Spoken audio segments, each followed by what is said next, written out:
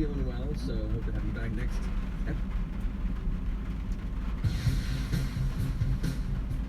That's us. Do you like being here? I do.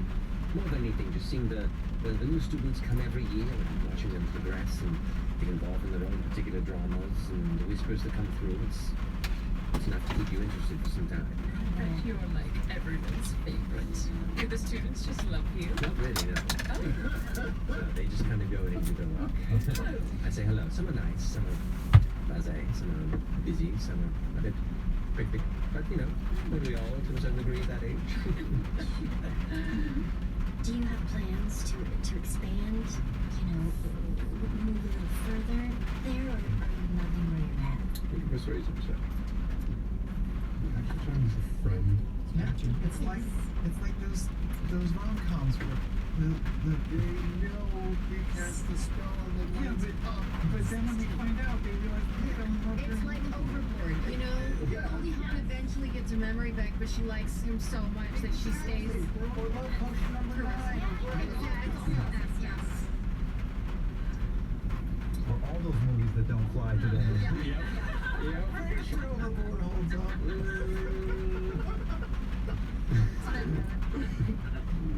Oh, God. Well, both I've been also been kind of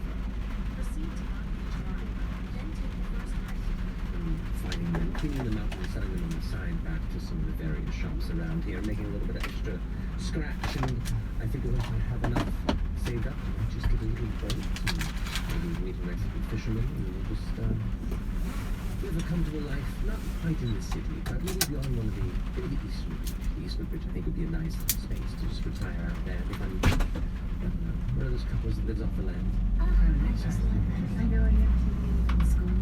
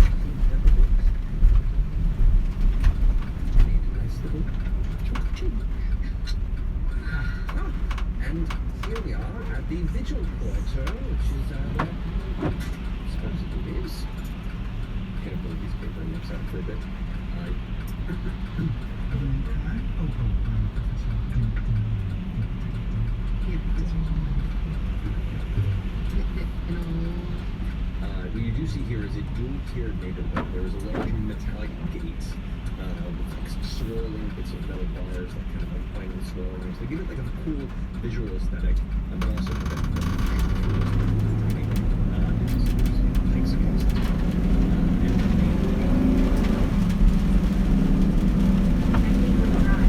We are kind of mantling along the blues and robes. You can see like the two tiers there. There's like a lower neighborhood and then a higher neighborhood kind of up further on the hill, and there are a few switchback. Maybe you start. Lead from top to bottom. She goes, I do believe he's in the lower neighborhood here. Follow me. And continues to walk you within. The sentries kind of glance over and just kind of take note of you all as you enter the neighborhood. And here then you can see it's a mingling mix of quaint homes and occasionally a larger estate that kind of sticks out a bit, but that adds kind of a varied skyline to this quarter of the city against the surrounding, looks to be a towering library, and across the way that's rose marble amphitheater. Proceed to the route. In a quarter mile, turn left to merge onto I-71 South. Seem to be Turn right onto Medina Road. a winding, whimsical feel as you pass through the neighborhood, as opposed to just an easy-to-follow lattice work of streets and street corners. You do come to this medium-sized two-story cottage of black and gray marbled wood that seems to have been gathered from the jungle. You recognize elements of the wood patterns and staining in it, and towards the base, this kind of variation in texture of that smooth, black, almost exterior secondary bark that you see frozen up in place and has been shaved down to almost like smooth into the rest of its look. You see the area, and the house itself, it's framed and well-groomed ivy. Seems like it's well kept. Looks like it's a somewhat affluent-looking building, but nowhere near on the scale of some of the larger estates and supplies you get here. The extravagance is definitely downplayed amongst the other homesteads. Definitely nowhere near as nice as like the Lucian Spire of Drusar. But, you know, as you get closer to it, the small perimeter gate, it also is proportionally, probably for one of the smaller, probably more comfortable for you. The size of the building, for being two-story, it's not like super tiny, but even the front door probably comes up to about the nose of Fern.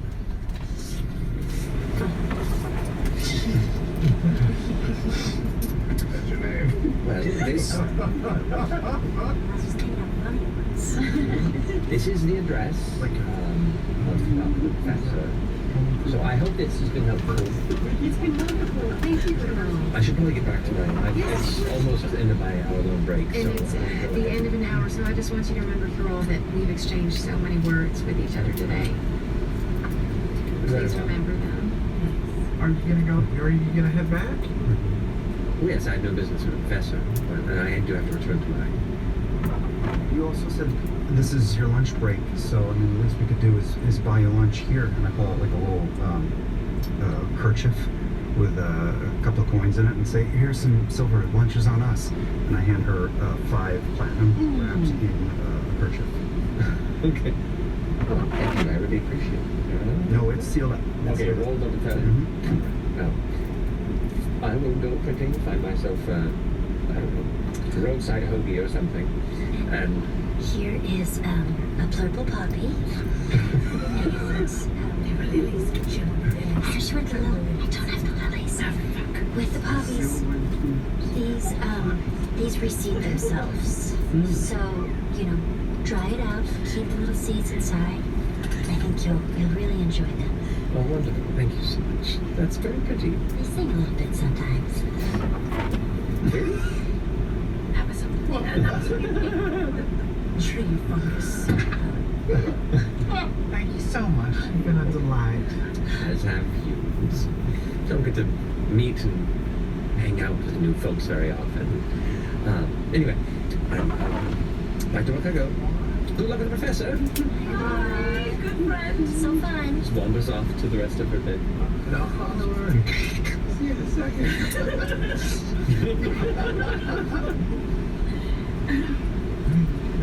No.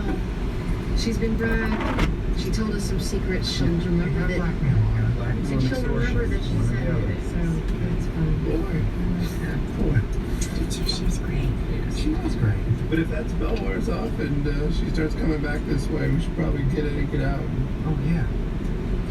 Sweet. Does it look like there's anyone home? Any activity? Make a perception check.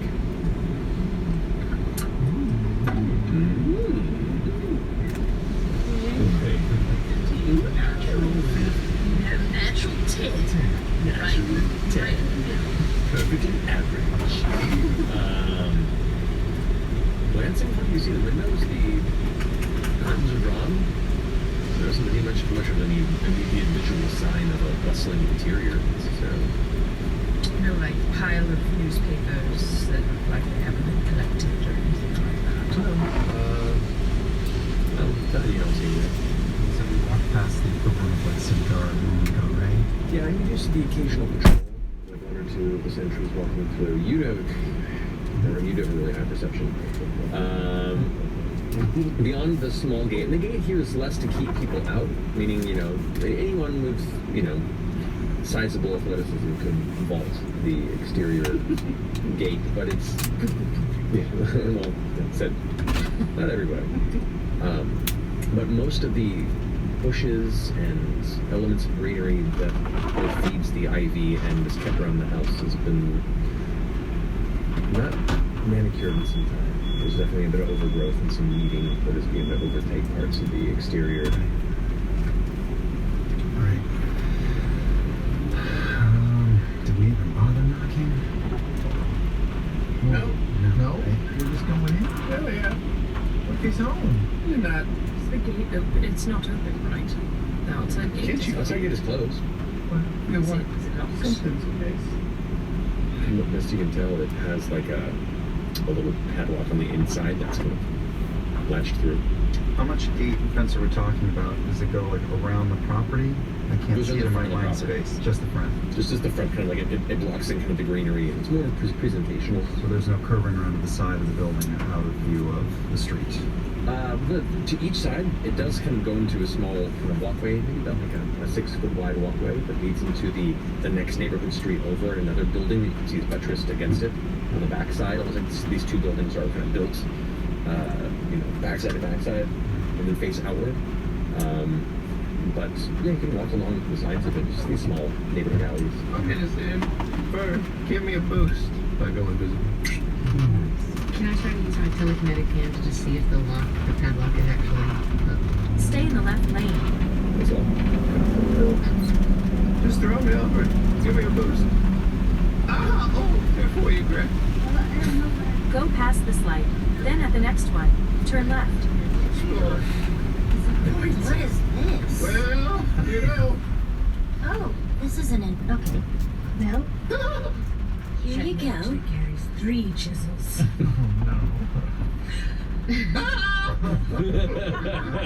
There's a little on the ground. And I'll go over and I'll use a sleight of hand on the line. Any Go for guards watching? Keeping a close sentry-like eye as always. You wait until there are no sentries within eye or earshot. So. 29. 29, easily enough. This is not a complicated padlock, and you're like, oh, this is child's play. Opens up in 5 seconds. I'll just kind of crack the door. Okay. Good job. We're good. Okay, we're going in. Yeah, at least inside the gate, so we're out of. At the light, use the left lane to merge onto I-71 South toward Columbus. It was like metal bars. It is. So once we're through the gate, everybody will still see us. Yeah, you're still Sorry, I thought it was a soft. Turn left. Once I'm over the wall, I pick the lock.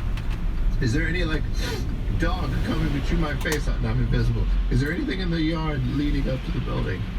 You see a small bird bath type kind of stone installation there in the front.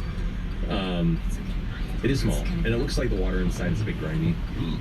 Definitely kind of has that kind of thick green moss overgrowth onto it, and the water's murky. Any windows that are accessible, or just a door in front of me? There are two windows to each side where you can see the curtains. These thick, heavy, almost gray burgundy curtains on the inside of the windows are drawn closed.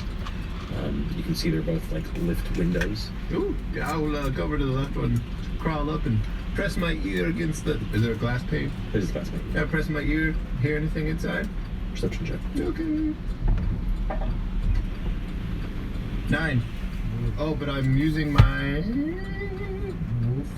Yeah, can I use my crazy senses to roll the You have damage? good hearing. Sure. Go ahead and roll it. 9. No. Sorry, that's 11. 11. Okay. Don't really hear anything. Yeah, no problem. Can I try and lift the window? You do. It's locked or barred from the inside. Yeah, that makes sense. Hop off the window. I'll go over to the front door. Is there a keyhole? There is a keyhole. Yes. Does the door appear to be trapped?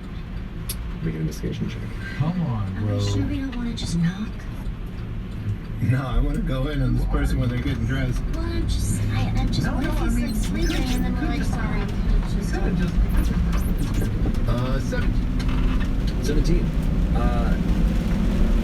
You do notice the door appears to be locked. And kind of glancing through, inspecting the door, you do notice that just barely peeking through the seam from where the door is pressed and locked in small metal ball of some kind, almost like the edge of a bolt. And then you go ahead and take it, and as you kind of pull on it slightly, For about 108 miles, continue straight. meaning the door is holding something there while it's closed. And if the door were to open, it would pull in. I take a kick. No, I'm just kidding. That's a problem.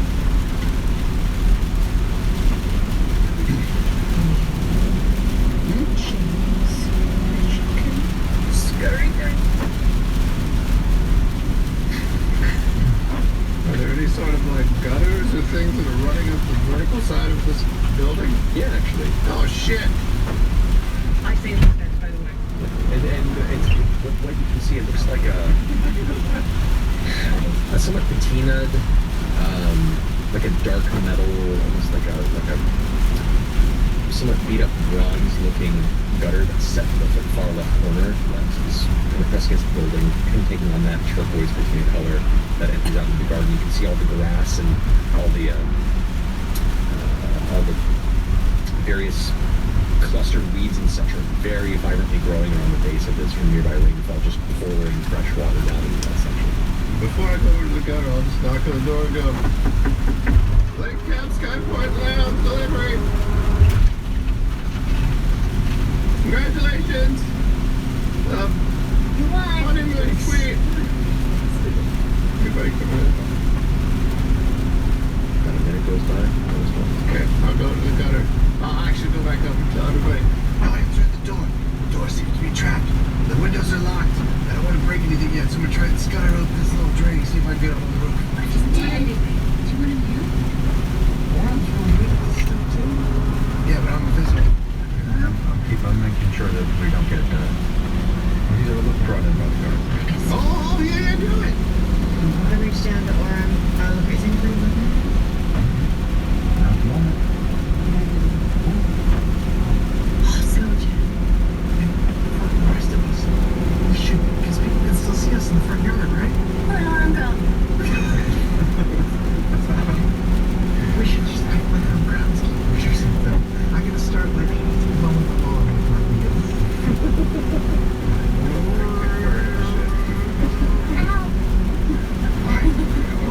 One runs and just leaps and catches on the drain. Just backwards and so on. Oh shit! That's what happened to Ash. In your head. What's your check to your I don't know. Y'all let me go by. They were teasing me. I guess she's Young blood people get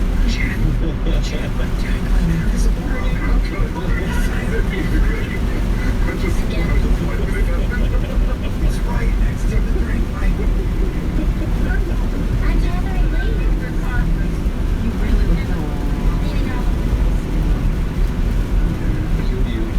You scurry up to the top of the second floor, and there is like a small balcony with looks to be dual wooden doors with window panes set into them that are like latched to the inside.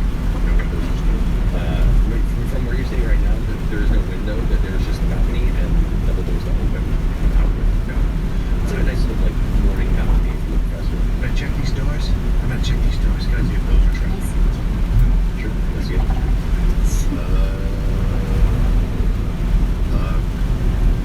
60. Yeah. 60. Looking through the glass past the also drawn curtains, there's just a little bit of sunlight that comes through. You can see there's this faint little bit of silver thread that is just visible across the base of the glass on the inside. It's barely visible.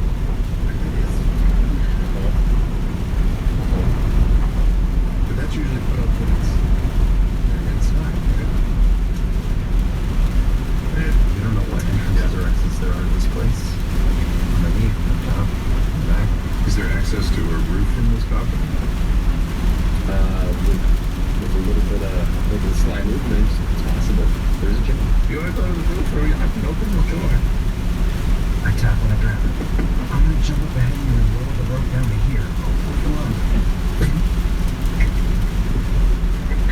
There's invisible rope down there now.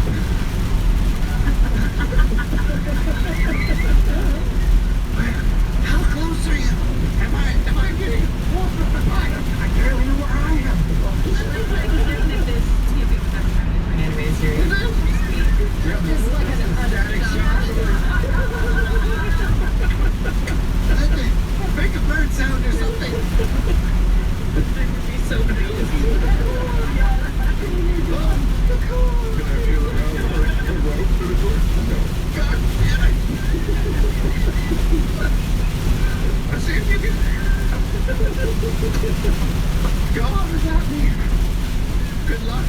Okay, now I'm really gonna lower it down. I'm really worried about it. Okay. You do? Yes. You do find the rope. You both on the Sort of heal each other. Okay. Now. Is that shit? There's also, you notice, a pair of sentries that are doing their rounds now through the main road, past through the front of the neighborhood. Oh, jeez. You? Yeah. Oh, so I can walk back to the road? Oh, okay. You might want to plant some bushes or something quickly because the guard's coming back around. Walkway. Let's do a walkway. Is there a Just walk. else? Is there a way around that? Not from the front, you have to go outside of the front and then go along the alley. And All right, well, work is done, I guess. I'll do the chippy instead of shuffling it. okay. I'll hold the rope more for this. Just when I think I'm out, they go in their game. Alright, cool. So, well, while you're shimmying down the chimney, the rest of you are attempting to nonchalantly scatter. Just walk like I would like a group stealth and/or group deception check, your choice, right now. Are you guys doing stealth or deception? Oh, we all do the same? I say deception. I say deception. Okay, so group deception check, please. Robot and a dead lady and a goat lady.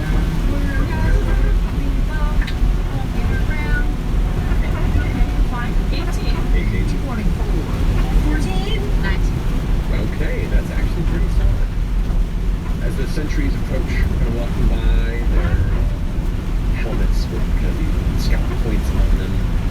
One of them with like a big, thick, orcish jaw with a really awesome looking like jeweled ring that's put through one of the tusks on the side, kind of glances over. You can see like the sentries that are assigned to this area are fairly well dressed to kind of match the aesthetic of the neighborhood.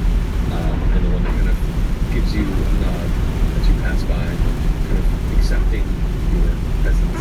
So a little perturbed by yours, but continues on. That's a skeleton gardener. Still pretending to be gardeners? Why are you like that? Soil and This is just a step.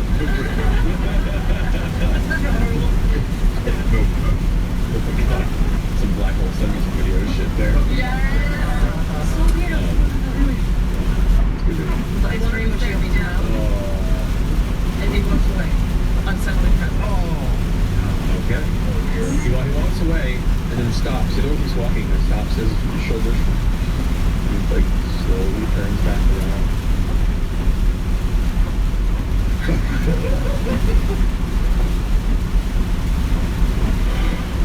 He just like goes and scurries to catch up with the other one.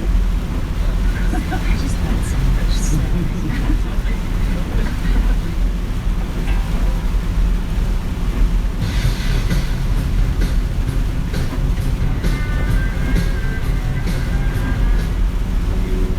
Keep me out of that, or do you do it?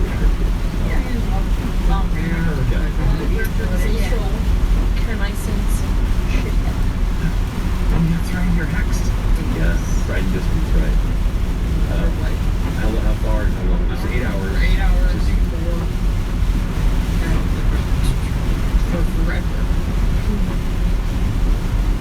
that is correct.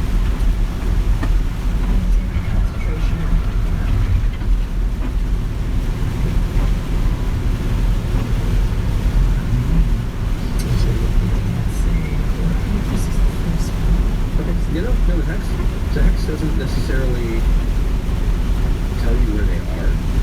The hex just is maintained off. Oh, it's not like hunter's mark. That's what I was thinking. Yeah. It's called the But it's a curse. It's I can't believe it. It's so weird. No, unfortunately, that's kind of what makes ours mark really useful too. sense it. But here's the note. If you manage to encounter shithead again, like say 8 hours, 7 hours now, it'll still be next. But you still could.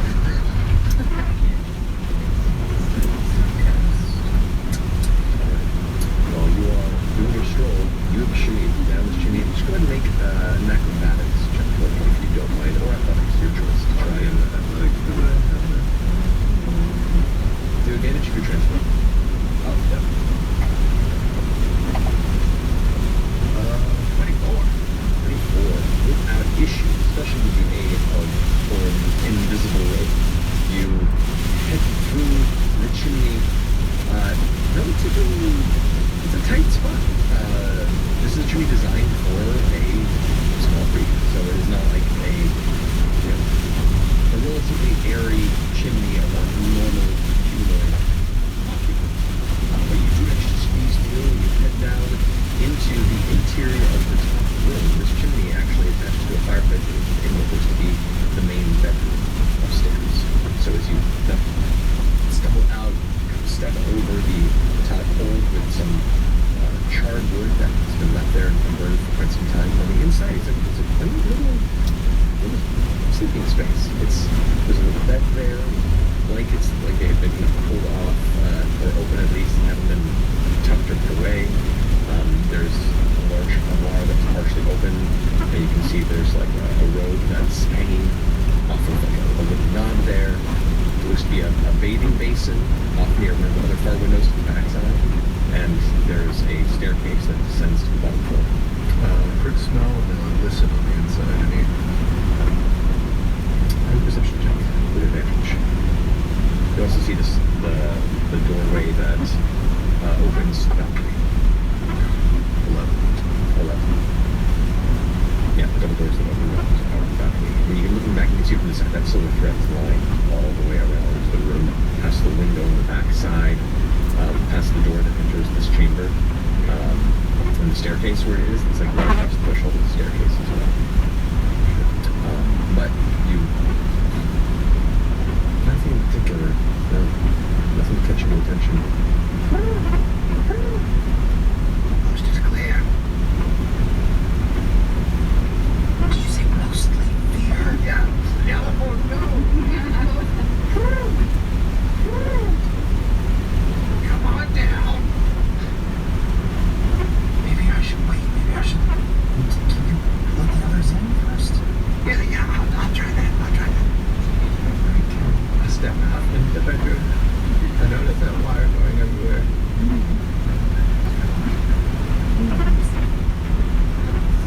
How does that work? Do I have to trip it or can I step over it? I can't remember how it works. It looks like a tripwire. but because we're on the second floor, this is the bedroom. Can I? Is there a desk, an armoire, anything that looks like an area of study for this guy? Yeah, I mean, it looks like there's a small side table. You don't see a particular desk in this room necessarily, but there is a side table beyond the edge of the bed. I'm gonna go over to the doorway that leads downstairs. I see the tripwire. Which will step over it. Okay. Is it like It's less of a tripwire, and more of it's just kind of laid across the ground. It's kind of creating this perimeter around the inside of the room.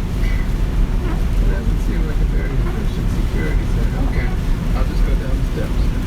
Okay. You have to take a perched on it? high alert. Okay. Right. Anything? Bottom floor.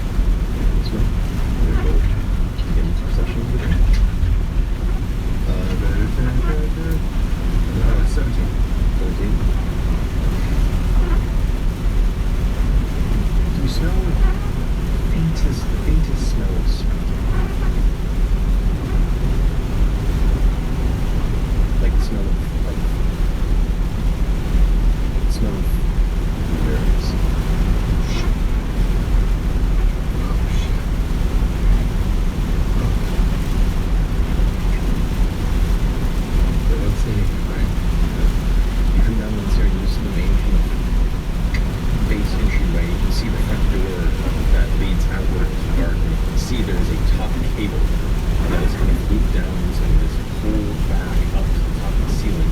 In the middle of the downstairs area. Yeah.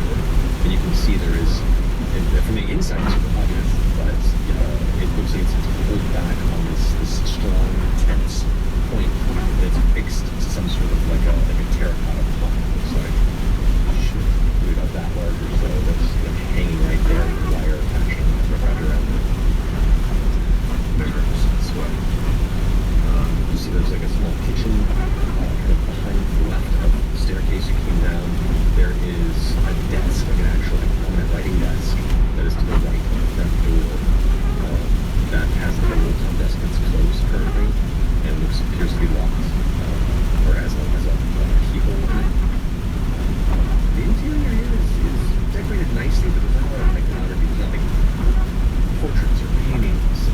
There's just kind of small collectibles, little like clay sculptures and stone chiseled bits. There are some modest bookshelves that contain small books, lectures, poems. I'm gonna move down into the bottom floor. I'm trying to actually get eyes on this person that's probably hiding somewhere in here since he's on defensive. I'll move through, stay wary of the line of the pot, which seems more like a warning system. When I open that would crash, like give a sound. Possibly. You can, if you want to make an investigation check, you're going to figure out how it functions. 18. So you look, the cord, it's on some sort of a ratcheted device that's affixed to the ceiling. Kind of not very well constructed, but functional enough. It looks like there's just a lot of tensile strength between the door and that cord. It can loose, it would almost reverse and send the pot swinging towards the door, but it would hit the ground and shatter before it reached the door. That's worse. That's worse. Fuck. And is the cord going into the pot? Is it wire or rope? What I can tell. It looks to be a very thin wire. This is just no head. I'm just going to keep walking through the room. Do I see anyone hiding in the... I'm checking the corners. I'm looking next to the furniture. I'm also just keeping an eye on where my feet go that move silently in my head. Make a perception check for your visual sweep of the interior. Just keep the same. Single. Your eyes. 15. 15. Well, it's round here. And there is, a few dust bunnies behind some of bits of furniture along the sides of the curtains where they hit the floor. You don't see any feet dangling beneath pieces of furniture gaps. You don't see any places where a person might hide in an alcove. And this entryway seems to be pretty clear from your vision. How's that smell of sweat? Stronger? If you haven't moved from this main entryway, I've moved in a little bit. you live in it. I mean, it seems how it was before.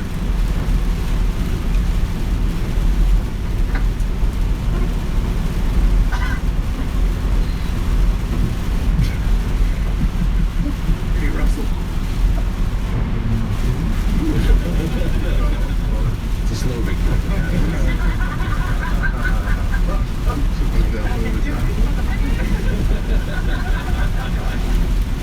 No, Russell. Nothing.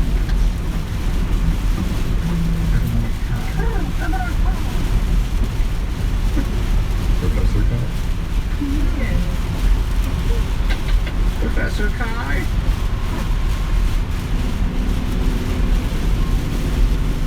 We don't mean any harm, we just want to talk. No offense, but I can smell you.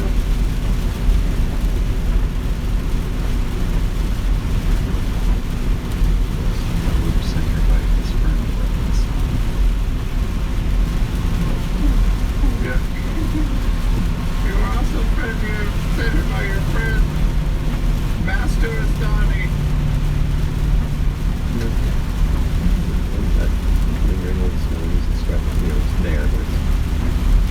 super strong repulsion. Okay. I'll go over to the front door where the cord's coming down. Is there actual hand crank that might lower might release the tension on the wire? There is a small crank, but it is a locking position. You could try and hold the pin that maintains the tension and control if you want to. Yeah, I'm doing that. Okay. Make it's just a dexterity check. Go ahead and roll dexterity. The d20 plus your dexterity modifier. 5. So you go, got this. Go ahead and take the pin and slowly, it winds up fast. And right as you turn around, you see the cable goes back this way. Todd, swing that where's you make a dexterity saving throw for me? I feel like Joe Pesci right now. 18. 18. You jump back out of the way, and the punch that moves past your face before it hits the ground, smashes this black tar-like substance. Spills up across the ground and the doorway, and fills about an 8 by 10 foot area right at the entranceway here. That's kind of like, you see it kind of like settles and kind of sets. Any movement once all that happens? Any like footsteps, movement, anything? Excellent.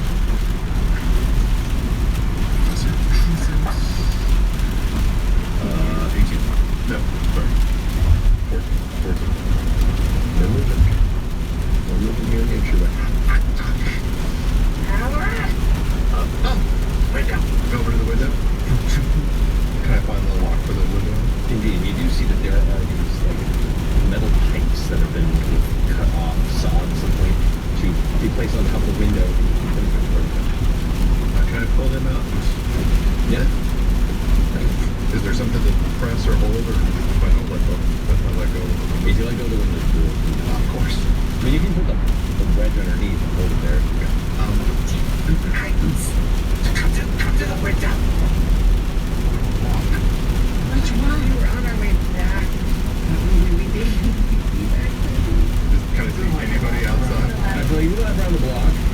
What the fuck? My worm heard that, so I can tell you're at the window now, so I will speak to you. I think that window open, and it looks like is that clear at the moment. I think you guys can hit that.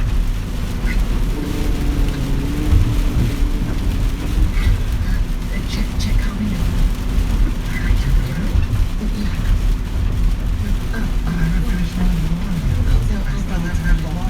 What do I do with you? Let's go. It's great. This is great. It's good day. Yeah, but then you get a good bed for future I'm so far ahead of that. Okay. I checked the trashy scribe, trashy ball. Trashy ball check. Trashy ball team.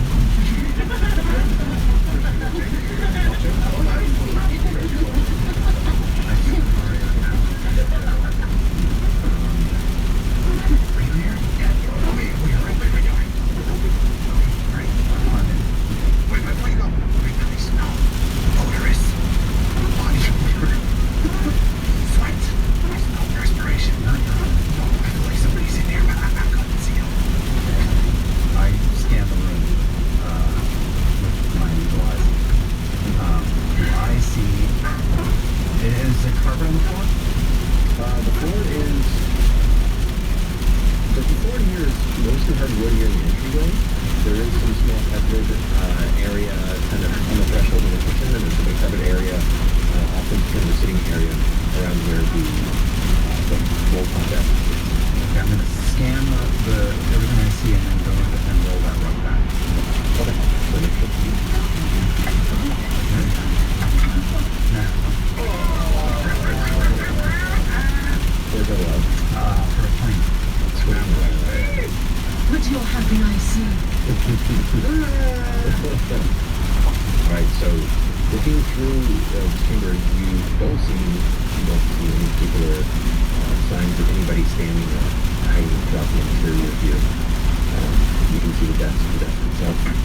does appear to be latched. Looks like there is a. Usually when these things come up, you see like the latch starts to turn. You can do that high enough early. You can move the guy going. So that's all you see. And what about? You feel confident that it's cutting it. Okay, and is there a name of the rug? Is there a tractor of any kind, anything like that? You go to pull back the rug that's by the desk. Yeah. No, just more than looking for. So the most distinct features are this desk that's locked. We talked about like bookshelves. I guess while they're coming in, and I'm still invisible, I'm gonna start looking for any like indoors or anything beyond just. Be careful yourself. There's a silver wire upstairs around the master bedroom. I'll stay down here for now. So now I'll investigate. I'll go beyond perception. Okay, so you want to investigate the entryway? Yeah. Okay. That's close. That's 11. Okay, looking around, you don't see like trapdoors, hidden pathways here in the entryway, on the base of the stairs, on the desk,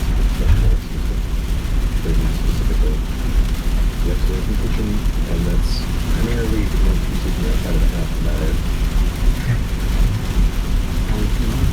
I'd say about now you guys return, you can see one of the windows is now kind of just gotta go.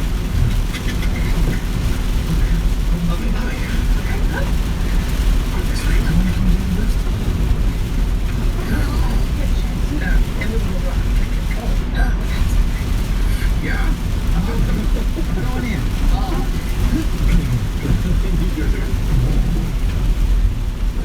Come on in. You need a hand.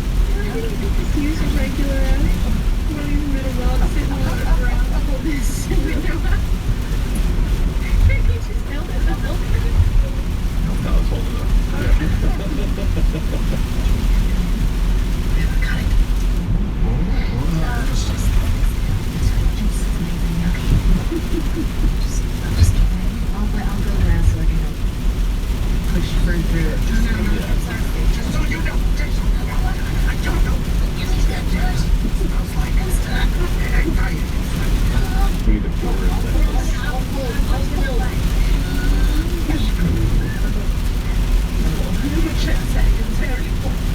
There might be someone here. Smells like sweat. It just smells like sweat and anxiety. Also, take noise. Yeah.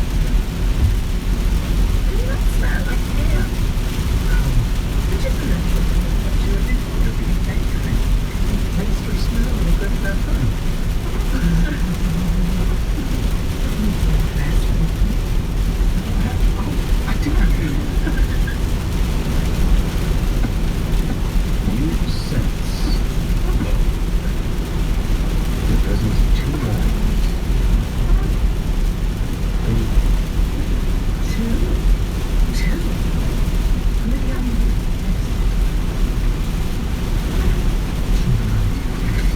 There's a basement. Maybe there's just some way down. Check that desk. Get that open. How many doors? Make sure.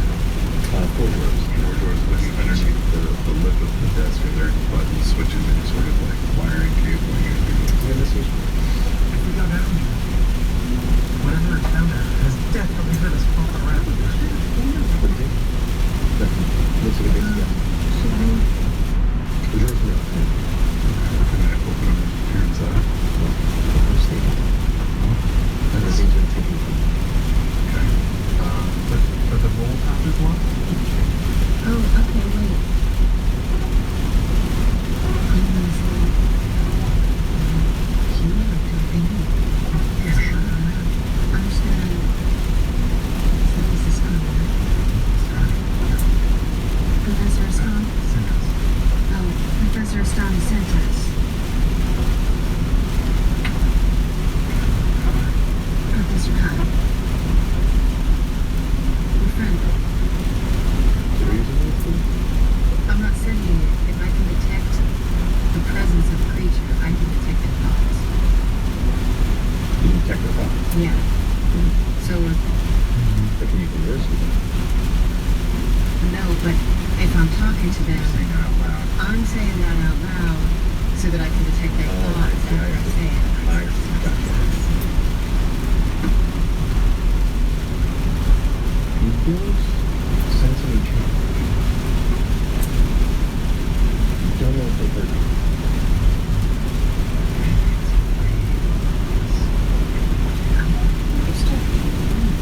Yeah, I'm gonna start walking around and just doing my doing walk. Try to find some hollow spots.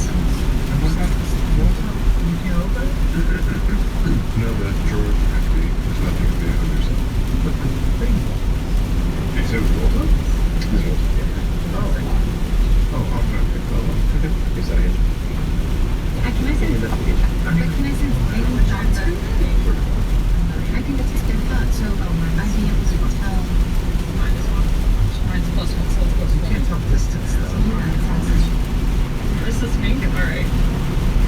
Anyone can choose to see to detect their thoughts specifically, or you can use the spell to detect the presence of creatures you can't see. So you can sense they're there. And then below that, once you detect the presence of a creature in this way, you can read its thoughts for the rest of the duration. Even if you can't see it, but it must still be within range. Oh, I see. This is D&D Beyond stuff. And it made an easy gift to bring if you're a DM this year. Give them a gift of D&D Beyond. 31 on the lock picking of the Oh yeah, well done. Picks open. It like goes up to the top, and you can see kind of the tension kind of roll back and forth as it comes to rest. You may need to hear dexterity saving throw. God damn it, you chicken! Off my game! 11! 11. Perfect. Or is that a 9? Is that a 9? That's a 9. So that's a 14. Okay. Which is not too bad. It's not enough though. So, as the desk slides open, there is like a small column of material that looks like similar, like, what's that, like a concrete tube of some kind? That as it pulls back, something ruptures behind it and should feel a warm liquid of some kind, just all of a sudden splash onto your chest. That same liquid that was near the door? No.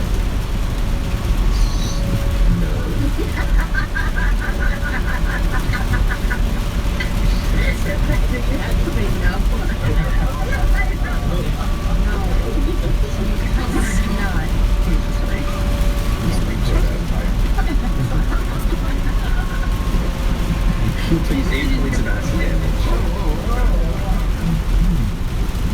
As it begins to kind of burn into your skin, you all see smoke, kind of like steam rising off of Chetney. It turns around.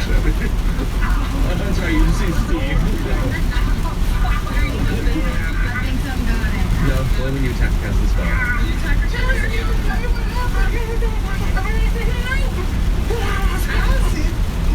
Make Constitution saving throw. Yeah.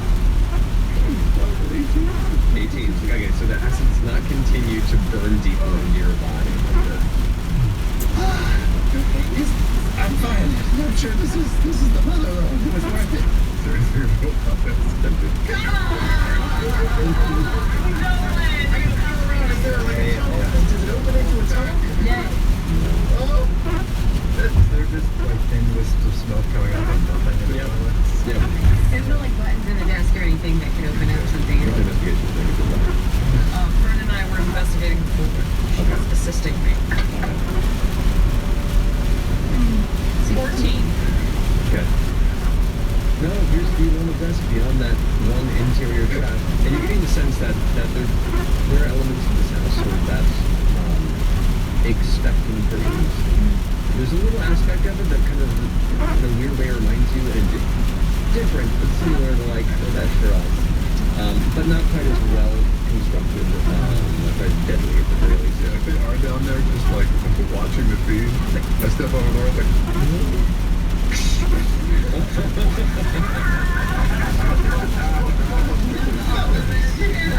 micro machines on the there does appear to be a slab or some sort of a measure of harder substance, and you're not catching any sort of hollow sounds. So it's not like a hollow right beneath the wood floor. There's an actual like floor surface. The blue ring covers the entire floor plan of the house, or is that the room? No, there's the entryway, and there's where the desk is. There's kind of like a writing room. There's the kitchen, and there's the stairs up the up, and the bedroom upstairs. On that stairs is good. You know, sometimes people are in there. I'm gonna get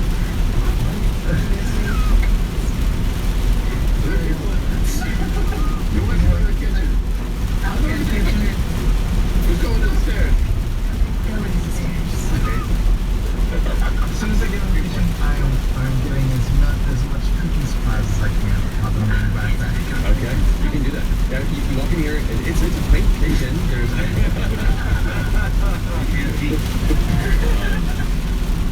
you can see they have like another table similar to what that trap was made from. It's kind of hanging from the ceiling. There are all manner of pots and spoons and ladles all just kind of hanging from it. They walk to the slit in the center and gather. And there's all just things on hooks. You can really make it pretty Yeah, easy. it's cooking trays and some flowers and lots of baking stuff. Where you're at, and making noise going through here and gathering. Yeah, you just see there's a washing basin. There's what looks to be like 12 dirty bowls that are just kind of stacked and unclean off to the side. That's service for 12.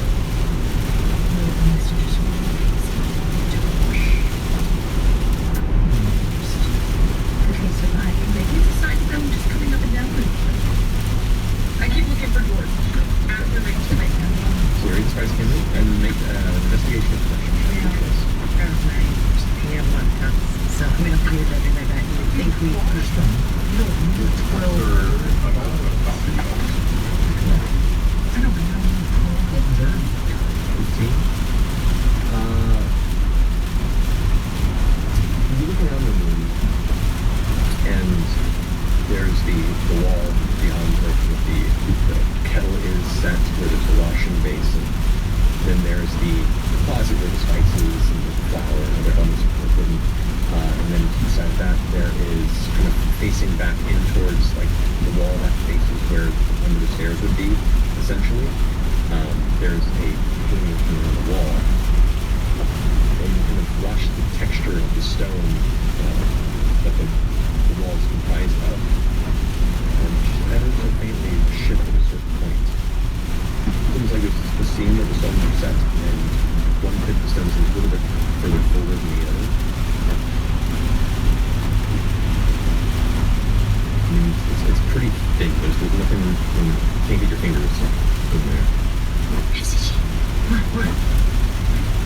Does this seem to take The painting? What is the painting? The painting looks like it's a delightful scene. On the barrel seat, you can see it has this kind of early morning color to it, just close to sunrise. It's like bright orange and vibrant yellow, blue, green, sea blue. It does seem like the shading is very pedestrian, and the brush strokes are sort of sloppy.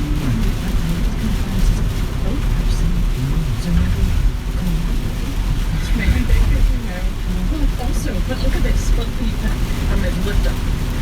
Okay. It's a wall. But you see this? You see this? Does this look weird to you? You know, kind of reach through it. It's stone. But you see that there's like a seam you see on the floor there, and the stone on that, kind of where that portion of the wood wall is placed in, it's a little bit forward in comparison to the rest. The wall behind you. Yeah. I will. Okay, all right. We're gonna push the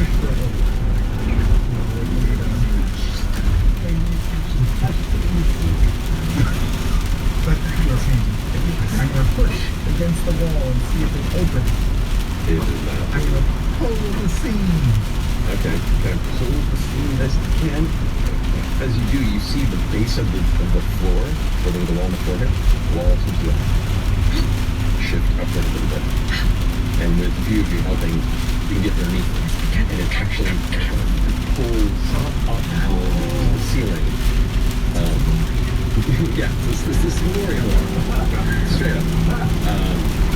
As you pull up, there is a kind of roughly hewn staircase that descends on the floor along the right into the gardens. Wait. I'm down. Is that? I go down. Wait, is everybody here? Everybody here! There's the family!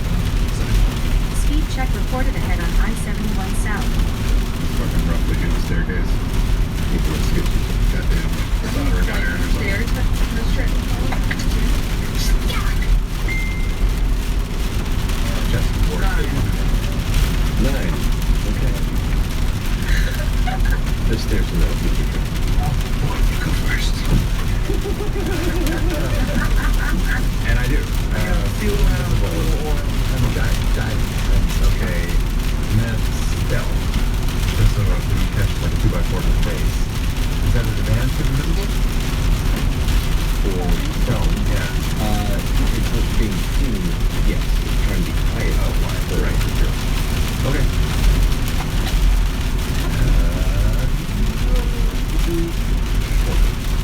Alright. Are you coming on my 6? Okay. I picked up on a camera and showed it. It's 2 invisible guys. Let's go with that. I got it. The two of you descend down. What do you get there? You do. I don't think that. So you descend into the space with no light. You're just listening carefully. The stairs continue to diverge the lights, and there's a small opening at the bottom of the stairs that leads into a basin-like chamber that is like this. You can definitely smell a stronger scent of human sweat. As you step in, being as quiet as you think you can possibly be, the voice goes, it's empty. No. And something, you watch as the skull gets like tossed from far back in the chamber. It hits the ground, rolls kind of in front of both of you, but stops to look up at you, its jaw open, and its eyes brightly flash an incredibly white, searing light. Both of you need to make Constitution saving throws. Oh boy. Is this against magic? Doesn't matter. This is, yes. 19. 15. You were blinded. Okay. I was blind already. Right, but now you were really blinded for the next minute while you just kind of avert your gaze for just a second. At that point, the skull lights you coalesce back inside its face and just lies there motionless. As soon as that happens, a sense of fright comes over. And then you are blinded, you are also concerned. Okay, so I can't go any closer to the skull? Or... Yeah, so the skull's right there in front of you, and you were like unable to kind of step into the room proper at the moment until you managed to shrug it off. Oh man, chat. Oh man, oh man, oh man, oh man, oh man. While this is happening, you kind of look up at the direction of the painting, and you can see two figures. One of them there's a table back there, goes and kind of shoves it over onto its side, as if for a barricade, kind of right in front of the door, past where the skull is. What are you gonna do? Everybody get down here! We are friends! One of us, Evan Old Kai, please don't kill us. We've come a very long way from the Hardmore Hamlet. We're sent by Stroh Istani. Make a persuasion check as you hear them both quickly whispering, and one of them is like pulling something out and reading it rapidly in front of them. 7. Perception check, you said? Natural. Whoa! Yeah! Okay. Alright, so the rest of you are starting to like gather on the steps. As you're chatting behind, you're giving your speech out loud. You can see them nervously kind of one his own. You don't see anything. You're just kind of shouting out, and with your quivering voice here in the middle of the dark space beneath. Are you bringing light source with you? I'll turn my eyes as well. Yeah.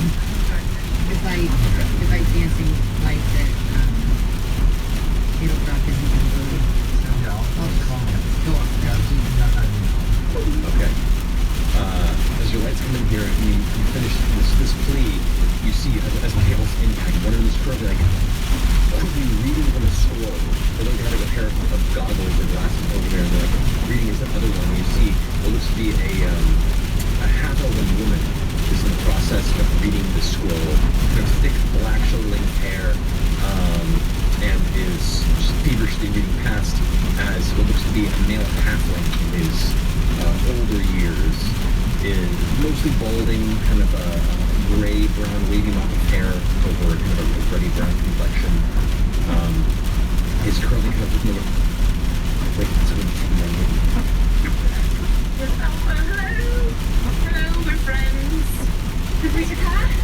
Stop reading that thing. The woman finishes reading the scroll, turns, and you can see suddenly this dark corner of the room, as you all bring your own light in, the far corner begins to alight in its own light. What you can see now is a large circle, a 10-foot by 10-foot circle on the ground with various fluorescent symbols. It begins to brighten up. And as it does, you can see the woman was now runs into the circle. She I get it. vanishes. You go running in alone. Yes. Evan over. He runs into it and vanishes. I go too. All right, this is. I got 6 seconds, right? You got 6 seconds. Everyone to fall behind. Are you all rushing in? Yeah. I just yank him. Make some strength checks. I'm afraid. I know you can't go in there. I'm gonna help. I'm gonna help you. We're both doing it. Alright, so advantage. Or you got advantage, you both roll technically. You roll. I don't know if I'm stronger than you. You've got to be stronger than me. I'm definitely not. Okay. Jesus Christ, no. Yeah, so contested. Come on, no. I rolled a 6. I rolled a 3.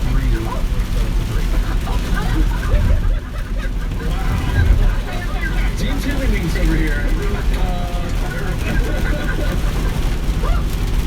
In the brief minutes, as the rest of your team is vanishing, just praying and diving into whatever this strange ritual circle is within the room, as its energy begins to slowly fade before it closes, you begin just screaming as they drag you over the skull, and you run towards the back end of this room before you rush into the circle just as the final throws of this magical instrument begin to fade. That's where we're going to Where we go?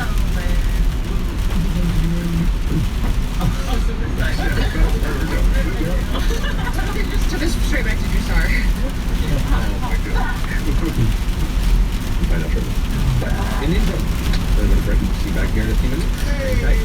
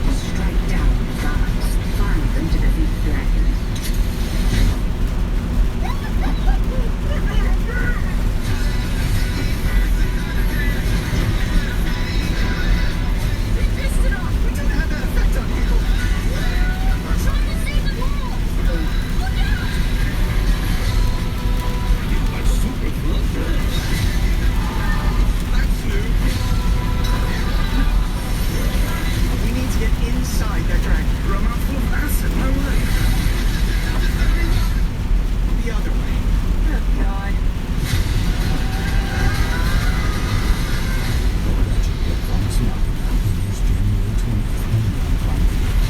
Balls are ice cubes.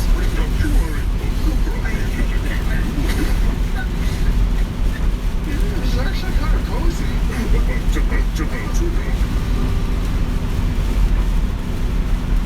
Hey, critters. Laura Bailey here to guide you through what's new in the Critical Role shop. It's the little things in life. This is pretty badass. Ooh, look at this. Look at the details. Ooh. Style should never be a dumb stuff, darling. I mean, the traveler always says impulse purchases are a good decision.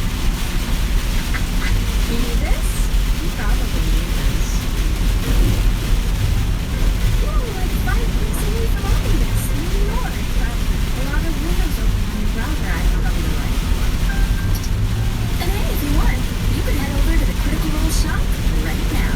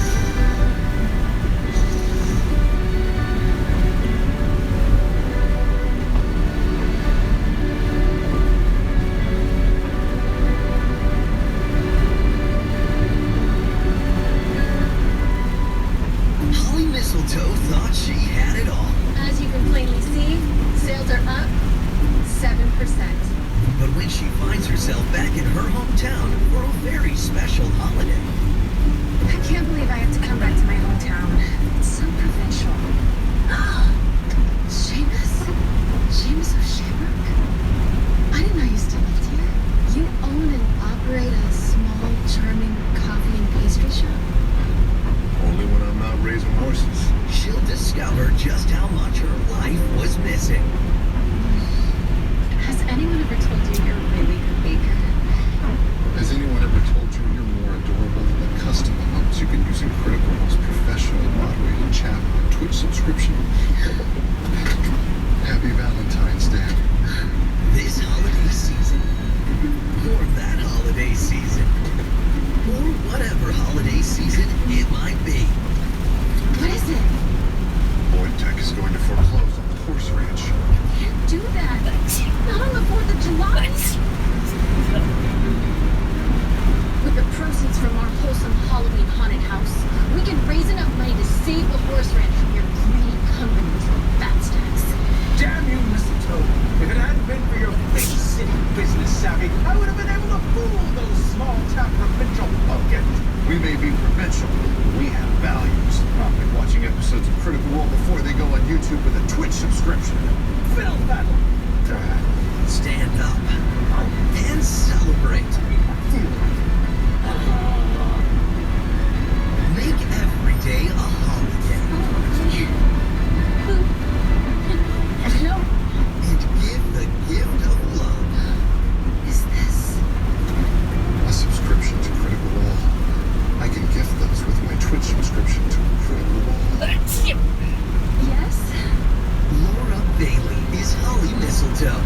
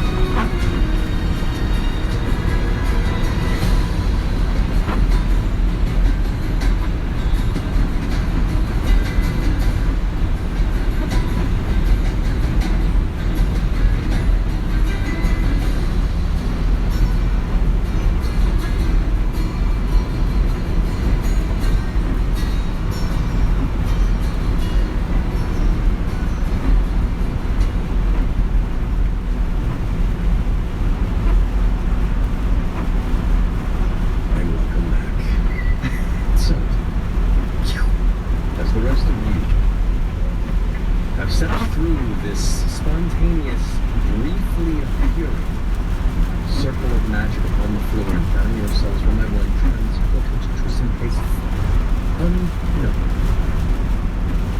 One by one.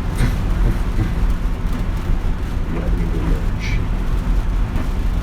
into a darkly lit, shaded cabin where there's someone on, challenging to make out the sources of firelight. A tall, rocky ceiling rises above you with black, almost obsidian-like stone, volcanic quartz rock above. You can see a number of black chains that hang from the ceiling to carry lanterns, lit by stone blues. It casts some of that faint light into the room. The air immediately catches the smell of the sulfurish scent, like charcoal, burnt matter.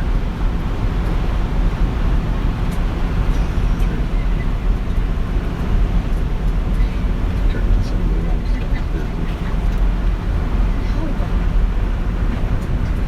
Stop it! The air, the temperature here is also uncomfortably, not quite unbearable, but uncomfortable. Immediately as you inhale, as you take in your surroundings, you feel your lungs kind of fill with the hot air and sting for a moment. You already feel like your body being warm, sweat beginning to pool in some areas between your armor and clothing.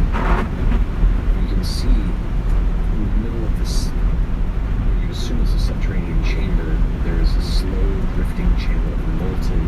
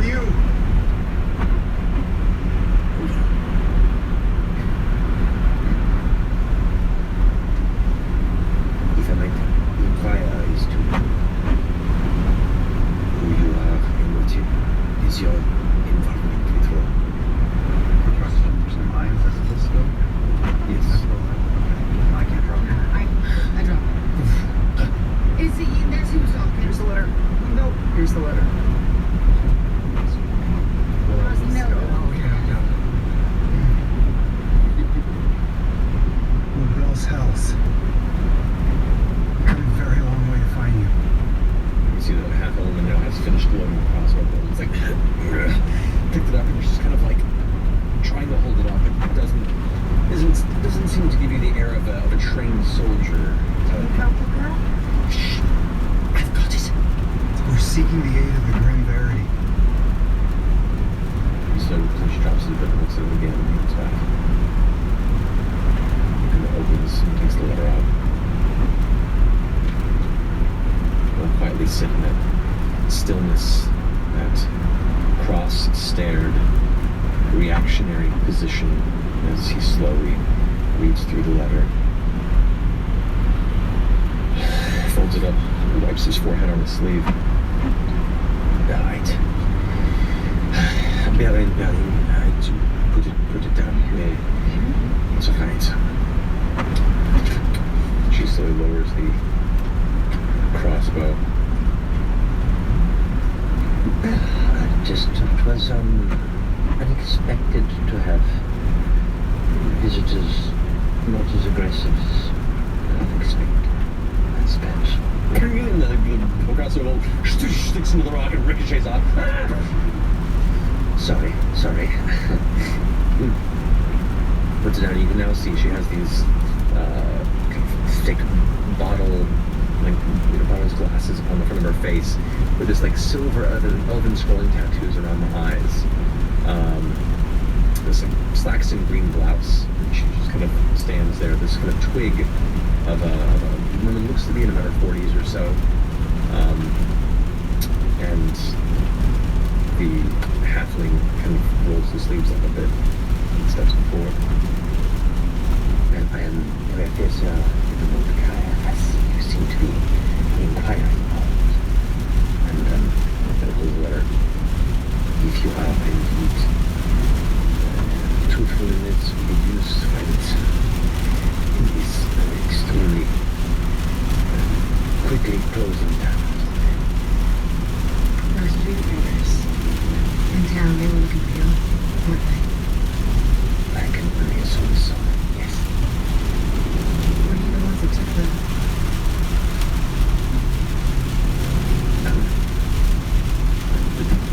I was not, but Dr. Gavin looks back to her and she now steps forward and she sets the crossbow to the side. Yes, I'm one of them. There are three of us to begin with, actually. to begin with? Those helps, you said. That's a communal name? We were all known as that. Yeah. No. Who's your point of view? Yeah, there's not even knowledge to yet. My name is Dr. Baron Vestishow. B-A-R-Y.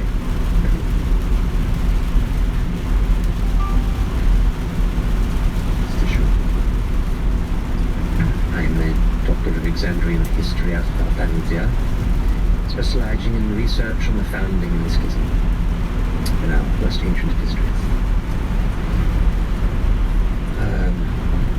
Me and two compatriots had, in recent years, discovered a unique series of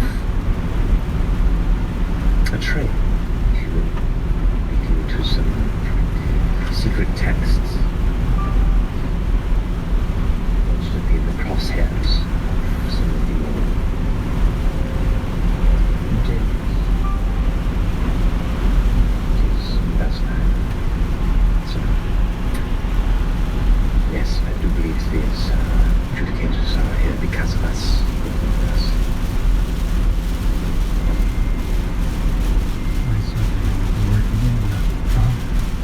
Where are we? Looks over back towards the halfling. Currently in the abode of compatriot files. It has been extremely likely, and I truly agree with it for some time. And you all kind of watch as you kind of point past you, and as you all emerge and are looking towards them, you glance over your shoulder, and you kind of, in your fear and intensity, didn't take a moment to focus and notice there's a third figure in the room behind you. And as you turn, you immediately see a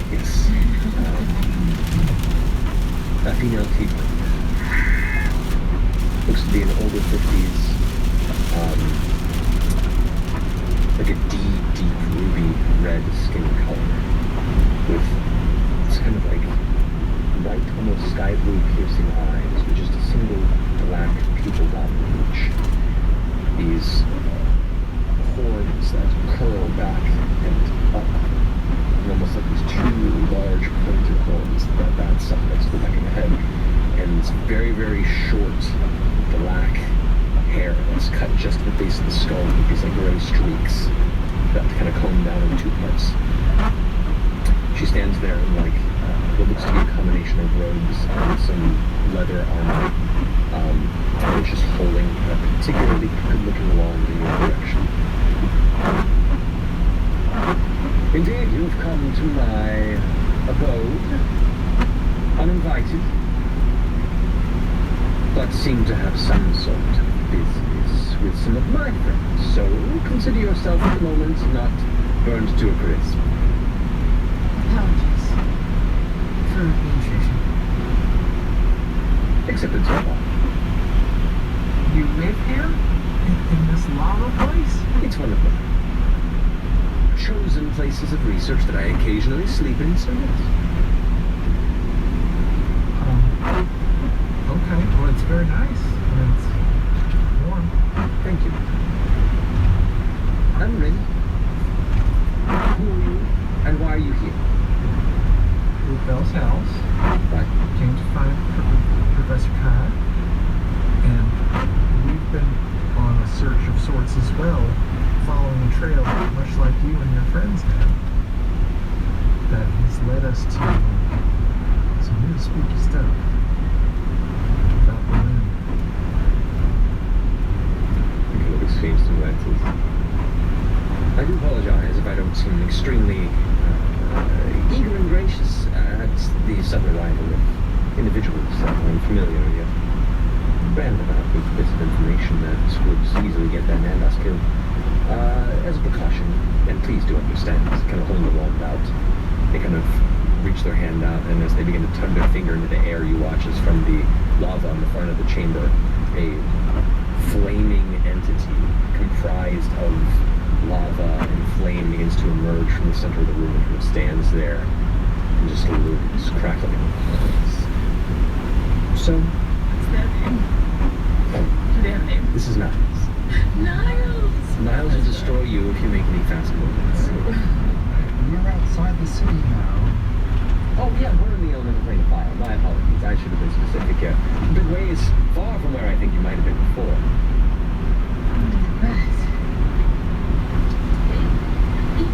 Yes. As Oren and I'm sure Imogen, that's Imogen by the way, and that's Oren, will probably tell you. There we go, real names. Real names. Bell's House is also a real name. Right, but I can't refer to each and every one of you as Bell's House, Bell's House. That just feels strange. It's a bit weird to me. I don't do well with organizational overarching titles. It's just a bit presumptuous. God, that would be easier. Anyway, I'm sure I'll tell you, we've had quite a few encounters with Rudis and those who affiliate with it. And this goes all the way back to Milan and Zahar Loomis, the Loomis twins. And following the trail that they left behind. I see on your face, I struck a chord, didn't I? I struck the iron, I struck the glue. As this figurine glances over with a somewhat furrowed brow of the others, you see Ebenil kind of like raises a hand to his chest. Apologies. Didn't mean to be insensitive. They were too young to have been caught in the crossfire of our research. They were very bright and very intelligent, but with a vibrant future ahead of them until we pulled them into this. So, I understand there is emotions. We know there might be other ones too. Like poking around too much. The subject of Rudis. Now you're talking about. Is this what that is to you? Even you coming here. this for? Well, several reasons, actually, but we recently discovered that I was a bruiser's born, and my mother was very much affected, as am I, and recently more and more powers have been emerging, and more dreams have been happening, and I know this all sounds... Everyone's eyes are going wide, kind of looks back towards Dr. Barron and says, is she an exalted? I don't know what that is. Dr. Barron kind of steps forward. It was actually there had been certain rules born who exhibited a particularly strong connection to the entity in the sky. And began to, well, as you described, they exhibit certain capabilities, I believe. It's a bit beyond my personal purview. They showed on my arms. Yeah, Nevermold steps forward. This is very much like some of the others. Yes. Do they all tell me? There's a look of recognition on Nevermold's face. I did. You know? So you kind of like now, more than ever, like taking in your features. There's like, I assume. This makes a lot more sense now.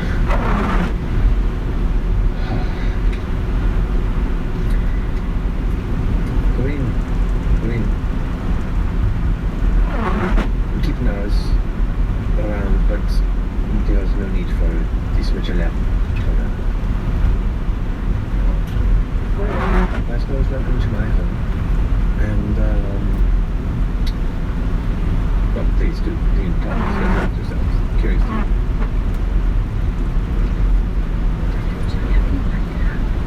Housewarming.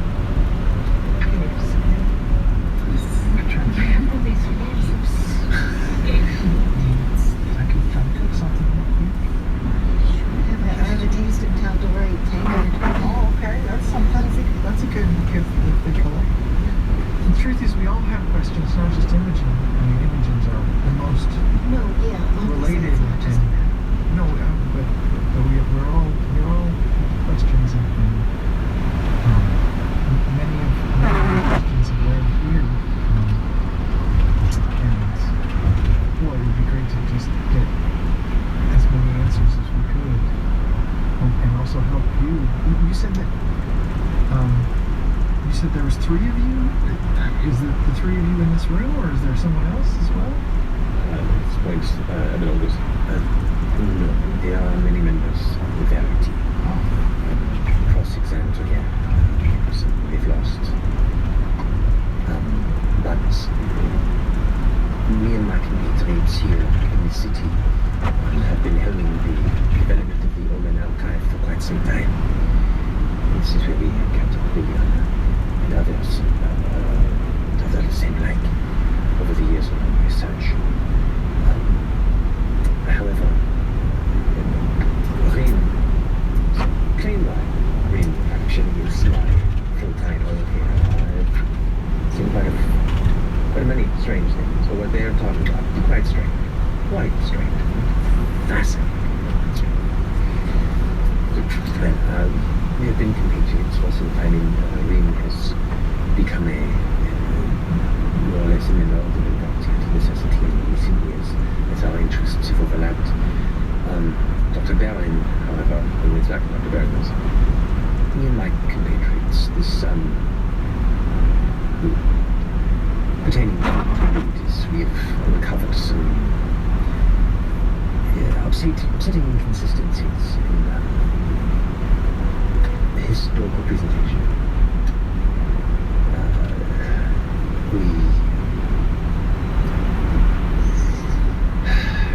Just to understand, if in telling me these things, you very much fasten yourselves to our fates as well. I have a dark telepath-like. So I got pretty deep. Yeah, we've had several run-ins with alcohol fluid already. Right. She killed me. Very, very intense. But always, the fact that you endured to come here so much of your capabilities, this does aid our fortune somewhat to help. Sorry about the rude encounter in my basement. I was uncertain who was. Oh, we were breaking into your house. Yeah.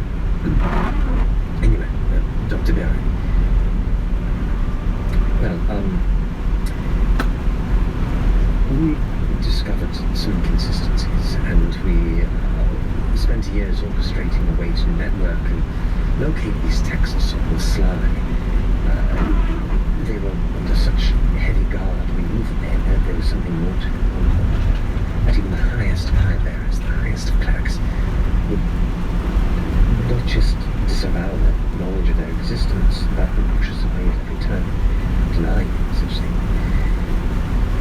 One of my compatriots, Arnold Drott, was taken during the escape when we found and absconded with these texts, and was likely still in the sanctuary's hands. My other compatriot, Janina, came with me to find and work with Grim Verity, of which Janina was already a member, and was our entry point to their troop. Janina is currently off-site trying to gain information about the next. In about 10 miles, take exit 109A to merge onto I-670 toward Dayton. Hoping that we had avoided the trail, and for some time seemed to have managed to have done so, had kept us on the up and up. But in recent months there was a dust-up on Corel with adjudicators arriving and searching for us. That spread to Basilis, and one of our compatriots, Hondia, apparently recently had his home destroyed. Most of our members had scattered from a number of groups back. Oh, right. So most of us are scattered about just for our own individual safety. And we've kind of been jumping between rings abroad here and trying to contact and work as we can between there and Evernote Spaceman's and whereabouts rings willing to take us. And yes, you know, one of the things about magic is eventually you become everyone's transportation device. But no, really, I don't mind. This is really fun. It's quite enjoyable and a very strange, very intriguing series of mysteries, which keeps me embroiled and less. What brought you to this all? Lane Runner, if you don't mind me asking. Well, my research generally focuses around all things art and astronomy. Interplay oddness, inconsistencies in the way that different realities align, overlap, tear into each other, apart, and even just beyond the outer boundaries of Exandria. It's kind of where some of us met in our various astronomical aspirations, philosophical bits. Anyway, I've discovered some strange inconsistencies in the way that the energies have been moved, the ley lines, the magical powers that guide the patterns of energies across Exandria and through the different realms that overlap. And this movement seemed to be incorporating with bursts of energy. That over time the patterns seemed to coincide with these recurring flares of the room.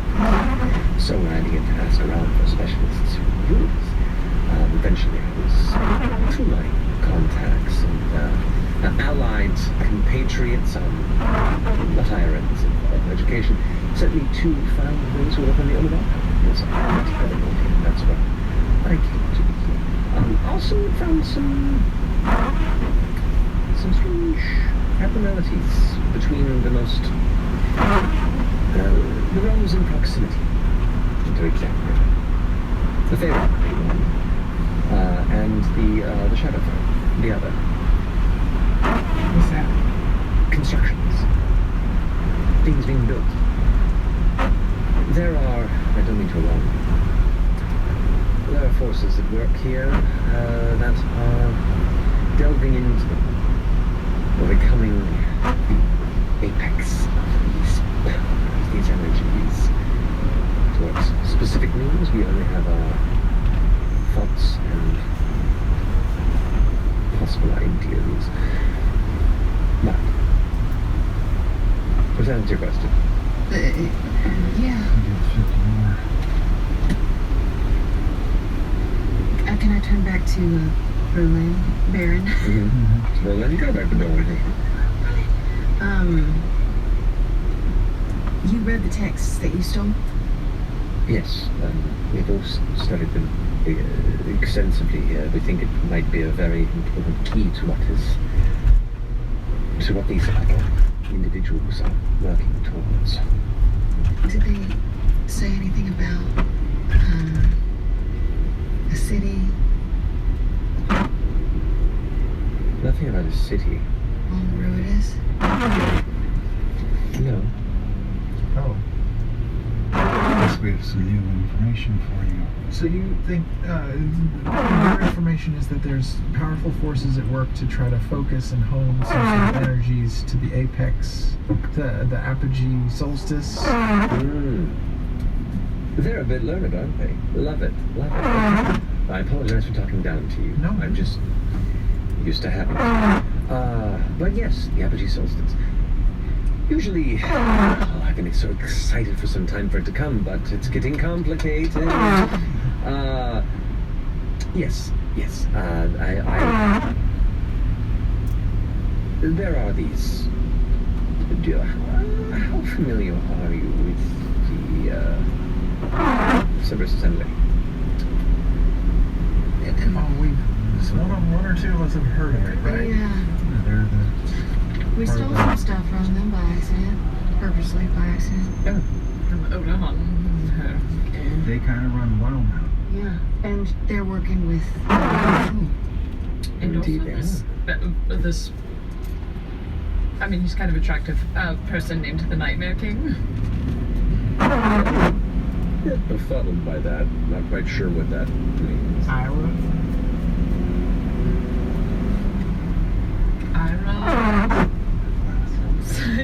Ren kind of like gives a coy smile. Goes, Windigoth. I think I know who you're talking about. By reputation, not personal interaction. But they're woven into this as well. That's interesting. Apparently, yes. Exactly. We have a hired hand helping with She goes ahead and like gestures with her finger, and a nearby chair kind of like scoots over, flips around, and she sits in it with her in the back of the chair, kind of facing her. As the plane rider in kind of rests her arms over the top, the giant horns kind of curl up from behind. She goes, "Do go on." Oh, well, that fella was helping some other folks make a device to see into the sky and see Ruinous. So you've seen these devices as well. You've seen it or one or? I've seen two of them. Well, we actually have been to Hondir's hideout in Bassaris. Technically, that's a third one. And then there was one in the towers in Drusar that we kind of sold for like a minute before the whole thing exploded. Right. Which wasn't our fault. the one in Bassaris we saw with that with the glass from the Feywild. Well, we broke, but we mended it. But it But it doesn't doesn't work work. anymore. Anyway, we have the special magical glass that helps go into this device that let them see up to Ruinous, and you guys looked through and saw a city. Yes, In a woven net of magic. It was holding something in or keeping something out. One or the other.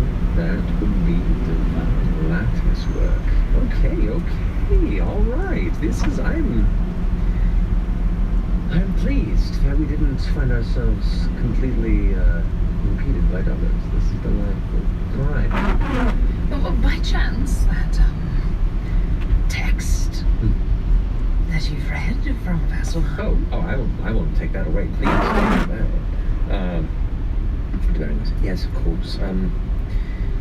So within these tomes, some of the oldest exist on Exandria, if not the oldest books on record. First off, they speak of two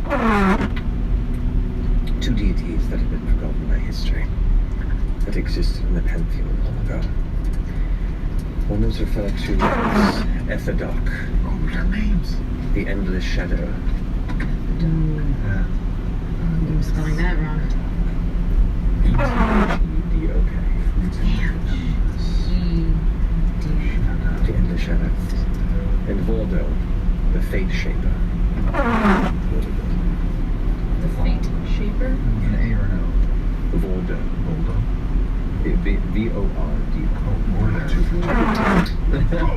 Bordo the, what was it again? The Fate Shaper. Fate Shaper. Etherdoc oversaw the certain gods have different focuses, different realms that they put their will over and guide and shape within all of Exandria's unique weave of power and influence. Etherdoc was the god of darkness and winter, and Voldo was the god of fate and winter. Now that was already disconcerting enough.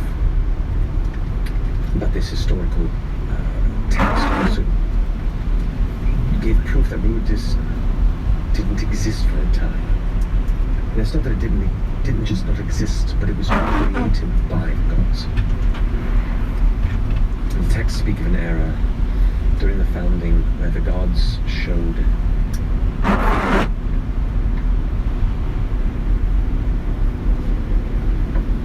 something from beyond the stars. Arrived here. And they called it Predathos. Predathos. This Predathos resisted their miracles and hunted them.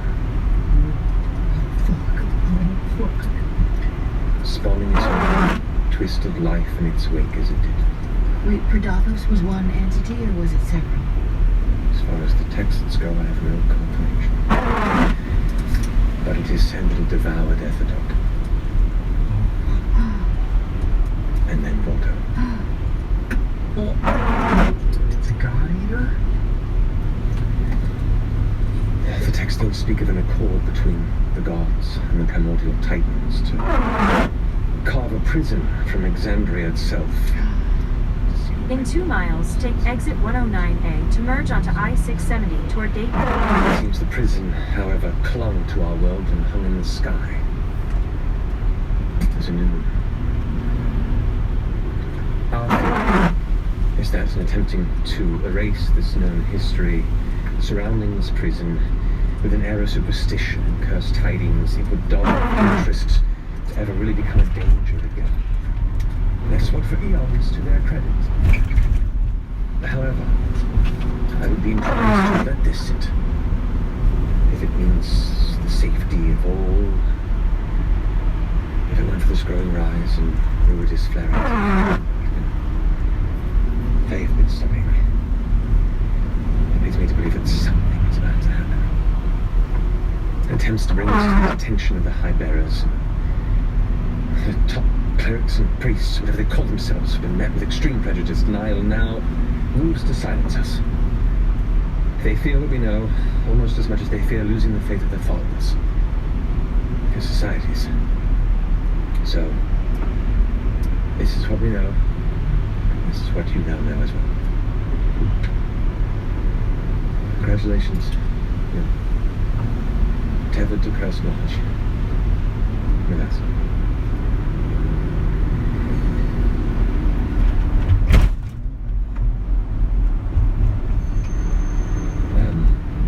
Not more than what I've been told by the Verity. And Evan Olsen kind of steps forward a bit, sits under the ground.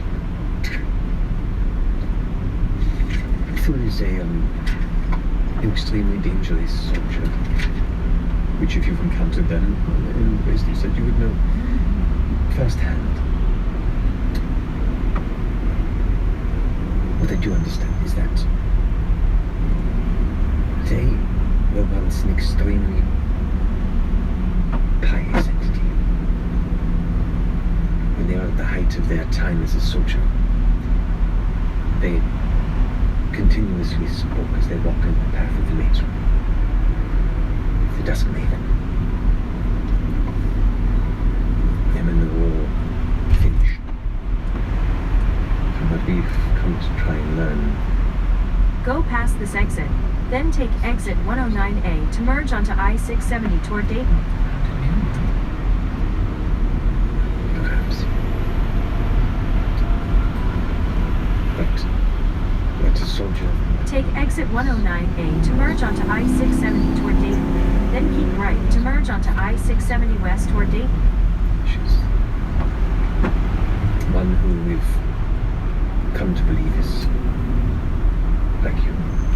Use the right 2 lanes to keep right to merge onto I-670 west toward Dayton. And we think that as she's come into her powers, she's also been embracing these dreams. Been embracing Keep right. to the rhythm. They're all gathering. Word is born. That's who I've seen. Use the right 3 lanes to keep right. All over Alexandria. Many don't know why, but they spend their life savings to charter ships. They're all coming here. They've been for months. Here, in Eos or just this continent? Or to join with Thule specifically, or just join together with each other? I don't know specifically, but from our research through the Omen archive for quite some time, these dreams, Keep right.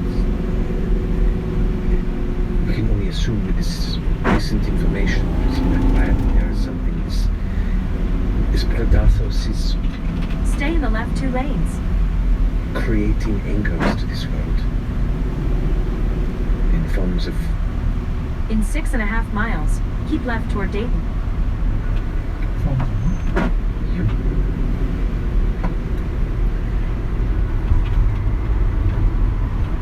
So my powers come from that entity. We have no confirmation 100%, but we have long theorized whatever is behind the Lunaville Omen is also behind these latent capabilities that you and Liana and Otahan exhibit. When not every root is born does become exalted. Those that do have seemingly been drawn to this place. This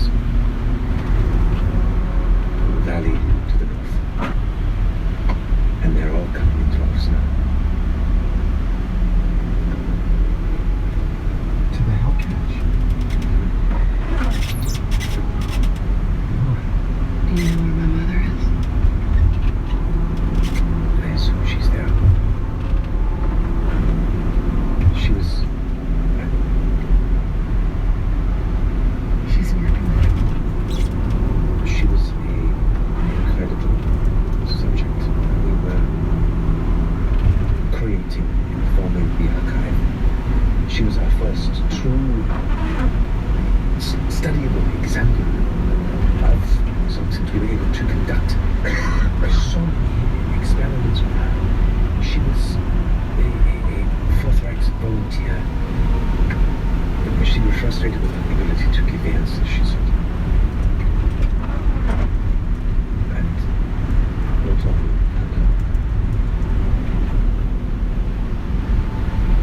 there's still this. And I think her personal influences overrode her charter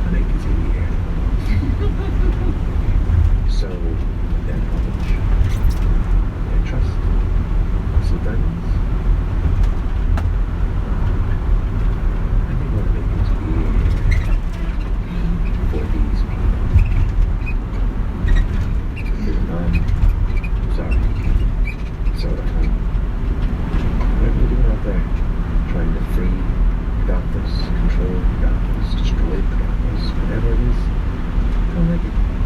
Interesting. Kind of want to stop. How about you all?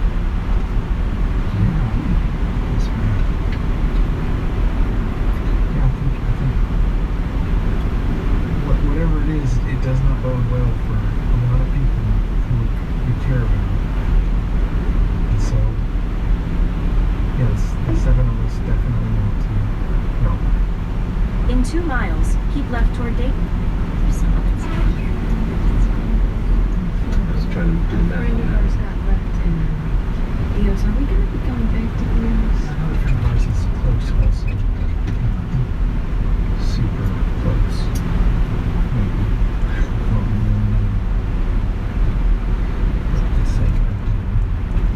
Well, Bryn just looks right over and goes, that one?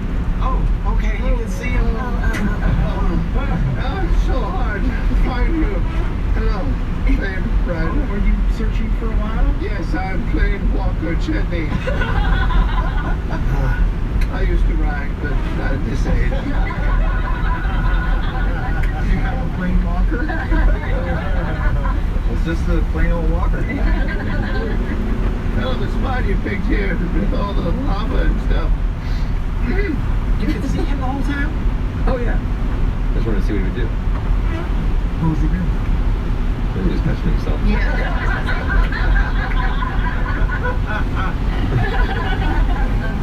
Right, so I have a question. So you said Imogen's mom, she was one of your first Use the left 2 lanes to keep left toward Dayton. study. Well, we studied many religious vulnerabilities as we began to notice this increasing frequency of flares. We knew when studying its mysteries quite many happenings, but it wasn't until Keep left.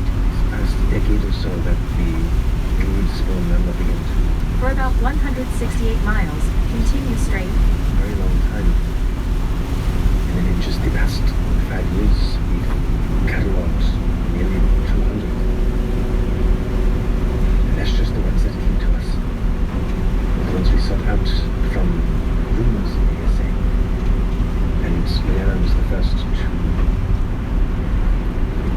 to show these advanced properties.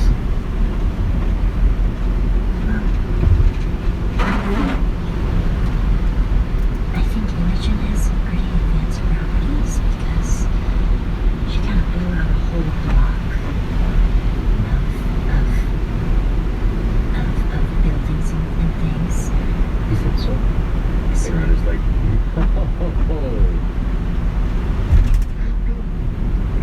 Wasn't fully aware of it. but that's the thing. Do you know how to make her aware of it? Have you guys been studying these types of things to sort of hone in on it? This is a little out of my purview. How about you, doctor, professor? And all this. We can try, we can work on it a bit. We don't have a terribly large amount of time with the solstice mounting, but if we feel this is, if you indeed exhibit similar capabilities to your mother, maybe might be worth attempting to hone it. I blew out a city by myself. A block decimated. Intentionally? That is what makes it dangerous. No, I fully understand that. They got an entire army of that. Are you sure it wasn't intentional?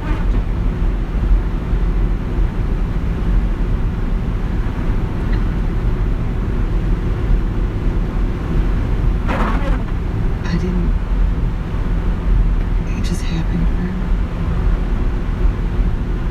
After long, it just happened.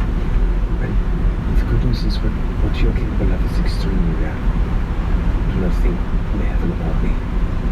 If they did, the Grindarity would not be able to do most of what it's been capable of doing in the past year or two.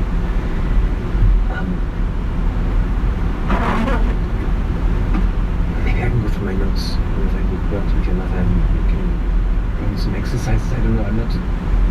I don't train people to do many things.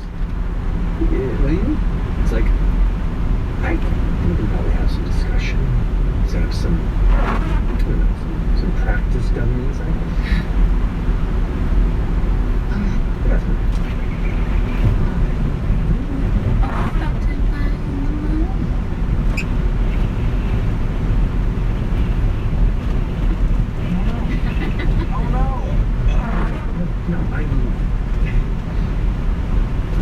I'm just like you. I'm not unique enough to be touched by the road. But I have some skill around, and I think we'll get along just Yeah, they couldn't handle. Thank you so much. I'm catching up now. So, Rodolfo's, you said Ethodoc and Bordeaux. Would it be fair to say that Ethodoc, being the endless shadow, darkness, and winter, that's a kind of a negative connotation? Would they be more of the betrayer god line, and Bordeaux was one of the more crime deities? Dr. Barons. That is an astute observation. We have no confirmation. In these earlier stages, especially during the earliest founding, there was less of a division. The schism really helped define that divide. And even amongst that divide, it's not a binary. It is a very messy network of winning philosophies and losing philosophies, really. But at this time, they all just kind of work together. But imagine something that the gods feared so much. Oh yeah, no, it's all fucking terrible. I'm just trying to think of the 50-50 split, or if it's meaning one more than the other. But you said Predathos ate them, right? There's The translations of the text as the closest we have, yes. And you also said that piece of Exandria was taken and used to make this prison up there? That's a city. Well, that could be the whole thing, but like, what piece of Exandria? Like, did they take? Like, imagine Exandria's like a pie. Like which part of the pie did they break off? Unfortunately, there isn't any specifics to it, but A flat pie? Yeah. Yeah, but like, so they had to take a piece of the pie and put it up there. Like, we don't know from whence. the texts are extremely early and do not put detail. The best that you've surmised is that perhaps there was a continent that no longer is, that is now what makes up the world. And what about this city? Do you have any idea why it's there? Who lives in it? Well, best we can understand, Emerald, do you have any, well, you can see it like sitting there thinking those to be intent on is the idea of the city is some information to us. But there are some notes here that say that as Predathos pointed out, it's hunting, that it's left some forms of twisted life in its wake.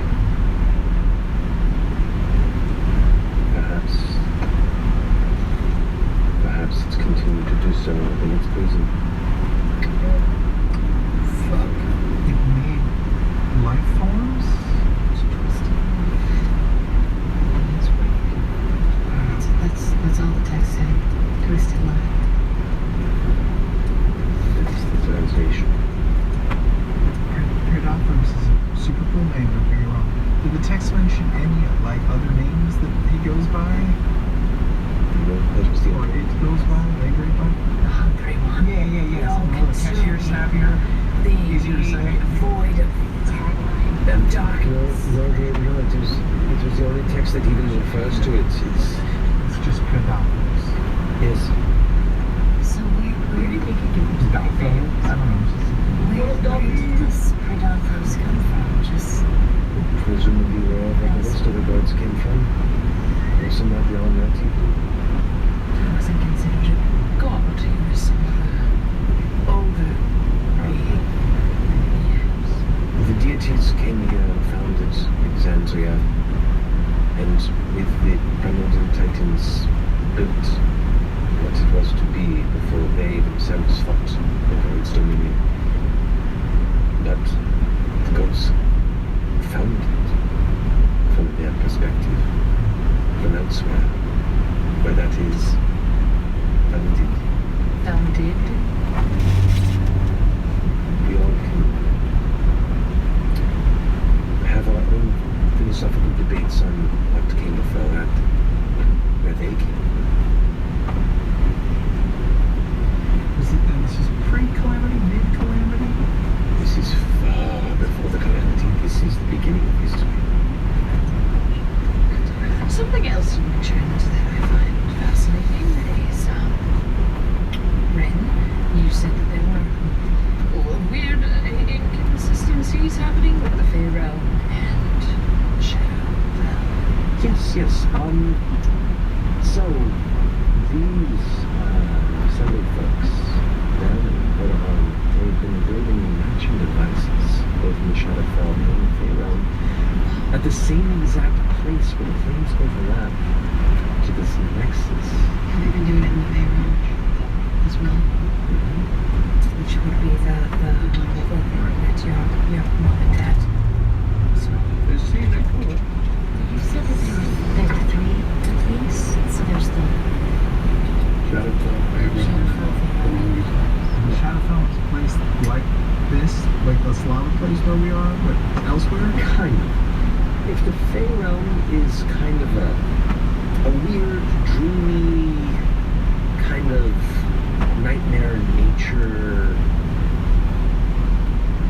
tale over Exandria that mirrors it in some ways, but is also its own unique, improvised interpretation of the world that you know and love. Shadowfell is very much the same thing, but if it was like much darker, gothic, kind of hated life in itself. Not a fun. Just don't recommend. But those are the 2 planes that are closest. They kind of sandwich right around Exandria. Look up Alexandria and It's a bit more of a round.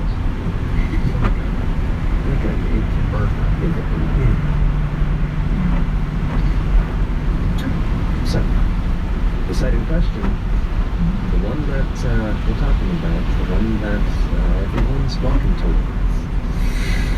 It's north of Eos. Okay, yes, all right. I'm just trying to like work it all out. We saw the one that Hondir, thank you. I'm just saying too many campaigns. Rakshas. We saw the one that Hondir made his little fancy telescope, and super sexy Nightmare King guy was helping him, and Nightmare King was also making the one in the Fey Realm that Vern's parents over here saw and then saw from, and it was like a big deal. And then the other thing that I'm just trying to wrap my head around is Odamon and her Laurie are traveling around, like dropping in and out of shadows and like materializing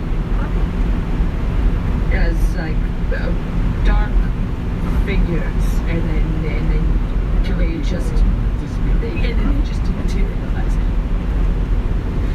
So I just don't know if maybe they're like, for a second I was like, Going to the Shadow Realm to maybe like bamf in and out and like quick transport by jumping realms. Does that make sense?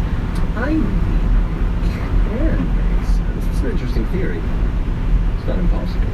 I mean, How hard is it to jump planes?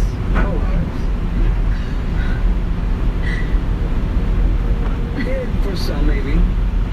I generally made a habit of it. There's a few shortcuts here and there if you know what I want. But not terribly easy for the common man. Even the uncommon man. In fact, it's universally considered to be fairly challenging. But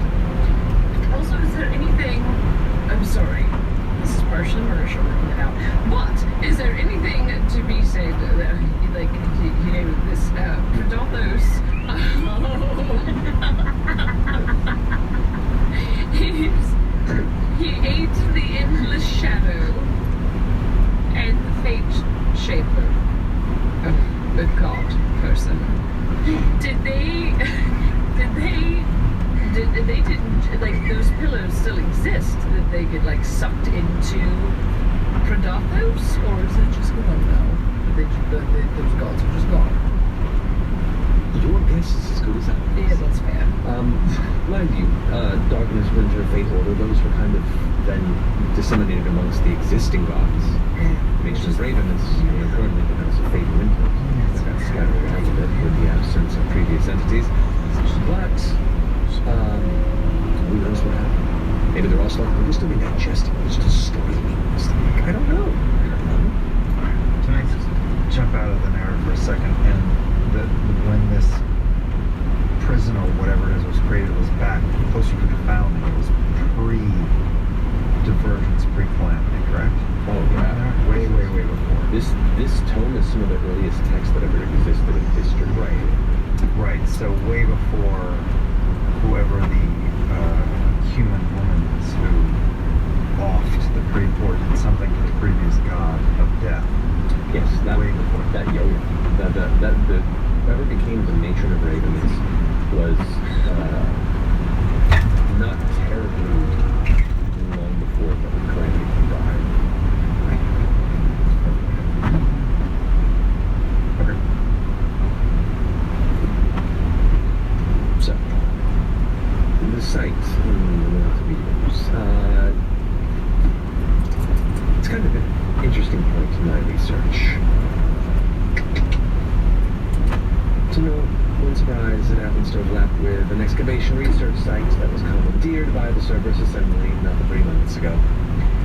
So, this site I myself am studying, it's an excavation site of ruin that's been reclaimed by the dusts of the valley. From what I could gather, it was a focus site for a solstice many centuries ago. And it helps my theory that ley lines actually shift over eons in a slow but cyclical pattern, meaning as they move, it's not randomized. There is an actual cycle to how these things move. Very slow. Very expanded period of time. But this is a very for a long time. It was very exciting to find some ways to find proof of this.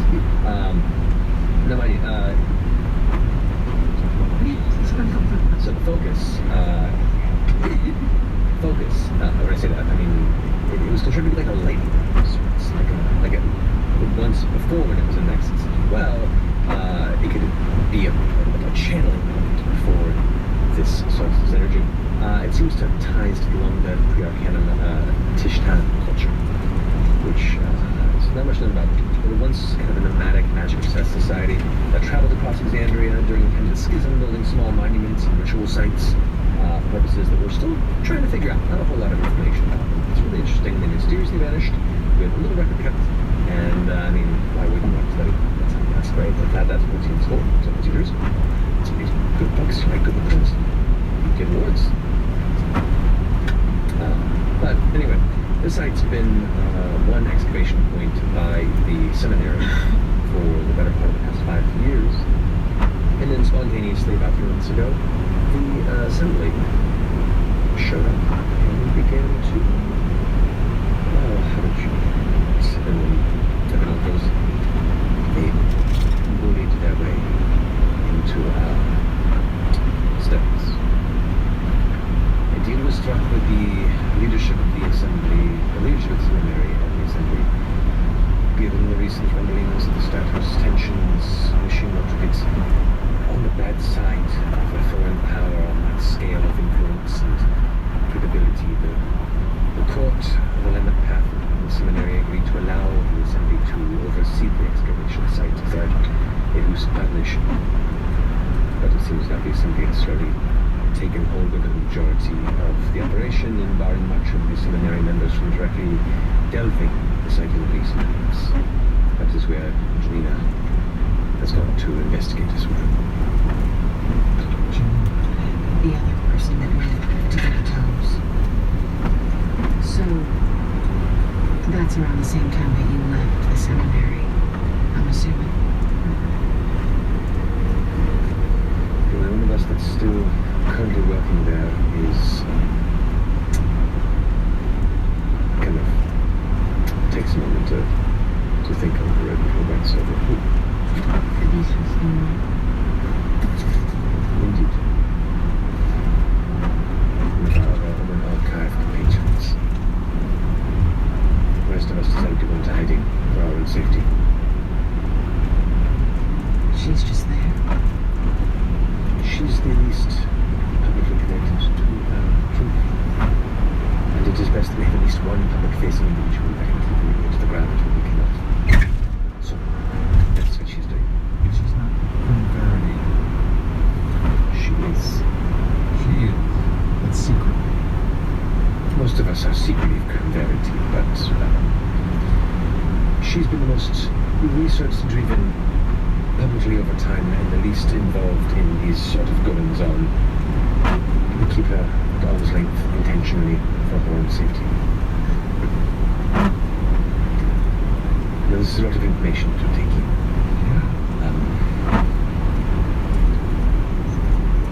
What do you wish to do? Stop them. Do you know exactly where they're gathering, or is it just the Hellcats rally? Because we were told there was a few different Speed check reported ahead on I-70 West. sands, the ocean north of the Odira Wilds, the Hellcats rally. Do you know exactly where they're gathering? We know where the site is, yes. It's only one of 3 sites. It's the only one on this plane. It is. They overlap each other in the exact spot on each plane. And we don't have an army. We're just Bell's Hells plus you and some other professors. Right, I'm playing rider and playing walker. True. Fenrir kind of leans back in the chair, making him holding on to the front. I have a few friends that I can call and maybe help once I give them the lowdown of some of the bad things that are happening. If you have any compatriots or anyone you want to call in favors on, things are getting a little hairy here in the next few weeks, so, you know, now's the time to call in a favor if you got one. But is it just going to be, like, we don't even know who we're dealing with. It's Odahon, her followers, It's a law. the Nightmare King. You saw numbers? I mean, I saw. If you go to the army, it's going to cause a stir. So don't go to the army. And what was, after all, gotten this far as a small group. If we have a number of small groups working individually, that gives us opportunities to distract from each other, that gives us opportunities to infiltrate maybe, to try and get in unseen, unnoticed, and a full-on assault, especially with the assembly, possibly at the core of this. I feel that we're in a very good way. Yeah, plus we have somebody on the inside who can take advantage of it, too.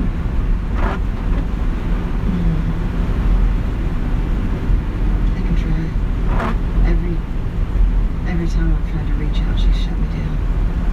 Well, is Odahon trying to get you to join as well? Double reach. It's super dangerous, and you're already a fragile soul. She's very capable. I know she can't, but I mean, she's got. I'm talking about her emotional health. I'm fine. I know I cry a lot, but I know. But but it's fine because you know what? I'm not gonna do that anymore. I'm strong. I'm a strong, independent woman. Of course, you're a strong but you also have to. You're strongest when you're with us, and if you're not, then I'll just be worried. Well, I think when we got started with all this, we had a lot of personal stakes. A lot of good people were dying for no good reason. Now we all know it's a lot bigger than that. When you talk about these infiltrations, do you mean Feyrealm and Shadowbound, where these machines are? Is that what you're referring to? I'm whatever makes sense for the plan. I'm a researcher. so they're just building these telescopes?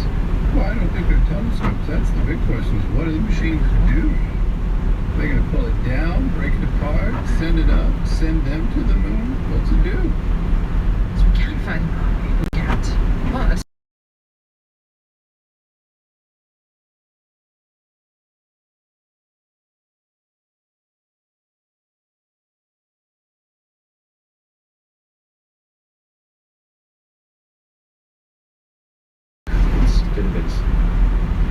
well guarded, but from a distance when I can tell they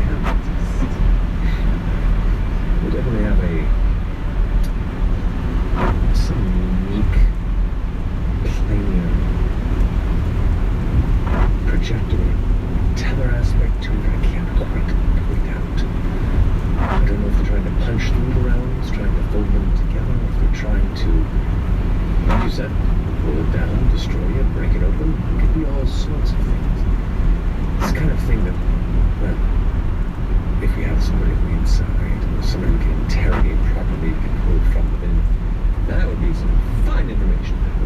It would. I think we know that the unsealing cord is in the third realm in there. I'll push it up in one of those machines. The Cerberus assembly is fucking around in our realm. The shadow fellow. Do you know who's messing about in that place? Not a whole lot of organized social contracts to be written in the Shadowfell. Best that I can tell is that the assembly has built a little more. You watch as she smiles a bit. Ramshackle, less well guarded portion of their. That might be our point of attack. You asked what we were going to do. You know they're going to do something soon. You know it's going to be big, you know it's going to be bad. This was personal before, but we got to figure it out now. We gotta get there. Starting with this dimension. Well, if the Cerberus assembly, just my take, if they have their hands on 2 of the 3 machines, and if you want to push on your mom, that might help us get to the Shadowfell or attack at least one point of the 3, weaken one of the 3 legs.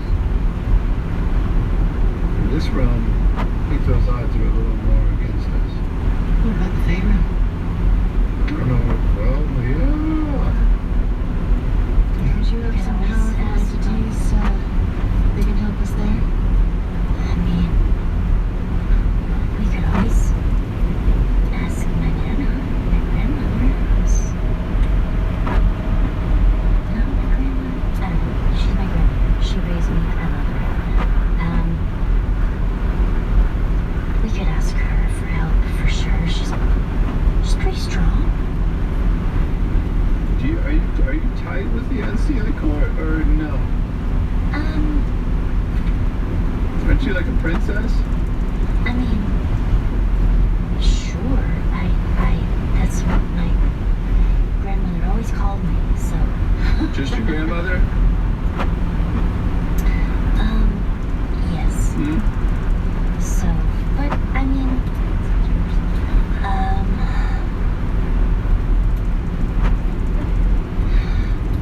I think we could probably ask her for some help. Like, her name's Maury, and, she kind of deals with fate a little bit. I think they call her the fate stitcher, something like that. Fate Stitcher?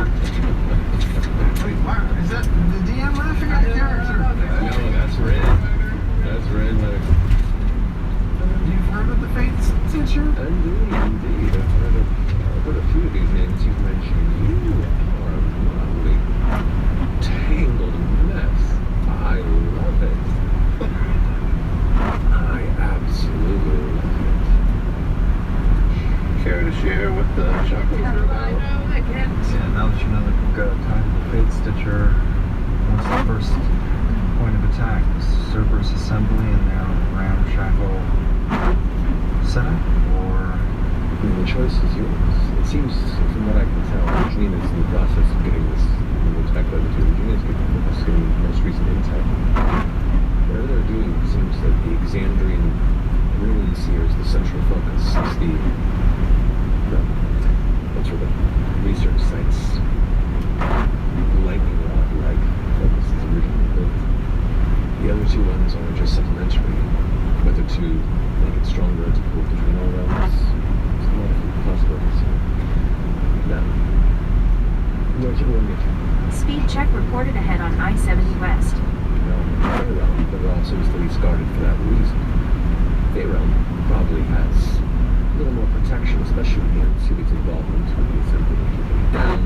But if you indeed are a connoisseur of the Fae and ally to the Fate Stitcher, then I'm sure you can come up with some fun, strange things there. Who's the Fate Stitcher? I mean, is she a professional wrestler? What's with this name? She's a guardian of one of the Fanes on that side of the Fey realm. The Fane is a place of power.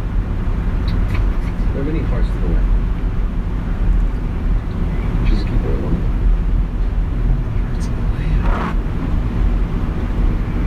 Brian, is this news to you? Inside Shack.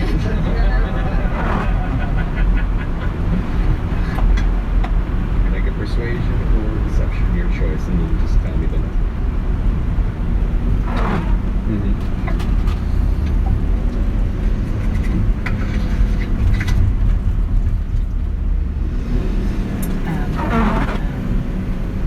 15. Does she beat? Standoff. It's kind of rollies again. Stay in the right lane. This rollies brought to you by D&D Beyond. Unnecessary trips to the crowded post office. Get your friends' books immediately at dndbeyond.link/shop. Keep left to merge onto I-70 West. Stay in the right lane. Oh, well then that was a 9. Okay, you're still baby. Okay. In 1.2 miles, keep right onto Old 70 Road. Hold on. Well, here's the thing. Yeah, spill your pouch. Well, Your marsupial pouch? I forgot about that. I kind of only was in like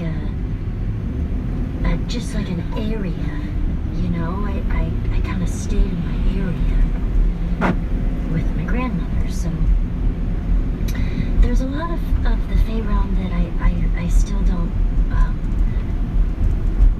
haven't fully gotten to visit yet, but my Did you keep it trapped? No. I just it's where I stayed, and I did see some people around, and I would go. I think. Listen. Let's ask some direct questions. Have you ever visited the Unseelie Court?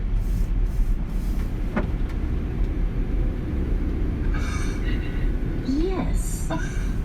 Inside check. Yes, I have. Okay. I have. Just kind of going, and I've seen the outside. You know, I have aunties that work there. You know. And your grandma was guarding a sacred place that you've seen or been to, or Our house. was it this Was your house this this heart fame place? It's a home. Did your home have legs? Chicken legs. No, but there's. I mean, it's a little. It's our home. It's a home. Our house is a home. You know, it's. There's nothing. I don't feel like there's anything strange or different about it. It's just. It was grandmother's house. We walked around, you know, on 2 chicken legs. Yeah, that's normal. She's very powerful. She's really strong. Gather. And, you know, she's always taken care of me, and, Was she very much like? No, don't leave. Don't go beyond these boundaries. If I catch you leaving, you're gonna get a spanking. well, no.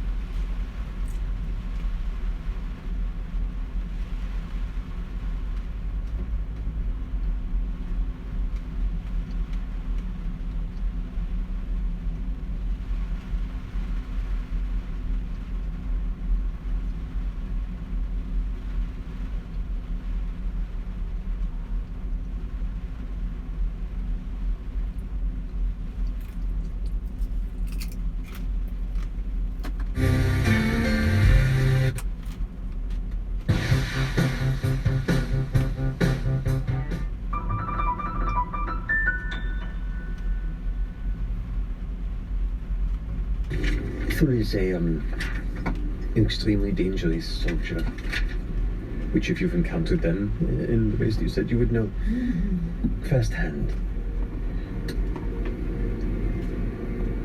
What I do understand is that they were once an extremely pious entity. When they were at the height of their time as a soldier, they continuously spoke as they walked in the path of the matron, the dusk maven. And when the war finished, from what we've come to try and learn, it seems she may have lost her faith. Or found a new one. Perhaps. But what a soldier of her background wants with this sort of business is confuddling as it is worrying. She's turn. You immediately see a yes.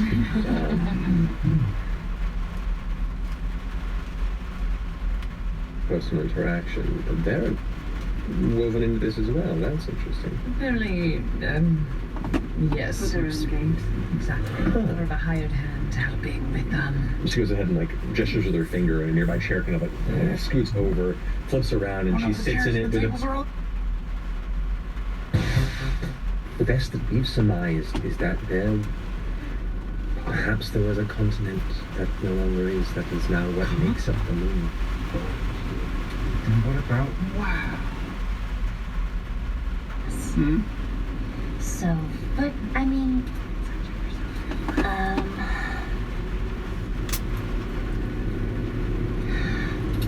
I think we could probably ask her for some help. Her name's Maury, and she kind of deals with fate a little bit. I think they call her the Fate Stitcher, something like that. Fate Stitcher? Wait, why, is that the DM laughing at your character? No, that's Rin. That's Rin. Like, you've heard of the Fate Stitcher? Indeed. I've heard of a few of these names you've mentioned. You are a motley, tangled mess. I love it. I absolutely love it. Care to share what the chuckles are about? I know, I can't. Yeah, now that you know that we've got a tie to the Fate Stitcher, what's the first point of attack? The Cerberus Assembly and their ramshackle setup, or... I mean, the choice is yours. It seems, from what I can tell, and Janina's in the process of getting this, and looks back at the other two, Janina's getting the most recent intel, but whatever they're doing, it seems that the Exandrian ruins here is the central focus, since that's where the research site's lightning rod-like focus is originally built. The other two ones are just supplementary, whether to make it stronger, to pull between all realms. There's a lot of possibilities here. Now, whichever one you have stronger ties to, the Shadowfell is definitely a dangerous and less welcoming realm than the Fey realm, but it also is the least guarded for that reason. Fey realm probably has a little more protection, especially with the Ancile's involvement with the Assembly and keeping it down, but if you indeed are a connoisseur of the Fey and an ally to the Fate Stitcher, then I'm sure you can come up with some fun, strange things there. Who's the Fate Stitcher? I mean, is she a professional wrestler? What's with this name? She's a guardian of one of the Fanes on that side of the Fey realm. A Fane is a place of power. There are many hearts to the land. She's a keeper of one of them. Hearts of the land. Fine, is this news to you? Inside check. You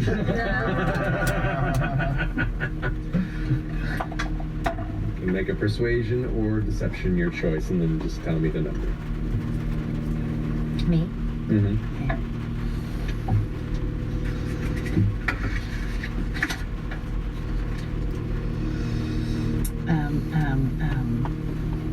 15. 15. 1. So she beat. Standoff. It's kind of rollies again. Rollies. Rollies. It's Rollies, brought to you by D&D Beyond. No unnecessary trips to the Carter Post Office. Get your friends' books immediately at dndbeyond.link/crshop. 15 again. 4. Or well, no, it's just straight up rolling. Oh, well then that was a 9. Okay, you're still baking. Okay. It's a little bit of news to me. Hold on. Well, here's the thing. Yeah, spill your pouch. Well, Your marsupial pouch.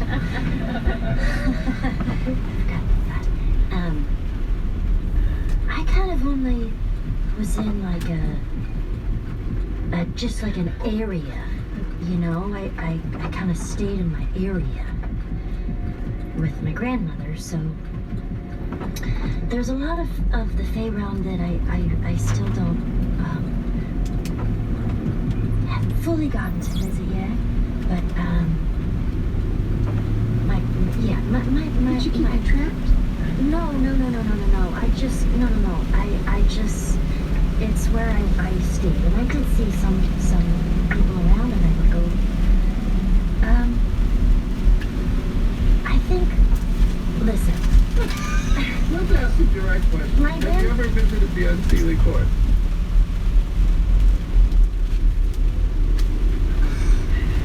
Yes. Inside check. Yes, I have. Okay. I have. Just kind of going, and I've seen the outside.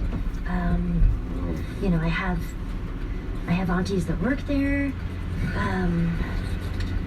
You know, And your grandma was guarding a sacred place that you've seen or been to, or our house. was it this heart fame place? It's a home. Did your home have legs? Chicken legs. No, but there's. I mean, it's our home. It's a home. Our house is a home. You know, there's nothing. I don't feel like there's anything strange or different about it. It's just, it was grandmother's house. We walked around, you know, on 2 chicken legs. Yeah, it's, she's very powerful. She's really strong. Yeah, but And, you know, she's always taking care of me, and, Was she very much like, no, don't leave. Don't go beyond these boundaries. If I catch you leaving, you're gonna get a spanking. no, she was very protective. Wanted to make sure that I was safe. So she caught with the Unseelie Court. For about 134 miles, continue straight. Do you think she might be working for the bad guys? She made that too. That's true. I don't think so. When the report was turned to you, once they focused on your parents, they left you with Lori because it was one of the places the Unseelie Court was likely not to go or look. Okay. I don't feel like she's working for them. I think she might be more neutral than that. Something else I'm suddenly remembering. Suddenly? Suddenly remembering. The Night King has that crown Yeah. that they took that your parents stole from Vice. And now he's roaming around with it. Yeah, he's gonna put it on he's gonna add it to whatever booty they have up there in that house. But not that was stolen from the machine. So I'm guessing they're using just like powerful artifacts of some sort. Right? I don't know. What are you, your DM? No. Right now, Rin's kind of leaning forward thinking through. So you were saying that this, I don't know when to go. nightmare team. He's working with the Assembly. Well, he's been working with everybody. Yes. First he was... See, that makes more sense to me. His alliances keep changing. I don't know. Because he worked on the Realm project, and then he came, he was working with Odin, and then he came, he was working with Hondir, and now he took whatever what was the name of that crown, and then ran off with it. He's kind of hitting his toe. A little bit of everything. He's kind of... That's chaos. That might work in our favor. Oh, you mean like he could be our inside man? Maybe. He seemed to like me, you know, in particular. But what is he responds to? Money? Why does he keep changing alliances? He just goes where the wind blows, or he wants money, or what? I don't think it's money. I think it's fun. Yeah, he's a chaos king. Because he worked in the Apex War, and then he didn't have anything to do. It was more of his jam. So if we can get to him, maybe he'll be on our side. If it seems interesting. So we have options. We can go try to make inroads into whoever's in this army in the Hellcatch, or we can take a detour and go to the Fey Realm. How much time do we have before Opportunity Solstice? Like 10 days now? 12 days? That's right, we're going to for about 2 weeks. Moontide Crown. Yes. 2 weeks. Hellcatch could be Imogen's mom. Fey Realm could be Maury. Fey Realm could also delay us by 2 years.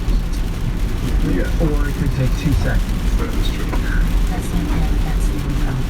But yeah. But you're going to control that. Ringo's. That's not entirely wrong, not entirely right. If you have friends on that side, they can fiddle with the exit strategy. Oh. So we can get in and get out in 3 or 4 days. Maybe. What if we went to Fey Realm and tried to fuck with their... Pardon my language, I'm sorry. I don't know plane riders swear.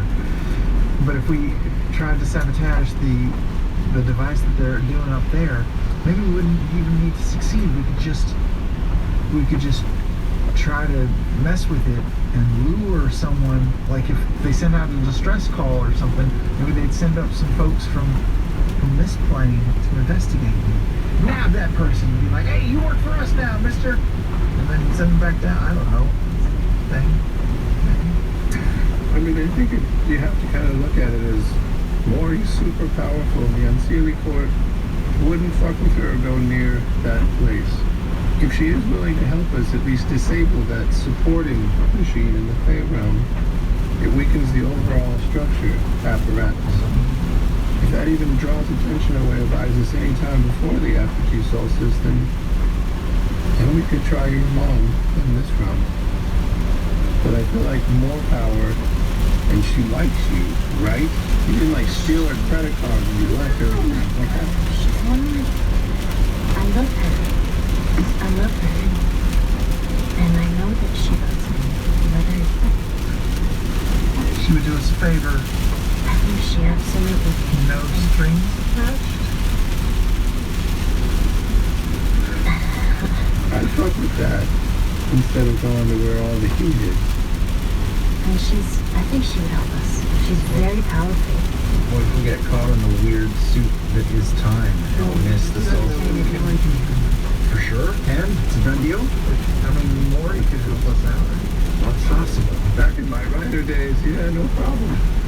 I had to turn that ring in though. What You know what? plane rider ran? What sort of person or powers would we need to ensure that the time jumping would? Maury. Well, there are 2 main possibilities. One, being granted exit via Archfey. Or 2, have an individual significant enough power and personal life force tether to the realm to also facilitate your exit. The face that you mentioned will such a thing. Okay. We could ask also, can you send messages into a fate stitcher? Gosh, I could. It's possible it won't go through. But I can try. I don't know her personally, but... Oh, she's at the absolute best. But if you do message her, just ask her if she's been feeding bombers, because Bombers? I have so many little babies, you guys have no idea. Just all of my friends. But sometimes she would feed bombers, I'm just nervous they might be dead. It's fine. This is so not important compared to the whole entire world. Okay. Do you want me to try? If you want to. I mean, I don't know. What are we It's asking? such an odd question. Hey, if we come visit you, can you get us back here without... Oh my gosh, you guys, if you came to my house. Serious shit happening here, Fern. Serious I shit. know, I'm just... Fucking life-changing, galaxy-eating monster. And the food you will eat, the most amazing food that she would cook for all of us. This would be like a vacation. This I would don't be know if like a that's vacation. accurate. I guarantee it. Is there something I can say to her that she will be more inclined to respond to? Just say, she always calls me her little bear cub. Okay. So just say it's your little funny bear cub, and we need to come visit, but we also need to get back in time. I don't know how you like that. But can you get us back in time? Sure, let me try to send that. I don't know. Alright, I'm gonna try to... Like a personal item of hers? Would that help the connection or no? No, just describe to me what she looks like exactly, and her name is Maury, Granny Maury. Granny Maury. Morning. Yeah. She's very tall. Very tall. She looks like, like any old grandmother. Right. I'm picturing like white hair, glasses under like a little bonnet. Betty White, but 8 feet tall. Yeah. Taller than that, probably. Oh. Taller? What? Well, I mean, how do you think I got so tall? You're not related to her. Well, we don't fully know that, right? No, we know that. Yeah. With some certainty. I still believe it. Okay, I'm gonna try to find her on the keyboard. With the description that she gave you. Tall grandma. It's a big picture. I am familiar. That's it. But it's more like the Arthur instead of Betty White. Sure. Okay. Yeah. Lori the face stinker. Lori the face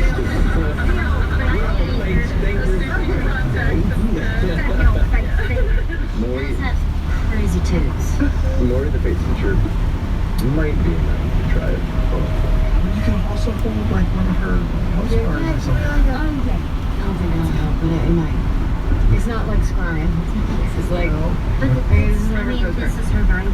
Well, okay, I know what she writes like. I'm picturing big 8-foot hands that can write and paint. She wears lots of fabrics, swirls and things,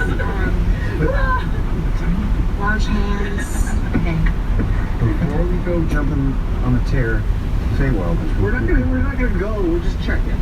I just want to ask, do you want to stay on your mother's trail?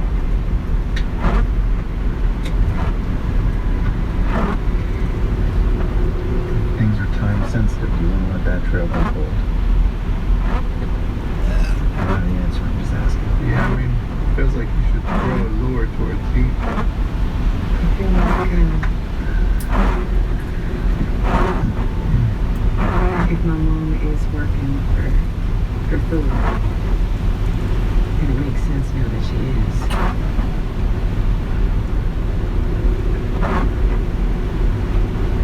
I'd rather stop something else and then go see her than risk going at them with their full strength.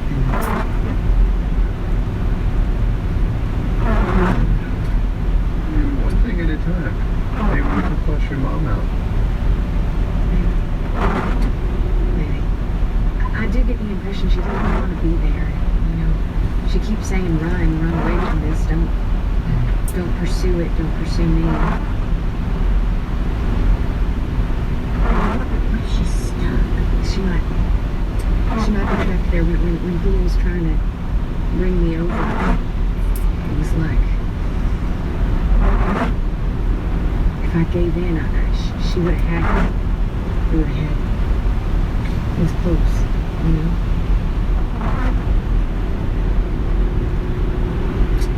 There's gotta be something that she's holding all these people to stay with her, to fight.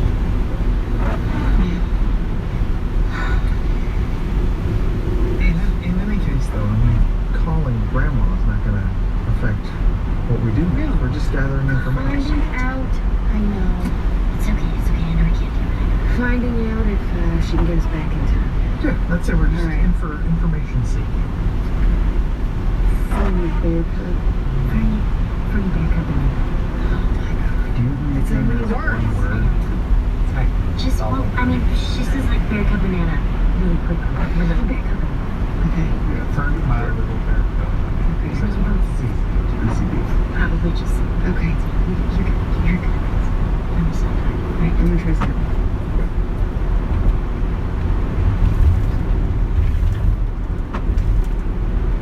Hello, Fate Stitcher.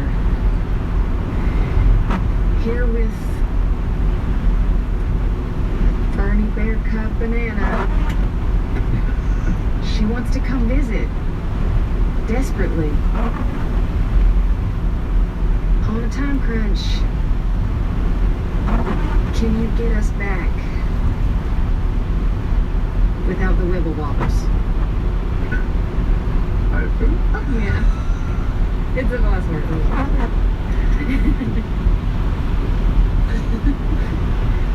You know, when putting an ascending spell beyond realms, it always feels a little bit like you're pushing through a thick bubble. Like there's resistance, and then it finds its way. And then eventually, if it comes back, it kind of brings with a bit of momentum. And when the message returns, it hits you with a gentle smack on the cheek. Oh, well, it's nice to hear you ever heal. Please tell my little bear banana baby to come visit our canoe. Oh, wait.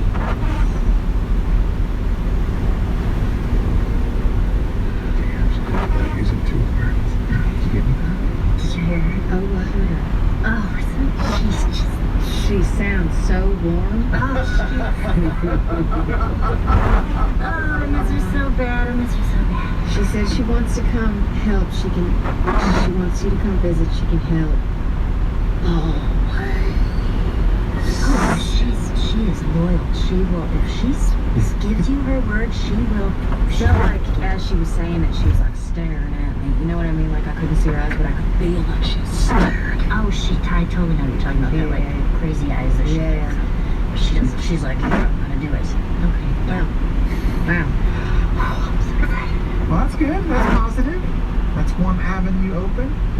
We're not doing this tonight, right? Sounds really warm. Really, just the warmest. In your head, you hear dear purple. She said it. Really, it's good. That's one option. That's great. So the others we were talking about was obviously Imogen's mom. So we do both. You've got options at your disposal. We also just landed in Eos. I mean, I know we're not in Eos anymore, but we just landed in Eos today, last night. Is there anything else in Eos that we needed to do, or just find these fine folks? Like anything else at the university? I mean, I had stuff to ask about, but Need to pick up Ashton. oh, yeah, we gotta go back to Eos. Yes. Ashton, where are they? Oh my god, it's gonna take so much time They're to catch probably them. cleaning up at the casino. Got a system down pat. Was there anything else we needed to do in the Look my to-do list. Find the Grim Verite. Admiral Kai. When you Open me up. I look at the woman and the doctor and the Dr. Baron. Yep. I'm sorry we made you burn that scroll to get over here. I feel like we ruined your bug out spot. It's all right. To be honest, it was worth it just to find some more compatriots here with some capabilities beyond our own. And it's just it worked, because there's always a moment where you're like, if I do this incorrectly, I'm just going to be locked in the basement and swap. You were hiding. Who was trying to get you? Like, who were the? Do we know? Did we ask this already?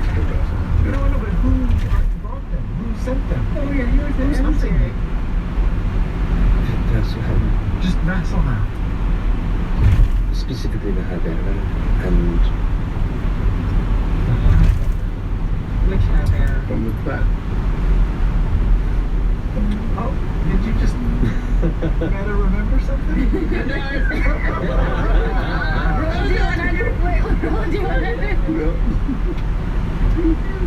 there's the highest order, the Platinum Sanctuary, as well as the Cobwebs,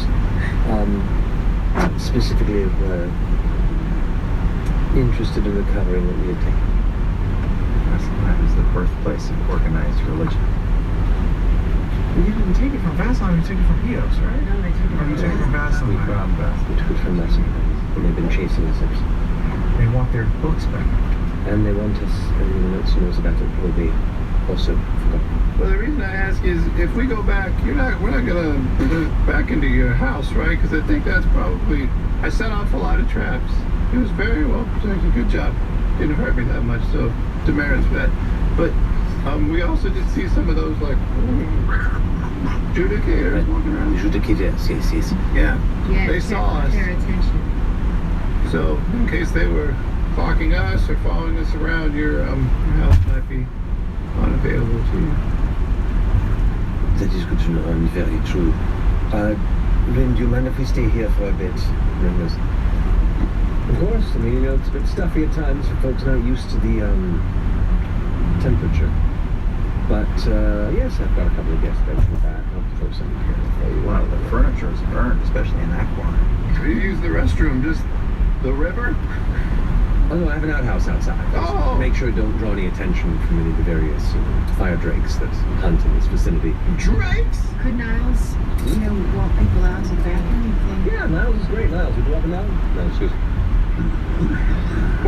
like, see, he's a dog. No, but in all seriousness, and I can often flip it at times, but this is. There's a lot of terrible things coming to Exandria in the next few weeks. Not just this, not just we're dealing with. This is a historical challenge worldwide from many different interests, good, bad, and in between. Well, I've tried to keep an eye on a few. This seems to be at least my lot to focus on this round. So, it's brought us together. We'll see who else can bring together as well to help. But this is dangerous. This is. It is likely some of us won't make it through. I'm looking over at the doctor and professor, looking across your group here.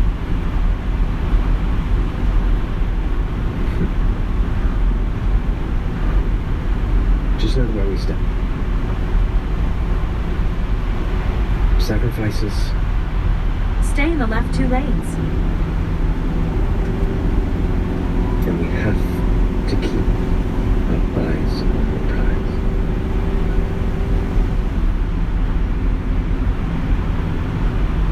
Anyway. So. It's got done. We'll get that done.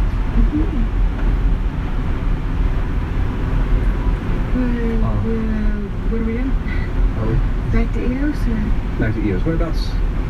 Oh, we're not staying here overnight or Oh, anything? I mean, I suppose we could. No. Just to. I mean, Well, I mean, what if Ashton comes looking for us? There's no time drift between here and home.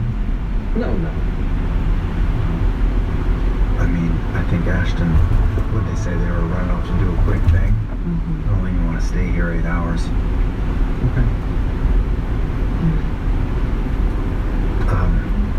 Is the place you would send us back the basement or anywhere? I can send you to the basement, but you seem to be disinterested in that possibility. I can send you to just the outskirts of the city. I can send you to one of the bridges. I mean, I think the basement's okay for us. Well, can you get us close to the Lake Cap Skyport Lounge Casino Tavern Inn and Circus? the basement suffices quite well. Yeah. Let's do the basement. Oh, that was Circus. No. All right. Well, it's been an odd pleasure. I'm sure we'll cross paths again very soon. If anything odd comes up, I'll reach out to one of you, I suppose. And if anything odd comes up on your end, you seem to have the capability to reach out to me as well. Yeah. But, bells else. Let's make things weird. As they go ahead and carve this circle space in the air, you watch as the center, this one slab of somewhat smoothed over kind of porous volcanic rock begins to glow as a circle appears in the space. You kind of did. Fun scary. Oh, that's really. Time's ticking. Yeah, let's go.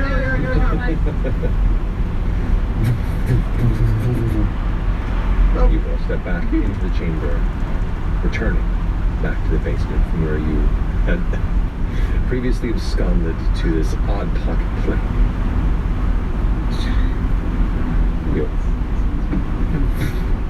You like the darkened space beneath the subterranean basement. I run out the basement, run up the stairs, and just check, make sure nobody's in the house. Okay. You run up the basement, run up the stairs. Just as you're halfway up the stairs, you hear Oh, shit. a heavy breaking and splintering of wood. I shut the false wall to the stairs. You close it back down? Yeah. Okay. Now just calm down. They're gonna find us. It's okay. What the fuck are we gonna do?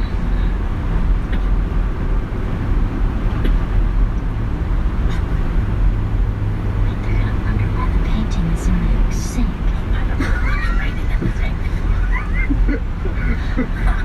This is unnatural. You hear an odd voice.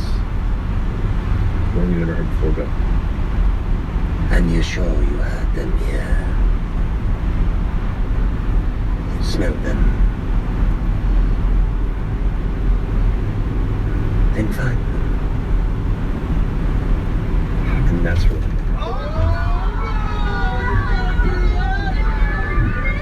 Hunted in a basement! They have like a werewolf. Why are we not with the outskirts? I don't. Do I smell? Did you smell? You said earlier You smell like oil. No, I know I cannot smell. What do I smell like? smell like First in oil. here, smell them, then find them.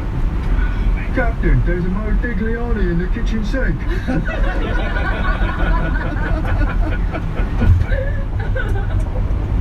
Oh boy. I have to wait a year to find out what happened? An entire year. We'll pick up from that wild series of informational reveals and this little basement kill box here in 2023. Oh my god. Oh man. Alrighty. Well, Fuck. Missy Tal, see you. We get you back. The longest catch-up phone call. I know it really is. It's a lot of info. But thank you for joining us. Happy holidays. We love you very much, and is it Thursday?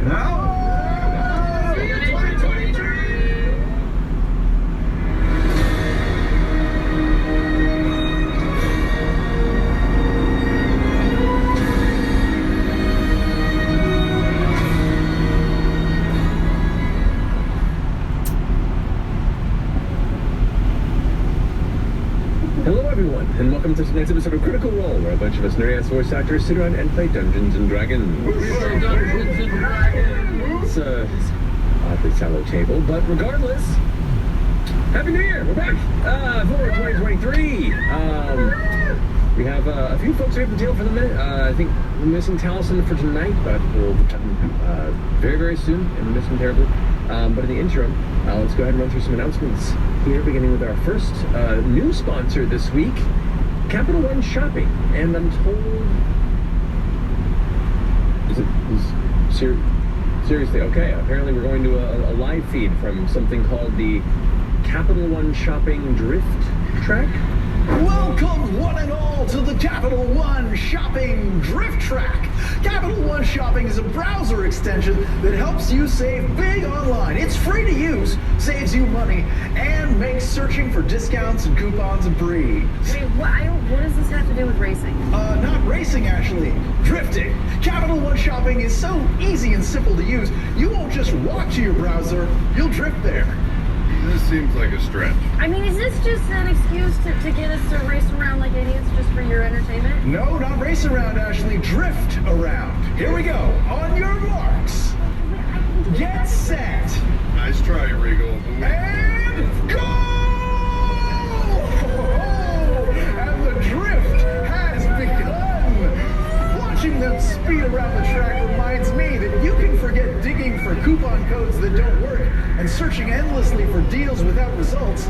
The free Capital One shopping browser add-on instantly searches for available coupons and automatically applies them to your cart across thousands of sites. It's kinda genius! Get tired? How many laps is this race? I'm sorry, Travis, I don't understand the question. How many laps is this drift? Thank you. This drift is 10 laps long, and you're falling behind. Drift harder. Oh, they look so cute. While they shred the asphalt, you can avoid paying full price whether you're a Capital One customer or not. Why, I use the extension to save $50 on this microphone headset. Ow! I'm getting a stupid leg cramp! What's giving you this leg cramp, Ashley? This racing! No, it's not. This drift is giving you a stupid leg cramp. Why do you keep calling it a drift? Because it sounds cooler.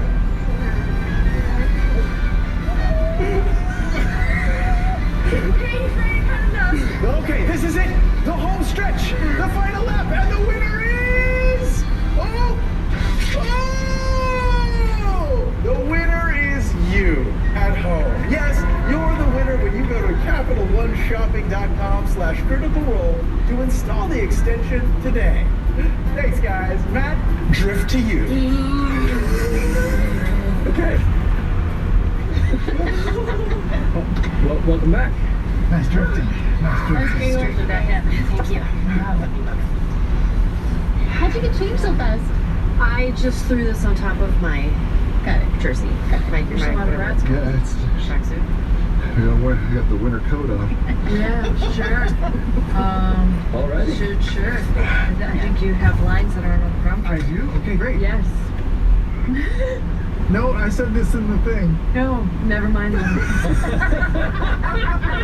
Shouldn't have been on the script. Yeah. On that note, this episode is also sponsored by our friends at D&D Beyond. You can add 11 new Dragonlance monsters to your game with the Monsters Compendium Volume 2, available now to claim. And these monsters are not found within any source book, and you can get them at no cost on your D&D Beyond account at dndbeyond.link/CR-Vol, as in Volume 2. Go ahead and check it out now. Laura, you have some announcements to make. I do. What are they? We have merch. Hold on, this one? Okay. I've been really excited about this. I'm not even going to give it to somebody else because I want to put it on. Yeah. Yep. What? It's happening. Been waiting on This this is for one. our subtle. Want to rep the company, want to rep CR without actually looking like you're repping CR. What an advertisement I'm giving right now. Check out this amazing lighting. Look at that. And then wait, put your hand in the pocket. Is it warm? Is it warm? It's warm. Why? Oh, wow. Lazy lined pockets. Pockets? jacket. I want to peel the pocket. Just the best. So this has been in the works. It's, yes, and a little zipper pocket right here. For your cell phones. And it's also fleece lined. It's right there. I want to feel a pocket now. Well, too late. You should have done it before the show. Oh, well. Because this is mine now. I'm going to take it off because it's going to make a lot of noise on camera. But we also have this. MCG shirt. It says smiley day to you. Thanks, Jordan Torrance. You're a great designer. Check it out. They're in the stores. I don't know which ones. There you have it. Off to a great start this new year. Marisha, you have a quick announcement to make, too. You guys, our latest episode of Four-Sided Dive, it's out. It's available. It's right now on Twitch and YouTube. And more importantly, furthering my friend, we're going to be taking a break from Four-Sided Dive next month because we are going to be bringing back our weekly watch-along watch party. Watch party of what? To celebrate season 2 of The Legend of Vox Machina. It's gonna be great. Come watch, and then we'll return with episode 11 of Four-Sided Dive in March. It's so close. It is. It's so close. It is so close. Well, what is here is the end of the announcements. Lest I'm mistaken, it's time for us to go ahead and jump into tonight and 2023's first episode. Oh, that's no.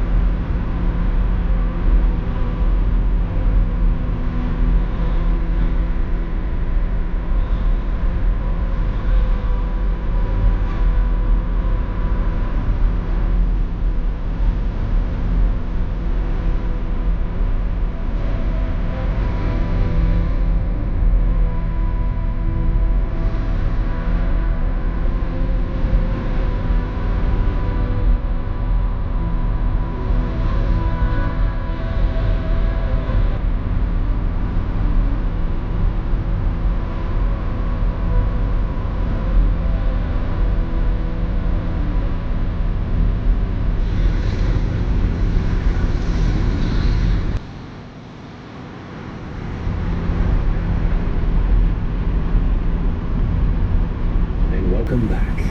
So, last we left off, Bell's Hells here in the city of Eos, the city of flowing light, in search of information and individuals that they have been sent towards that are prominent members of the Grim Verity, may be able to provide some answers to this growing ruinous mystery. Upon searching them out, you also discovered that there are elements of the Vasselheim temples that have sent sentries and adjudicators across the city searching for, you presume, those who stole the secrets that the Grim Verity currently hold. You also were assailed by a terrifying necromantic bird that seemed to be the long legendary shithead that in the past had harried and chased this poor automaton.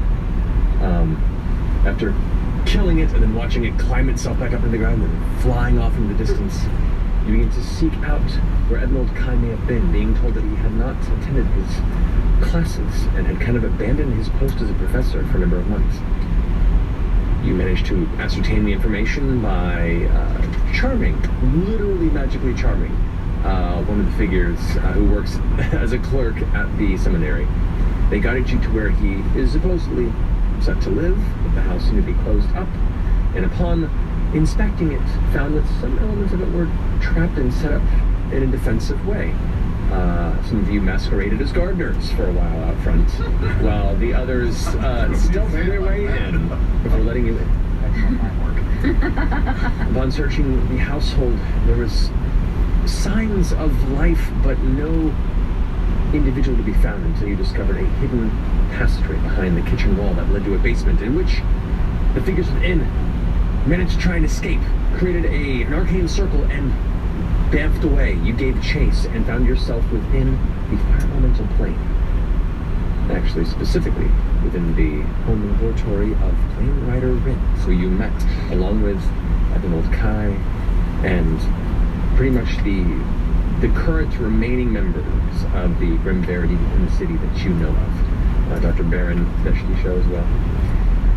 Here you discovered some unique tidbits of hidden lore surrounding Nicholas, surrounding its creation, and surrounding the gods that no longer exist, the two that vanished in the long sealed tomes of Vassifar, and the entity responsible for devouring them, Pregathos, the entity that supposedly was sealed away when the moon was created as its prison and sent beyond the boundaries of Exandria, where it has slowly floated through the sky till this day. You also know that these strange machines, the one that you knew was being built within the Feywild long ago by a union between the Cerberus Assembly, Odahan Thul, and Ira Wendigoth, the Nightmare King, apparently is but one of three. One that exists in the Shadow of Hell, and one that exists here in Exandria, within an excavation site that the seminary was currently overlooking before it was forced to cede control to the Assembly in recent months. Now, after discussing some possibilities on how to tackle any of these challenges with just a little over a week left before the solstice itself occurs, you were sent back into the basement of Ebenhold Kai, and before you could exit out to see your next wave of fortunes, you heard a heavy impact from the inside of the house above. Some footfalls, and some words. It seems the house is being stalked by individuals who are seeking others. And that's where we left off. Hearing the creaking of wood above, and hearing the footfalls, and the one voice saying, "Did you see him? You smell him? Find them." The other voice goes, "Are you sure it knows what it's doing?" "Of course I do. I work with him all the time. Don't worry. It's in the market's rule." Wait, what did you say? What did he say? You recognize either of those I work voices? all the time. Everything's under control. It's under my control. Did you say Ebenhold? No, it's under. It's just a voice that you heard up there. Some of you recognize either of those voices? You did not recognize the voices at all. Lana, did you grab the rod of holding? I do. Wait, can you put it in front of the door? Does the door open in? It does, right? Yeah. Great. Very quietly. FCG, shut the fuck up! I like to do sound effects for people. I put it down. Oh, wait. What? Wait. Didn't the door swing this way? It swung up. Yeah, but it's DeLorean? Oh, Yeah, up and out. A block. Up and in. No, it's like You guys a were DeLorean. inside. It's like a DeLoreon. Oh, it came so out. not Yeah. on the top part. Wait, so let's discuss backup plans. Maybe if they come down here, we could act like we've all been attacked brutally. Like we all fuck each other up real quick, and then we're like, "Oh, thank God you found us." Or we all just start fucking. Wait, what? That would make them Yeah, uncomfortable and they would leave. and we just act like we were glad to see them. That they've uncovered some crazy orgy. You're like, what's the password? Yep. Leave your keys in the bowl. It's not like they're gonna keep coming. I mean, maybe it's their bag and then we all win. But maybe they get awkward and leave. I think we still have all of our masks from the masquerade. If you saw, if we wanted to, like, you know, put the masks on. Bit. Yeah, you do it. Love a good bit. You know. I could use my tongue. No! It's not canon. What is this? Don't touch it. Like how it feels. Don't touch it. I can use my tongue because I don't have any reproductive organs. What if Just people use are one of your feeling attachments. apprehensive? We can just fight each other. We can just attack each other. Would you rather me use the buzzsaw, the hammer? I thought you had like special attachments. I don't think I have those yet, but I can build one. Are there any Regardless, are there any fireplaces? Any other exits out of this basement that we can see, or where we're outside? It is a simple storage basement. You can see there's two tables. There's like a smaller table with some chairs off to the side. Looks like this area has been both a meeting room as well as a kind of a transitional space in and out of the city. You can the smell in here. This is also the strong smell of sweat that you were smelling earlier. Some from the people, you know, the Ebenold and Baron, but also just the room smells of just being lived in for a long time. Like this was being, yeah, kind of. This was definitely a holding spot to stay out of sight of people that are crying. Oh, man, I got nothing. I got nothing to fight. Are you still trying to figure out where to If you put it at the top, then it can't. This part can't go. Oh, that's a lot of. They're assuming a lot. I'm 100% assuming so much, but I'm gonna do it anyway. If it fails, then it fails. I'm gonna put it like at the very top and see if maybe it'll like stop Like the garage jam. door? Yeah. Like at the very top crease. Some garage doors, like, they have to come in to go up. Most doors, if you open it up, it has to come in a little bit. Yeah. Sure. Okay. But I'm just doing that to give us time to talk about the orgy we're gonna stage. Wow. Okay. Or we can just fight for our lives. That seems. I think that's the second step of the orgy that Dr. left. Yeah. Well, one, as you having to go up the steps, I'd like to reroll a stealth check. Can I just use my Natural 20. Select. It could have been on any other roll, but it's on this one, and I'm gonna take it. All right. As you quickly kind of dart up on the balls of your feet up the roughly hewn stone steps up to the back side of this hinged door that leads outward into the middle of the kitchen area. Yeah. Scurrying up the top, you can see there's like two kind of bolt hinges that kind of hold it in place on the inside of where you are. So it kind of folds outward that way. Make a perception check for me.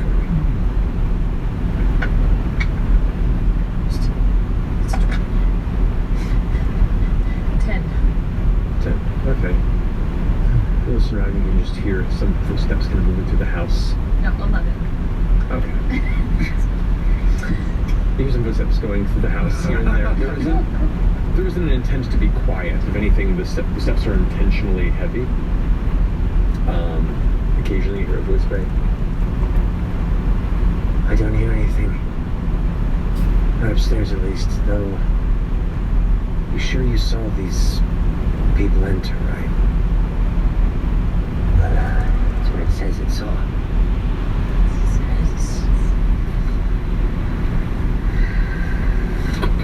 So, you're putting.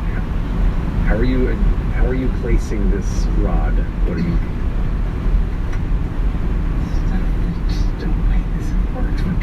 Probably not. Probably not. Is that like a locking mechanism? You said it was. There's no locking mechanism from the inside, I'm guessing. No, it doesn't look like there is. Is there a handle or You said there's a There is a handle. There's a handle on the side that you're at. There is a handle? So there's a handle?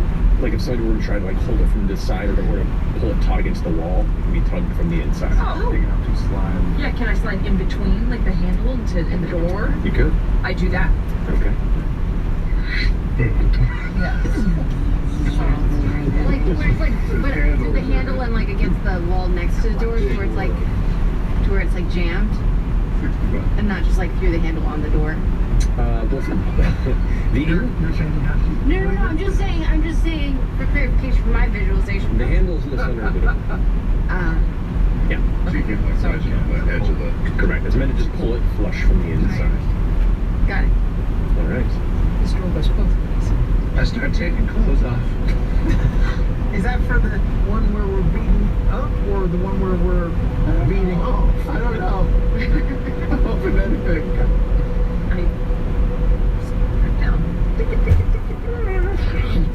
You hear a heavy impact. It sounds like a piece of wooden furniture, tall, ends up being thrown onto the ground somewhere within the building. You hear various books and other accoutrement and decor hitting and tumbling to the ground. They're definitely overturning the place. I'm gonna detect thoughts. Smart. I'm gonna go towards the door as well and detect thoughts. Okay. Confirm one thing. Oh, he's got to confirm if gods have thoughts. Because there are two gods up there. There it is. Okay. You sense 4 presences within the house.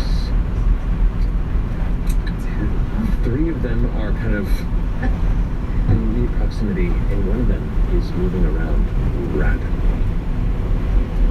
Like, you sense it kind of upstairs, then over here, upstairs, back downstairs. Does it feel intelligent? It feels like it has an intelligence. Okay. Are there any lines or sorry, frog? Right. Like a little like gaps in the door jamb to where like a spider could crawl through? On the very, very bottom, it looks like there could be a very small spot. Back in. Alright. I'm gonna take out Pate. He has shape change. What? Yes, he does. Aaron, I'm going to tell him. You have to be fucking quiet. Okay, I will. And you. Yeah. Go spider. And crawl through. And I'm going to be your eyes. Alright? What? Go through. Follow the action. I've done this before, it's so cool. The action. The wings, like the rib-like wings, kind of curl back in as the whole form kind of swirls into this like almost like black mucousy bowl as it hits the ground, turns into smoke and vanishes, leaving right there in its face where it was this tiny dark spider with like the teensy little bit of a bone-like head to it.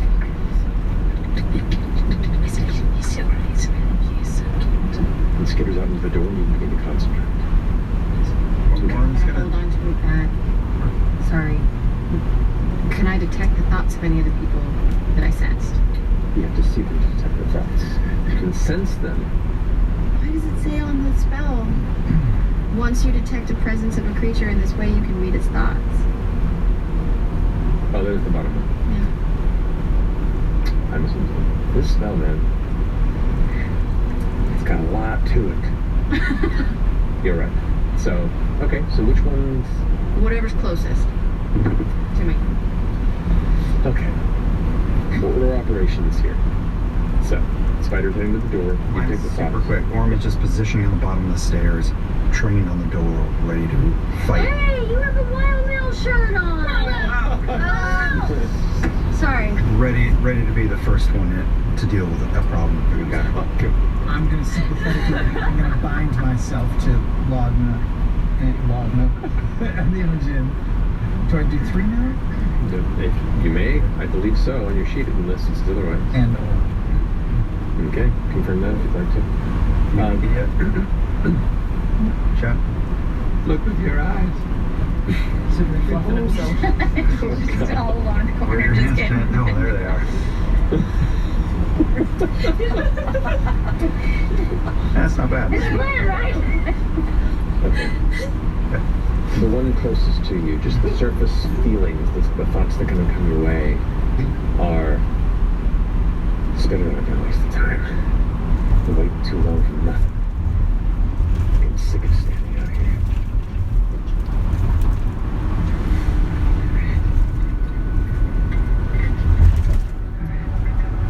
As the spider crawls out, you see one figure stepping into the kitchen. It appears to be humanoid, at a quick glance, half-elf. Kind of very thin in the face, with a bit of like let's say like a handlebar. Hazard reported ahead on I-70 West in half a mile. You're still on the fastest route. Long, thin, brown hair that kind of frames the face, wearing bits of like leather leather shoulder armor and these long, kind of deep maroon and gray robes. They look like they're well dressed, and they're kind of glancing in the kitchen with intent. They begin to kind of like curl down and look underneath the central table. Signal to Imogen. Tell me Takes a with your brain powers. I tell Imogen with my brain powers what I see. pulls a long curved blade and like begins like poking underneath the tables and the pieces of furniture in the kitchen. Roll a perception check for Pate. For Pate? Is that I'm using his stuff? Mm-hmm. His wisdom? Yes. 16 total. Okay.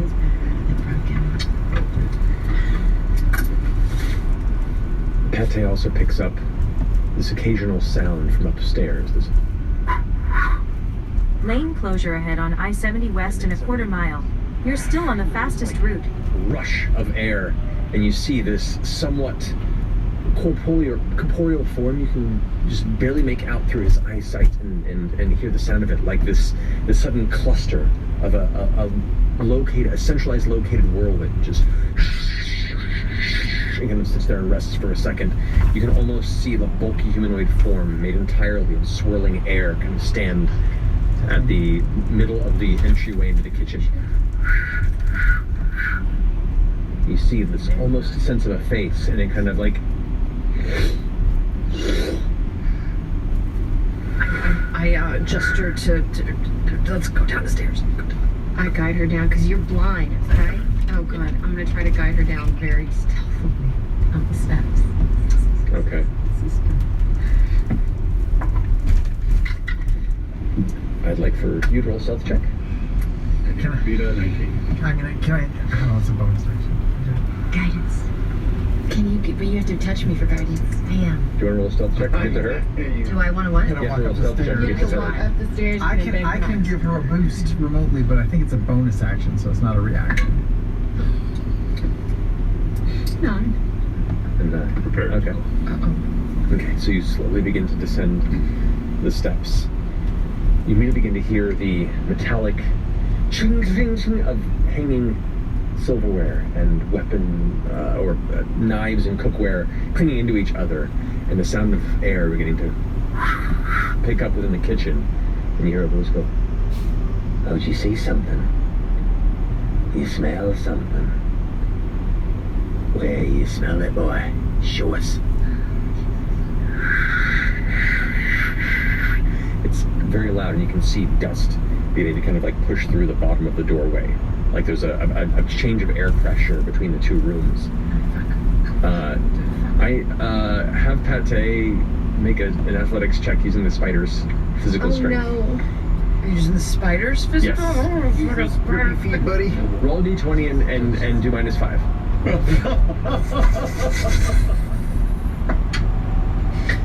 -2. You have this brief moment where, as the wind begins to pick up, this hulking mass of swirling wind kind of sits in the center of the kitchen. All of the various implements and contained spices and other things that you would see normally in a kitchen are rattling and moving around and being pulled off and swirling within it and scattering off. You see blades like to the side of the walls after it gets pulled in and flung out. And Pate is grasping the side of the table best it can, his little spider body before 6 legs in the air. gets whipped up into the whirlwind and is just like swirling around on the side. Just Yeah, it's very disorienting you for a second. But he's all right. So far. He's all right. Do you maintain your concentration? Yes. Make a Constitution saving throw for me. Oh God. Don't barf on me. Because of the nausea. Jesus, this The is vertigo of swirling around. Just straight con That's a save. bad VR game, dude. Oh, the worst. Cocks. Ooh. Can I give her a little boost? A little bonded blessing? If you want to, yeah. I'll give her a bonded blessing. What does that mean? So you get a D6. It's like a little inspiration. Oh. You can spend it now if you like. I'll say, Okay, just just waste my fucking thing. Yeah, immediately. 8. 8. Oh, You just Just a tiny bit. just a little upchuck, and you. The more you concentrate, Pate is on a whirlwind ride indefinitely. I'm sorry. This is just dust. In your head, it's over and I'll clean it. I got it. I take my little scarf off and start cleaning up her mouth. You're still just like out of it, right? You're still. I can break it. I'll break it. I'll break it because I can always check back in. You break it as you're cleaning up and going down the steps. The wind, like the heavy wind of the room, it's a little quieter and calm. this is where we start fucking. The wall. Still holding it. Oh shit. Oh god. Maybe both. We're fucked, guys. That's it. Fighting against the current rod there. The dust picks up underneath the door a bit. That was a low stealth roll. I'm so sorry. Are we dead or are we fucking? What if it's a distraction? Like, I could just take off and run and make them chase me. You guys can get How are you away. gonna get past that? This is a doorway. You gotta get Fucking werewolf. What do you think? What if they just want to talk? They don't want to talk. Everyone needs to talk. It can help your insides and your outsides. Talk or run or fight? What do you think?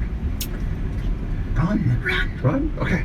Through this full doorway? I'll run. The dust begins to heavily push out See how far I get. as the wind presses beneath the gap at the bottom of the door. We're Vikings. We're fucking. And All right. here at the top of the stairway, you watch I as cast light and spotlight on them. So, okay, hold on. Just left Ohio. Yes. Okay. As an 8.5, 9-foot air element apparates from underneath the door and fills the entirety of the chamber. Little Pate. The inside. Huh? Included? Came in for the ride? Oh yeah. I ripped Um, my blouse off. I'm panicking. I'm shining spotlights everywhere. I'm running up the stairs. I'm running up the stairs, and halfway up the stairs, I'm going to turn it to. okay, so Merle. you run out to the stairs, and this entity is right there. We're gonna have to go to initiative. Oh, this combat is brought to you by WizKids Minis, the Vox Machina box. It is available for pre-order. Find these and many more Critical Role minis at Wiz.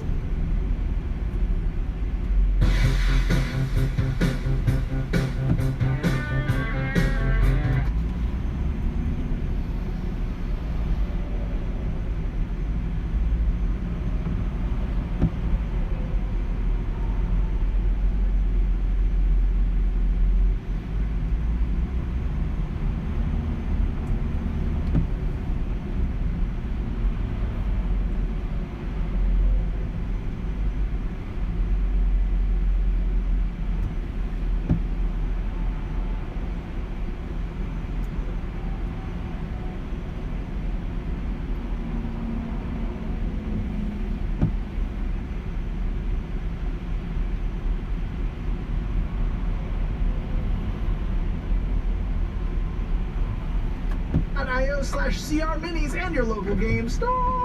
All that plant So we talk. fertilize titties around. Maybe this is a super horny air element. Yeah. You guys are all in here, I guess? Oh no, we'd be Yeah, so Ormy, right? at the stairs. Yeah, you're at the stairs. at the bottom of the But, stairs. were you lowering yourself down, you said? Because you were Coming descending. down the stairs. Right. Yeah. So as this thing was coming through, were you then leaving the chamber or you were staying on the stairs? I think we were at the bottom of the stairs, weren't we? Yeah. Yeah. Orin would have navigated. Imogen Fern. Orin would have navigated around them as wheezy as because I was waiting for this at the bottom of the stairs, so he lets them by. So I'll be in the front until Chet busts past buck naked. Okay, so you're right there. And Chetney, move this out of the way just for the ease of viewing. So that's rushing by. You fuckers. I'm next to Fern, underlighting her underboob. Good lighting, good lighting, good lighting. Okay. There's a lot of no Just the scariest lighting. Oh my god. As you're transforming, you said? Scary story flashlight. All right. Oh boy. It's cramped. It is cramped. It's the basement. Oh. You see its eyes almost glow with this like dull, angry, furious, elemental, arcane power. As the rest of you rush down inside, Orm, you're right there with the shield and sword at the ready. You're about to leap as the transforming, partially nude. Okay, I got my briefs on. Okay, there you go. Chetney comes rushing by, rushing up to the top. For initiative on this. Okay. That's. Has it been more than a minute since all this started? Probably, right? Since all this started, yeah. You guys have all been kind of quietly listening and taking some time with it, so. 25 to 20. 24. Oh, Nice. Is it? 20 to 15.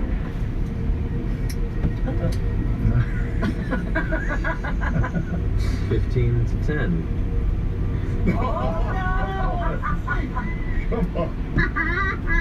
Better start it off right. Whatever you do, we'll follow. 10 to 5. 9. Alright, Helen, so. Who's got a higher dex, Lana or... I think I've got a higher deck, but I'm not sure. My dex is 14. Plus 2. Mine is plus 2 as well. So roll. Roll A's. Wow. Too bad that was so close. You wasted it on a rollies? Natural Never. It's Imogen and Laudna, then Chetney. Yep. 7 for me. What were you? I've got a 2. Oh, okay. Oh my god. And Fern, what's your dexterity? Mine is. My dexterity is a plus 2. It's a 14. Okay, so it's going before you. Someone before me? The wind Yes. And then 2. Allison, we miss you. I know. Oh god. Well, Orem, you're up first as you see the woven form of Chetney begin to emerge as it tries to rush past you up the stairs. You are there standing, shield at the ready, blade, and this creature, while it was kind of in an investigatory mode, now begins to see that there is something below here and is preparing itself to hold the line. What are you going to do? And there's no way by, right? The door is still there, immovable, rotted shut. The door is still there, movable, rotted shut currently, yes. Shit. And what's the demeanor of this thing? Is it just like hovering, waiting? Or It's just now, like formed out, and it's just noticing you there, and you see like its eyes begin to flash in intensity as it begins to recognize that indeed it's found what it thought it was smelling. okay. Then at the moment It's not too late for plan fucking. Or fighting. Or whatever. plan fucking, you went to fucking initiative order. I'll hold my turn. 2023. I'm gonna take like a couple of steps up the stairs past Chetney, hold an attack and say, I'm gonna hold an attack. If it gets within range attacking me, I'm gonna look up and say, invite only. Oh, yeah, that's good, that's good. Oh my god! Yeah. Oh my god! Oh god! Oh, Okay. it hurts. Oh, that's so funny. I'm holding an attack. You're holding an attack, ready, and saying invite only. Invite only. Okay. So that's gonna be your turn. Yep. Next up is Imogen with Laudna on deck.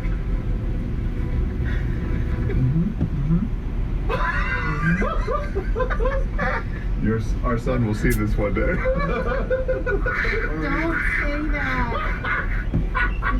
Number one is too many hours. No, we they'll have sound bites put on here. Take a note. What's the sound, boys? We're just getting started. Oh, yeah! We're fully committed to fucking. We are? Yeah.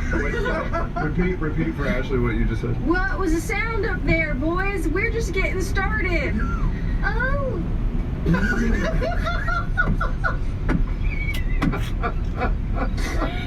Oh man, Matt, thanks for preparing all that deep lore last game. It's so rich and deep.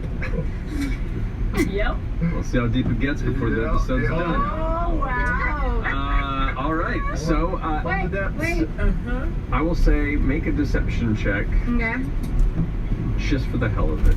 Do I give you have her advantage advantage? because of the invite only? And because No, our because you're titties are standing in out? aggressive way with weapons out. No, I'm acting like the guard for the orgy.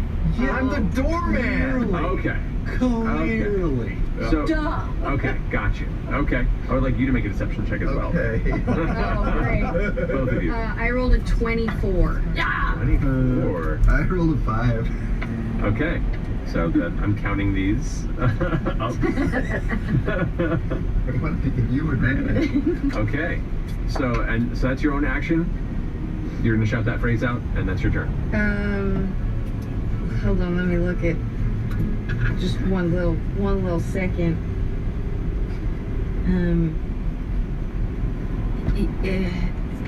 Yes, and I'll start to unbutton my vest. Okay. Oh my god. Just a small town girl. Wanda, your turn. Never been no more. I pull out the trashy scry ball and I toss it to FCG. And I say, Oh my god. Don't do it. we have to hurry. We're late for our session. What? What does that even mean? I don't know, but I'm gonna roll with it. Yes, I do.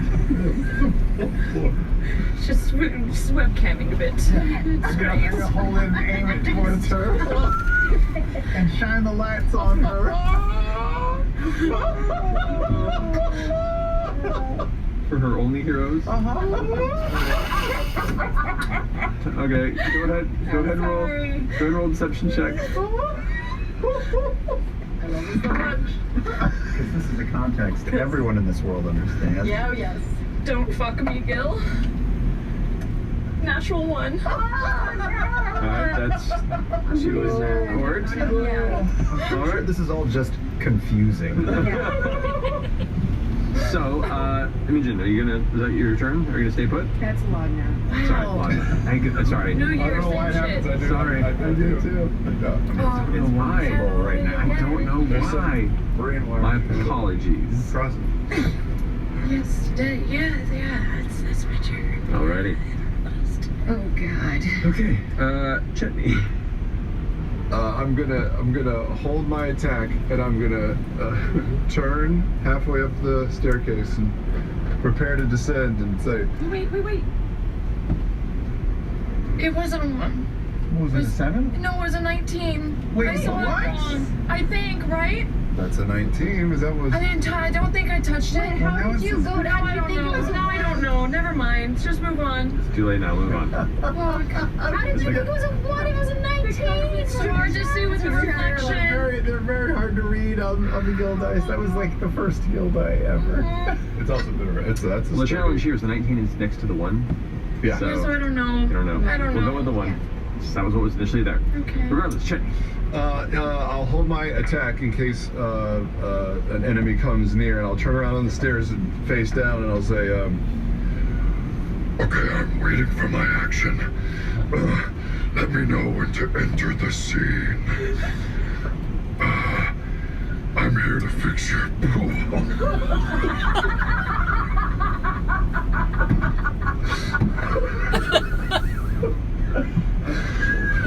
Is that my cue? Make a deception check. Oh god. Voice goes out. 17, 18. Okay. It is now the air elemental's turn. Okay. A voice from behind the wall, as the wall's now like it's being like knocked back and forth against the strain of the rod. Voice goes, What do you see? What's down there? I'm hearing voices. Open it up! Open it up! and the door's impacting. The elemental kind of like if a creature without a neck could tilt its head confused, kind of like its arms go behind it and it darts at an arc, and with a little bit of space there is, it seems to stretch almost like the abyss liquid head but made of air over the top of you, over the top of Chet, to into this chamber, and it's kind of like floating up right towards the ceiling, and this edge kind of taking in the vicinity. The wind, by the way, in this room is starting to whip around it. Bits of dust and scraps of burlap and old dried grains and dust and rocks are just being caught in the small cloud in the room around it as it does. And just kind of sits there. We rented a wind machine for this one. Oh. I'm a big bright shining star. Bright shining star. It's not attacking yet. It looks like it is one, trying to ascertain what the fuck this is, and two, is asserting dominance within the chamber. Like 3 arguably better plans, and this was the one. Fern, you're up. You're gonna deception, right? And you're naked. I'm just full naked. My deception's fine. I'm going to. I'm gonna produce flame, and I'm just gonna like rave dance, just like like. Are you acknowledging the giant wind creature that just? Not at all. Okay. I'm just lighting, dancing, yes, from dancing around Ladna, giving her the light, behind her, interpretive dancing, shimmying. This is the most unique initiative. Don't know what's happening. Okay. Shimmy, but I will hold an action if he attacks. Okay. What are you holding? I'm holding my. I'm holding my Caleb's produced flame. So if he does something, I'm gonna foof it at him. You can paint this, Larry Elmore.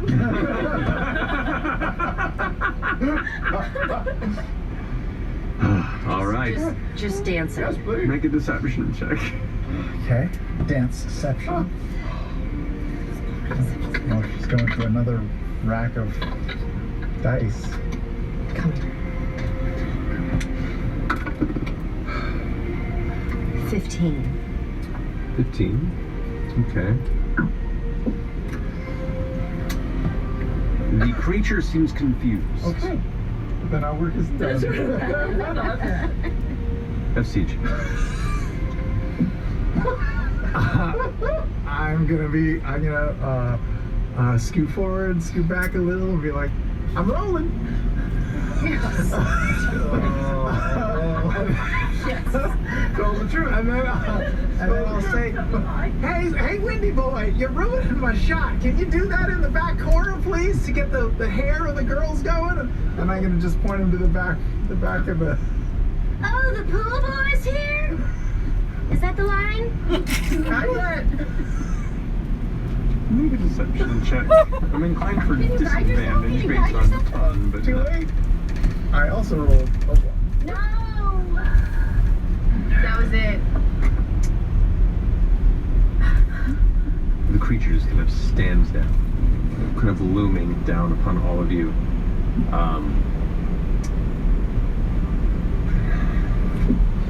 You hear the heavy impact of the door jammed against the movable rod that you've placed.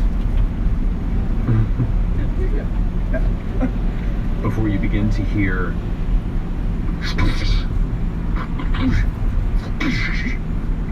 The sound of some heavy-weighted instrument or weapon is carving through the wooden door false wall.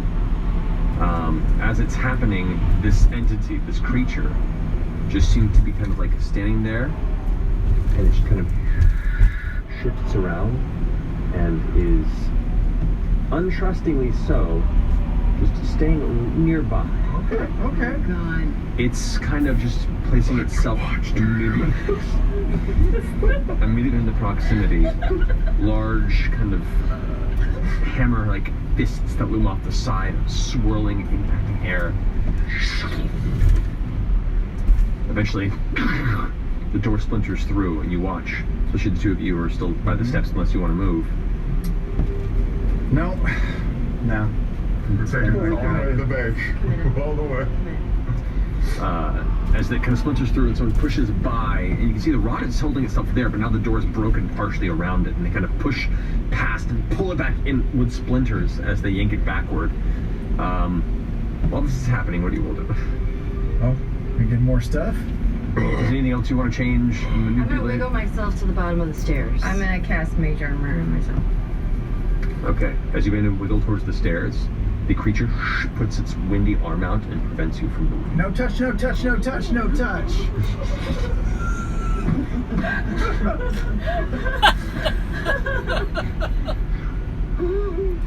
Did you? Are you the intimacy coordinator? You see, both of you are at the top of the steps. As a splinter of the wooden board gets pulled away and torn to the side, you see a figure begin to look through. It looks to be this kind of half-elven, thin man with the long, thin hair and the kind of dark crimson and gray robes with the leather armor. Looks by. What's going on down here? What's this? Private party. Can I help you? Kind of moves past, and you see another figure standing behind him that begins to approach. I need an invitation if you're gonna come through here. You got one?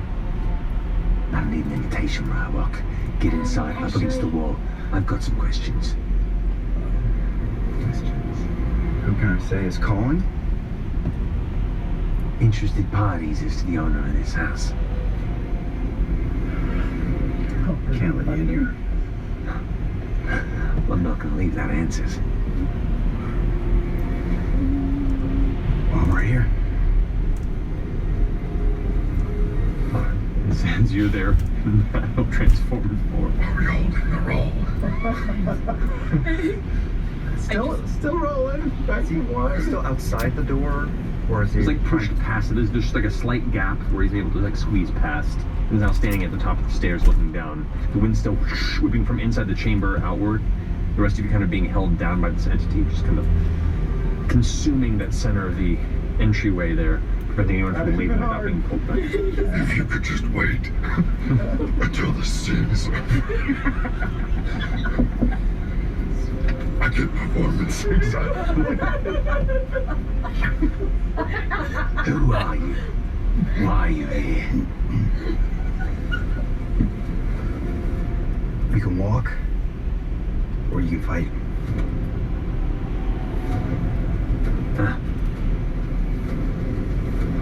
I didn't put the rules forward, so that's on you.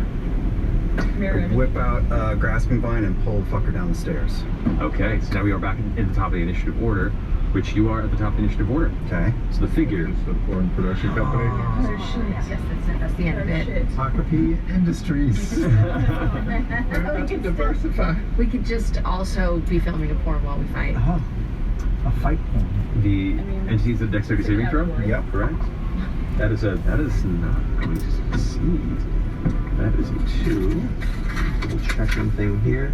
This close to see it.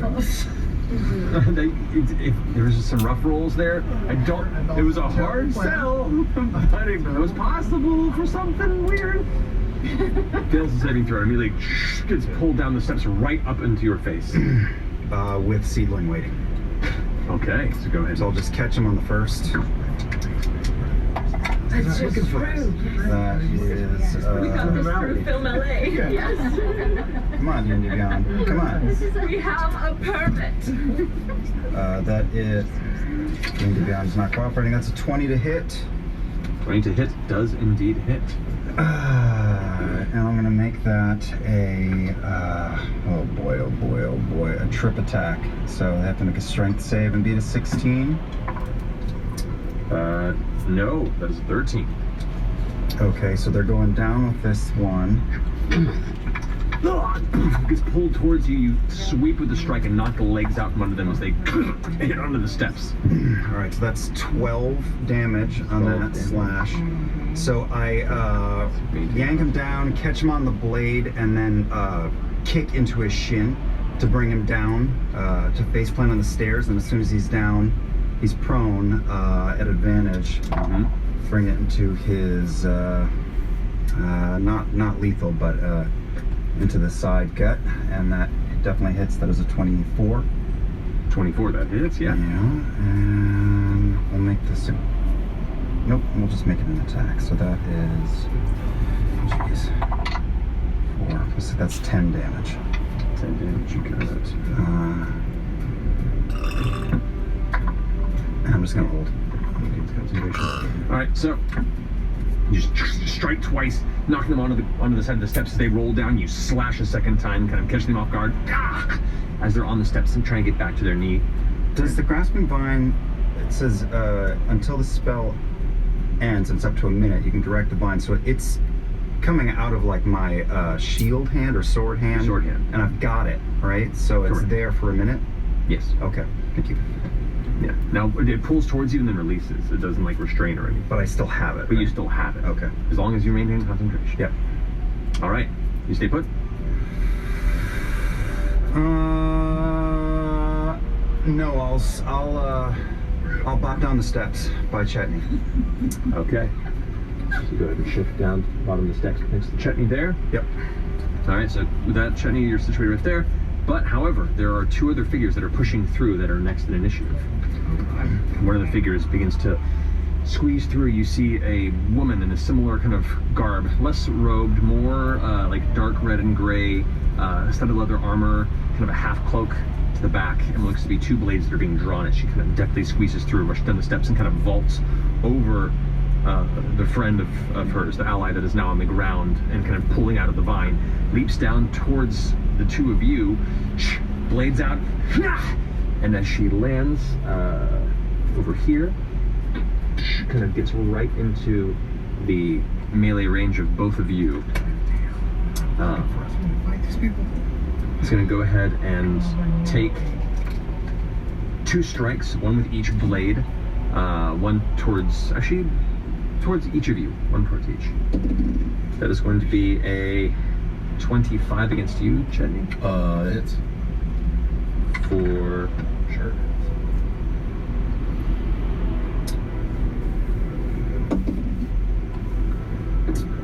Actually, no, sorry. That would be 10 points of slashing damage, reduced to 5. Thank you. And then against you, Oren, natural 20. Ooh. Okay. That's going to be 9 points of slashing damage rolled shitty on the damage die. Okay. I don't know what's going on here, but it's freaking weird. He kind of looks past the 2 of you to the rest of the group on the inside by the elemental, and kind of just, with a confused look on her face, raises a heavy brow, and then steels herself. With that, the next individual is going to go ahead and dart down, and squeezing through, and it's going to just kind of hold the top of the steps right there. Kind of made a pincer point there. As they kind of rush through, actually, no, they're going to stay at the top of the steps instead. They kind of squeeze through at the very top point there, pull a heavy crossbow out from behind, and just kind of aim downward. I'm just going to go ahead and take a volley. And then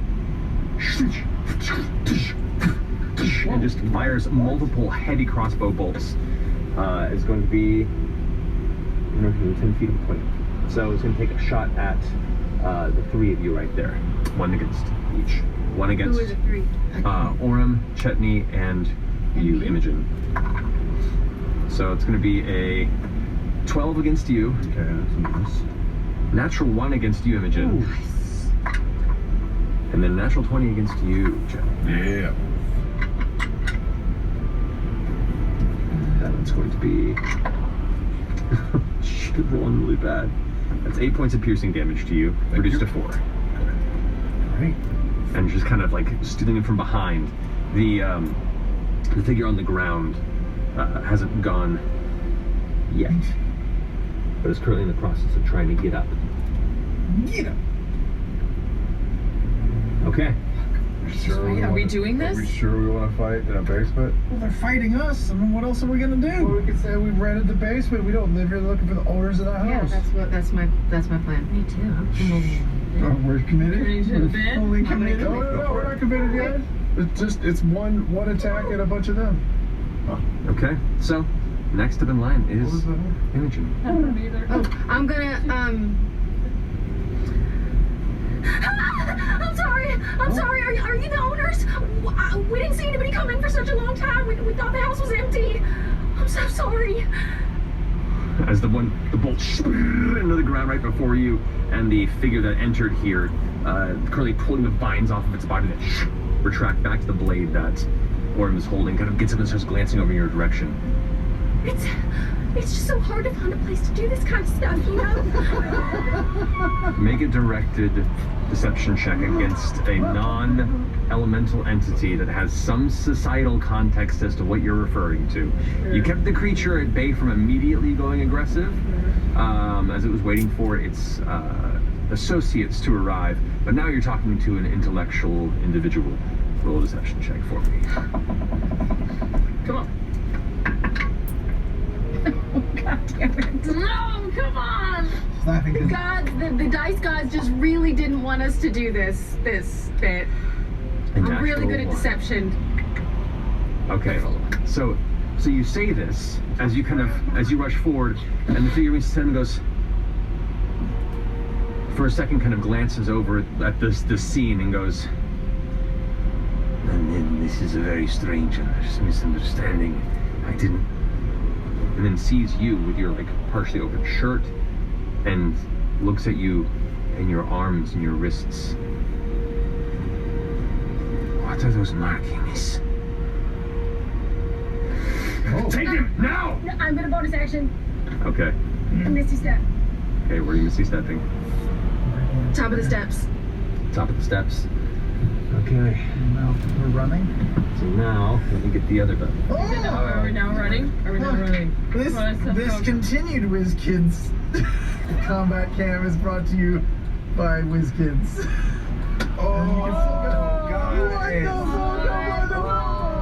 Beautiful. WizKids.io/CR minis, where you can get minis here. like these. This is the basement.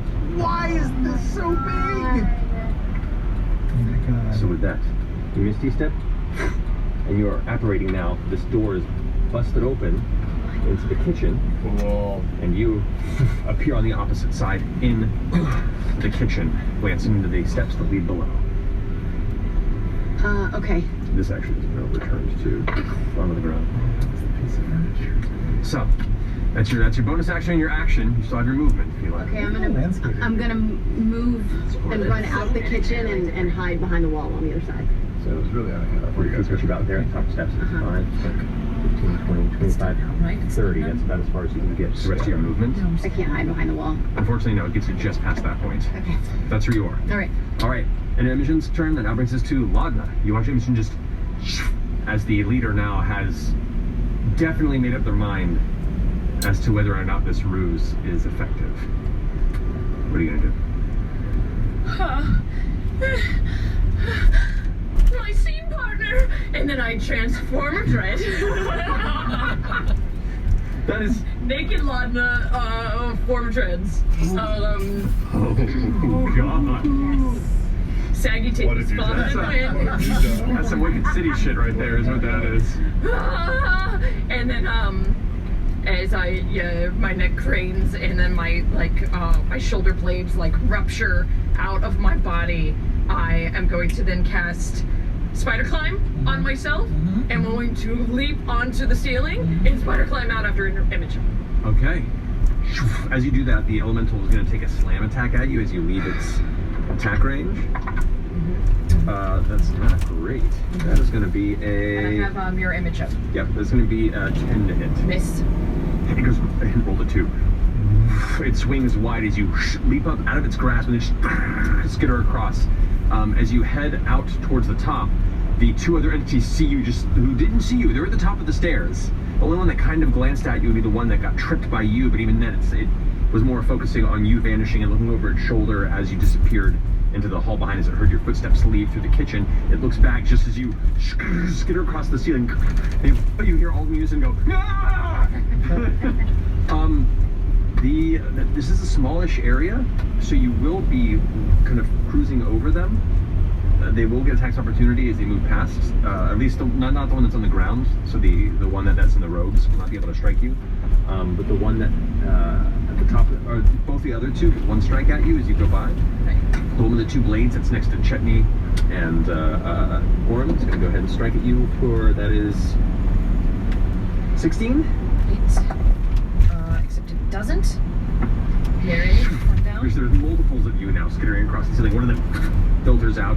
The one at the top is holding the crossbow.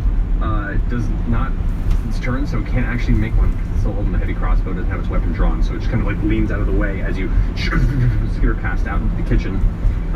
This is why you should support sex workers. That'll put you right here at the top there, and you are, we'll say you're on the ceiling, so you're about there. Oh god. At the top. Alright, that finishes your go. This got up really weird, really fast. Oh yeah. Jenny, you're up. Yeah. So we're all scattering, right? I guess. I don't know. Getting out of the basement. At least getting out of the basement. Oh, is there someone else up there? Fuck! What? There's so many people! No. Oh, that's a thing. That's not a statue. That's a statue. What, right here? Yeah, Who's that over there? We don't know. We're not there. Oh, that's a statue. Alright, oh, and that's a statue. Okay, good. As far as Sure. we know, look We don't at know. That's adjudicated. We don't know. We don't know. that. We don't know. Is there anybody on the ground floor of the basement below the wind monster? I can't see. No, there's nobody near the wind monster that's an enemy in this circumstance. Okay. The 3 that you can see are pretty much on the stairs, or the one that's right by you at the bottom of the stairs. They're all like in this small hallway. It's very cramped and cluttered. Okay. I'll run up to the top of the stairs as a giant werewolf. And is one of them grasped to the ground or just prone? Just prone, getting up. There is one at the top of the steps that is currently blocking the way. You'll have to try and in your wolf form, try and make an acrobatics check to get by. Can I try and shove?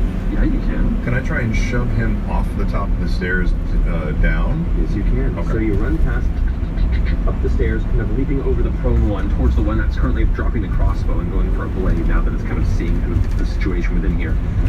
The one that has the 2 blades out now already uses reaction to attack her, so it doesn't get an opportunity attack. As you rush towards, you make a contested athletics check against the one at the top who's pulling his blade out. Goes as you reach out and grab towards it. So I get advantage because of hybrid strength. you do indeed. Okay.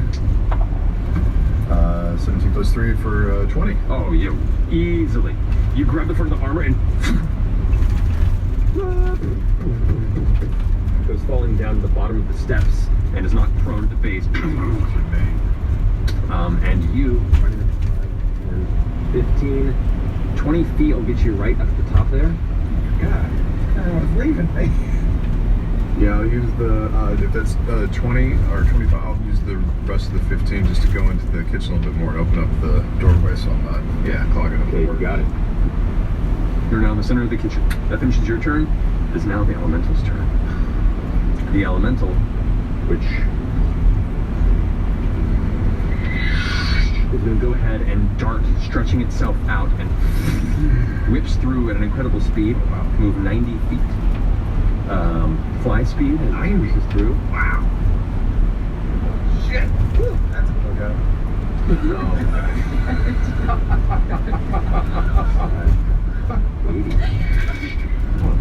It gets about there.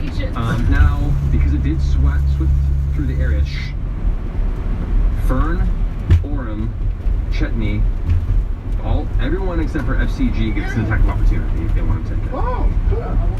I'm more of a manager.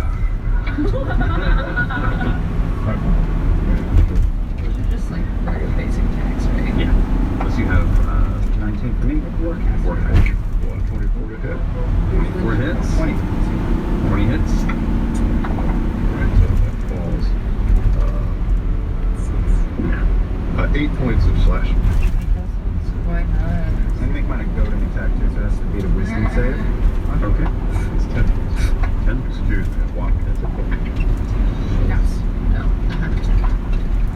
It rolls a 15 on its wisdom. Fail. Fail. Fails. So attacks anybody else, disadvantage, and takes 15 points of slashing damage. It's got You got it. Okay. So now, off the other side, lands there, taking a couple paces away. Kind of, Imogen, as you rush into the chamber, kind of looking over your shoulder, you do that. And the wind picks it, and it comes overhead, and the stream of wind reforms into an entity there, as it's going to attempt to slam you twice with its fists. That's going to be a 21 to hit. Is that disadvantage? That's right. Thank God. Alright, so that brings it to 14. I got mage armor up. Yay! So now, first weaknesses. And a 13. That goading attack is saving you. And it's like kind of distracted momentarily, like looking past you while it swings at you. And if one would have hit you, but that arcane field just manages to strike it and push it away in time. No impact actually finding your body. Finishing its turn, the wizard will get up. That's an elemental? Elementalist. Oh, elementalist. Cool.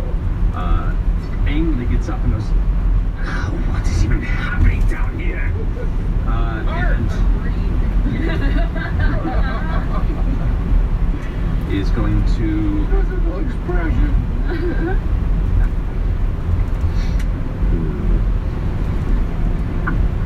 Let's see. They are going to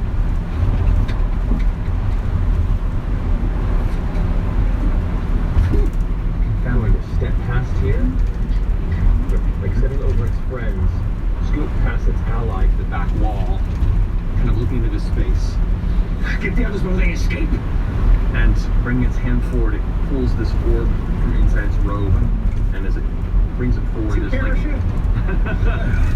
the somewhat cloudy crystal begins to turn a bright blue. As it does, you watch as the air around it begins just immediately form these icicles off the base of it. As it kind of holds it before, spins it, and then blows into the sphere. A massive blast of freezing energy. It's going us. Out there. I need FCG, Fern, and you want to make a Constitution saving throw. Ooh, I rolled a 1, so I'm rerolling. What are we? Constitutional advantage. I have advantage against spells and other magical effects? You have advantage on this, yeah?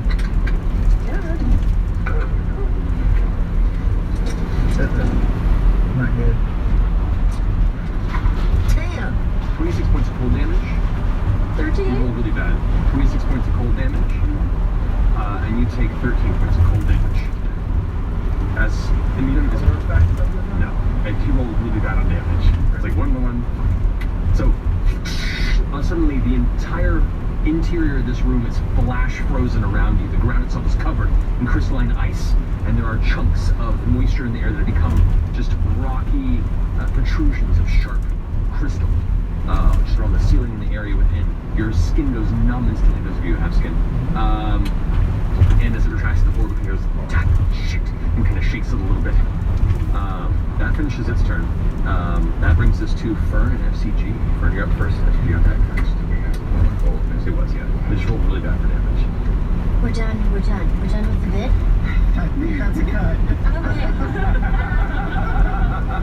Remove locations, okay. I'm just gonna start wiggling, and I'm gonna turn myself into a Clydesdale. Clydesdale? An interior Clydesdale. That's the best kind. Animal. How are you gonna get out? We'll find out. Well, I mean, it says a war horse, so I'm a Clydesdale. It's turning into a Budweiser commercial. Let's go. Okay. I'll say for the purposes of this, the closest I have. Well, no, this works for your visual presentation. So Ice cold brew. the nearby table,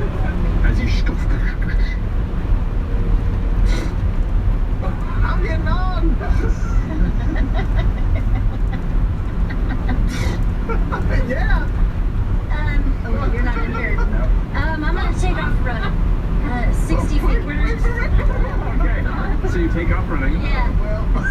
And also, a traffic charge. You'd offer to Okay. She's dumb as a horse. What's it say for a trampoline charge? Traffic charge. If the horse moves at least 20 feet straight toward a creature and then hits it with his hooves, with a hooves attack on the same turn, that target, this is written so weird, there's a period, there's so many typos. Punctuation, I don't That target must succeed on a DC 14 strength saving throw or be knocked prone. Okay, so there are two of them standing right now. There's one that fell at the bottom of the steps after being pulled down by Chetney. It's kind of like on its face. There's one standing just over it, has two blades out. It's like a female kind of roguish figure. And there's the one that's robed that just now unleashed this cone cold that's holding like the crystal orb in its hand. The one that's the only really quite get is you're trying to dart forward. Get to that space is going to be the one with the two blades. So you charge towards it. This is going to be. So wait, is it an action to transform? It's an action to transform. Oh yeah. Okay. So technically, you would have it. Magic ship, but if the target is. Oh. So you have to make an attack, I believe, to do that. Is that true? That I think it is very true. So I'm running. I am just taking off like a racehorse. Like I don't work like. Like five tails are known for their speed. So here's the thing. It's a very tight space here. As you go charging up the steps, you are pretty much the entire size of this room, and you're not like galloping. These are weird stone steps. And I don't know if you've seen a horse go up like vertical stairs. It's like,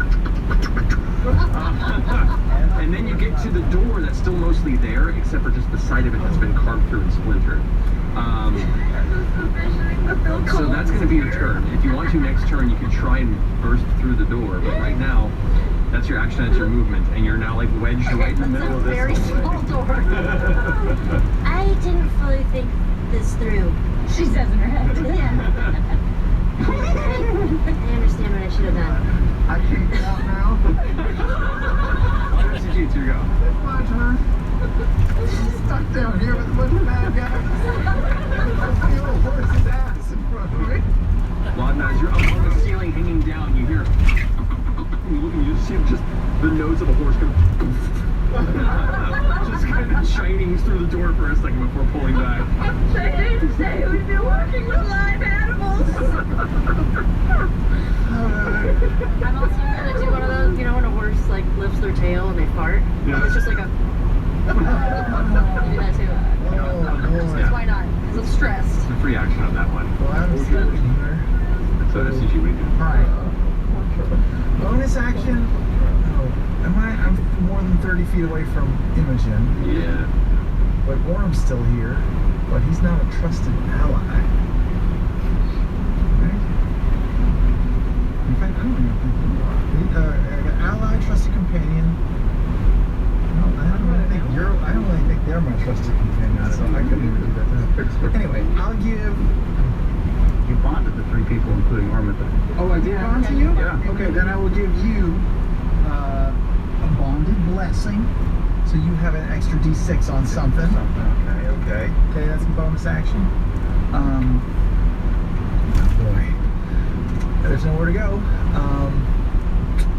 I will look at there's three bad guys in front of me? There are, yeah. There's two that are standing up that are just kind of directly engaged with the space around Orm. There's one that's currently in the process. I will cast a level 3 command on all three of them. I will cast a level 3 command on all three. Alright. What do you command them to do? Crap. Oh no! You know what? Hold on, setting the tone in the new year, Matt. Now set the tone, the I can change it. I can change it. I can do something else. Players make the creative choices they wish. I'm not going to deny that. Do you wish to command them to fap? It lasts for a round. Oh, that's so does my arms.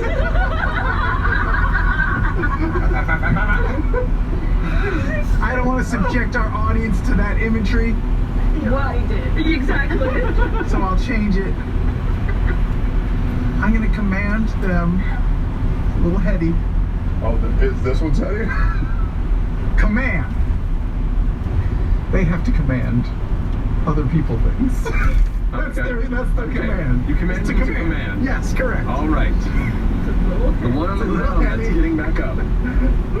That is going to be an 18. That's 6 8s. The one with the 2 blades out, she rolls a 14. Wrong, you guys. We're trying to make it our enemy's path. But she gets advantage on just wisdom saving throws, actually. Oh, yeah. So 14? 14. That's your spell DC? 14, so 60. Damn. And then the one that's the rogue figure with the orb. Natural 1. Oh, imagine though if you'd have just said that, then just one of them was. Vigorous masturbation. Vigorous wanking. Just furious. What's the matter with you, Gary? We're gonna get Dragon Ball Z. Okay. So 2 of them kind of like shrug off the influence, while the one with the orb goes, "Go forth! I told you to do something now! The thing, go!" Which one was it? The one with the orb. Yeah, the caster. Does he seem like the leader? I don't know.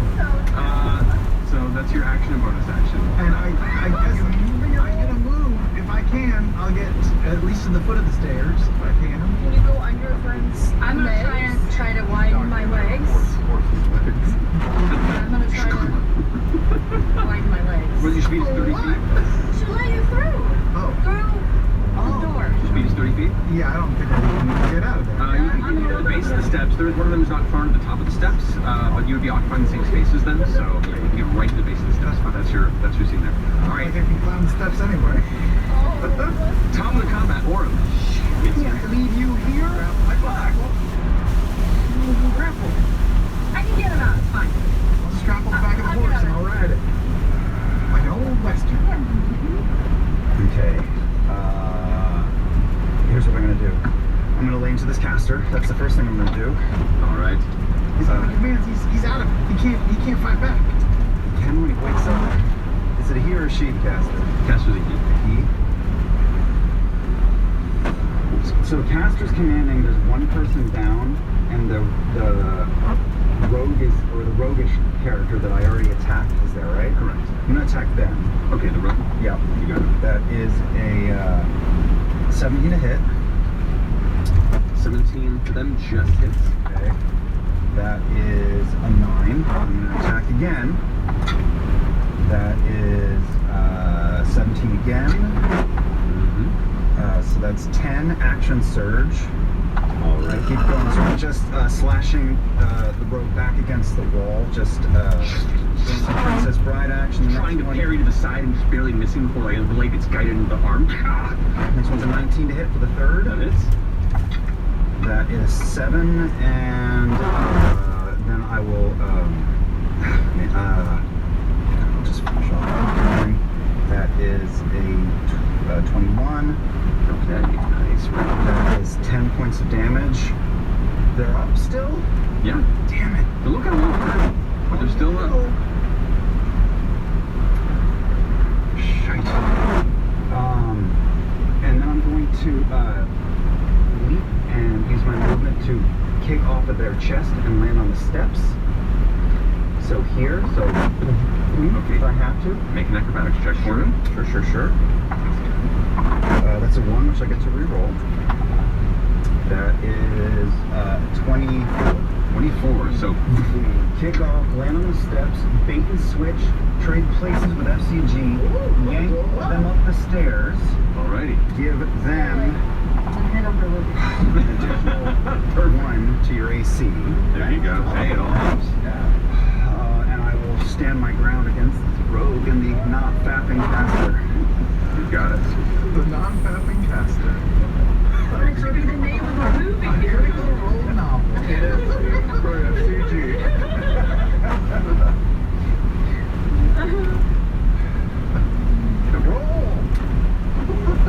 So, finishing your turn, Orum, that brings us to the roguish figure. You have taken a few steps, just looks at you, and the caster next to them is going, "Do the thing I said! Go now!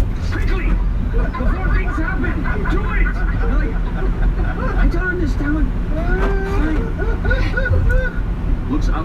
after these two switch places, gets a bit confused and is less concerned about the immediate combat and more about the rest of them fleeing.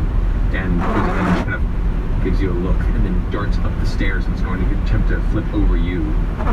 Flip me over or flip over you. Okay. The rogue. This is the rogue. I'll take an attack and go up to T. Yes, you may. Unless, no, this is brand new. Yeah, so that is a shitty roll. That is 13. 13 misses. Flip over, rolled pretty high acrobatics. Right as you get like pushed up the stairs by Orm, you're like, great. You look back. Landing right in front of you is the roguish female. And she kind of like looks at you for a second and then turns around and keeps running. You get an attack opportunity. An attack of opportunity as well? How is she gonna get through the horse hooves? Find out. I will buzzsaw her as she attack goes. That's crazy. 11 plus things. 75% door away. That. Oh wait, it's not. Okay. 15 to hit. 15 misses. Through the air, no impact. Darts up the stairs towards you. You have your hands out. As you look down, you just see the rogue dart towards you. I'm gonna kick with my back foot. Okay, it's going to attempt to tumble beneath your large Clydesdale legs. I will say, go ahead and make an athletics check for me, and it's going to make an athletics check using the horse's strength. So just roll and add your horse's strength. It's a majestic animal. 10. 21. So you like kick out with the legs and you hit air and a bit of the stone of the low slope ceiling that descends into the stairs as you kind of miss, and right as you bring your legs back down, your head, which has been kind of face downward, follows as it tumbles through the legs out through the middle of the kitchen and has now emerged here to catch up to you. Checkmate. Right there. And it's going to go ahead and strike at you twice. Doesn't even notice you because you're up in the ceiling right now. That's going to be 2 strikes against you. Actually, no. It's going to go ahead and, as it lands, it gives you this keen look over. I need you to make a deception check, please. Oh. Deception check. Yes, it's kind of like eyeing you up and down for a moment, like gauging. 9. And right as you kind of glance back at it as you're rushing through, it smiles with a wink and goes for a particular strike towards what it sees as a weakness in your defense. Oh. That's natural 20. Oh! Silver, okay. That is not a natural 20. That becomes this still becomes a 22 to hit, but it does not. So with that, no, it's any 20 roll. So strikes you for, here we go, 10 points of slashing damage. Hold on, but they get sneak attack on you because they managed to peek insightfully into your defense. I'm also going to give that advantage to Chetty since he's facing off against this. You got it. Oh, okay. Thank God. There you go. Wait. Natural 20 on that sneak attack. That would have been ghastly. So it's a total of 28 points of piercing damage to you, reduced to 14. All right. I'm a wolf. And they're going to action surge Gosh. and strike you twice. All right. Yep. An action surge rogue. Enemies can multi-class too. That is a really smart idea. The first strike, however, is only 12 to hit. Misses. The second one is going to be a 16 to hit. Misses. Now, you've got that one little bit of your defense. The blade got through to a pretty tight bit, and then now that that's there, you're at the ready now, no longer in the moment fleeing, and then it's just claw the blades to the side. Nothing quite finding purchase on your flesh. That's going to finish their go, and then now it's going to be this guy's going to get up, half his movement, onto the ground. He draws the blade free, and he's going to glance over to the caster and go, "I'm not sure you're asking, but they're running. I'll try and stop them." Do the thing! Lifts his shield back up off the ground and tumbled, and it's going to draw its long sword out. It's going to take 2 strikes at you, FCG, from behind. But I'm just a sweet little cinematographer. That's going to be 13 to hit. It does not hit. The second strike is going to be a 20 to hit. That does hit me. Alright, second strike does hit you for. She rolls 8 points of slashing damage. And it's going to use the Heartbreaker ability to make a different attack within 5 feet of the original target, which is you. So it's going to go ahead and make one strike misses, one hits you, and then takes the shield back to kind of push you back and then try and strike through to you for. Oh, that's going to be a 24 to hit. That definitely hits. You take 11 points of slashing. Okay.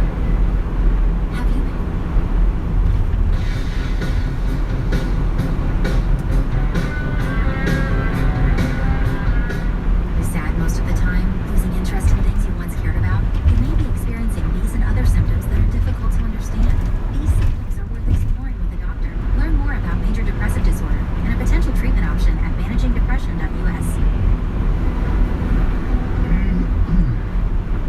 Finishing their turn, so they're just gonna have their movements up there. I'll say. You've already taken attack opportunity. So it's going to attempt to push past you, FCG, with an acrobatics check as well to kind of, which it rolls pretty dang high. Do you want to make an athletics check to try and push it to bay? I can do that? Uncontested as it tries to roll past you or tries to push past you in this small, tight space. Sure, I'll try to grapple it back. Or just make an athletics check to see if you can kind of muscle it from moving past you. 13 plus 7? What's your strength or athletics skill? 14. 14, okay. It's still not quite enough. You can't move too far to have this movement it lost trying to get up, but it does push 10 feet past you up to the stairs and is now shield in front, laid out at the ready, and is now trying to occupy as much of the space. But as it kind of moves up and turns around, it hears that over its shoulder, and you hadn't noticed until this point, in the middle of the focus, the horse that is kind of the back of its legs are about 5 feet from its shoulders. Just squeezing. No. Imogen, you're out with Laudna on deck. Oh God. To Majesty. Okay. I'm gonna look at the giant thing in front of me and glance back at the baddie that just came running up the stairs. And I'm gonna put my hands up to my head and close my eyes and then shoot my hands out, and I'm gonna psychic glance both of them with a twin spell. All right. Guys, this went tits out and then it went tits out. So that is 1, 2, 3, 4 used, and then intelligence saving throw, correct. All right, so the elemental,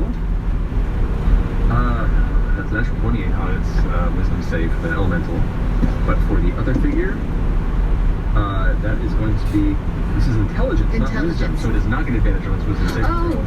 Good. So that rolled a natural 5 and fails. So Okay, the great. rogue takes the full Failed. damage. And then the wind thing got a natural 20 on the intelligence saving throw? Okay. So it takes half damage by group, right? Yes, it does half damage, and it is not incapacitated, but the rogue is Until the end of your next incapacitated. turn, right? Yes. So Okay. that is 7d6. 76? So the rogue itself suddenly grasps the sides of its head and the blades kind of like tingle to the ground right below, and it kind of begins to reach for them to try and make sure it gets them back out of its grasp, but its eyes are That's a really shitty roll. 19 damage. 19 damage to the roguish figure. The worst. 4 ones. 9 damage to the element. 2023. It's gonna be great. But that rogue is incapacitated until the end of your next turn. That's something. That's great. Alrighty. So, that being the case, the rest of your turn, or take what you want to try.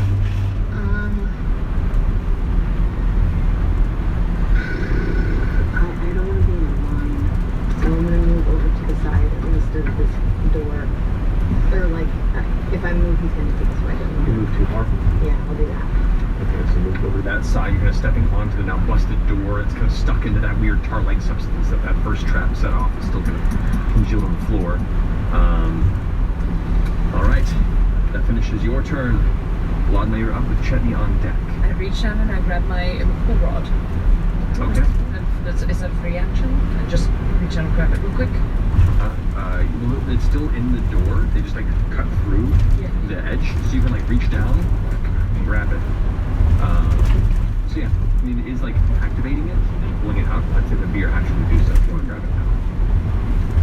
You have to like climb through, grab it, hit the button, pull it back, and Alright, I'll do that. So we're running, I'll grab it, and I'm going to quicken a spell, and I'm going to do Bane on all of them. The two. Okay, so you're casting this while like standing at the hole in the door, so you have an eye line to all of them, right? Yes. And the wind. And the Banes. So which one? So these two in the wind, you're leaving the rogue alone, or the rogue as well? Oh, right. Oh, Bane is there's only 3 4. targets. There's 4 targets. But I can also catch it at a higher level, right? If you want to. Yeah. Do all of them. All right. Second level. Oh god. Oh god. Oh, dirt. And dirt. There we go. And then I'm going to keep spider climbing. No, spider climbing. That kills my spider climb. So I drop and run. You land onto the ground. Yep. This area now is pretty cluttered right here. While they are incapacitated, they're still holding the space. You have to like get up and over the stove area to get past where Chetney is, which is just an acrobatics check if you want to take it. Sure. Sorry. Excuse me, coming through. It's not a high DC. Oh, really? Well, it's not. 10 is what you have to get in. 5. Okay, so you can't really get past. You try like in all this chaos. You cast the spell and turn around, and the rogue is flailing, like they're screaming and clutching their face. They're grabbing a blade, and they're just like swinging around wildly around them. And in doing so, you're like, this is a bit dangerous. You can't quite get past, and you're kind of stuck in that spot of the moment. So you can't unfortunately move to that space. Tight areas. Yes. All right. The finished turn. Yes. Okay. Now it is Chetney's turn. It's the episode time, Yep. Tight areas. I'll reach Multi spaces. So. I'll reach back and pull out turmoil. Ooh. And whisper, or not whisper, done, and it extends into the side. I'll drag it up. I'll drag it up me calf. And you see ice. No, I'm sorry, fire. Come off of the sickle. Action. And that hurts me. Okay. And I'll take my first attack against the rogue in the kitchen with me. Okay, the rogue is incapacitated, which I believe gives you advantage on the attack rolls. Oh, and sneak attacks, right? Technically, yeah. Okay. As long as you, and I'll double check real fast. Yeah, pretty sure he's passed it.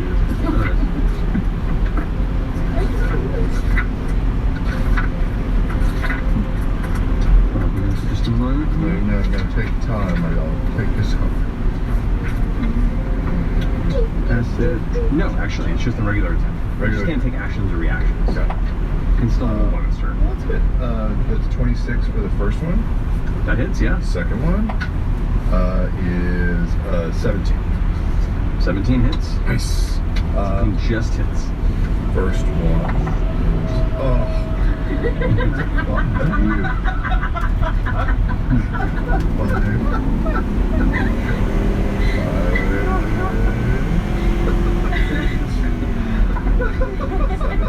It does 15 points of damage. 7 of that is thunder damage as it hits. Okay. And the second one is, that's better.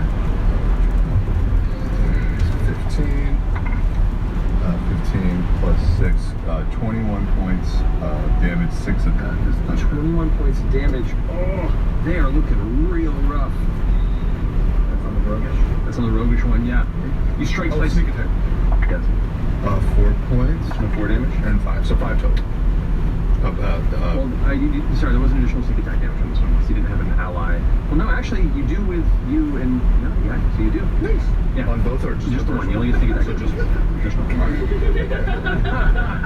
Oh my god. So you strike twice with it. Blood kind of like across the walls on each side of the period kitchen. The stone, the eyes just crimson straight on each side, and the rogue feels like God, it's still like clutching the side of her head, eyes partially open, looks up at you, see blood penetrating out the corner of her mouth, eyes going wide, looking around, and you see that panic, that look of, I gotta get out of here. All right, that finishes your turn, Jenny, or move or stay? I'm gonna stay put. Okay. Finishing your go is now the element's turn. The element shifts over and now occupies the broken open doorway at the front of the chamber. As it does, it's going to go ahead and go into a multi-attack against you, as you're the one that's currently closest to it. She watches its arms kind of like pull into its body, and it turns into this large tornado torrent, and both of its arms begin to extrude from the sides like a spinning blast of hammers. Yeah. It's pained. It is pain, yeah. She's rolled pretty well, but that's still set. It's a 23 to hit. And Yes. that's going to be a 19 to hit. So both hit you. The first hit slams you heavily in the side of your shoulder as you try and prepare for the impact for 14 points of bludgeoning damage. Crack. The other 20 points of bludgeoning damage. You feel like you just got hit by what you imagine eventually a freight train would be if it would be invented in Alexandria. Like you were like side slammed by a Clydesdale. That's twice. happening, and you can feel it. And it's just kind of sitting there in the space, kind of looming large, its torso puffing up. It's occupying as much space as possible to try and create a blockade in this area. That's going to finish its turn as it stands there, and with that, the Elementalist is going to go. The Elementalist, it doesn't take an action, it's just commanding. Keep doing it! Great job! Go after the thing! Whatever I said, do it now! And it's going to go ahead and run to try and catch up. And it's gonna try and push past you after the rest of his party is just now abandoning this chamber. Make another athletics check to try and keep it at bay. Get back here, you! That's a 16. 16. It can't get past you. Yeah! You kind of hold it back at this point, and it kind of like, ah! Now come! Keep going! Don't stop! You're doing great. I told you! Now! You can see now this kind of like muttering of frustration. And then all of a sudden, the spell finally fades. This like spindly, thin, kind of like handlebar, kind of stonewall facial hair now close up. It's thin and patchy, and this figure is not your favorite. You can count it this close up.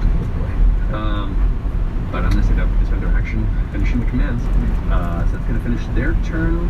No, because that was their action. They'd have a bonus action still. They can use this now.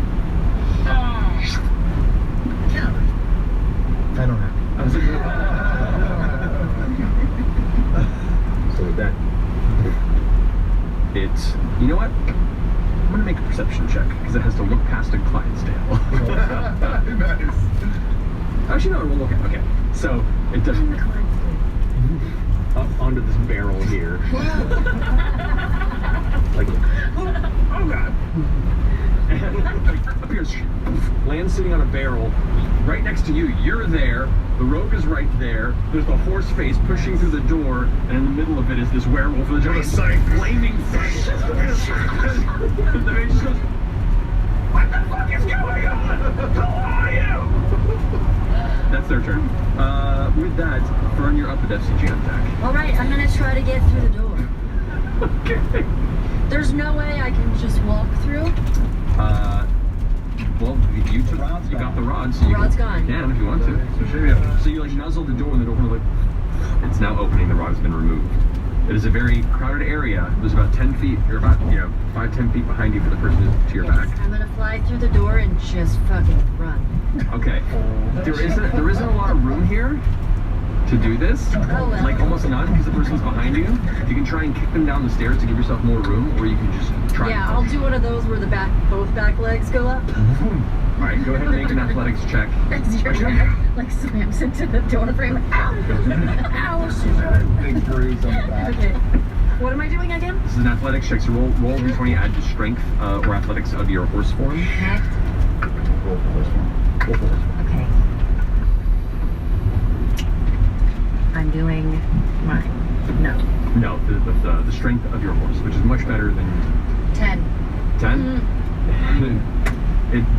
athletics roll was an 8. So the shield's still up. You don't do any damage. They pull the shield, seeing you, the legs real, go, oh shit! Put the shield, put their back of their helmet, like scrapes the back of the stairs, they tumble back. You, FCG, watch them tumble in your direction. I'd like to make a dexterity saving throw. A 12 plus nothing. No. They tumble into you. And both you and this entity fall back to the bottom of the stairs and are not prone. This is a clusterfuck. Yeah. It would have made it, but the Bane removed the D4 from its save. Nice. And so now, you can, what's the speed of your horse? 60 feet. 60 feet, you could back up 15, 20 feet, and then go into a full charge towards the door. You go blasting through the door, slams open. Everyone in the middle of the kitchen goes, like they're in the middle of the house, and they just hear up the stairs as it's clomping as fast as it can. The door slams open. The mage, the rogue, you, Ladna, are all going to have to make dexterity saving throws. Might just far enough away I don't have to. Mage fails. Mage is not prone. Alright. The rogue succeeds. Manages to like barely dodge out of the way. Rogue. And what'd you get, Ladna? 18. 18. You managed to move out of the way. So the mage is not just not prone, but is probably thrown back. And is like stuck now up into the kitchen area. Does it drop its spear?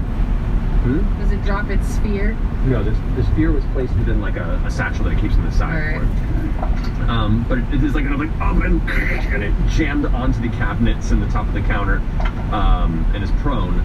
Everyone else okay, and you can try and rush through. How far can I just booking it? You're just booking it. So that was just the door open.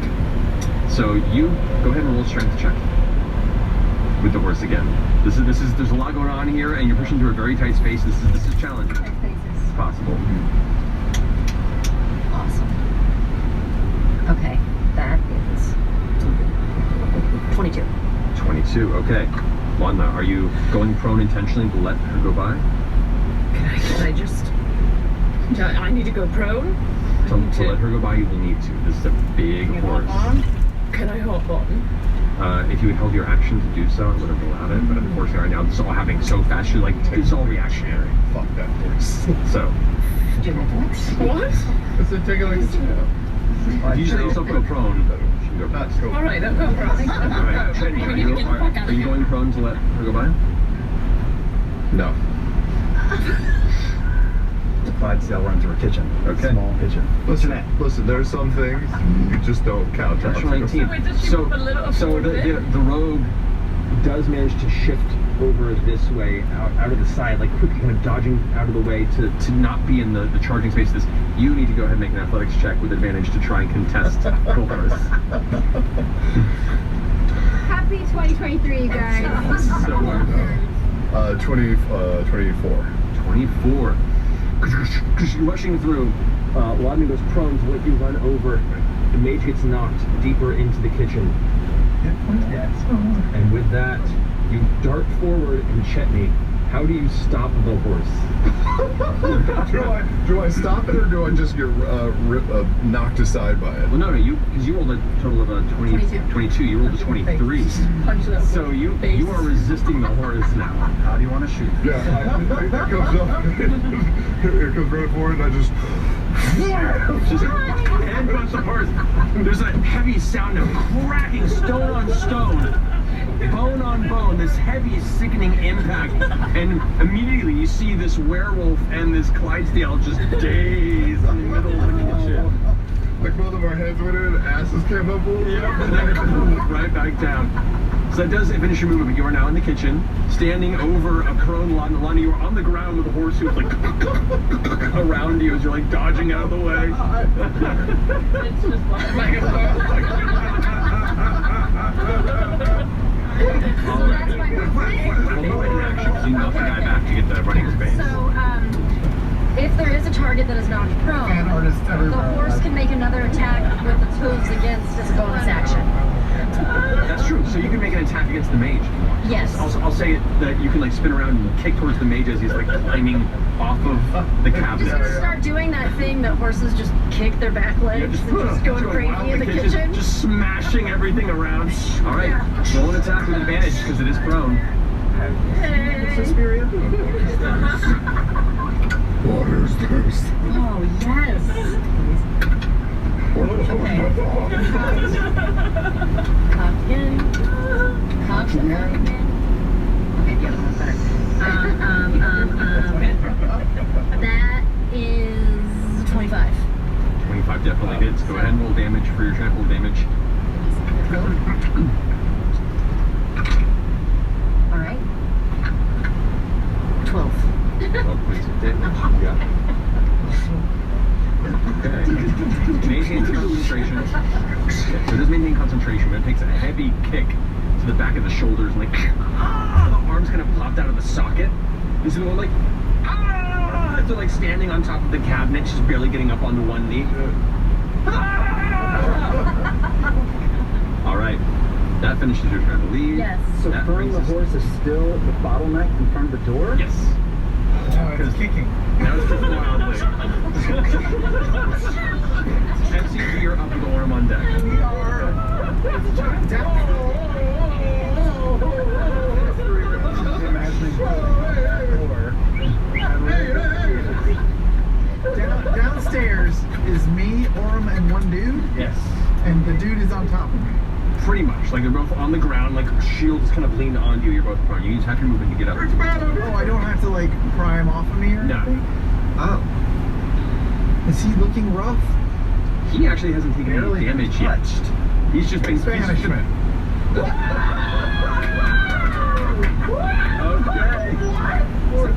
Yeah! Get off of me! Get off of me! Wisdom save? Yes. Charisma save. Charisma save. 14. Oh no, that's an 11. So, as you push him off, he goes like, God. You hear this like crazy sucking sound. Do I choose? Don't you choose? No, it sends it to the It's, astral. no, it sends them to their check in. Of origin, unless you're in their dimension. Wait, that's in his origin. If it's native to the plane of existence, you're on, you banish target to a harmless any plane. So they just vanish. Harmless. But if they're from another plane, then they get sent back to their. Back and then they can't come back. If otherwise, he comes back within a minute. Okay. Right.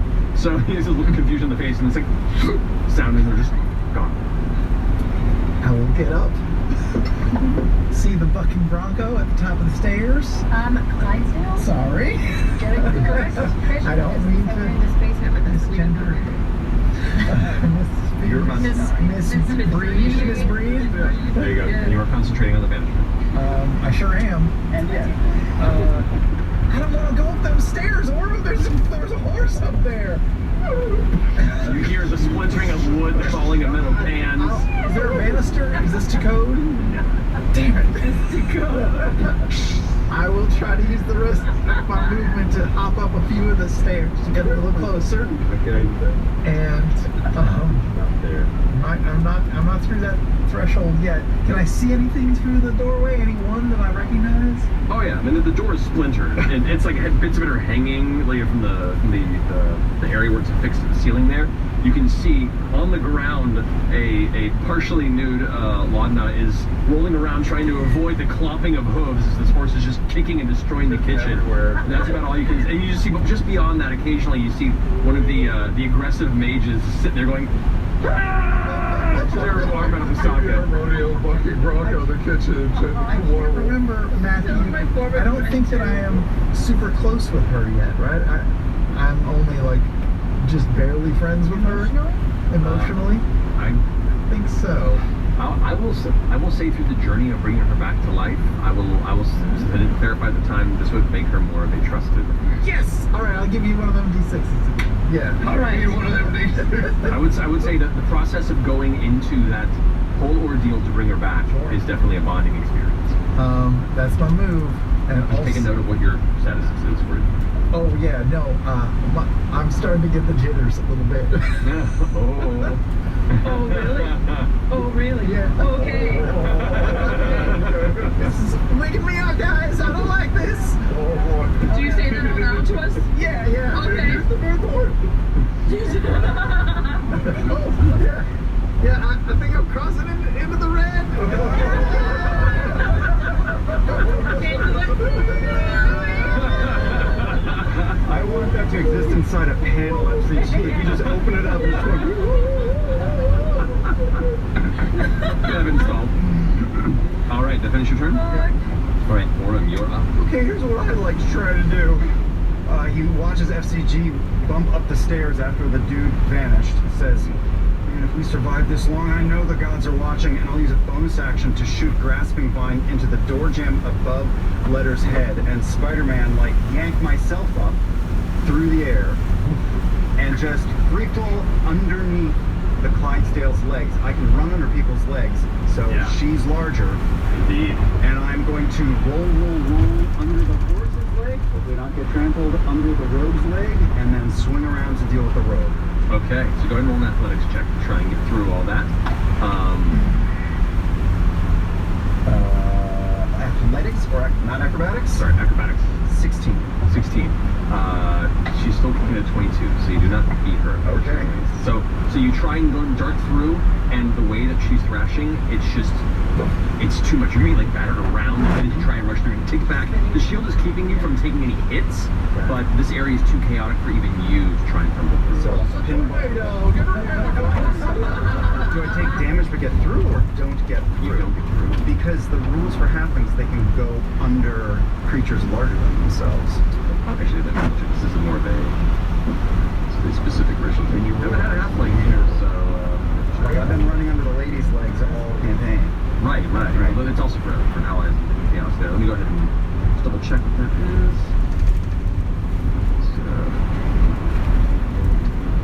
This is going well.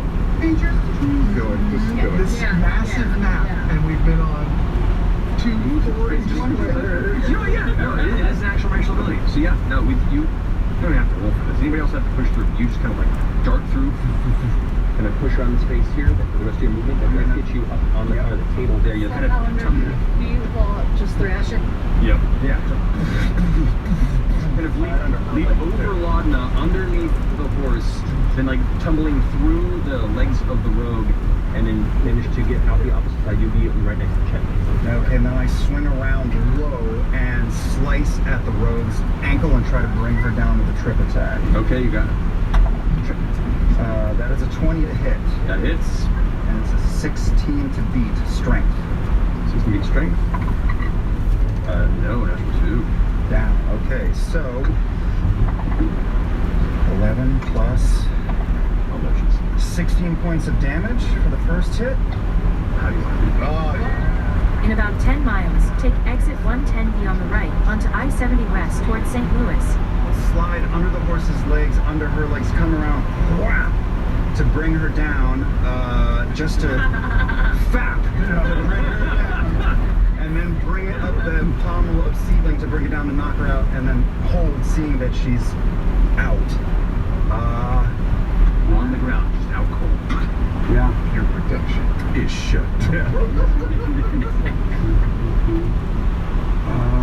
And if you're... Where am I not? You are right. Stay in the left 3 lanes. Move through everybody on the opposite side and just whack, using events and knocked the rogue. Completely cold. And I have like 5 or 10 movement left probably, and I will run towards the front. Okay. Yeah. 30, I think it's right there. Okay. That finishes your go around? Yes.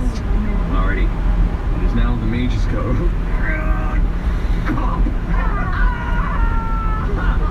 Screams, tumbles off of the side, onto the ground between you, Orim, and Chetney, and goes like, notices this kind of shit. Looks over and sees them over the ground. Shit! We have to go! Go! I'm the actual command this time! And, we're a tight spot.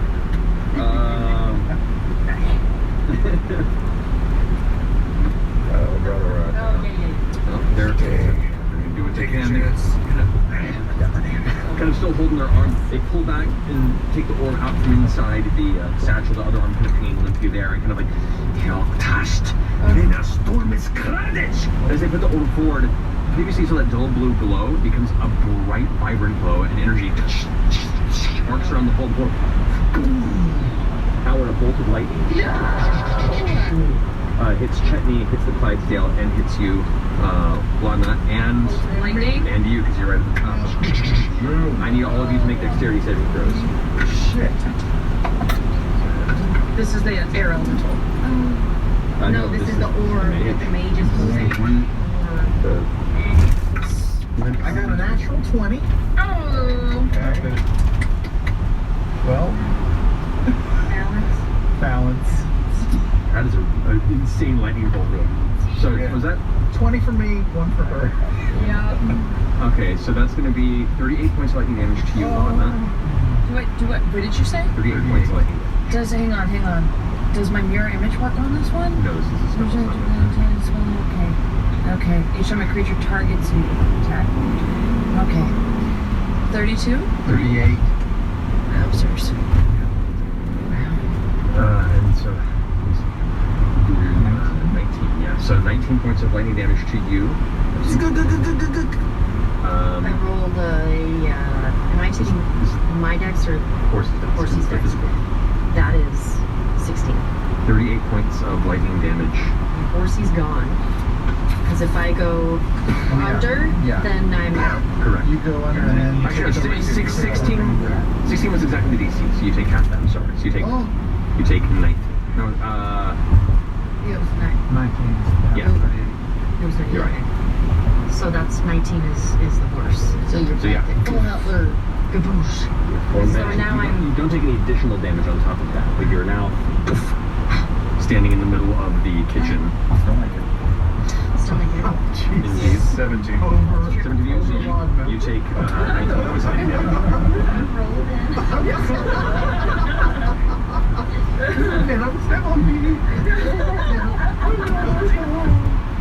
And for half of their movement, they're like, the orb's still there. So you're kind of small, and they're looking desperate. They're gonna just turn and run towards the step, and it's gonna try and leap through the window. Nice. Yeah, you both make a trip attack. Go for it. They want to crash in the window? They're jumping I towards the did window. not know there was a window in the kitchen. Well, then you gotta have some nice fresh, some fresh air and some nice natural light. That is, it's not a good roll. That's a 5 plus... You have plus 6. 14, yeah, I'm gonna use it. Three's before. That's a 16 total. 16, there was a 17. Oh! Miss. Sorry. 23 does hit. 4 is 13, 13 plus 3 is 16, 16 plus 4 is 20, 20 points 4, which is thunder damage.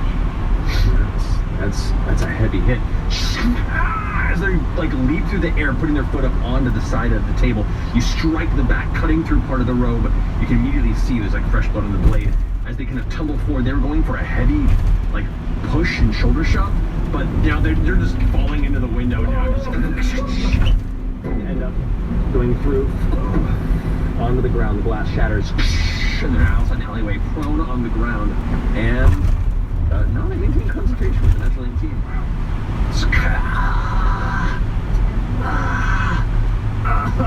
You just hear, obviously, just the shattered window. What do we hear? What is the concentration for? Do we know? You don't know. But that's going to finish their turn. With that brings us to the guy who's vanished and gone. He's somewhere. Is that the side of the house? Is it the alley in between the houses or the main street? This is the alleyway between the houses. So, finishing that go, Imogen, you're up with Logna right there. I don't even know what to do.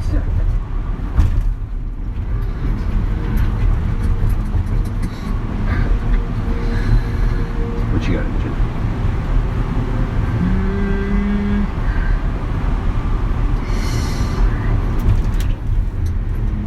He's really like big and strong, isn't he? Could be. I guess.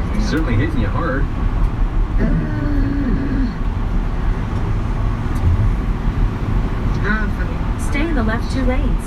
Put my hands up and put my hands into him and say, "You don't control me. I am the storm."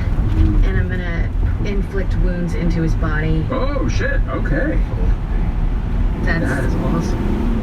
Alrighty. Storm. So, 4th level inflict wounds on a wind. Stay in the left 2 lanes. all right. So go ahead and roll. Doesn't attack. even work on a wind creature. We'll find out. That's a 23 to hit. So out of curiosity, the quick wounds is from. That is from Shadow Touched. So I don't know exactly where this power is coming from. I think it's just the damage. In 2 miles, take exit 110B on the right onto I-70 West towards St. Louis. That's awesome. All right. So what was the roll for that total? 23. 23. Yeah, definitely hits. So that is 6d10. 6d10 necrotic damage. Come here. Oh, you've got a bigger spell slot. Holy shit. Yeah, you don't have spell slots, it's just it's a base level, first level, but 1, 2, 3, no, 4, 5. not at all. Put it over there. No, it's fine. That's a roll. Okay. 13, 14, 17,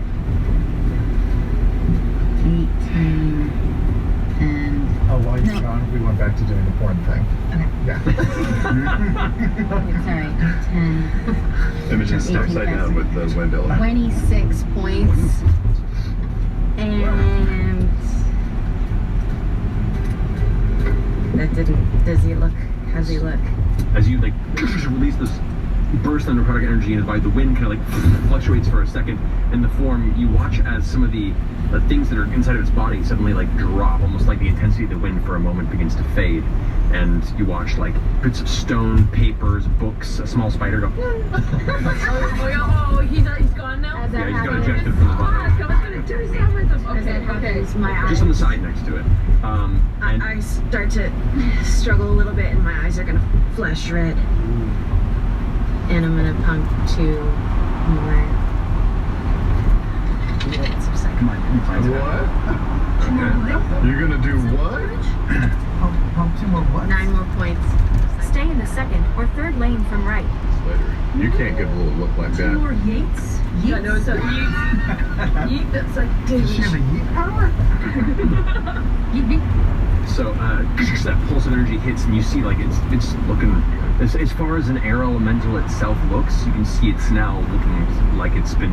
Use the right 2 lanes to take exit 110B on the right onto I-70 West towards St. Louis. It's still kind of holding its space there. You're both kind of standing off, both looking battered, so it's not feeling the need to run yet. All right.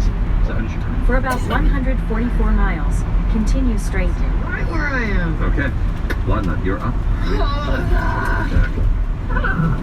Get back up.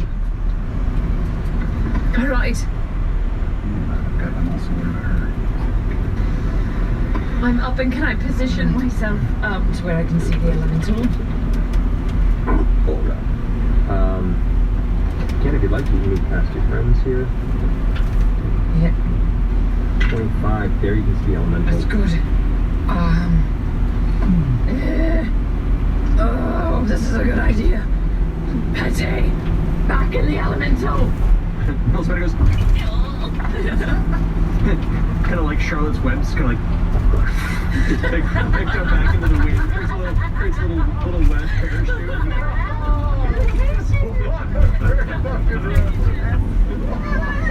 It's like hop back up inside of it, and Alright, I'm going to cast through him. okay. Shocking grasp.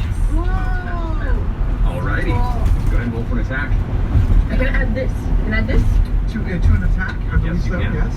Is it just flavor that my hands are still in his body? So you roll. Yeah. Or going to do I get shocked too in this process?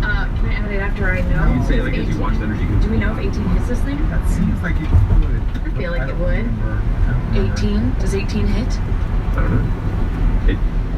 I don't want to. All right, that definitely hits. That's 16 plus 7. Yeah, so. definitely hits. You can go ahead and Alright. roll damage to shock grasp. Okay. Which is 2d what? 2d8. Okay. 10 damage. 10 lightning damage. Damage, good. you see this, we're up close now looking at this like windy foam around it. You watch the slight shadow glow as this tiny spider kind of goes, puts its legs out, and it becomes this dark shadow outline of a spider before this energy bursts from within, and the elemental, it's like starting, you see like the elements, the outside of its body, the wind starting to kind of drift off and hit sideways things. It's having a hard time keeping itself together. Alright, that's your action and your movements. That's the thing I can do. Oh, also it has to make a wisdom saving throw. That's what actually, given your movement. Has to make a wisdom saving throw or be afraid of me. No, that is definitely a failure. It is now. It's afraid of it. It can't get closer to her, and while she's in eyesight to it, its attacks are disadvantage. Okay, that's good. That's good. So you shot it and it like looks in your direction.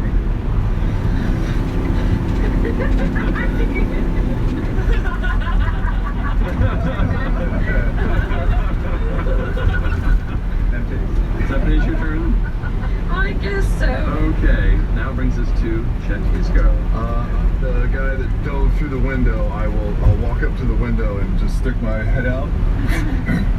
Okay. Is it very busy outside? Kind of go up on the steps. At the moment, no. Like they don't at the moment see anybody in the other edge of the alleyway. You just see the person on the ground like I'll through the window. Yeah. And I will just take 2 swipes at him while he's prone down. You got it. It's an advantage on both. Which would be sneak attack on both. Yeah, for the first one. Or for whatever attack it is. Oh, why wasn't I wearing the fucking butcher's beer? The butcher's beer. That's gonna, I'm sorry, 19 plus 8 is a 27. That definitely hits. Amazing. That is 13 plus 3 is 16 plus 2, 18 plus sneak attack, 21 points of damage. 21 points of damage. That's his second one. That is a 25 to hit. Definitely hits. That's 4 is 8. Thunder 11 plus 3, 14. Sneak attack 1, 14 points of damage. How do you want to do that? He jumps over the side and says, "Hold still." And I like on the second one, I just stick it in his back and kind of do the. And I pick him up. I look around and go, and throw him back in through the window. So there's a moment where you watch this Chet, he just kind of leaps out.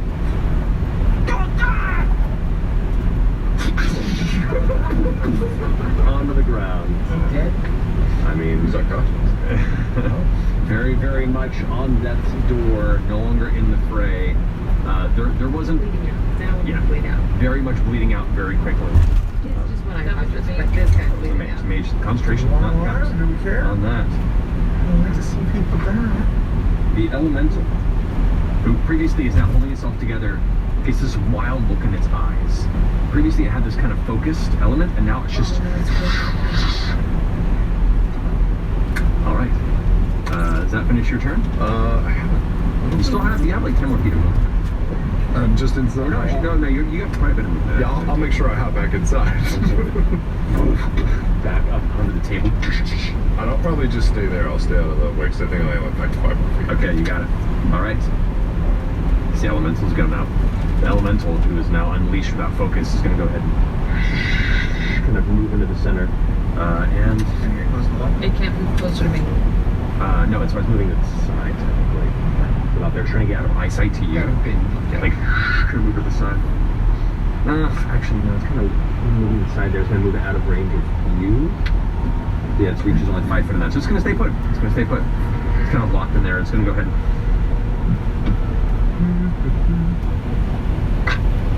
It's going to go into a whirlwind. And it's going to go ahead and whip around into this massive tornado in the middle of the room. All the books, all the bits of just tossed broken furniture begin to pull up into it. As it does, no. Oh. You can't, because you need to be in its space, but you can't do it in golf because you can't get closer because it's afraid of fly. So instead, it's going to take 2 strikes with disadvantage at you. And we'll say the tornado picks up as the whirlwind goes, and the arms once again flip out to try and hit you. That's going to be disadvantage and Bane on it. Nice one. It's a natural 1. The first one just you're just like easy to dodge. You can see it's flailing now, and previously its wildness was kind of difficult to see, but now it's starting to strike out in all directions. The second one, disadvantage. It's better. Okay, that is still 3 to that with Bane, which is -3 on it. That puts it at a 16 to hit still. 15. So right that you take. I'm on the edge. 16 points of bludgeoning damage. So the one goes wide and the confidence kind of hits you as you pull back, and then one wayward hit slams you, go flying up into the air in a high arc before landing. Can I silver barbs it? Second one? Can I silver barbs it? The second one? Yep, silver barbs. It has disadvantage already. Because it sees you. Disadvantage and disadvantage. So let's actually let's look at what the rules say. Hold on. Spell save disadvantage, or if it's roll additional bonus. It says Must reroll d20 and use the lower roll. So it doesn't say So yeah, it does. It's on advantage. So yes, we can.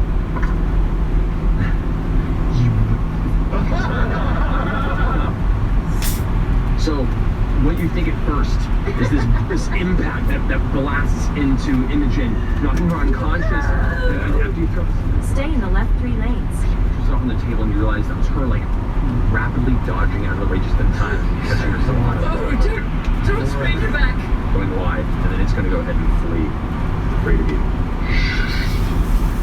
And that's an 90-foot fly speed. It just takes off way out that way.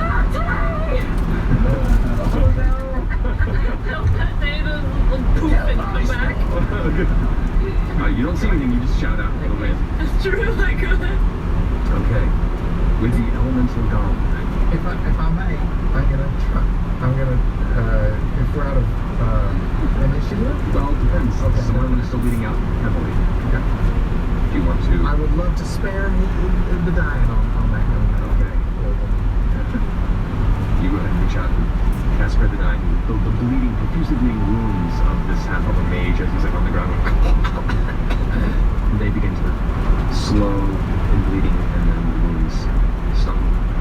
You just breathe heavily. And in that moment, there's an odd quiet as you all catch your breath and think, what the fuck happened? And you're in a residential neighborhood. A lot of noise. And that's where I'm going to break. Be back here in a few minutes to see the aftermath of this insanity. Gonna go better. I got it all. I was filming the whole time. I got it all, guys. It's very good. We'll be back here in just a moment. You'll see it shortly.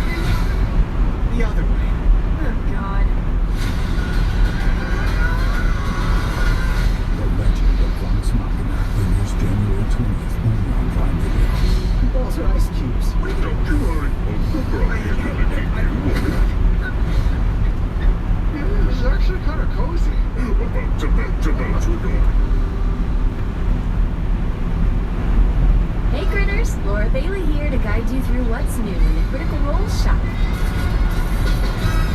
Oh, so comfy cozy. You need this? You probably need this.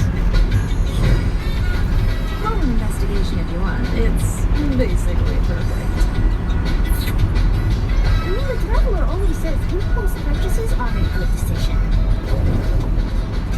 Style should never be a dowstep, darling. Could anything be more perfect? This is a lot of sacrifice. We have like so many cool things right now. And hey, if you want, you could head over to the Critical Role shop right now.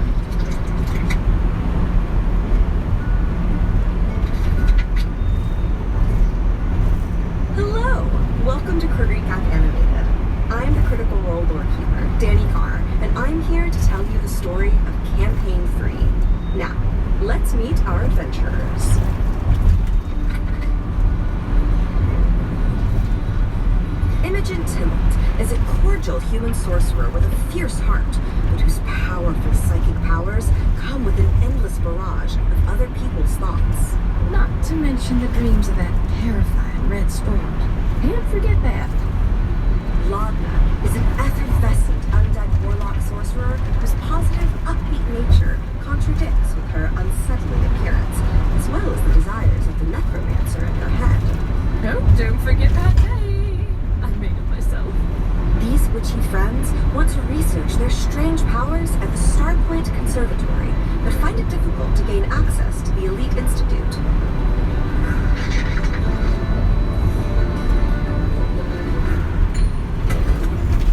Ashton Greymore is a grouchy Earth Genasi barbarian with Chaos Force literally holding their body together. He prefers to fight his way out of problems, though their debt isn't so easily beaten. Rich people don't like to be robbed, apparently. No, it's weird. Fresh Cut Grass, or FCG for short, is a cheerful automaton cleric and amateur therapist who just wants to lend a helpful hand. Or soften, should that attachment be required. Let's talk about our problems together. These two became friends after FCG's former adventuring party was mysteriously killed on a mission. Ashton protects FCG in Trussar, and FCG helps Ashton with their, well, everything.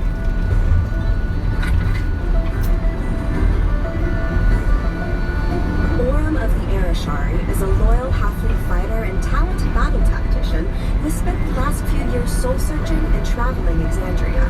I'm just trying to find my place in the world. Dorian Storm is a dashing Air Genasi bard who has left his nomadic royal life behind to explore the world and discover himself away from his privileged upbringing.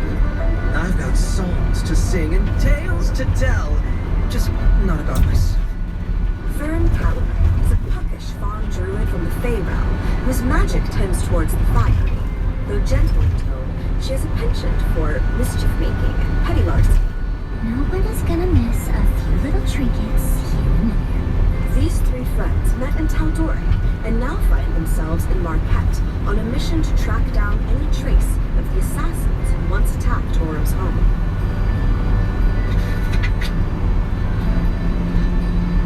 Chetney Pocket is a sneaky, gnome blood hunter, enjoying his newfound ability to shift into a werewolf, while still making time for his passion of woodworking. Now that's wood only, you hear? None of this metal crap.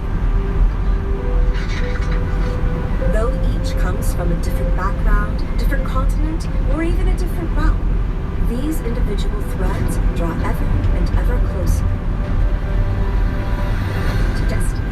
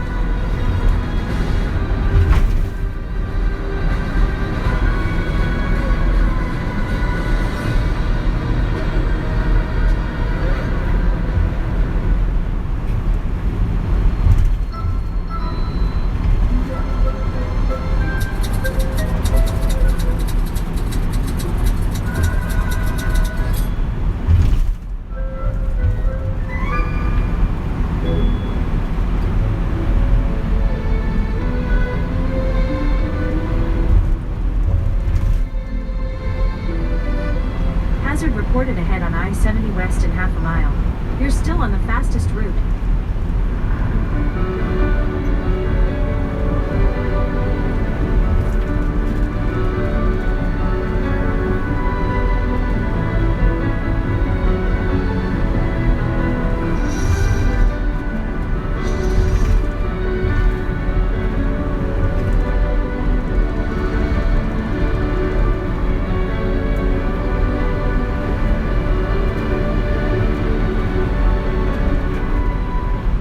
Forces of evil threaten Exandria, these heroes are there to answer the call.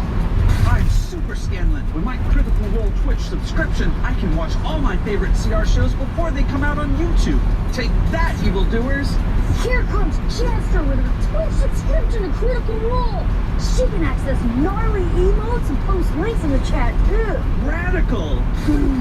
Oh no! Here comes some trolls. Jam up our live chat. Don't worry, Laudna will stop them with the help of Critical Role's professional moderators. She's spooky, but I like her. Here comes Laudna's friend Chetney. He has Amazon Prime membership, which gives him one free Twitch subscription of his choice. Of course he subscribes to Critical Role. It's the power of teamwork. Die, die, die! On cast, agonizing bull! Stop him, Chetney! And look! There's Caleb with the power of introspection and existential dread. Now that we've defeated all the bad guys, let's gift subscriptions to other users. You can do that by name or randomly. Taliesin! Ashley, please, I've told you so many times, just don't play with those, okay? They're super fragile, custom made, custom painted. You know what? We have to film in about 30 minutes, so why don't you just come with me? Come on.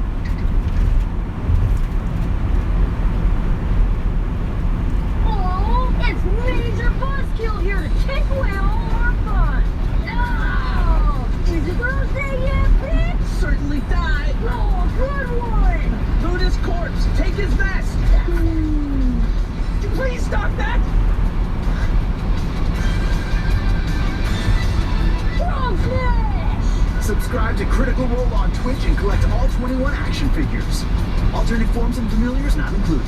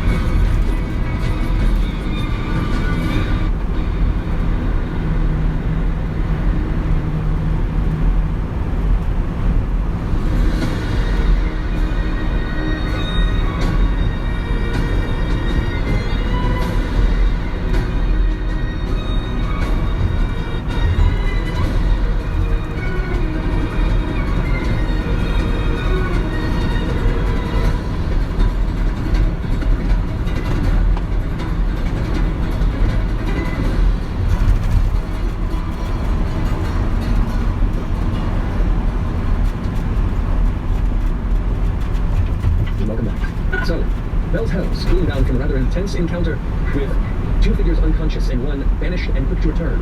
As the air elemental fires off into the midday chaos of the city, what do you do? Would you be there when he returns? Just be everybody hits it once? Yeah. Or do we run? Because more guards are going to come to this house. So these guys, they can close.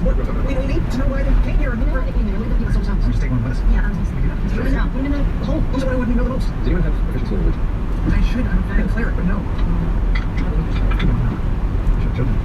No one has proficiency in religion? Find the ringleader and get out of here. There was one guy, right? There was one guy who's seen a lot of worse. He's the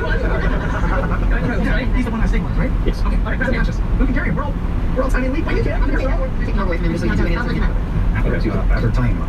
I'm tying hands together like this. Okay, while you're tying the hands, remember, there's 1 minute for management. You said 30 seconds discussing this. To make a minute, to about a half a minute to probably tie the hands and bind it. Let's take it and please get out. What time? What time? Alright, so what are you doing? What's the Just go in the back. Then I'll and then go. Possession at all? Even there, I'm just worried. No, I feel like it got taken away from me because I kept. You don't have any other stuff? I don't know. I have the whole of Ashley's home. Where is it right now? It's fun.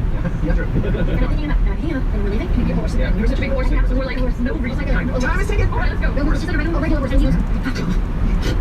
You should go that outside. We're still inside. Clumping over the broken furniture. Burn down off one of the windows if there is one. There's an eager. And I throw it over the body on top of Fern's back to make it look. I don't know, like, looks like a fucking body being carried down the street. Okay. Okay. So you're grabbing the mage figure, throwing over the horse, covering it. The one that has at this point in time, you know you recognize the return into the basement. What do you do? Okay, you guys charge out into the main courtyard area where the gate is still partially open. Beyond the grass, glancing around, you do not see the outlet. It is gone. The front door itself is kind of rusting, or one of the doors off, which is in the ground. You glance around, you do not immediately see any guards, so you gather you guys are roughly waiting before they can follow up. We should just make distance right now. Get out of the center. That's okay. We're in the northern ring of the city, specifically. Okay. So, Is the guy from downstairs coming up, or are we clear? he's waiting. Are you waiting around? He's out. We're not chasing after us. Wait, perception check. I will scan for something. 21. 25. That's better. What's first? You do see the figure who's, shield and sword, kind of like, hear the sound of their footfalls kind of entering each area as you exit. And you do know they arrive at the turn here, frankly looking for what the hell happened and who's around. But you head off exiting where you came from. That tastes successfully to me. That was crazy. And I'll take a second this time, but the first right or left it takes that you're not directly in the door, I will take it. No worries, so you're going to have one alley come out side. Sure. Okay. I'll have essentially a group stealth check as you travel through this neighborhood to try and ensure you don't draw anyone's attention as the guards begin to gather towards the chaos. So we're going to take it here. 23. Okay. That's 2 failures there. Fuck this here. Okay. 19. Okay. 16. Okay. This is a deciding roll. Hey! We're so stealthy. You guys. All right. So while you begin to hear the shuffling of various wards of the city, rushing towards that direction, you begin to kind of move around, spread out a little bit, so you're not just like one immediate cluster of individuals, and through this kind of somewhat disparate but watchful positioning, you can to incorporate yourselves into the nearby folks who are running about the city, kind of walking along the horse, or some of the others kind of carrying off and just keep distance, until eventually you begin to head back out into the neighborhood there here in the Dominion. Now, there's been a lot of absurdity and chaos beyond just that section of the neighborhood. As you pass beyond the exterior walls and back into the main portion of the Dominion, you can see various high statues that line the sides of the main cobblestone road. You can see the towers from the palace on the far right side, as well as the college, and many other businesses, the theater. Everything's around you, and you have an unconscious body covered in blood on the back of the horse. I don't know. So you're heading towards the central endeavor. Okay. Following, I'm sorry, can you remind us, or me, because I don't remember. The 3 rings are like layered like stairs almost, right? Correct. The northernmost, which is the tallest, is the venture ring. The northernmost, which is the tallest, is the Dominion ring, and that's kind of the political center. That's where the houses of the quarter and a half resides, where the seminary is. It's the neighborhood where it exists. The central middle one is the endeavor ring. It's kind of the center of the mercantile, where all the business warehouse districts and many of the side ports are stationed. It's kind of like the bustling heartbeat of commerce in the city. And the southernmost area, which is the smallest, or the one that's the furthest down towards the final path of the waterfalls, is the venture, and that is kind of the largest portion of the port aspects of the city, and where it heads towards the outlet of the southern galaxy. Okay. Well, while we have been lighting to this point so far, can I, if Imogen hasn't already, go through this person's pockets and pull out any kind of magical any shit? I was trying to wait until we were no longer visible. He's like, are we in alleys, or are we now in the thoroughfare? You're not out. The alleys you may quickly get through, just hearing. Yes. You're not out in the major city and running into crowds to, find your way out to find people's paths. You're uncontent a side of try to start searching for a new path. Okay. Well, where are you heading? You don't have a guide. You do not know where Ashton is. The only place you've really been was the Lake House Skyport Lounge, which you can see from your standing, as well as areas of the Trader's Plaza that we kind of introduced you. St. Parks. Yes, actually. They're more common in the near where you were, less than the beautification area, but there are a handful of small public gardens that sit central to some of the busiest elements of commerce. Actually, on the western side, just outside the Trader's Plaza, you can immediately see what looks to be a modest-sized little kind of half-garden cluster of trees. That's contains the exterior of this area. And there's some benches and some stone sculptures that are set up. And as you can see at the distance, it's not the other path, but just a little past the beautification area. what about like the dock areas on the outskirts? Like, does every level have its own dock? Every level has multiple docks. They're multiple means in which different ships and boats can disseminate to the various levels of the lake that surrounds it. Yeah, so they have the empty, like empty warehouses and like where they unload the docks. You know, like where do we land in Prashal? Just take off. You'd be part of ways to the base of the city. Do we have a way of contacting them? Or do they? Yeah, it's sweet. You're all good. He's a sweetheart. We should call him. Maybe he can help us. He's our guy. Get a message to him. Say, where should we go? Can you look for a warehouse first? A warehouse? Sure. We can walk around the forest of a dead body and say, hey, any warehouses around here? We can call guide and say, hey, any empty warehouses so we can look at a dead body. Yeah. You can do it. You got the same. You got the same That's good. For a period of time. For a period of time. Same way. They're not found. You have questions, guys? Question? Guys? Sure. I got a David? No. Alright, who's on the investigation find a warehouse space after 3 years? when I flew up over the town, kind of. When you live in the warehouse at the time, it was one of the beautiful views of the Union City skyline. Who wants to ask around and start looking for where to be a investigation check? All right. Excuse me. I rolled investigation. That's it. 7. Most folks seem to be kind of guard, not really unwilling, but with this unique, jovial, talking with them, and conversation seems to steer from, where do you come from? I don't think. All right. Have a nice day. Pardon me. Can you point me to the nearest docks? Sorry, I'm new to town. Eastward Dock District, Eastward side. Just follow this road around. You guys will take that over to the waters, the office, and from there. Thank you, sir. You're welcome. How far? It can't be that far. Where's the roundabout water?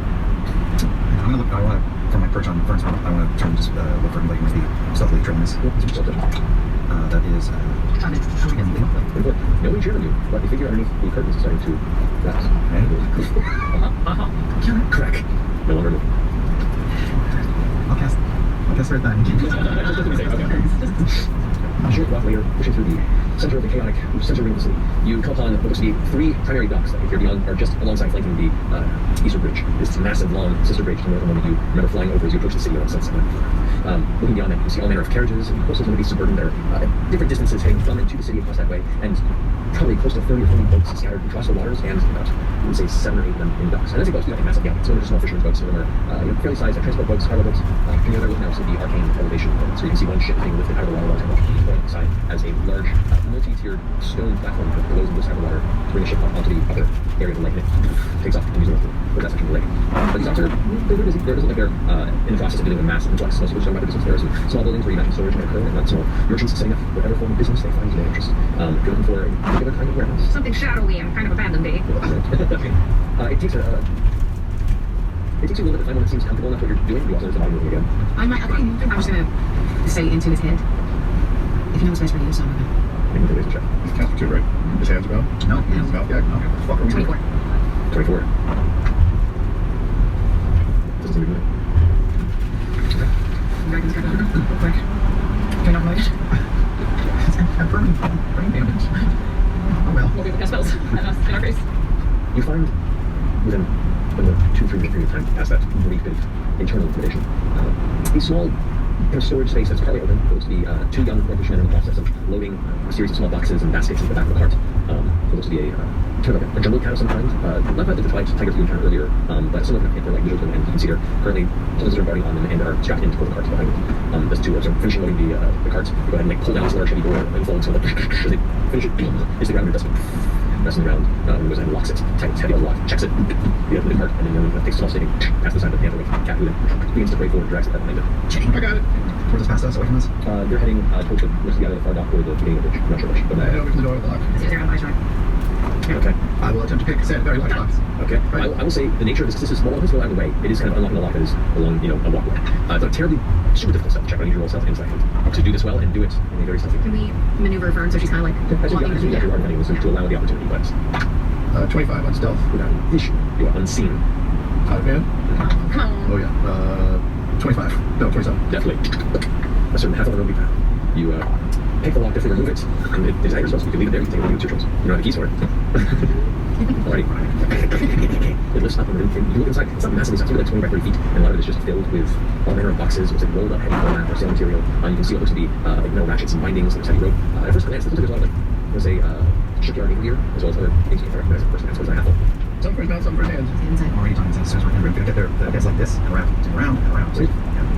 The minute you pull the sheet off, as the door is closing, he immediately begins to mutter something under his breath.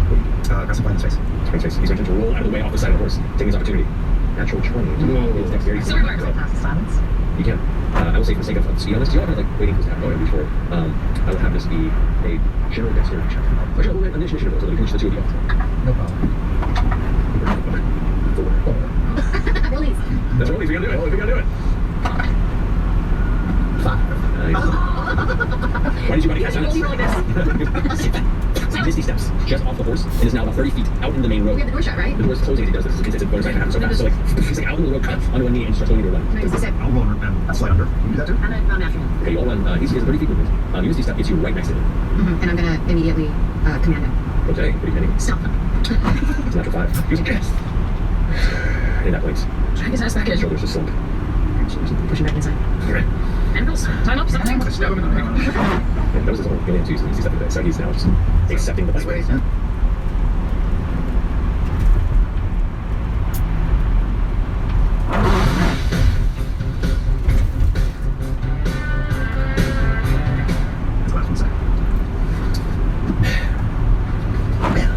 Is it so fun? How do you do?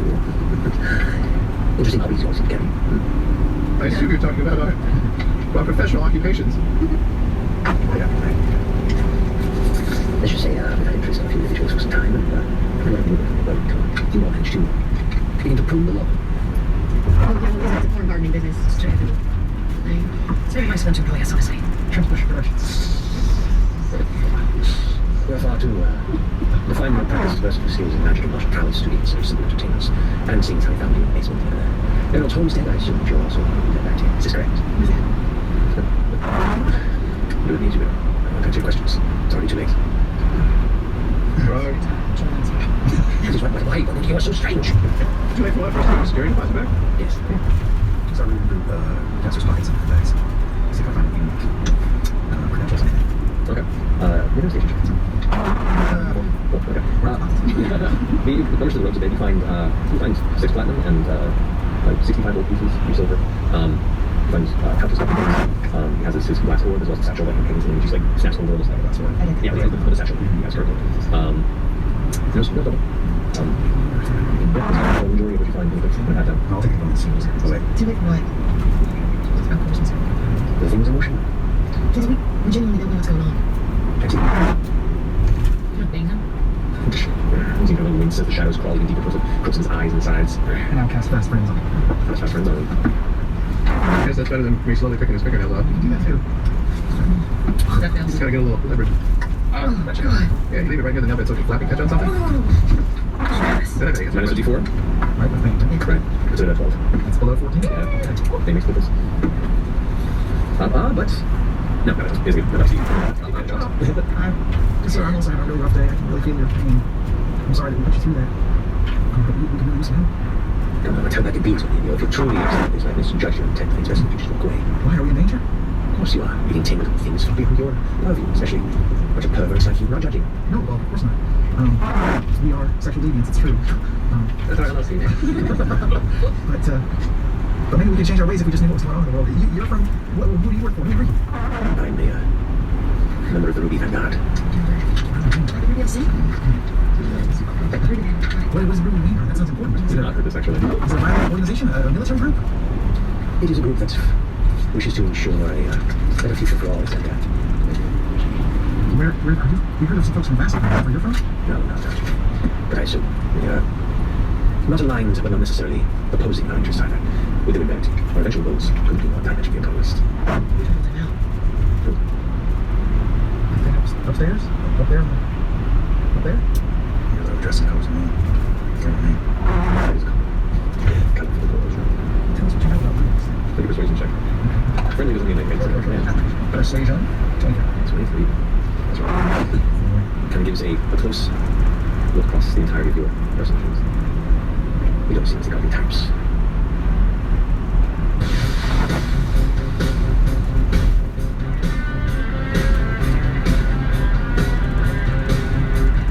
My husband thought he was doing great. When we're making love, I always pretend to reach the peak to make him happy. But last night, he surprised me. Right, to make a proper assessment, especially given the circumstances in which we met. Not most pious interactions. No, to God's not like sex. I think something there. There are many years in motion to free the chains that have bound every mortal life since the beginning of time on this planet. Chains that bind life on this planet? You walk in the shadows of his first creators, and have since the very beginning. Imagine if we all had the freedom to walk as we wish, undriven by fate, untethered by the wheels of things that came far before we did, and have lost the right to call themselves gods. So, you're not the religious type. No. Like a fresh start for all of living things? Yes. That sounds really nice. It really does. How do you do that? How do you make a fresh start? For as we've understood, and been working towards for some time, Pain, everything that's ever existed is part of some cycle of life, an ecology, To the smallest scales, the tiniest insects to the mightiest beasts. There's prey, and there's predator. The gods we even told from the beginning are the top of all life. But where did they come from? If they founded this world, they came from somewhere. And wherever they came from, they are the only ones. Everything can have a predator that hunts it. What is it under him? The leader of the organization. Is that a person? Or It is. The one who founded these beliefs, the one who has been orchestrating a very long, intricate way to do what must be done. But in over a little week's time, we'll all be free. We'll be free. He sounds like a very wise person, or at least forward-thinking. Where can we find him? We'll trust him or hear his teachings. We'll know him soon enough for us to time. It's very busy right now. Just maybe we can have to call us. Well, he's benefit from it. You know, we all chose this life. Except for idolatry because of things in our past. I mean, everybody has things in their past that they want to get rid of, and us too. It's a bit close to the 11th hour to allow any sort of loose ends into a very intricately plotted, engineered moment. So I apologize if I don't find comfort in welcoming you into our respective troops so soon enough. Everyone will know the change should come. He wants to be free. You want a clean slate. Don't you? Are you talking about wiping out the gods? We're not going to. We're only letting nature its course. We're setting free and natural everything. He's like, looking with eyes, not trusting so much the rest of you, but definitely kind of leaning into some facets of this conversation, both like a comfortable arrogance, predilection towards maybe finding some semblance of common cause, and attempts to implore you to stay on. When you say Phil's name, there was a glimmer of surprise and curiosity in your eyes. Phil's been representing to our organization. And he's part of it? Yes. Is Phil also working under him? No. Is him here on Alexandria or? Things around quite a bit. Many things to be attentive to. You'll find your T's to cross our eyes in days to come. It's my coverage. Have you ever met him? What does he look like? Is he hot? Because the first time you get the lamps, you get quick flashes of something kind of sit on Western questions. Maybe it's time for us to something. Family here. Maybe just kind of start about it. And that's the surface thoughts you know. Oh my god. Oh, yeah. Maybe then. Yes. I'm going to say that aloud. Let's do that. The vein that puts wisdom at 14. He's I went and got it. I'm extremely curious how happenstance on either one was. You are quite knowledgeable of very many things. Yes, you're very bright. We push past, and the deeper thoughts you hear are, I was going to loose thread for too long. If they know I may be there, and I was I'll have to let him know. He may be around here still, but he hasn't left yet. I'll get out here and let him know that I will still have my back. And you see flashes of an older, handsome, stoic individual with long, silver hair. Yeah,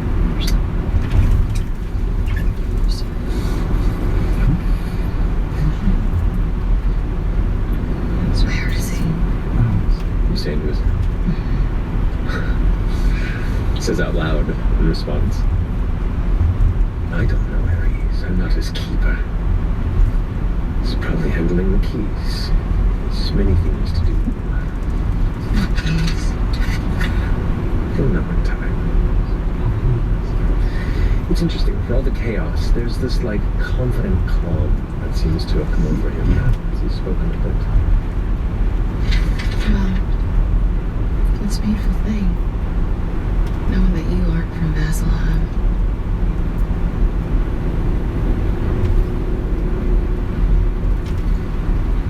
He's got his hands all bound up, right? Yep. I run his pockets. I run everything. Why is he confident? I'm just patting him down the whole thing. We haven't even successfully done that yet. Patting him down. The confidence, you're piercing in his head. The confidence comes from a zealotry and a belief in the cause. This isn't a sellsword. This isn't an ally. This isn't an opportunist. This is somebody that fully believes in whatever they're doing. That fully believes in him.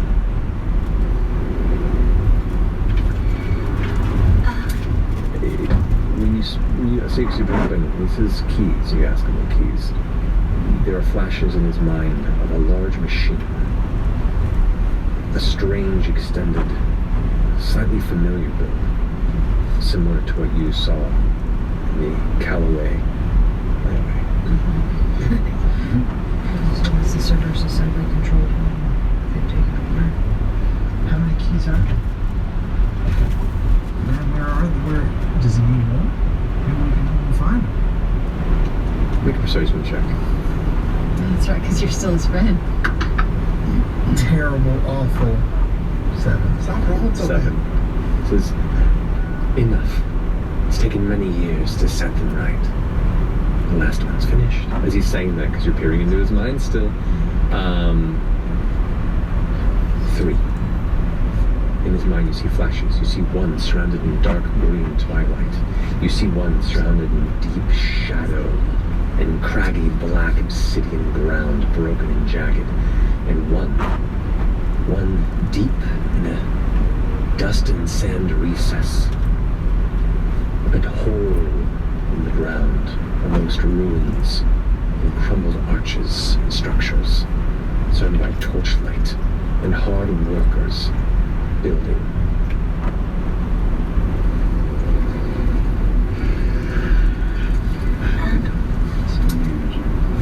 And nothing in the pockets, right? Nothing on them, no objects, no spheres, setting stones, coins. So it's here she has the coins he's already taken. I thought you couldn't find it. Component pouch. You do find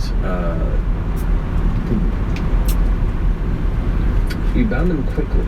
But as you're glancing over and kind of feeling up beneath the rope, there is a band that's around each wrist. There's a very, very fine gold inlaid band with these kind of circular kind of inscribings, these kind of glyphic inscribings around it. What are these? Anybody seen these before? I can look at it real quick. Do you want me to do it now? Or I think I started. Will it break fast friends? Yeah, a little. Fast friends is concentration. You talking about identify? Yeah. Identify Is it like a thin gold chain? Yeah, identify just like stains. Okay, I'll just look at it. Yeah, indeed, these are enchanted. They are bracers of defense. Take that. And once you have to unbind them to do so. Yeah. Well, that'll be easy to do once we kill him. I mean, we're gonna have to kill him, right? There's no way. Wait, what were you doing it? What did you come to the house again for? Did we already talk about this? Oh, not really. I mean, We had Genonia stationed up to keep an eye on the residents in case anyone came in and out, even searching for her. I've been on kind for quite some time. I believe you know this individual. There's no other reason you'd be present with all the knowledge you have. Now, at this point, I can only assume you're either collective or parity, or at least loosely connected. I assure you, these are very intelligent researchers. They lack the vision to know what needs to be done. What needs to be done? To free us all. We have been their toys since we were given purpose. The minute one of us ascended to their position, they've quaked and feared us. We are not their beautiful children. We are their food. We are their Gods were pressed. Millions died. You think it's gonna be quick and clean, what you're talking about? That was us rising against them. But we're not fighting them. We're just unchaining the hound they fear. This is one of the few things that makes the gods quake. Once he devours the gods, what makes you think he'll be satiated? It only feeds on divinity of that scale.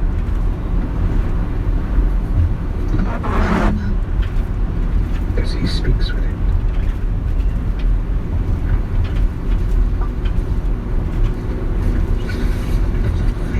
That's a pretty big trust fall. I believe in him. He knows much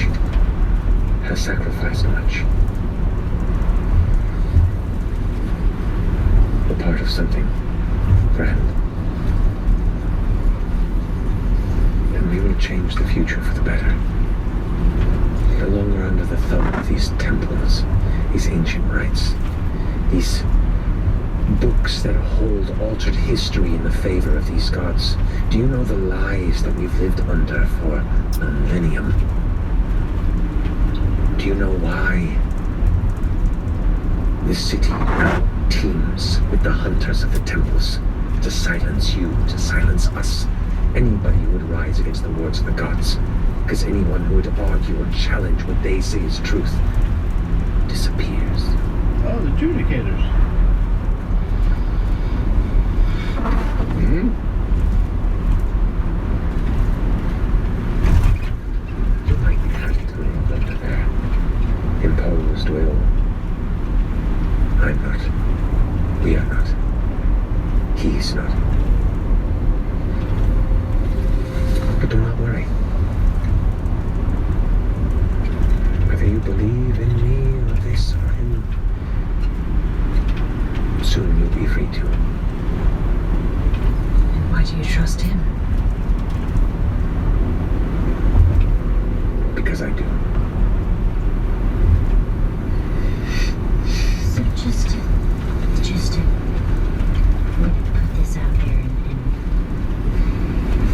you're saying that you're going to sort of release the hound,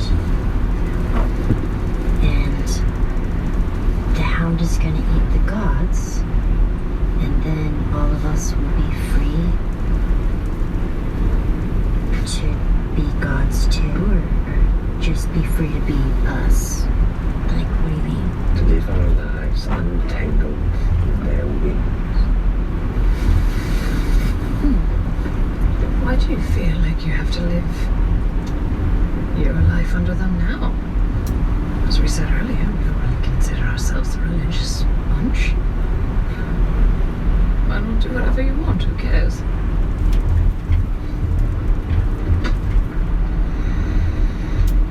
Skin goes a bit quiet, the smile.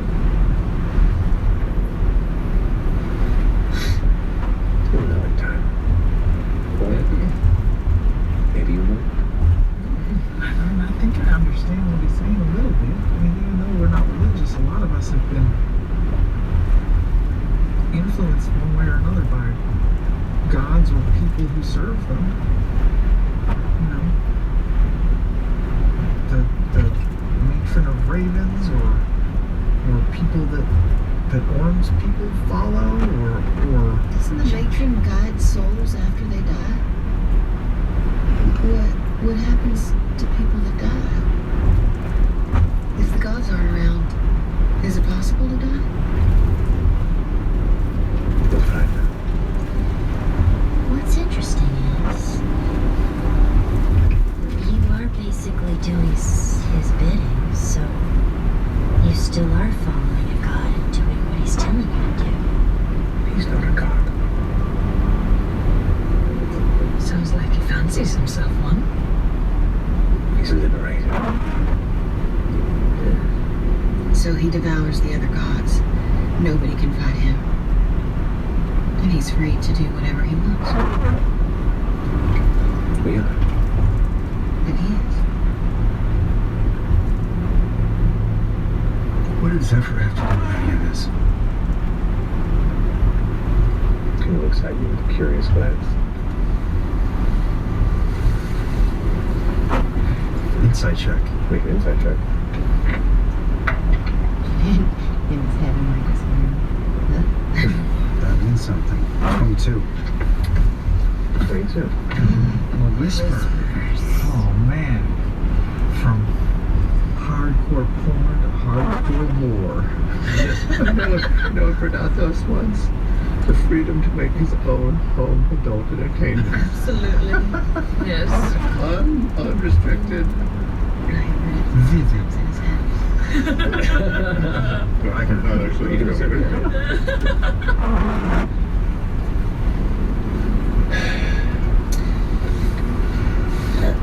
So you've met him. You've spent time with him. You've seen him in the flesh? Like, you've seen what he looks like? He is the one who guides our organization, yes. The architect of all that we are accomplishing to free this predator. So you basically worship that old father? Not the hound. There's a hound and then there's a person. The god and then the guy in the ring. And which we have only image of those so far. And the God Eater. We've seen him, right? The old elven man, have we seen him? You've been told about it. Oh, okay. Information. I only have one question. I mean, you seem really confident in all this, which is great. Congratulations. It's a heck of a thing to have the inside track on. What if this hound, use your brilliant terminology, is let loose, consumes all the gods, and we are free? Woo, tits out. If we're free and this entity just starts feeding, what if he doesn't stop and just continues with all the life on the planet as well? That's what I asked him. He'll stop before that, right? It will? It only feeds on divinity of that string. And there are others beyond this world that it seeks thereafter. Not like a terrible deal. I'm saying. Oh, you better be right. Yeah, for sure. Pretty big coin flip. And you're willing to die for this, right? When the shark finishes eating the fish, it doesn't go after the plankton. That was pretty slick. I bet he's heard that from someone else. That's been recited to him before. It's probably on the inside of that gold bracelet. Yep. If I may, just on a practical sense, one moment. What do we need for our next step? I think we need to know the exact location of those keys. Those contraptions. The ones that The one in the desert. Do we have the exact location of it? we know 3 locations where it could be, but we kind of have narrowed it down to an area. Okay, great. But North of Eos and then Feywild and Shadowfell. Yeah. yeah, I think they Hellcatch- have the well, all we know is like Hellcatch Valley. But I we don't think know a the people that we were talking to before, they do, Yeah. actually. Okay. And then, but like in the Fey realm, we don't. That's a big place, right? Sure, but I don't know if this guy would know the exact Well, we kind of do because her parents forded Oh, that's and true. stole the crown So we from do the have one. So we do have a connection with one. It's the one in the Shadowfell that we don't really know exactly where it is. So we're thinking that there's 3 keys. 2 of them are already sort of complete, and the one here is almost complete. They're working real hard, he said. Well, and we already learned last game that the one here is the most scrappy. That they kind of took over and they've been like But rushing the other ones are build. less guarded. Because they're mostly done. Yeah. So does it behoove us to go to one of them and fuck with it? That's what we were trying to figure out. Yeah. His grandma. We gotta figure that out. That's why I called her parents. Also, Yes, it sounds but, like is there anything that we need from this guy to like verify that that is the way to go, or information to do that, And I or guess we could push further if it is. I love that if like we're really having this conversation just in front of him. No. Tabletop. Yeah, it's not the tabletop. This is... No, using our voices. I mean, I guess we could push and ask him about the Cerberus Assembly being involved, since we knew that the Cerberus Assembly stamp was on the crates that we stole from Odahan at Paragon's Call. Or the one that's on this So we planet know that, existence. right? If his dude is part of the Cerberus Assembly, and then that would give us that confirmation if it is the same long silver we hair. kind of know already? Yeah, we do, but we're kind of metagaming our characters. We would never. Don't. He looks right at camera. Also, I don't want to mess with this if that's who this person is, but he's in town. Loomis is in town, but oh god. She's in town? I mean, he's around. He said if he's still. Is Thole around? I have no idea. I've not seen her since. When was the last time you saw her? It was over a week or 2 ago. Y'all, you've been doing work with the Unseelie Corps or something like that? Well, I haven't been part of that portion of the work. You ask so many questions. Well, that- I'm Fascinated by this. It really does sound like a good deal. I'm serious. You know, having all of our obligations and sins wiped away and starting fresh. It's not terrible. Honestly. If we wanted to maybe go and talk to your master, boss, man, where would we go? In the Hillcash Valley, right? Need a persuasion check. Come on! I'm terrible at these. Someone got. Can I give him assistance? Persuasion? No, because it's his spell. 24. He's fine. 24. There we go. There it is. Oh yeah, that's good. Was that an 18? That's good. Oh, plus 5, 23. He can be hard to pin down in the time coming to the looming event. Unfortunately, now would be a challenge. But within time, I think you'll know. Oh, he's not that close to him. You're just like you're like a peon. Do you have oh, that's so sad.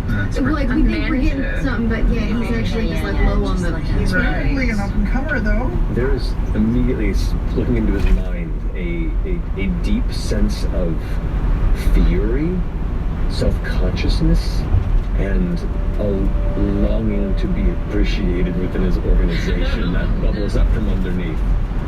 It's okay, just keep doing the tapes. You'll reach a higher level. Yeah, if it was more important, he would be in the Fey realm, Shadowfell. I think, hey, don't be mean to our new friend, whose name is, what? Toldis. Toldis. And I am... If you don't know where this guy is. I just what was his name? Information. He's tall. He's got silver hair. What was his name?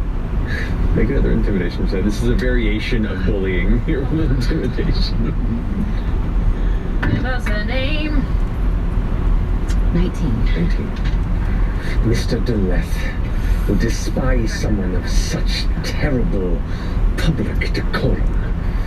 I suggest, if indeed you wish to be brought into the new future ahead of us with some semblance of esteem, you learn some manners in the face of a genius. I'm so sorry. I'm not gonna know that you're saying all this about him. Just so you know.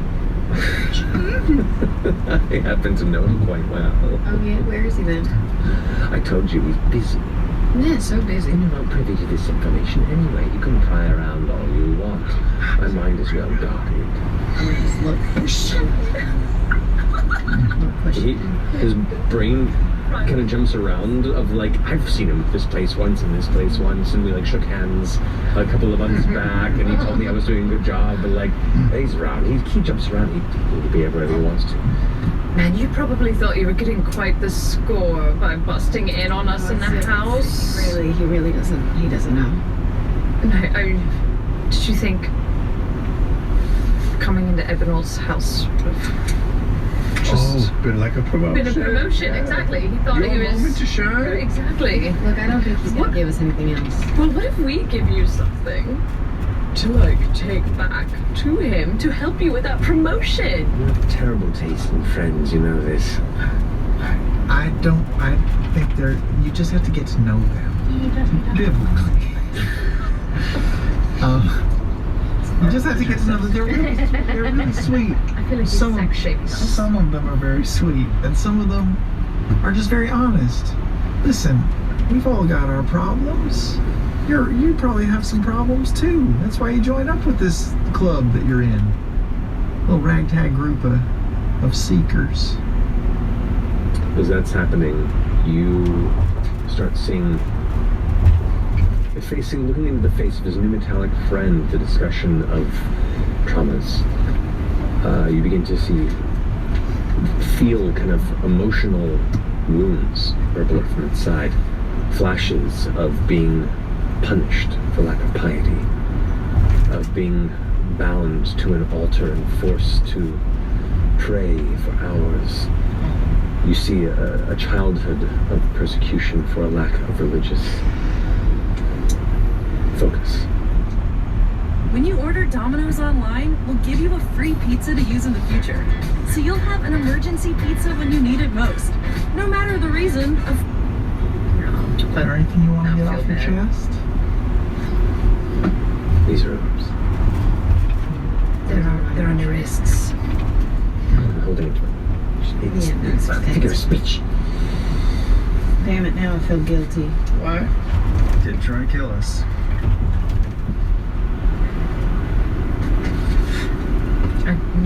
Checking with Imogen in the head. Guilty. This guy's a shit. Obviously. I wanted to end him. And then I see he's got all this trauma. Fucked up childhood. There's a reason he hates gods. We all have trauma. What do you think? This lake is probably real deep. Yeah. I mean, we could leave him tied up in here, take all of his shit.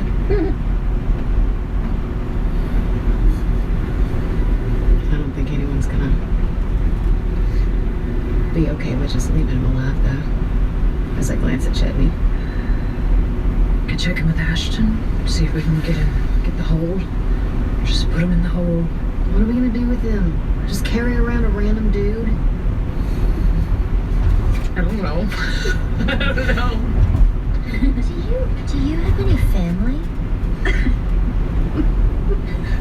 Like kids or husband, wife? I'm just asking you as a friend. A true friend. We all have family. Some black, some chosen.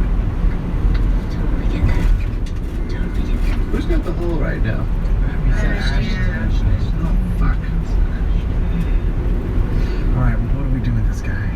Do we turn him over to the authorities at this place? So he gets locked up? Should we take him to the star point? Something or other at Turner's? I could. No. I could message. I'm gonna say in your head. I could message Rin. Oh, and have him brought to the fire plant? Yeah. I mean, It's not a bad idea. We should at least see if Ren has a goal for them before we, decide. Because, I mean, I don't think anyone That's a good idea. in his group is going to care if he lives or dies. Let the Grim bury you. Let's do it. Let them figure it out. Yeah. Alright. They have lots of questions. I have no idea how to tell Rin where we are. Go look at the address outside. Is there an address? We're Eastport. Eastport area? Of what? Of EOS? Yeah, but what? We're in the middle ring? No. Is there an address? We were in the Venture. Endeavor. The Endeavor ring. Yeah. Okay. This is so stupid. I'm gonna send a message to Rin. Alright. We can also meet at a place that we know. Like, there's this Drogon statue, and there's Traverse Rarities in the past. The Ruby Vanguard do their want to do anything with them before we open them up like a can of beans. Alright. We've captured a member of the Ruby Vanguard. Do you want him?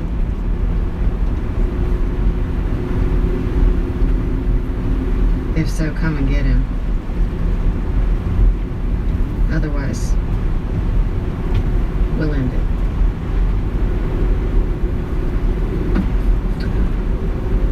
Oh, interesting. No, please, yes.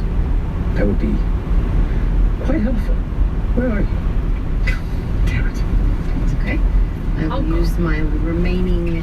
And I'll quickly go out and see if there's any, like, identifying markers or, anything on the front. Yeah. I mean, the dock that you're not too far from, you can see has one of the multicolored. There are multicolored lighthouses around the outside, though it is not currently lit. But this one has bands around the bases, the base and the top of where the lighthouse itself turns for the evening when the light is actually on.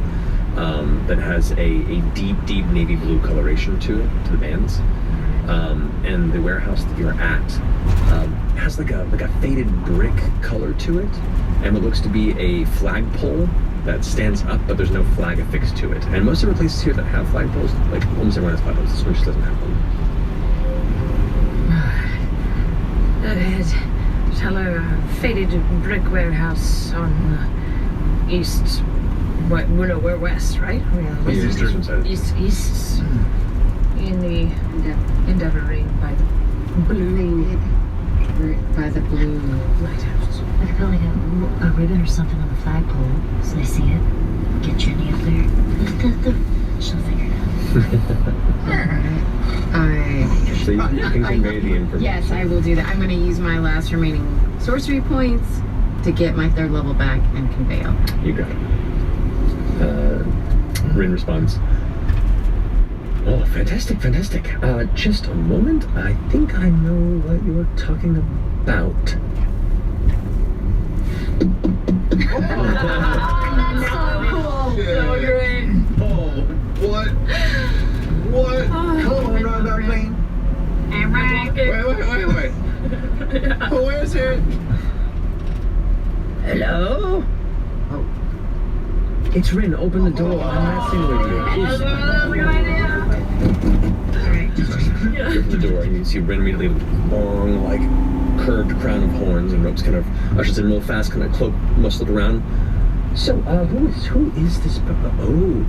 Let's take his stuff though before you take him. I want those bracers. Hell yeah, get those bracers. Fantastic. Why don't you give it to him? And she moves her finger in the air and he kind of like, yeah, he goes, of course, I'd be happy to. He holds his hands out.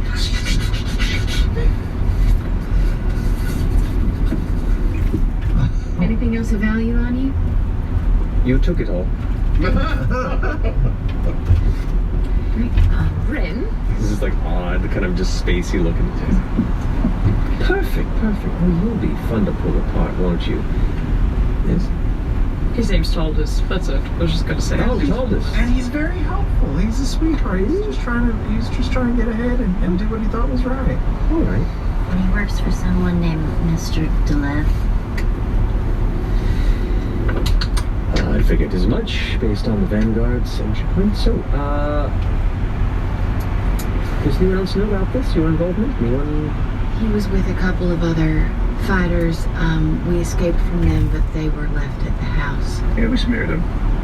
Oh, well, we didn't exactly smear them. They were unconscious and one had just bamfed back. There's also a windy one. Like a Wendy's situation. All right. I would recommend keeping kind of low profile for the most part. And the house is trashed. Ebenol's house. Super trashed. Right. Probably shouldn't go Probably back. should have told you on the way out to be mindful of your exit. Everyone's been following for quite some time. Yeah, It's the Vanguard folk.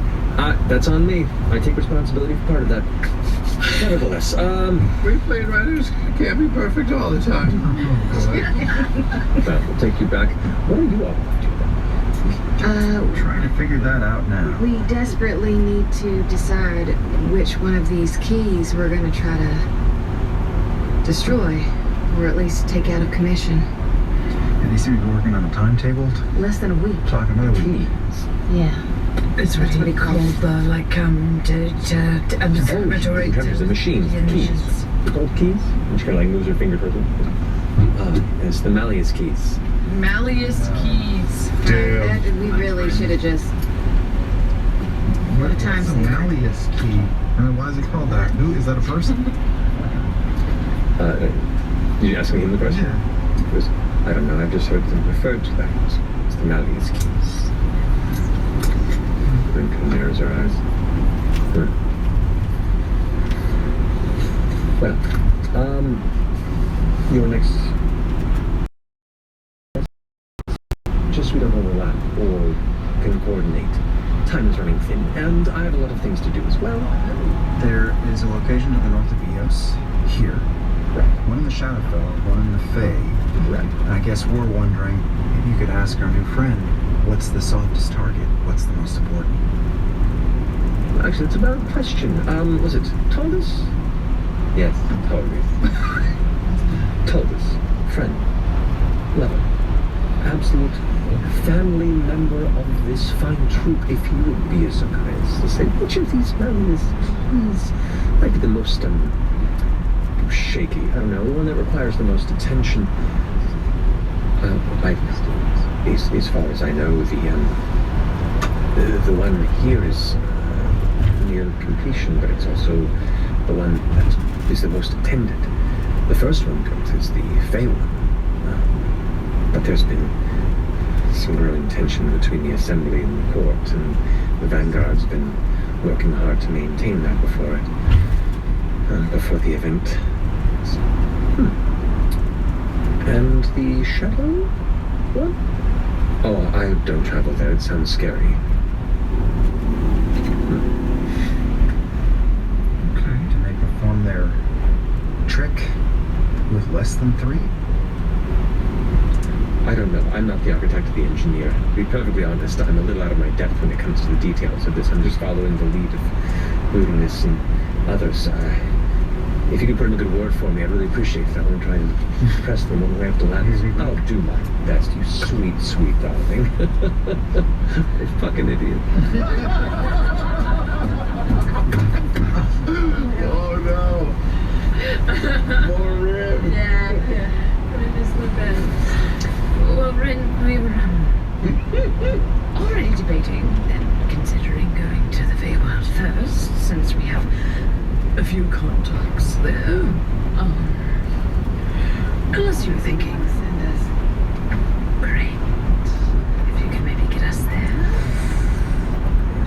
The challenge comes in my inability to... I'm a plane rider. Of course I can get you there. It's my focus. It's what I do.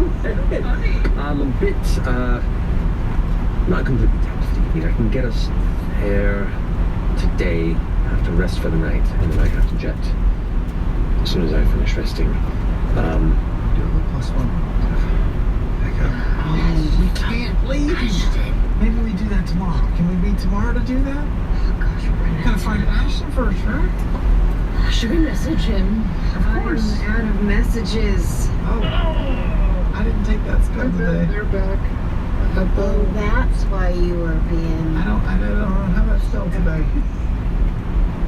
Well, I would recommend find your friend rather quickly, and then let's get this on the road. I would be, and normally I'm a very patient person, but yeah, it's also snapping faster and faster. So we need to get How long have we... Would this have counted as a short rest while we've been in here? No, this has been like casting spells and acting. Yeah, you can take an hour to do that if you'd like. With an hour, I could do my sorcery quiz, but I gotta make a suggestion. Well, how about this? You take an hour break. You go ahead and figure out your friend. I will take that time to make myself a Newsom cheesesteak. It's been many years. And I figure while I'm in town, at least I can indulge a moment if there's anything else that can be done. Anybody else like a cheesesteak? Yes. That sounds delightful, actually. Well done, cheesesteak. All the cheese. Are you lactose intolerant? Just don't want to get bloated. I'll take one too. All right. Adventurous. I'm curious to see what happens there. All right, you know what? I'll just get around for everyone. If you don't want it, I'll finish what's left. It's been a bit, and it's so delightfully greasy. Yeah, I understand that. That's Protein. yeah, Also, the reason there. everything. You just sit there for a bit and be a kind friend, don't you? Yes, of course. I'll just have a seat here and stare at the wall for a minute. He just sits there next to the wall. They're so cute when they're dumb. Anyway, lifts her arm just into the air and the whole side of the warehouse door. See what I know? And like turns about and just darts off into the city.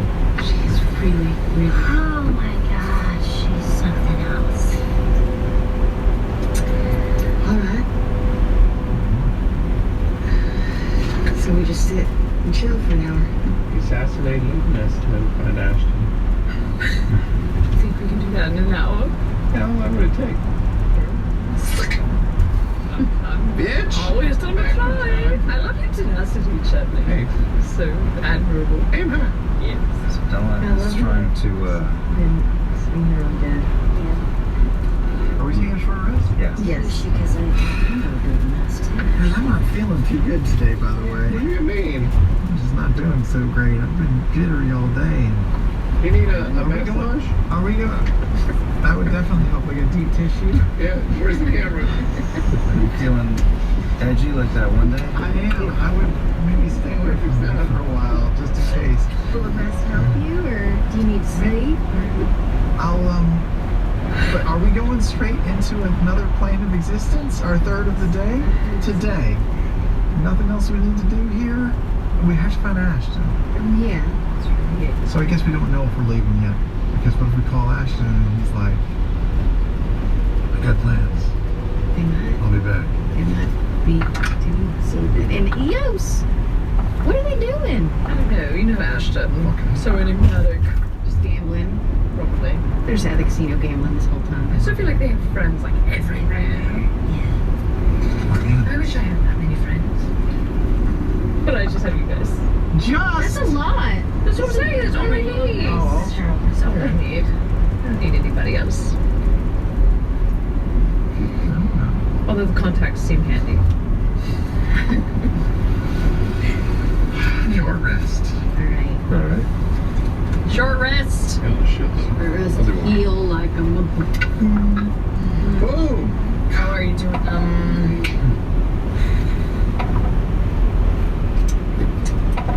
So. Also here. You got the blood vial, yeah?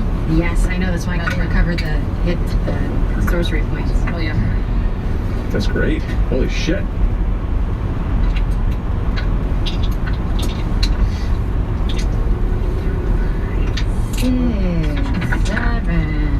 Should we go back and, close the loop on the lad in the house?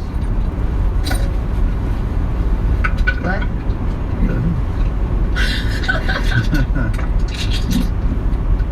Why am I rolling so many ones today?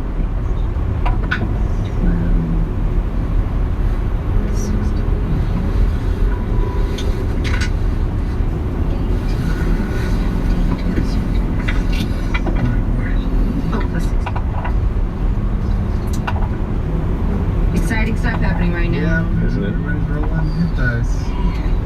This is great. The one unconscious dude in the kitchen, the other one in the basement was coming back from banishment. So he definitely picked up his pal. Logic says likely neither of them are there right now. For a multitude of reasons.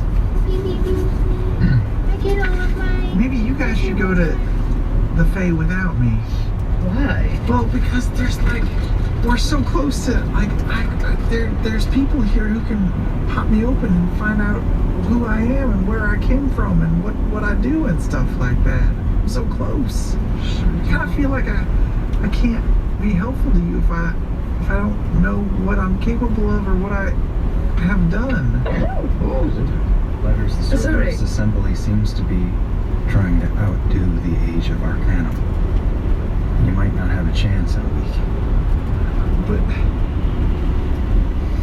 so close. We can come back. Alright. Do you want to go tonight? Just do like a... What time do you? Roughly. I'd say at this point it's like early afternoon, mid-afternoon. Since you did you woke up, did the tour, went to the seminary, which is where you found the information about that professor that might be able to talk to you then. You then went to stake out the house, broke in, had the fight, rush off, and then got back there. So yeah, it's like mid-afternoon. What a day. So, when was the professor going to be back that you could, I don't know. Professor, you were just given directions to where they were. Oh, so we could just go. Yeah, you want to catch him at the end of the day. That's a good feeling. Inquisitive. We gotta find Ashton first, or at least know where they are. Well, if it's been an hour, then I can send a message to Ashton. Okay. As you feel the restoration, that series of notes of arcane power in your body restored, the spell makes itself available to you. Alright, I will send a message to Ashton.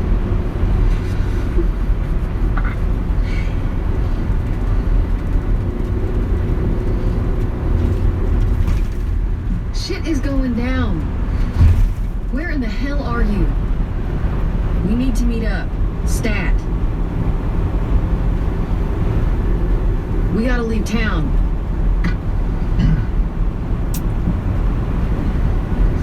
Stat! Jesus. All I wanted to do was start that message with Ashton! It's me!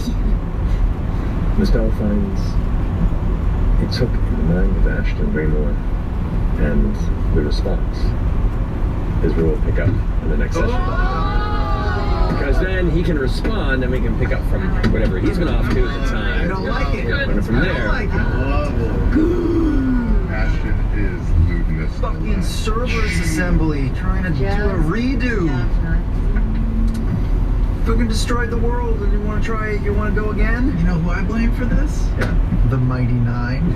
For not finishing the job when they had the chance. Unless we've got wrong information about what actually going on. Little tracks, he wanted the beacon. Remember the misdirects, right? There have been many times where we were going after something like the Angel of Irons, and it wasn't that shit at all. No, Matt would never do that. It's a great way to get a lot of zealous people to be like, kill the gods, set your destinies free, or us. And also, Thule is doing stuff not in line with the dipshit here. Not the party line. Well, who is doing like what? This guy didn't even trust Ira, right? No one trusts Ira. Who's Ira? Well, he's just a chaos agent. He's just a free chaos agent that can do shit, like really cool shit. But I mean, Sounds like me. all the stuff that like Lewdness and the servers assembly were up to in campaign 2, fascinated by the beacon. The beacon was all like divergence and shit like that. It was like from the founding. the beacon was pre-founding. Pre-founding. Or at least So it's like pre-gods. According to their religion, the Luxor. How many trammels did we need against the Whispered Club? 69. If I recall, 3 was what was forged. I'll have to look into it again. It's been a few years. That's just a comedy rule of threes. You know, it's deep lore dives like this that you can get on Four-Sided Dive. Not this one. The most recent one is out right now. Yeah, check it out on YouTube. And of course, check out Current Recap by Danny Carr. Also, check out that Legend of Vox Machina Season 2 trailer. Oh, shit. Check it out. What else can we plug? We got a new puffy jacket. Hey! Let's leave. Let's go. Thank you all so much for joining us. We'll see you next time. Happy New Year! We love you very much. And it's a Thursday. Good night.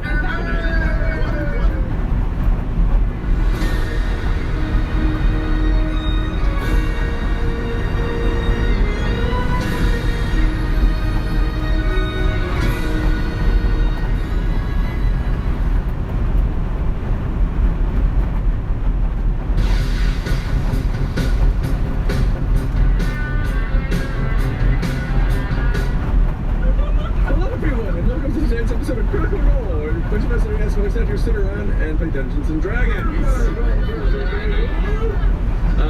Before we jump into tonight's episode, we do have some sponsors and announcements to get through for the evening with our first sponsor tonight, Cash App. Vince McSam, take it away. I wish I could give you the hot fingering action you crave, Matt. Brought to you by Cash App. That's funny. But alas, I have been vanquished. I've been vanquished by That's right, I whooped this cheating chode. Now, the Finger Championship Games belongs to us, the Finger Ladies of Wrestling. The best part about beating you is that it was easy. Was it as easy as using Cash App, the easiest way to send, spend, and save money, the #1 finance app in the App Store, and the best way to connect your direct deposit and get paid 2 days early? Even easier.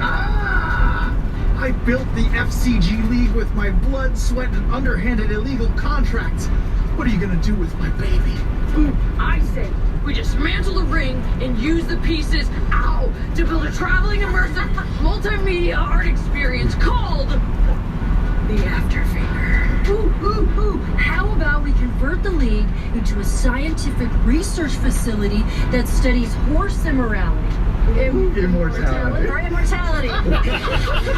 Those are both interesting. Yes. I was like, no. I'll take either. Both ideas are entirely plausible. I think we should turn it into a charity. A charity? Disgusting, outrageous, nauseating. What will this charity support? The Thumb Support Network will raise awareness of thumbs worldwide, empowering them to feel just as important as fingers. In fact, hey out there, it's me, superstar wrestling legend and popular role model, the Thumb. If you feel small, funny looking, or not as popular as your friends, you're not alone. Like me, you're a thumb. At some point in our lives, every one of us has felt thummy. Yearning to contribute, but not being able to reach as far as your neighbors. Oh my God. Well, I'm here to inspire all the thumbs of this world, metaphoric and literal, to straighten yourself out and knuckle through life. You may be weird looking, but you're posable, damn it. And if you believe in yourself, you will give yourself a hand and nail it. Oh my God. That was beautiful, Laura. Well, if you hadn't dismembered my freaky toe fingers, I'd be using them to donate to this fictional charity with Cash App. Download Cash App from the App Store or Google Play Store today and create your own Cash Tap. Vince McSam is off to pursue my other dream, hand tap dancing. What were you saying? Because it is a little thing. Cash tag. Listen, I know how to read. I know how to read. Well, that's the end of this ad. And that's money. Matt, back to you. Brutality. Horse immersion. To be real, every time I've been on a horse, I'm like, I don't trust this fucker. Like, I think it's important study. I don't trust you. It's not a lot of money and time going into that. I'm here with you. I'm behind you. This episode is also sponsored by NordVPN. Browse the internet safely, but most importantly, freely. Even when traveling abroad, you don't want to miss your favorite content. Open the map, click on a location, and you'll be connected in seconds. It's that easy.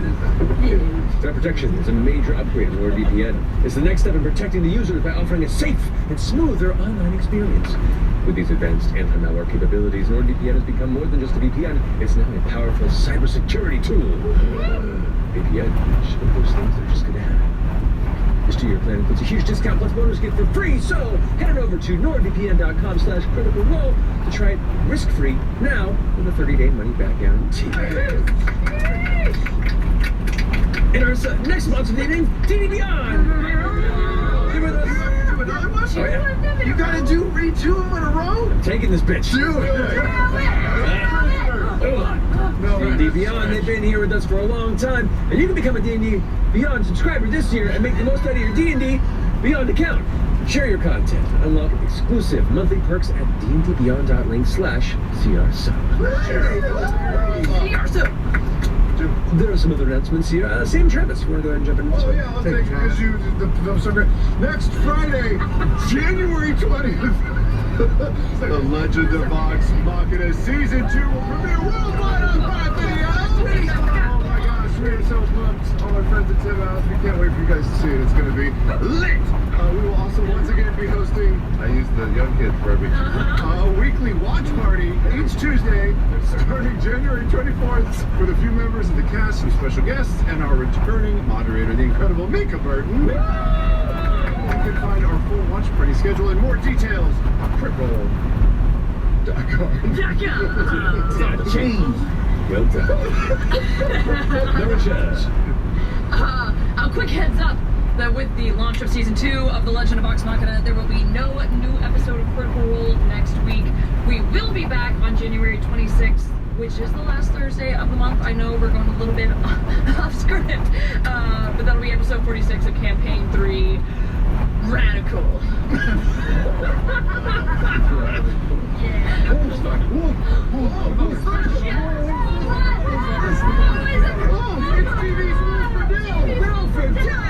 Hey, Will! What are you guys doing?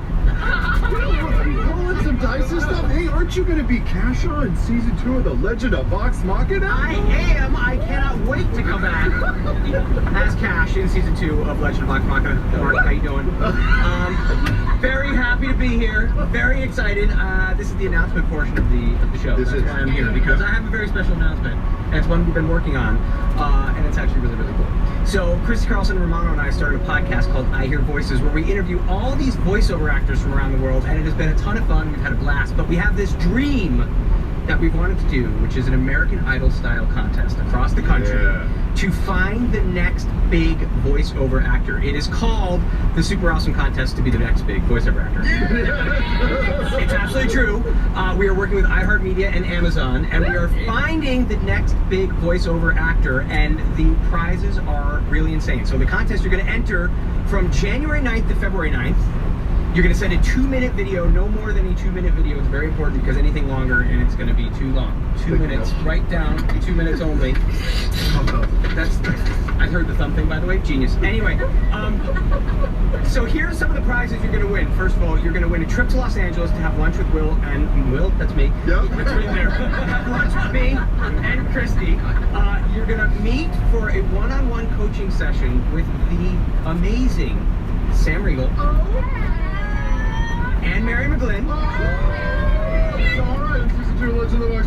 Correct. You win $1,000 the trip to LA. But one of the coolest prizes ever is you win a 1-year contract with CESD, my voiceover agency. Yeah, that's so you really, and you get to be the voice of I Hear Voices and do some stuff for iHeartMedia. So you get a chance at a voiceover career. It's really like a cool thing to sign with an agent, come out, meet everybody, come to Los Angeles. It is the Super Awesome Cotton. Can you say the title? The Super Awesome Cotton Candy Contest. No, you have lost already. It is the Super Awesome Contest to become the next big voiceover actor. Mitch, take it away. What is it? No person necessary. Entries will be judged. The contest is open to legal residents of the United States who are over 18 or older. There we go. He does it that quick. It's amazing. Can I have a take two? You can do what? Would you like one? Go ahead. Super good. Nope. Okay. Thank you. Awesome. You've been so good at this. But this is real, folks. So it's I Hear Voices, and go to it's the. I want to make sure I get the exact website. I Hear Voices at iHeartRadio.com. Put in your entries. The January 9th through February 9th, 2-minute video. The winner is gonna actually maybe win a career, which is pretty great. They're bona fide. CESD is bona fide. They are. Does it need to be the full 2 minutes, or is it up to 2 minutes? Up to 2 minutes. Okay. And just do a bunch of voices that you want to do. But if you want to do, like, it doesn't have to be one thing.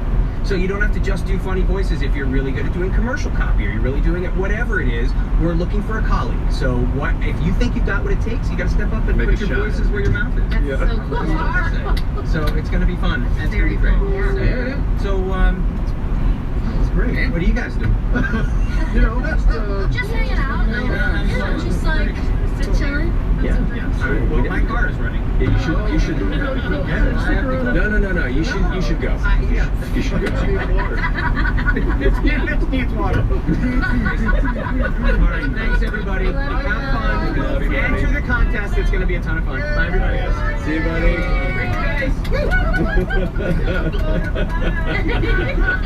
That's cash money. Yeah. Cash money. Cash money. Wow. Fucking hate that guy.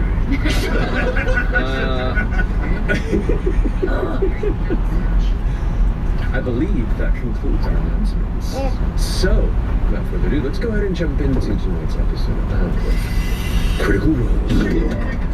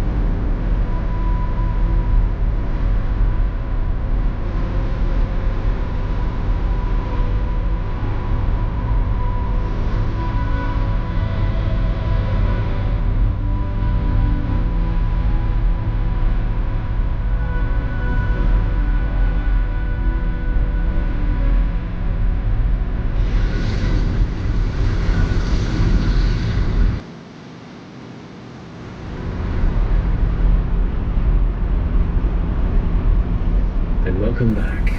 So, last we left off, Bell's Hells had come to the city of Eos, the city of flowing light on the southern side of the continent of Marquette, in search of information surrounding the research being done around the Omen Archive and the Grim Verity.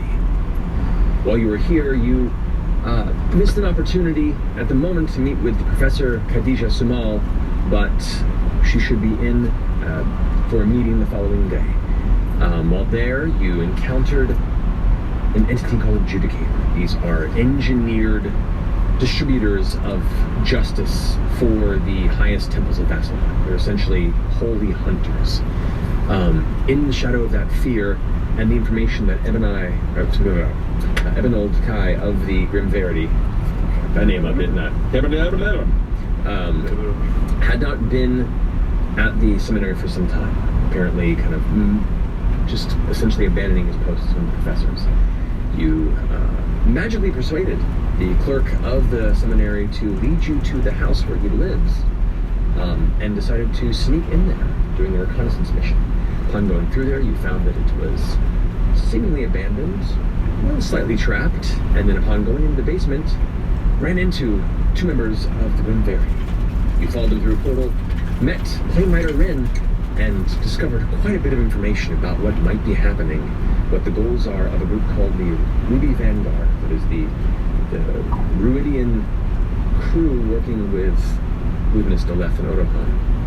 And upon returning to this basement, discovered that the house was recently broken into and is being searched through by members of this Vanguard.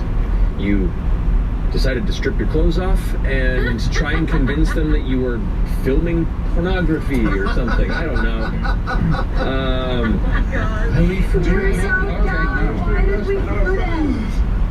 Welcome back, Taliesin. What's wrong with you? We lost our moral compass. It's the most horrifying thing I've ever heard you say. We're in such trouble. Yep. Which nearly did something. Instead, a battle ensued within this house where you managed to defeat this troop, grabbed one and absconded with them, found a safe house, and interrogated them. You reached out to Plane Rider Rin, members of the Grim Verity that you have recently met, and completed some of this interrogation for you. At this point, you were figuring out which direction to take, as the time of the solstice is looming, and there are many paths to be chosen as you decide what your final affairs are here in Eos and what to do.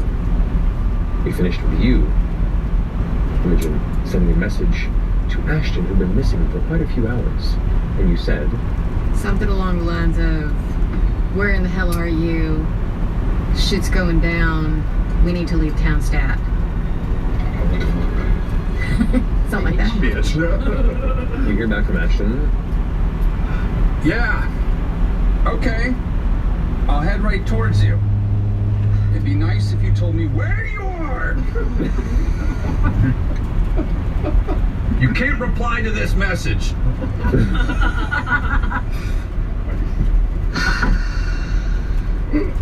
Did you get Do you have any more? No. No, I do not. I used my sorcery points to get back at Use the left lane to merge onto I-70 West. I can use a 4th level, I think. Yeah, you can use higher level spell slots. I'll just waste a 4th. Dick, you could have said where you were. I know. Yeah, that sounds right. Yeah. I think the question was, where are you? Yeah, that was You the said, question. yeah. All right. I wouldn't have told you anything. That tracks. That tracks. Yeah, you should. I feel like you should. Where are you guys right now? You don't know. You don't know. I know where I am though, so it's possible that you could run into me if you're where I am. Actually, where are we right now? We're in the docks. That's right. And East side dogs. Okay. Use the left lane to make a U-turn at East Elizabeth Street. Just talking to Matthew, our lovely game master. Plane Rider Rin took off with the Elementalist, right? Correct. Handed them no, I over. thought No. The Elementalist was left in the safe house, kind of in a docile, charmed state. They just kind of sat down. Okay. And but we're with him, but we're not. Make a U-turn. Soon? We leaving should him take with- him with us wherever we go. Seems totally. With Rin, right? He's just. No, he's Rin just a left him vegetable in right the now. warehouse with us. Yeah, and So Rin if wandered we off to handle leave some of the him, business. it's possible that he will just sit here, but it's also possible something could happen to him before Red Ring comes back. He might think So we we want should- sandwiches and go out to get them for us and make problems. Yeah. Should probably take him with us. I'm gonna send a message back to Ashton. Turn right, then turn right onto North Houghton Highway. Yeah, that's one. Yeah, side one was. Feels like 5. Left side.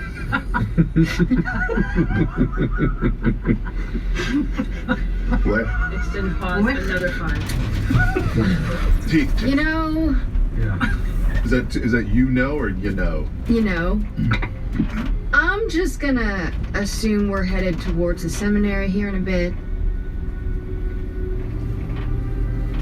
So that's where we'll Turn right, then take the first right. That's where we'll meet you.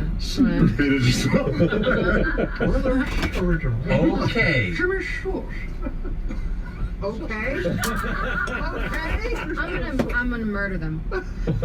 4th level, okay. We're heading towards the seminary. I love it. So much magic for an okay. Yep. What are we doing with this person? We're just leaving them. Want to put him in my chest cavity? I kind of do, yeah. I mean, we'd have to chop them up into little pieces. You start at the joints and take care of the tendons first, and then they just fall right up. Well, I hear. I mean, we should probably take him with us. Oh, wait, is he gonna be able to walk like that? How long is he going to be like this? Do we know? Plain Rider Rin did that. Could last 10 minutes. Could last 10 hours. Should we test it out and see like what all he can do? Oh, like give him a function? command or something? Just in a fog state here. Just kind of in a fugue state, staring loosely at the wall. Was basically given a command by Rin to sit and stay, more or less, and then they left. Touch your nose. Okay, he's not going to listen to us. Taldus! Taldus! Do some jumping jacks. Maybe it's like Simon Says. You gotta say Simon Says or something. Or Rin Says. Rin says. Taldus. Rin says, do some jumping jacks. Make a persuasion check. Why not? Don't fuck this up first roll. She also let Lana die. One roll, and she's right in. 9! Nah. If I could, maybe carrying around a member of the Ruby Vanguard isn't such a good idea. What if we get noticed by, comrades? Lana could pate, stay behind and keep an eye on him for us. He could. I'm not sure if he's up for that level of responsibility, but I have full faith in him. Maybe this is his opportunity to grow and rise in his station. Does he always do what you ask? Yeah. Oh. It's been a little bit. How you all doing? Hang on for a second, Imogen is talking. Oh, sorry. Wait, let me. Now I can't remember if I actually did use a sorcery point to get back that 3rd level If I spell. recall, you did. I feel like I remember did? that. Yeah. Okay. So I'll mark those off. So I could do the same thing again and get another 3rd level back because I just realized we have no way to contact Rin now that I've used all my spells. Because they're being a punk. Ooh, actually. Well, the plan stands though. We were gonna leave the rat. Pate. Yeah.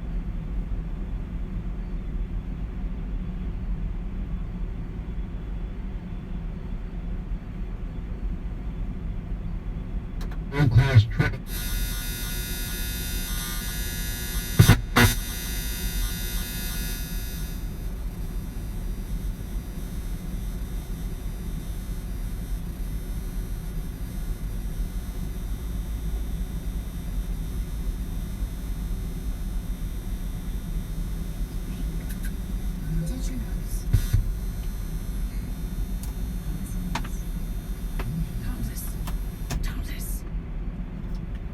Do some jumping jacks. It's like Simon Says. You gotta say Simon Says. Rin says. Thomas. Rin says. Do some jumping jacks. Why not?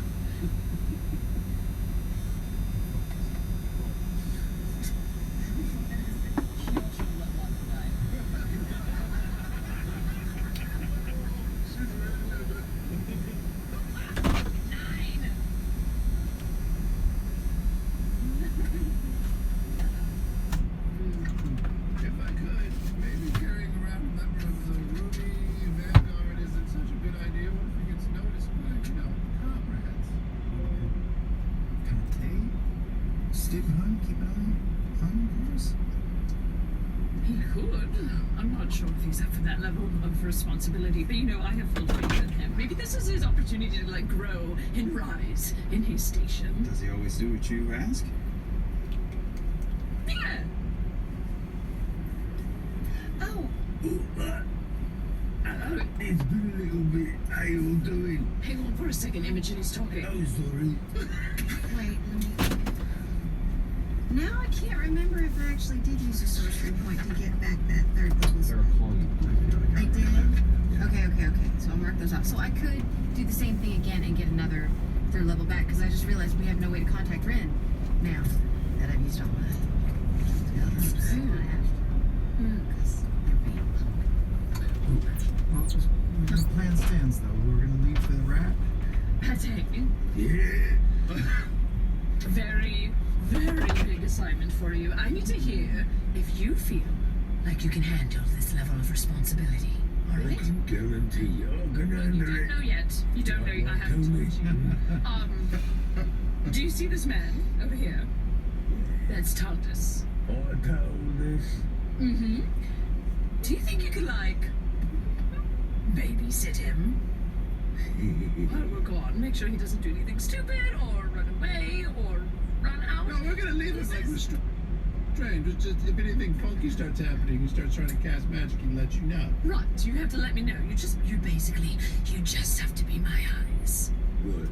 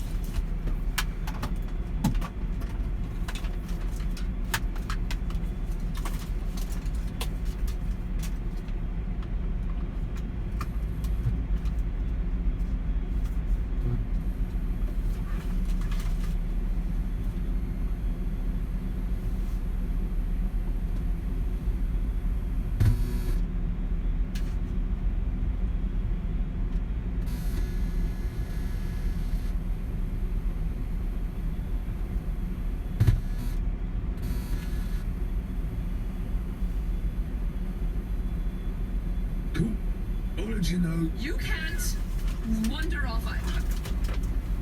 Got it. You have to stay here. Yeah, right. And you can communicate with me telepathically, right? I think so. No, you can. Yeah. Can you do this? You're in your head. Yeah, I think so. Oh my god. I'm so proud of you. You're doing so well. Thanks, you know, coming up in the world. Oh, goodness. All right. Go and find someplace to hide. Start your limitation. Okay. Are we leaving him like free willy nilly, or are we tying him up? I would definitely mind him. Yeah. And a gag. Really? Does he have magic? I mean, yeah, that's true. That's true. Yep. I'm going to, as gently as possible, put bandana in this guy's mouth, tie it around the back. He opens his mouth to help. Okay. Sorry. Hello. We should have asked Rand how long He's this gonna try to kill us. Tighten it.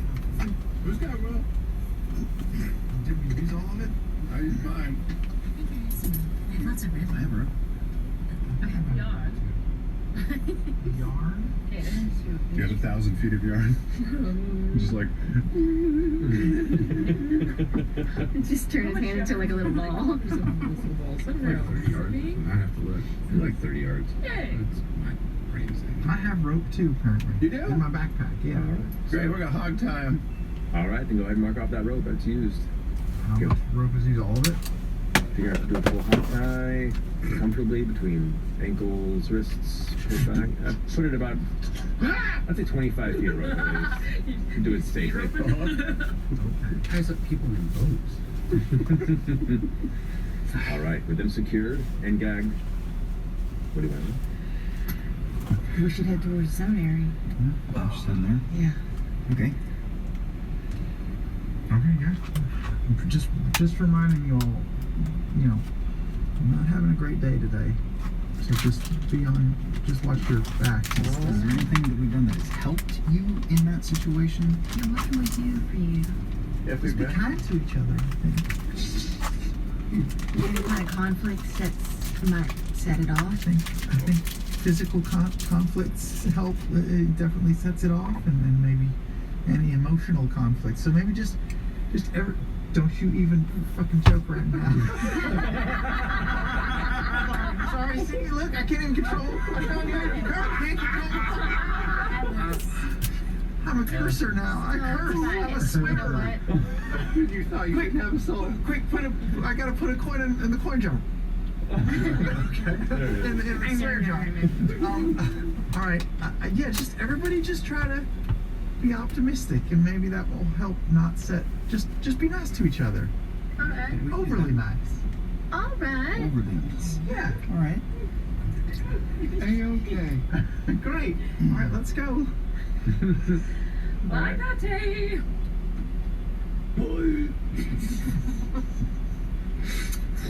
Should we?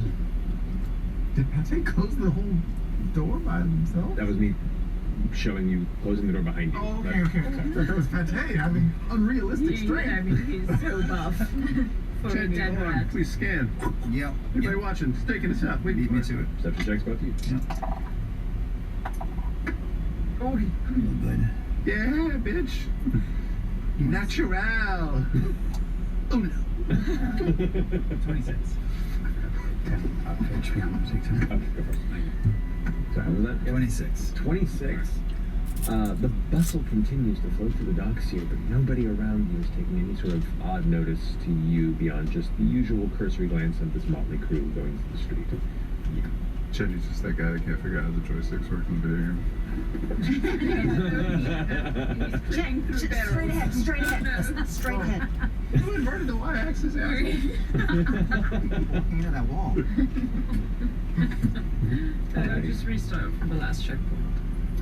No worries. So, gather yourselves, closing the warehouse behind you, trudging back into the bustling city streets of Eos, you head through the Endeavor Ring, back to the Northern Dominion Ring, up the large sets of winding stairs, beyond the statues of the various heroes and founders of the city, through the central courtyards and walkways, till eventually come to the base of the stairs that lead up into the inland seminary.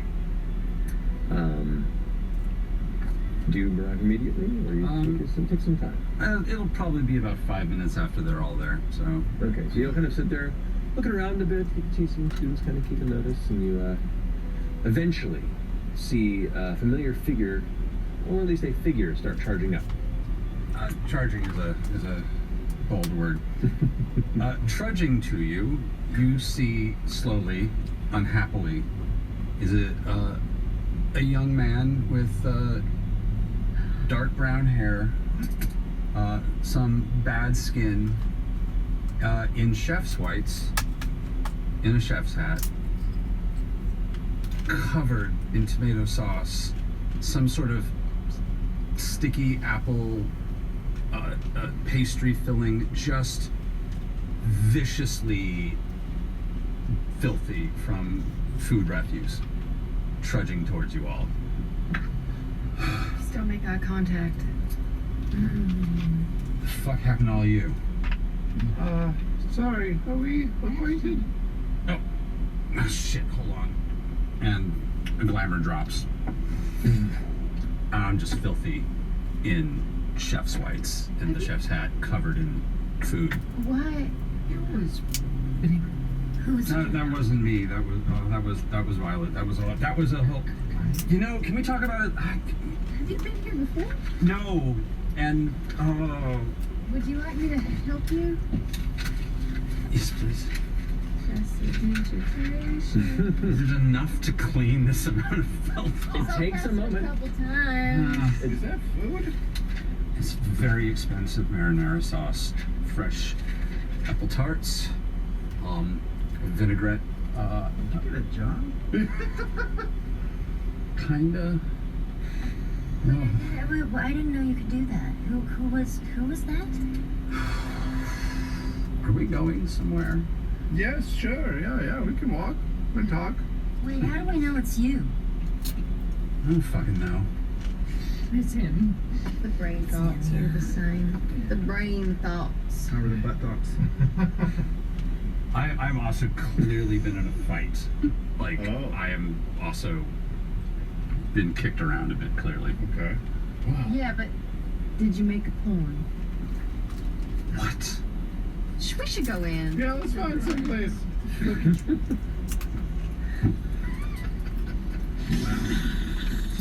Take the air out of the hole Wow. there. Okay. Created a whole industry last name, mechanics.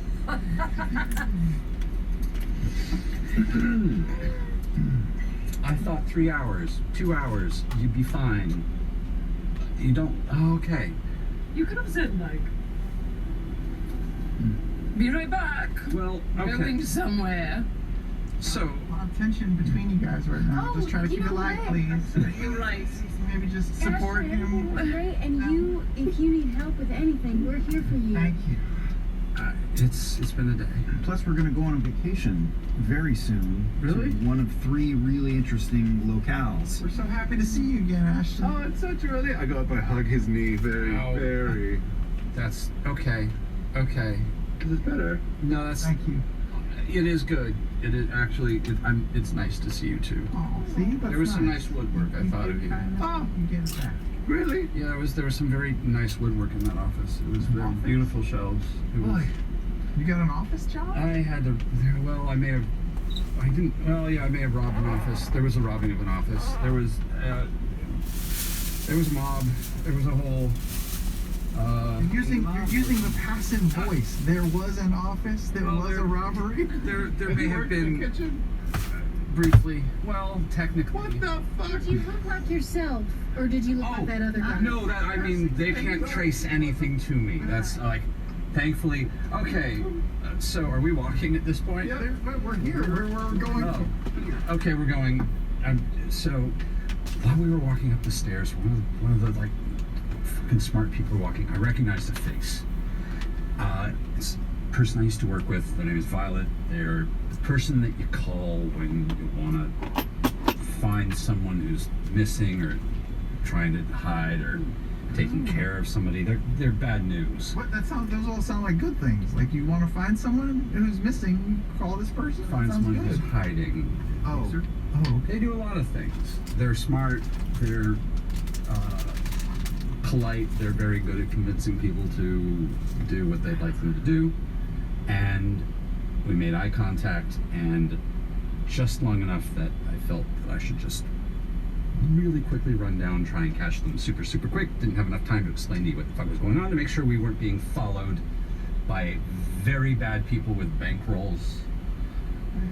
We turned around and you were gone. Yeah, I went, had a brief interrogation of Violet, and They interrogated you? Or you interrogated them? I interrogated them at first, but they're really, they're so smart. And you start talking, and then suddenly you're answering questions, and you didn't mean to be, and so I accidentally told them like a lot. And then turns out they weren't here for us, so that's good. They're on a whole other thing. But then they knew enough that they could have turned us in for money. So I agreed to just do a quick 60-minute tag along, just to sort of clear that up, so to make sure that no word is going to get back. freelanced on the side? They were gonna It's fine. It's fine. It's so great. He was just helping out. It's fine. So You seem anxious. Is there anything we can do to help you out right now? a drink would be lovely. All right. There may have been a lot involved. The sentries may have been involved. Sentries? Yeah, there were Like cops. time? Or like Cops. people who cops? Or There were cops. There were mobsters. There was some fighting. I may have helped kidnap a mobster. There was a lot went down. We were gone, but Sentries only affect Chet. that's right. And I got them under my boot. So yeah. So you did a job for this person so that they wouldn't be able to blackmail us or to hold one over on us? And Deal's a deal. Was the job successful? Oh yeah, the job was successful. Turns out Violet was in town to try and get some information out of one of the local mobs. The Baneful. Proceed to the route. Brood, I believe. God. Baneful Brood? Yeah. They had a lot of it. They were a lot. Anyway, I agreed to come in as a little bit of muscle to help, make sure that if anything went down while they were trying to steal some ledgers to prove apparently some sort of fishy business between them and some artifact theft. I went in. They gave me a glamour. Went in through the kitchen so that they would have some backup. Shit got weird. Got caught. Had to tie up a couple monsters while we ransacked the main guy's office. Giro, I think his name. I don't even. Oh, Giro? Or Grio. We may have tied him up. That's a mobster who we should be mindful of? Oh no, he's. I think he's. At least last I checked, I think he's been arrested. Turns out he doesn't keep a ledger. He has a Kenku. So we kidnapped the Kenku. This is the best story. And we tied up the Kenku. We wrapped the Kenku up in a very expensive rug that was clearly stolen and antique. And worth more money than we would in real life. Did you keep her up? Yes. Or the Kenku? Did you keep either? Well, yes, until of course everything went wrong. It's a very big house. to merge onto It's a very big I-70 house, and Westward there's a lot of turns, a lot of rooms. I don't know why it had so many rooms. Not a lot of people live there. And the next thing I know, we were unconscious, tied up in the kitchen. And there was some interrogation on their end, not ours. Turn left. And they got the Kenku back, and they were starting to ask me about who I was and what was happening and what was going on. And there was some punching, which I'm fine with, but and then the feds raided. What's a fed? Sentries. Everyone got upset when I said sentries. So a bunch of people showed up, with authority. Oh no. Busted the place out. I got out just long enough to actually throw enough fists. Don't fight in kitchens. We fought in the basement. Can you believe that? They were Wait, but you didn't give them any information when they were interrogated? Oh, no, thankfully, no. I didn't get that far, thankfully. And, you know, now the Ken crew and the boss are arrested and it's a bad Ken crew. Living legend. It's a bad Ken crew. All Kenkus aren't bad. There's some really nice Kenkos. No, and I mean, like, this is the one good thing that ended is, like, obviously the glamour never faded, so, you know, and like, the authorities were very happy with it and how everything went down. It worked out great for them. They got to pull everybody who was going to get arrested is arrested. They were really grateful. I gave my statement, and they said anytime that, like, if I need anything from them, just let them know. And I've got, like, now some friends in the like, just in case, but I've got some names that we can talk to. You're an informant. Well, yeah, and they said, like, you know, they'll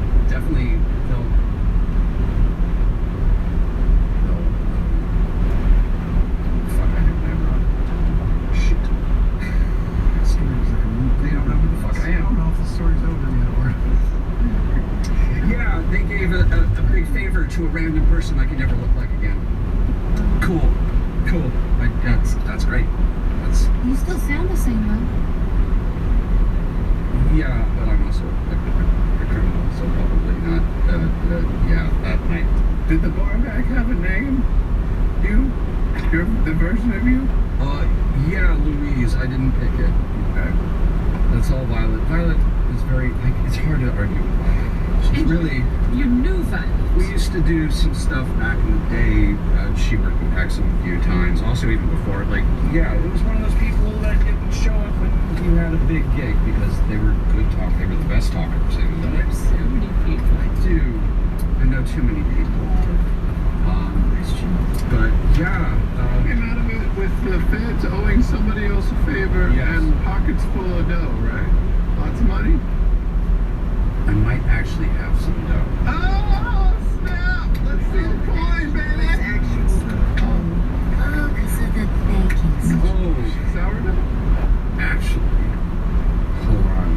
And I pull out the hole and walk in and grab my hammer, which I have not had, and pull out some fresh pastries, at least that are reasonably.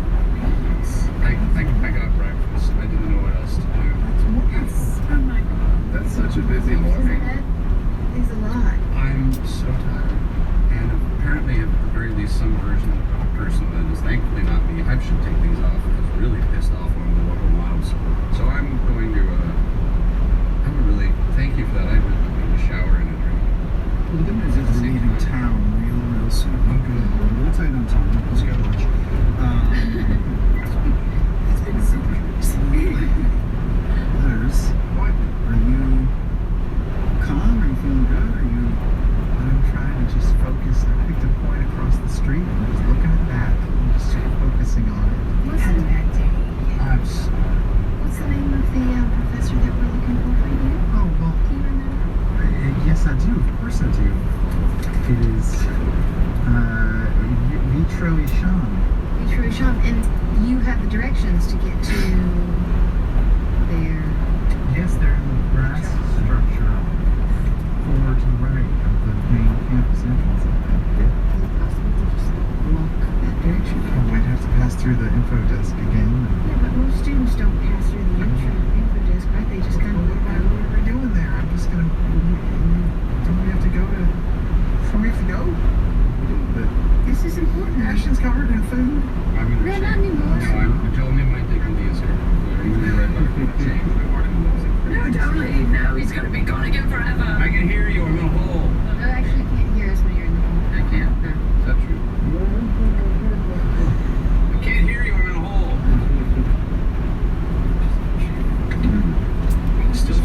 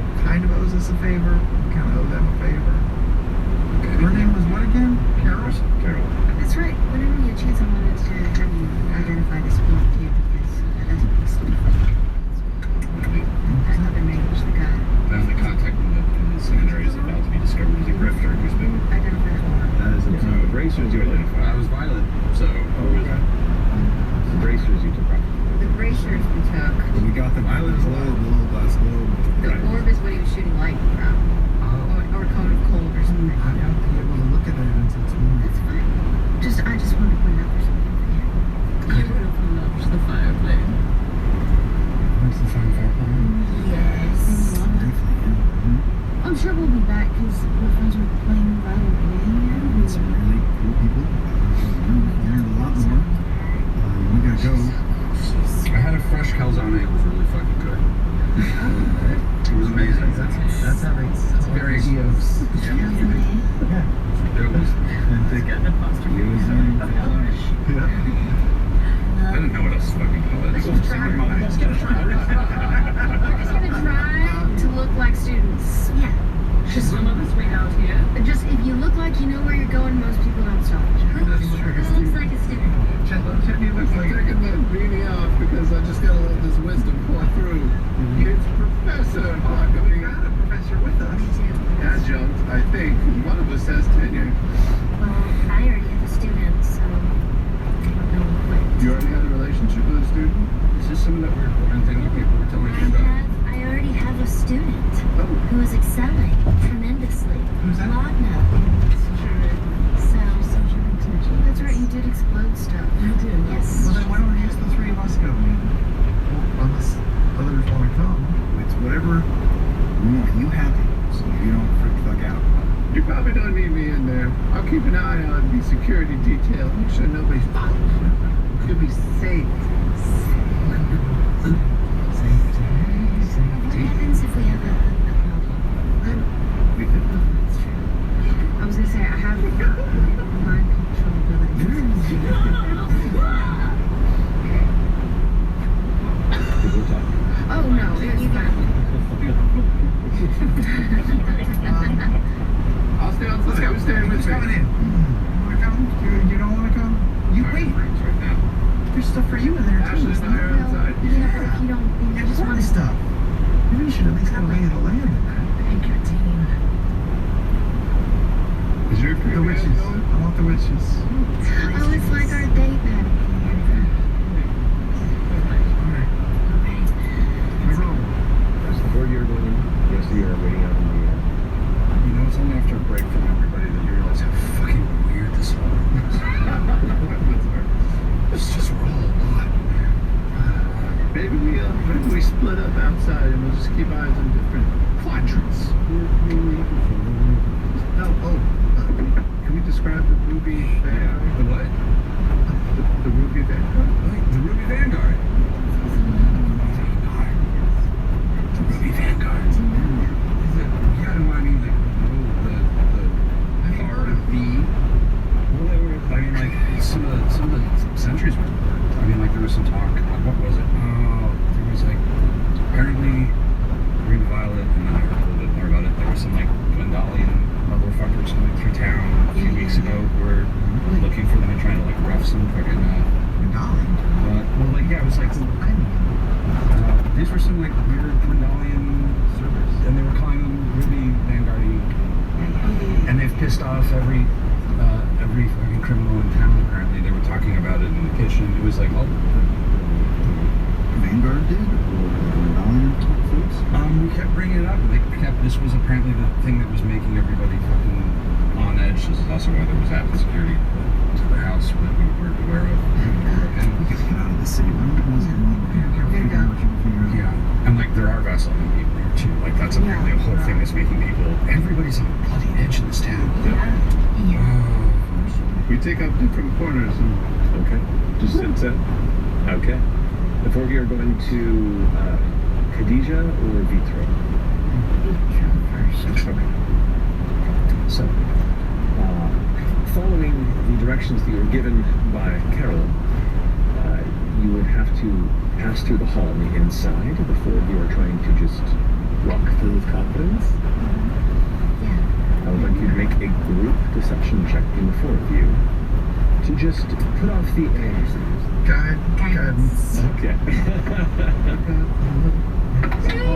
Together.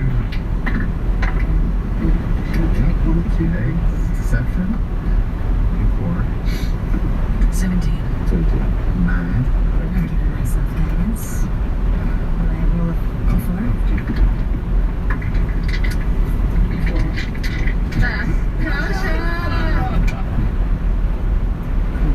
16. Okay, 17, 9, 16. 12. 12. Okay. Not great, but not dismal. State or a corpse and a robot walk into a home. As you begin to carve through and head to the right down the long hallway that you were previously guided towards, you do see Carol is currently at the desk, but is in the middle of a conversation. As you kind of dart through, her head turns from it, but doesn't find you as you continue pushing down that hall. Breathe a sigh of relief as you continue following these instructions through the long walkway. As you do, you can see there is another pair of professors that are having a conversation. They both kind of eye your troop as you walk by. And you get a few steps past them before one of them turns. This kind of squat, old dwarf fellow with like a balding center of his head, these kind of large, kind of gray-white tufts on the side that go into like a long skullet behind.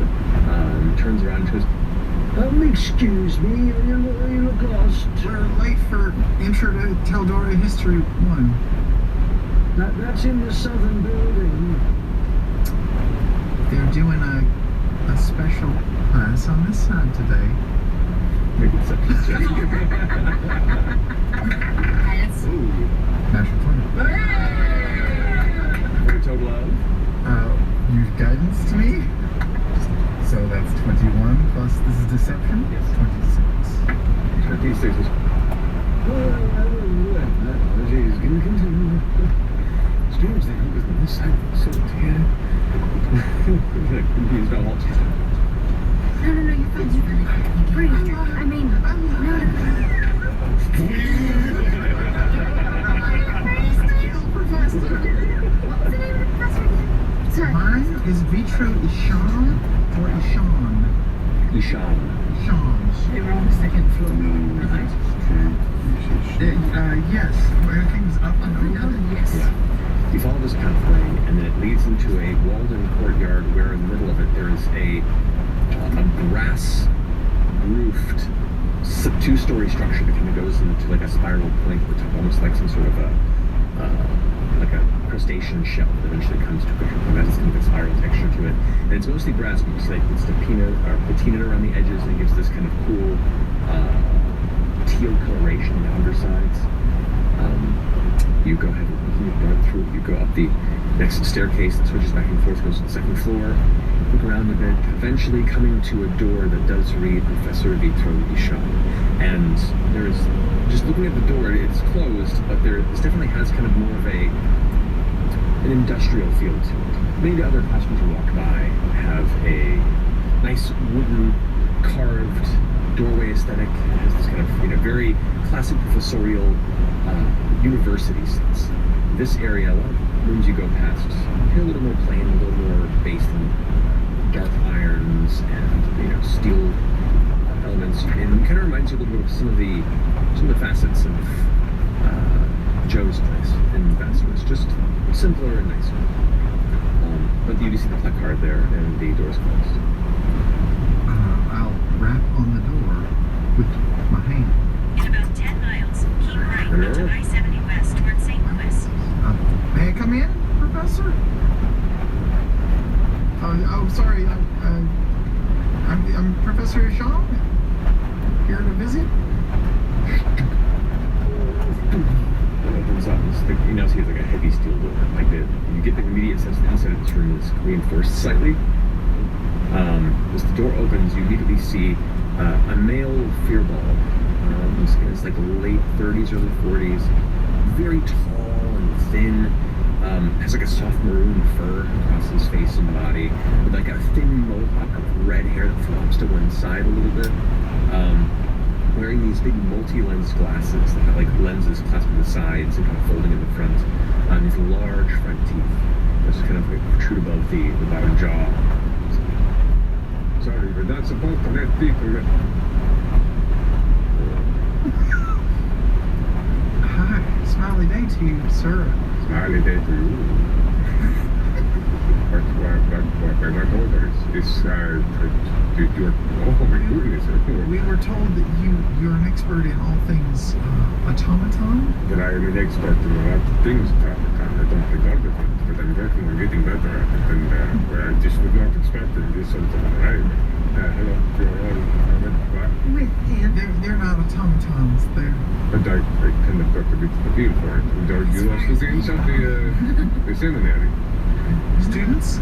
Students, Students of the seminary. Oh, we are students. Yes. We are studying. She's a traveling professor. Yeah. I'm not a professor here, but I just wear it. Really, what we're here for is support of our friend here, FCG, who has traveled quite a great distance to meet with you. Group perception check. Ah, yet again.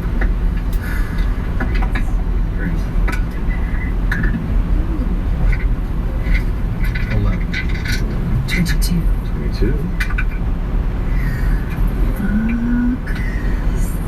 10. Okay. 16. 16. Okay.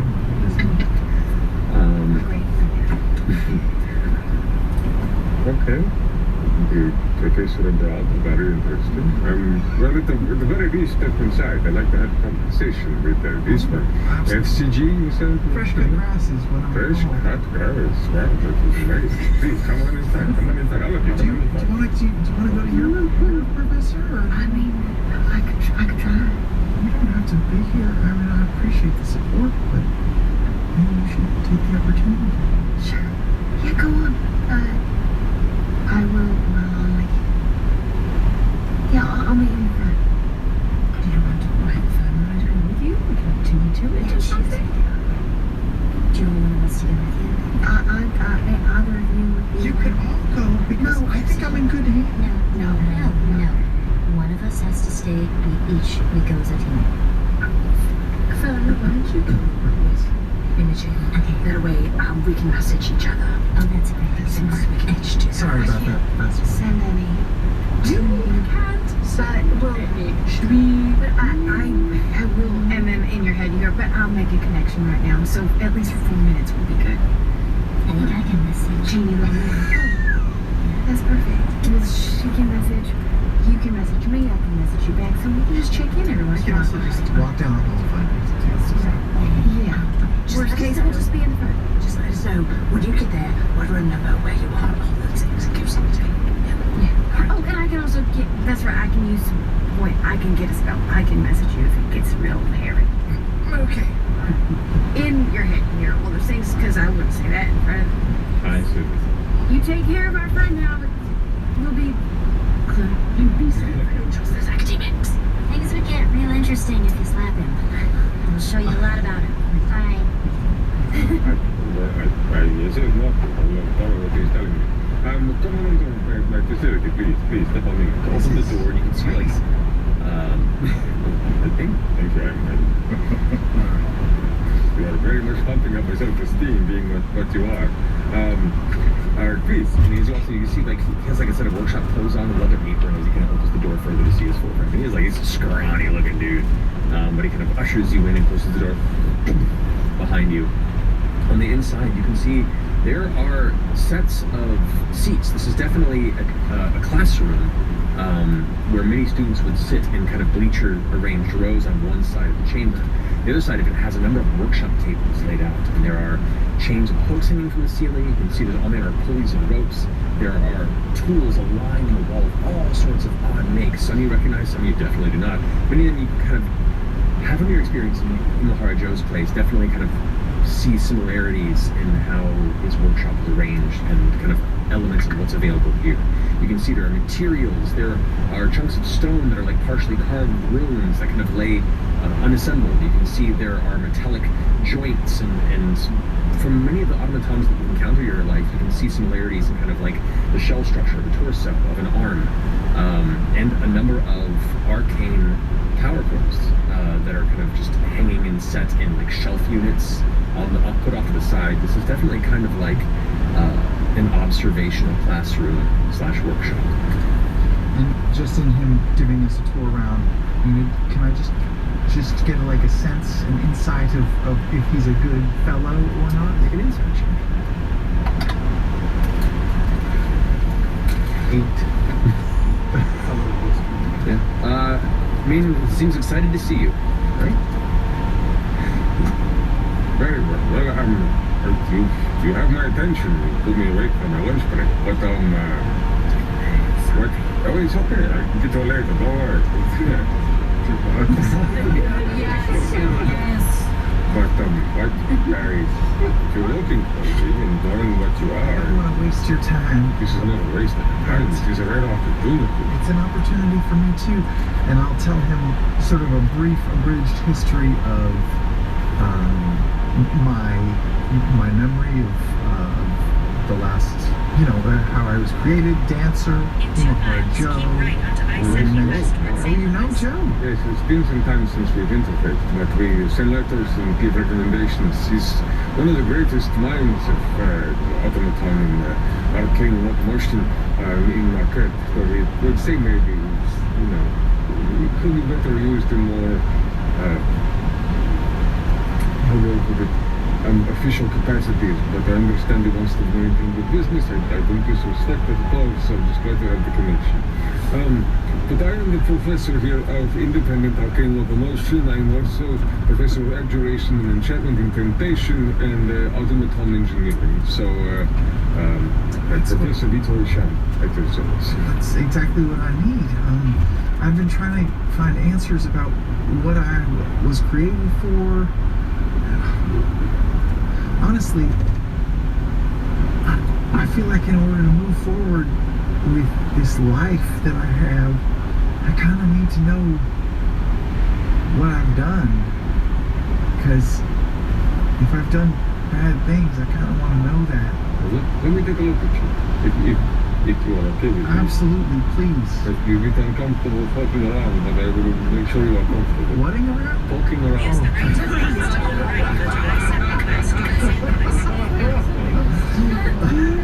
Sorry, it's just the lips. Sorry, something in the teeth? Anyway. Yes, please poke. Laudna, if this makes you uncomfortable, I know that those things freak you out a little bit, so just turn away. They've left. Oh, never mind. Okay.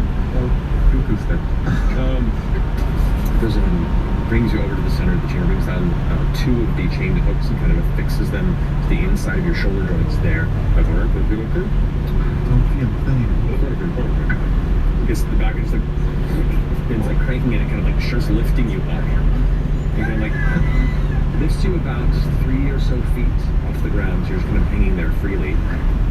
Comes back to you, changes the lenses of his glasses. Do you mind if I open the chest? I'm sorry, the what? The cartridge, the chest. Yes, you may open the chest. Thank you very much. Goes ahead and pulls out like a small grapple tool. Oh yes? What is your name, by the way? Sorry, I'm Laudna. Student Laudna, pleasure. Student Laudna, that's me. He's a bit stressed out today. And bad things happen when he, reaches his limits. So just be gentle. I may have been created as an assassin thousands of years ago, and I've been known to do violent things. So just protect you. Maybe wear eye protection. Just protect yourself. His eyes go red. Oh, you know what? Well, I take I'll disconnect my saw blade and all my other weapon arms. And as you're like pulling out all these stuff, it's like very interesting series of accompaniments. All right. Always taking a look. Listening. Pulls open the front of your chest cavity once more, very similar to how Joe was looking through you. Kind of he's looking through some of the interiors because this very much confirms some of my suspicions. You're a automaton. Specifically, I think you see here you are a harmonious automaton. Harmonious? Harmonious automaton. It was a very, very particular design of the old Arcanum City. They were designed, I'm sorry, I need to be inclusive, this is not right. You're designed as peacekeepers and diplomatic associates. Peacekeepers? Yes, often used as guides and communicators throughout the ancient city.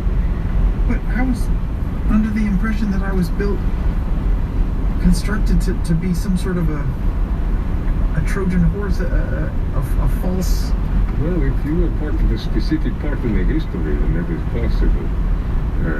Because certain things, I guess, like now we've heard rumors of the automatons emerging in recent years, but none have come for years before. This is a rare treat. The event I'm speaking of is called the Care and the Calling. Now, I've heard of this event, which a number of Ormatans were offered to turn on their companions as a gift. It is largely made as political gifts from Aor to their rivals. And then only one day they just turned around and murdered or attempted to murder the person they were given to. So it caused a large shift in the Orion dominance during the age. If that is what you are, it will be extra special and continues to still look through, and it feels a little strange, especially since it starts getting into kind of the deep undercore that hrrr can stop that. Oh wow. Pulls it out. This might be a little uncomfortable. Let me know if I need to stop at any time. No, please, I need to know. Alright. Even if I scream, just keep going. No, I will stop. I will stop. Please keep going. No, I distinctly cannot allow myself to do that. I'm a man of arcane medicine, I guess you could say. Alright, let's get in here. And it starts, It's like I can see something new. Is there like once you hit the center of the earth, if you keep going, it's just more, more soil. There's no bottom. It reaches in, and you start feeling this spark, almost like a weird tension. Like, do you feel that? Yeah, I do. Yep. Sorry. In a quarter mile, take a slight right turn to merge onto I-70 You are West. fitted with quite the unique arcane power accumulator. I will be very honest with you. Arcane power accumulator. Yes, it is far larger than what is needed for an Ormatan of your size, which might very well confirm the fact that you were either altered or created for this, the Care and the Calling event. Are you able to access any arcana yourself? Yes, I am, and I don't know how I'm able to. I have many powers, some healing, but also many that are destructive. Destructive makes sense. Healing, that is a bit confusing. There's not all, they do not recall any of the enormous Ormatans in that specifically event, but the healing prowess, what is possible? I mean, all the history books are not entirely, fully fleshed out. Could it be that I was programmed with those capabilities to trick or fool someone to let me closer to their... It's possible. And you feel this tension release.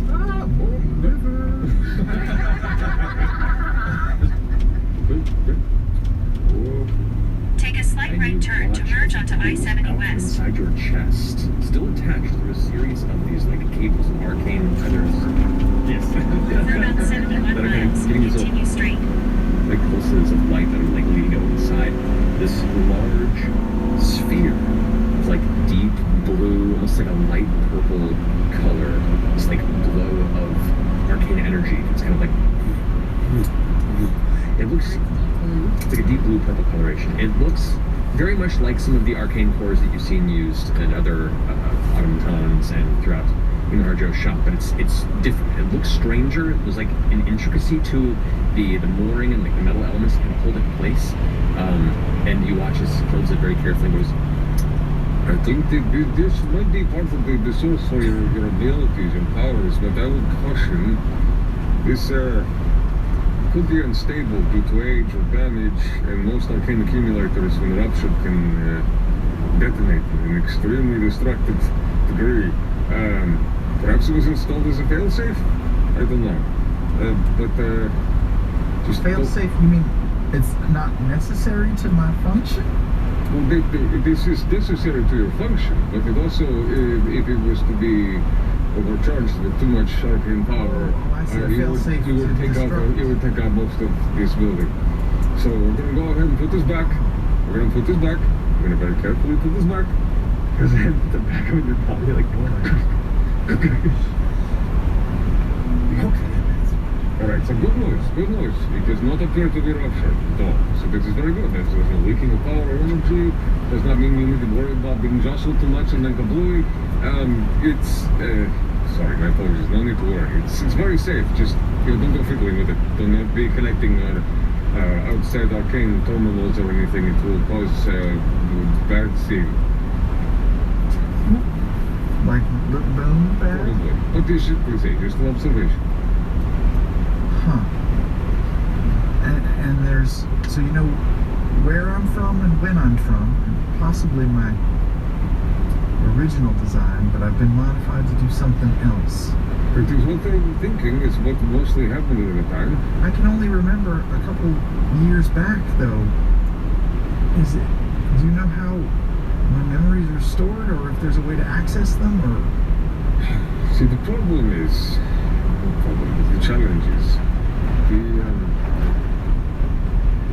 the enchantment technology, the incantations that were utilized in the creation of the automatons were specific to AR, and they were lost in the city. No one can make, as far as I understand, new beings like you. You are very special. You are from a time in which this secret is known, utilized, but that time is past. You are both a relic of history and a very unique, special person. That's what they keep saying. I think there might have a point there. I mean,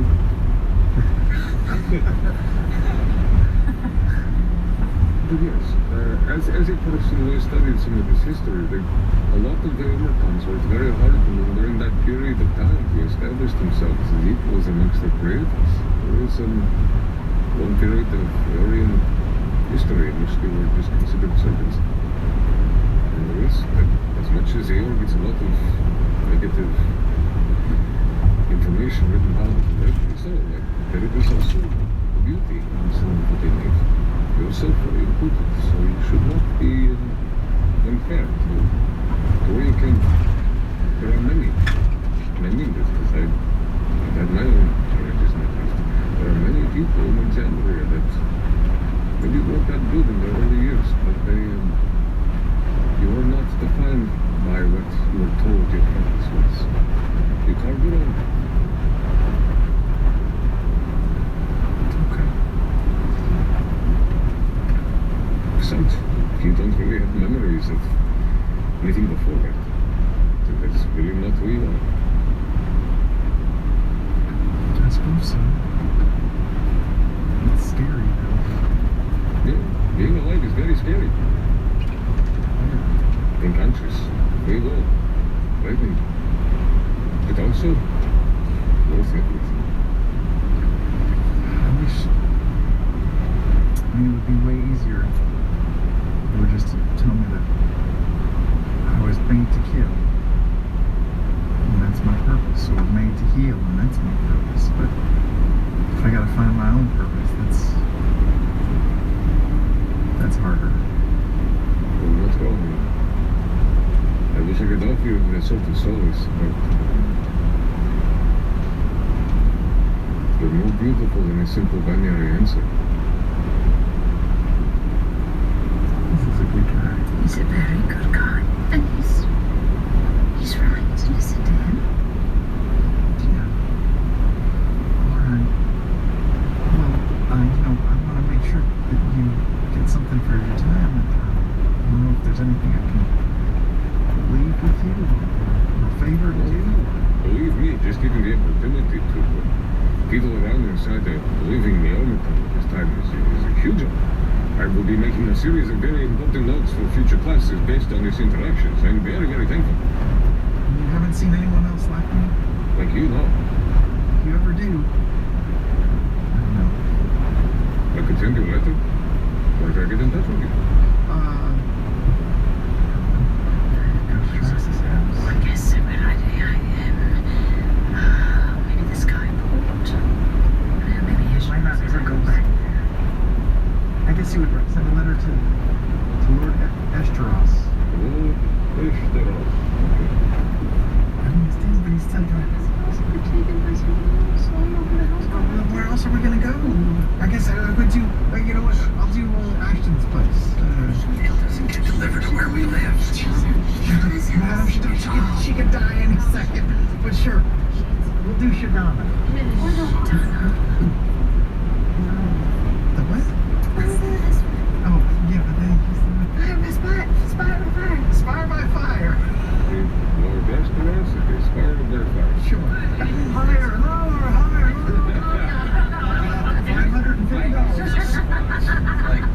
clear, where I live is a squat.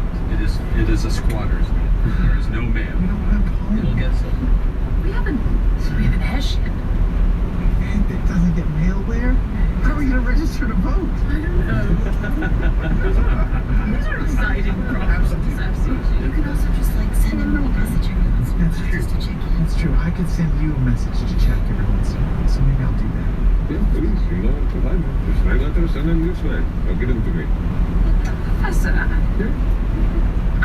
feel like Ashton is not here. I feel like FCG is very humble, but he's more than just an arcane healer. He's almost also like an emotional healer. They're a very good person. I just Feel free. I think you're right in your assessment that they're quite wonderful. Good. It is very nice to you. Many people out there just look at automatons and see them as tools, see them as a means to an end. But there is artistry in creation, and to be honest, I've always been fascinated with that next level of autonomy. There are some that toy with it, and that gotten close to the secret, but not quite the same level of perfection that you represent. So, Lunch over here. just being honest, this is a huge day for me. I appreciate it. Well, thank you for your time. I would be remiss if I didn't ask you one more question. I want to get over to what Imogen is doing soon. But if it doesn't take long, and if you have the tools and capabilities, yes. Could I just make one quick request? By all means. It seems like I have this energy source within me. Right. It makes some heat. The's heat in there. Yes. I was wondering. Give exactly the energy backup and it can create. I was wondering if you could just make some sort of like an opening and an access point, not to get to the energy source, but a safe sort of compartment, small, but that could harness and access that heat, possibly over time bake things. Oh. An easy bake oven. I did not consider this. This is. Yes, that would not be a difficult thing to do whatsoever. It's like a 40-watt light bulb, just cooking something for like 8 hours that's this big. Let's give it a shot. He pulls you back up and pulls out the tools. We don't have to. You were gonna ask for like some sort of teledildonic. yeah, that's exactly what I thought it would be. Oh my god. That is a phrase, that is a term I've never heard. I have not, but now like... I teledildonic device for those who... I figured it out. I need to know what it is. It's a dildo that you control over the internet. Oh, that's great. It's like with Bluetooth? Yeah, Bluetooth. I guess you can do it. I've only done the old-fashioned Wi-Fi. 3G. Yeah. Well, they sell packages with the game res on eBay. Anyway. It sure enough seems eager for the alteration and has the tools to do so, and it won't take too long. Oh my god, stop it! Stop it! Lives is starting to rain.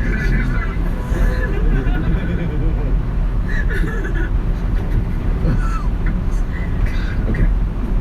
So you are getting your alteration of your easy bake oven underway.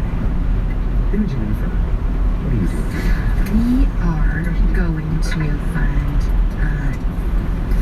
Khadija Sumal's office. Okay.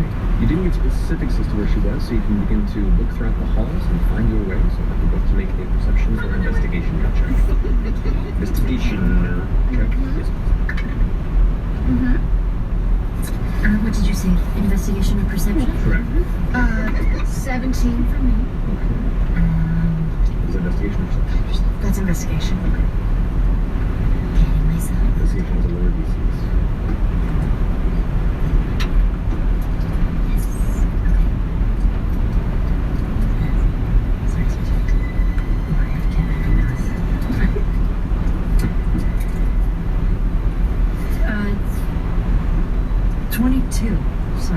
It's okay. No. We got there. That was a cliffhanger. I had it. Great fire. That was weird. Sounds like the investigation, but I was trying, my perception's higher, so I was like, Why don't you do perception? I did. You did perception? That's my science. Okay, so yours was a perception and mine was an investigation. Got you. Great. So it doesn't take the better part of about 20 minutes of carefully skulking through halls, passing by doorways, looking for sort of emblems or placards that state different offices or classrooms. And many of them are just classrooms. They're just labeled specific names, the title, the shop. They're all like kind of like themed, but not specifically anything that connotates what the classes are about that you can make out.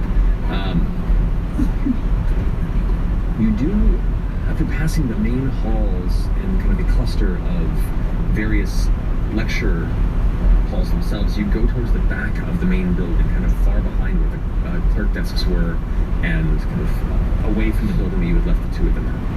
And you do manage to find some offices, and one that is marked with Sumo. The door is closed. Round.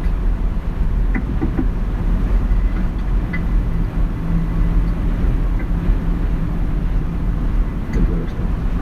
I really thought that he was gonna say something into me and then look at his face. Professor? I'm working on something right now. I'm not there is no classes today. This is not in regards to your class? Something you'll really want to hear.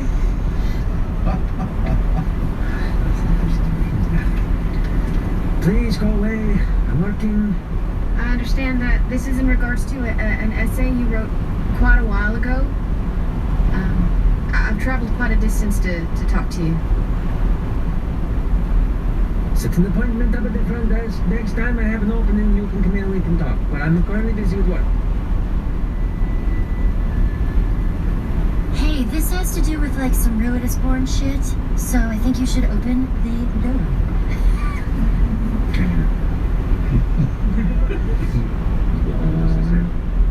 30-second pregnant pause before you hear. Like 7 locks unlock on the door. Before peeking through, you see just kind of the left-hand side of an older female orc. Looks to be a cluster of a dozen or so thick braids that are just kind of gathered and tied with a ribbon around the back of her head, right on the back to the middle of her back.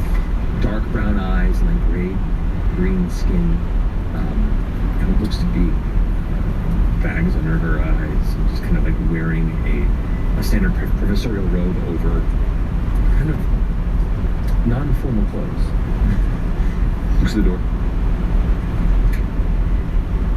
Get inside. Opens the door.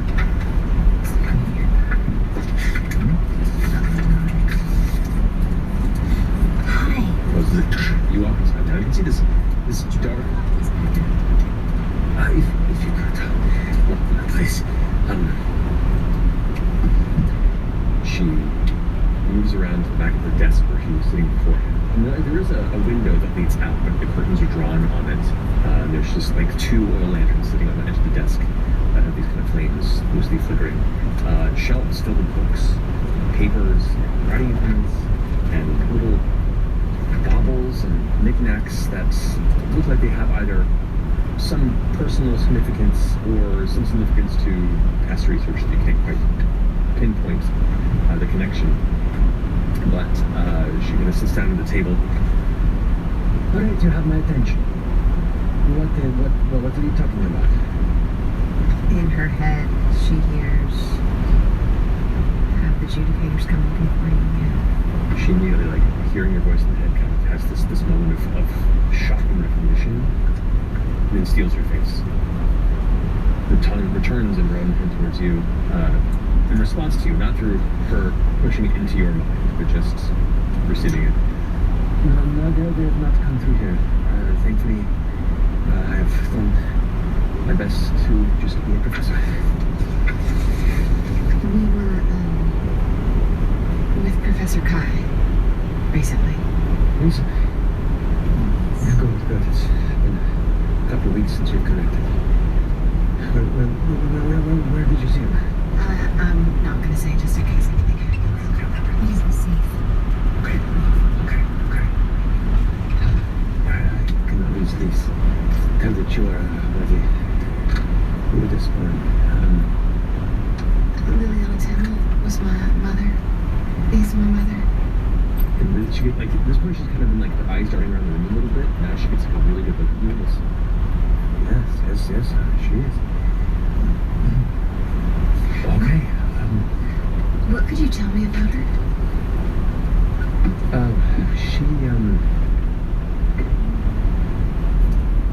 She was very helpful in the creating of a particular project. I and a few colleagues. We were spearheading a research study, and she was one of our first major breakthroughs. She came to us, actually. It was recommended to us through people who knew of our research, and kind of really opened the door for a lot of the things that we were theorizing and trying to figure out. And you get this kind of like slightly manic, like paranoid but studious energy to her. You don't get put off by her, but you get the feeling both from her physicality and her current just appearance that she's been living under a growing worry for some time.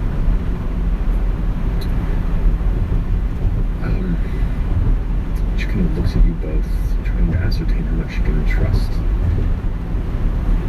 I'll have you both make a persuasion check to just kind of represent your essence of presentation.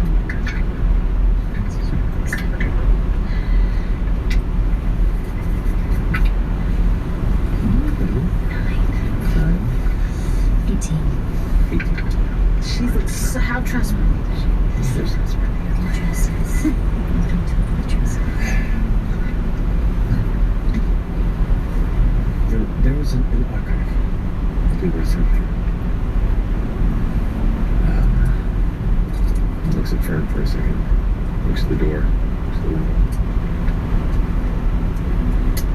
We call it the Omen Archive. Along with Ebenald, some compatriots that are no longer part of this project, we began to compile this. It was a full studious breakdown of every major historical figure that we knew of who was ruled this book, as well as a collection of information about numerous small ruled this book. This archive expanded as we began to notice the exponential increasing number of who this born in the recent generations. And as that began to grow, I began to move into studies of recurring similar themes in possibly shared dreams and the astronomical mystery of the Rubian flare. I'm just kind of looking to see if there's any signs of recognition in you. I mean, we heard as much from, I remember his name.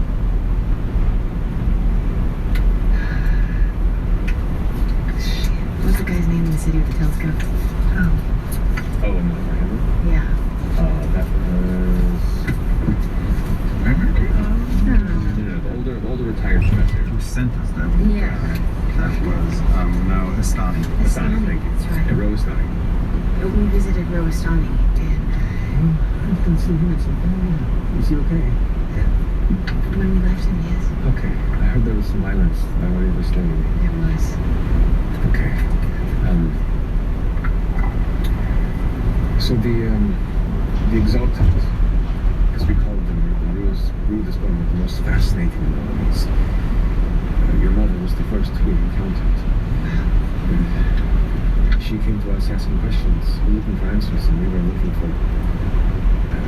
more answers to more questions. It was kind of cracking up on a much bigger thing than we all were anticipating to follow. For a long time, this was just assumed to be a superstition. And rule is born as a phrase used as a sort of a means of othering people. And maybe there is something to that now that we know that there is a connection, at least with some. There isn't a big history of exultants, maybe a handful through history, but at the number of recent ones is, well, we counted at least 12 in the years that we were studying, and we assumed there were more, but we began to have to hide our studies a little bit. There was a lot of questions from people we didn't know, a lot of outside individuals who were prodding about the research, and I don't trust that. Do you know if Odahomthal is an exultant as well? Otahan is one of our last exultant research subjects.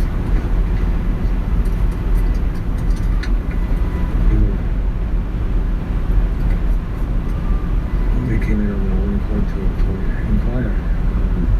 They seemed to already kind of, it's hard to explain, like they already knew what we were doing. And they just kept asking a lot of questions. And within a few of our tests, we began to look for the limitations in our abilities. And at a certain point, it just became a bit more uncomfortable, and we stopped.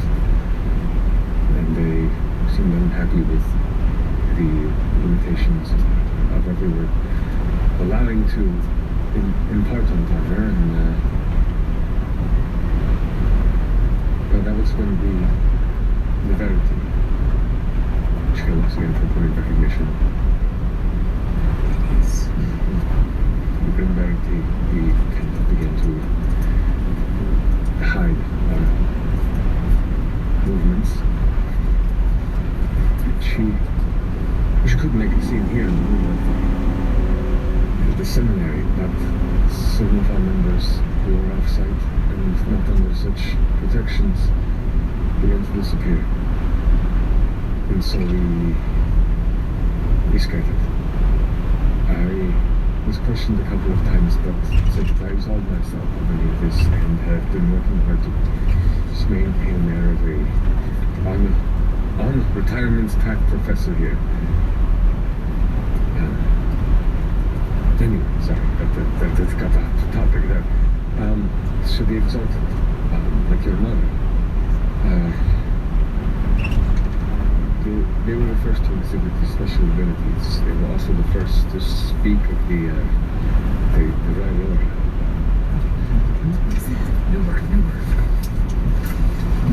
So some of the exaltants, as well as near exaltant through this one, at least those very strong dreams who were older and maybe have been finding ways to connect more often. These dreams, they involved walking on dust storms and what felt like it was on Ruidus' surface. They were meeting other Ruidusborn within this landscape, within shared dreams. And some of them began meeting a collection of entities. Yes.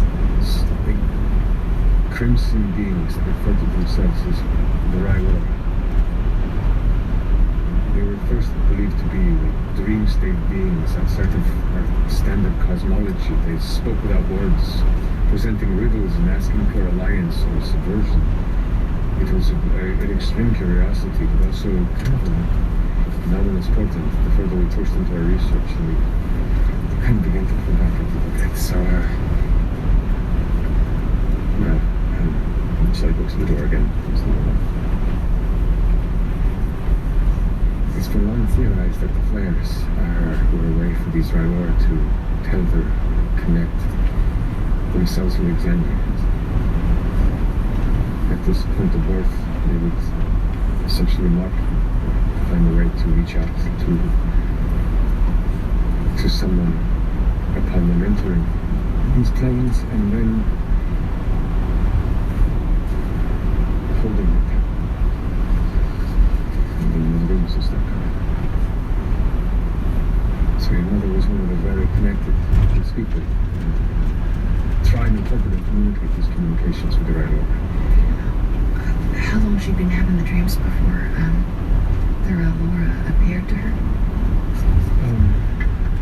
Well, she came to us about, I want to say 10 years ago, but she had been wandering before that, trying to find answers. When she came to us, she had been all over the market. She had been beyond that, and eventually came to us when she was sent to her research, which she had been only doing for a short time.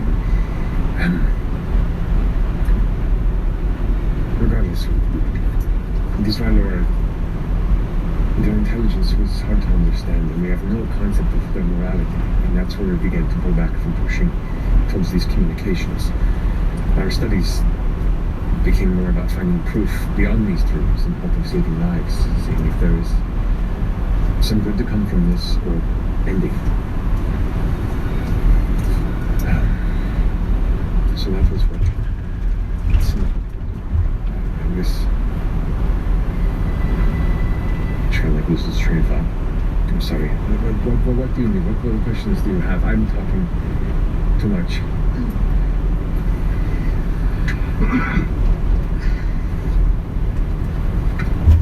My mother, I think, had the ability to push herself into other people's dreams.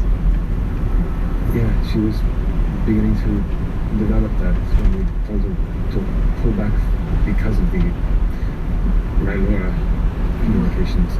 Did you help her with that ability? How did she? We guided her through it. We had many specific induced dream sessions within the seminary to try and push to whatever limits there might have been. And it was incredible, the progress, but it became too worrying. There's only so far you can push into the unknown before the unknown begins pushing back. Do you ever reach any sort of limitation with any of your test subjects? Many of them grew scared and just did not want to be part of the studies anymore. And we helped them kind of keep it at bay, found ways to soothe before sleep to try and avoid the dreams. They would be based on music and specific kinds of tea, focusing on good memories before going to bed. Whatever we could try to offset these dreams. I am uncertain how effective they were, as many of our subjects didn't return. We've checked into them and they're still living their lives, for the best we've known in recent years at least, but... Well, they're probably without a home at this point.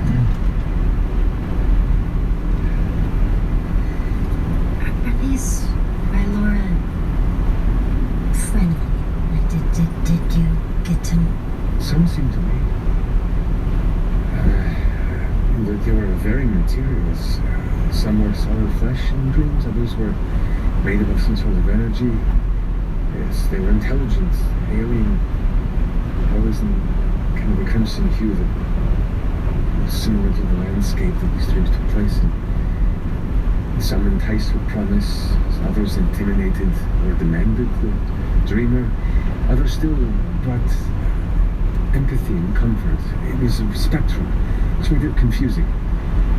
And at times, based on the interactions, we would continue to try and engage, but not always the same entities would respond. Sometimes the kind ones would not come back, and the aggressive ones would continue to take over. It's a non-spectrum. They speak wordlessly with imagery and emotions. A lot of yeah. Anyway, we the Verity, have been scattered in recent months. There are other things at work, and we're doing our best within our network to do what we can. We're up against some very dangerous interests. So, if you were caught up in all of this, it's best that you leave. I don't think that's an option, but thank you.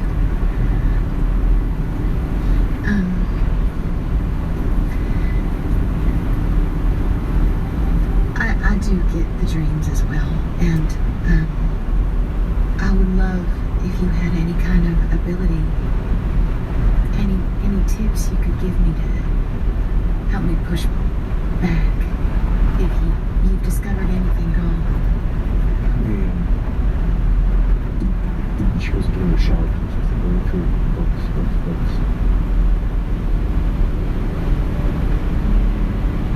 Pulls one down. opens the book. The book is hollow. Takes the key out of the book, puts it back on the shelf. Goes to where her desk is and pushes the desk forward about a foot. There's a small latch and like a 6-inch by 6-inch door, a trap door underneath where the desk was. She unlocks it, opens it up, looks at the door, looks at the window, looks at you.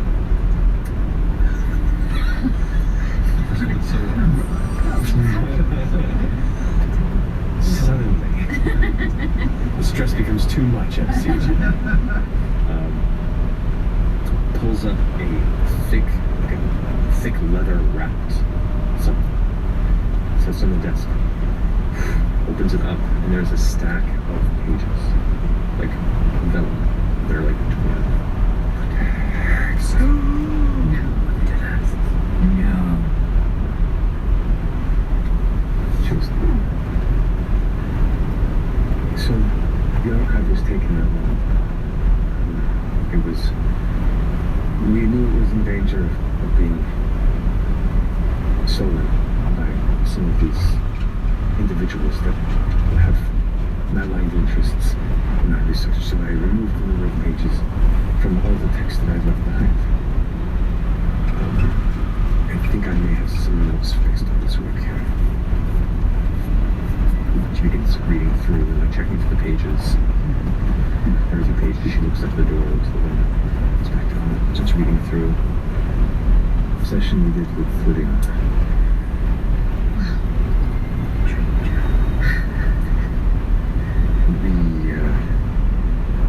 She preferred violin music, so we had a violinist within our staff that we brought in for these sessions. There was a particular kind of like a lavender vanilla scent that she enjoyed that helped get her into a mindful state. And we big all the locks on the door. Wait, what? The door closed on its own? The door was closed, all the locks. They opened. And she was, and moved some pages. The door just open. You're standing against the door? I'm standing in the doorway. I'm just trying to be big. Okay. We're trying to So you stand in the doorway and you flex and you turn.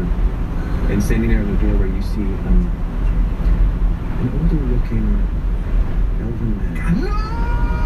With long white silver hair. No! Long blue, gold, silver ropes, jewelry. Hi. What are you? I'm sorry, we're just in the middle of something. That's all right. I'm here to speak with the professor if you don't mind. Can you just wait like 5 minutes? No. And that's where they get Maybe it's just a pizza delivery guy.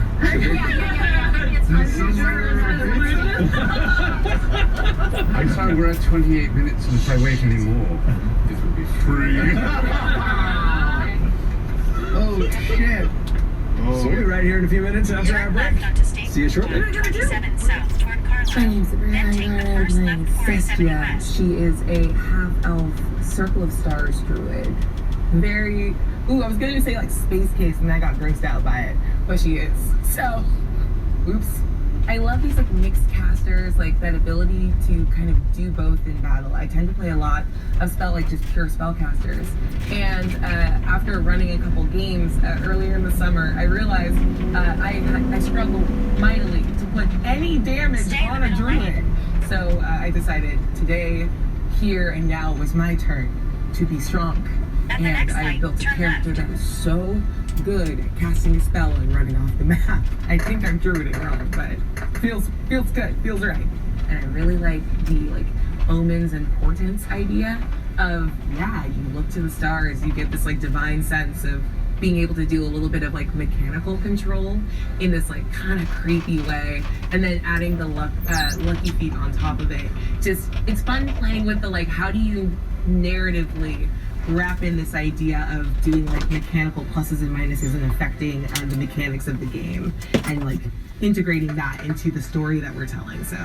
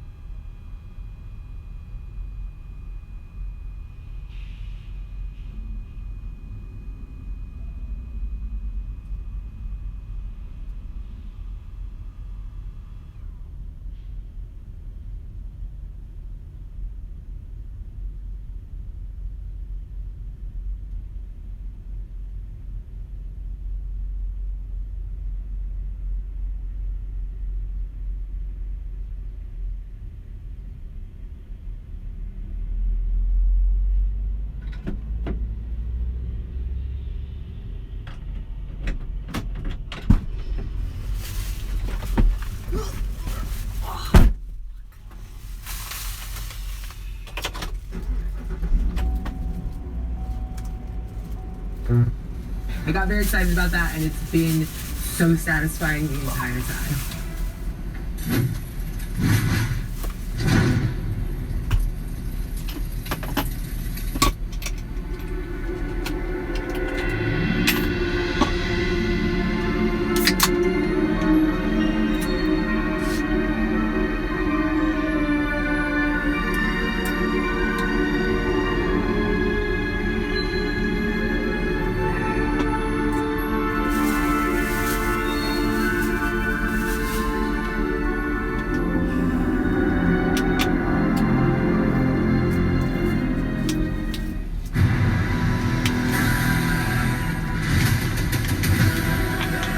Gods above us. Dragons attacking together.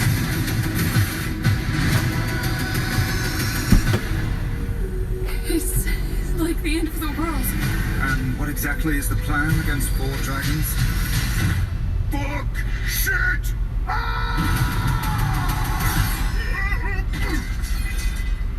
Uh-oh. This is gonna be fun. I'm very flammable. How about we get a drink? I hope you fall into lava, asshat!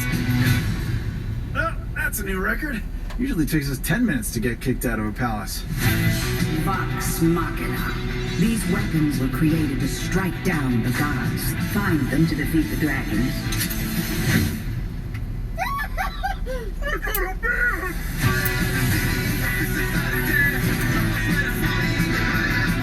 We pissed it off! We don't have that effect on people. We're trying to save the world! Look out! You are super fucked up. That's new. We need to get inside that dragon. You're a mouthful of acid, no way. The other way. Oh, God.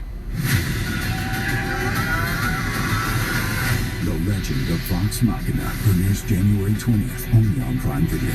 The balls are ice cubes. What are you... Don't you worry, Uncle Groggy is gonna keep you warm. This is actually kind of cozy. About to go. Hey critters, Laura Bailey here to guide you through what's beneath the pipe. Read sub feet.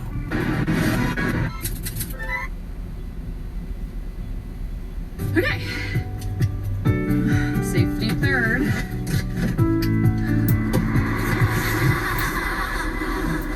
What was that?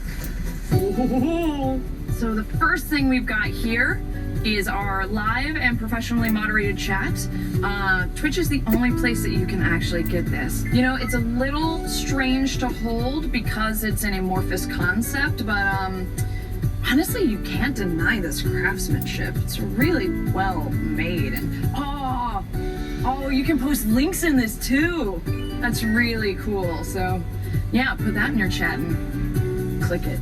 Oh, yeah, this is cool. This is the ability to watch all of Critical Role's VODs immediately after the live broadcast ends and before they're uploaded to YouTube.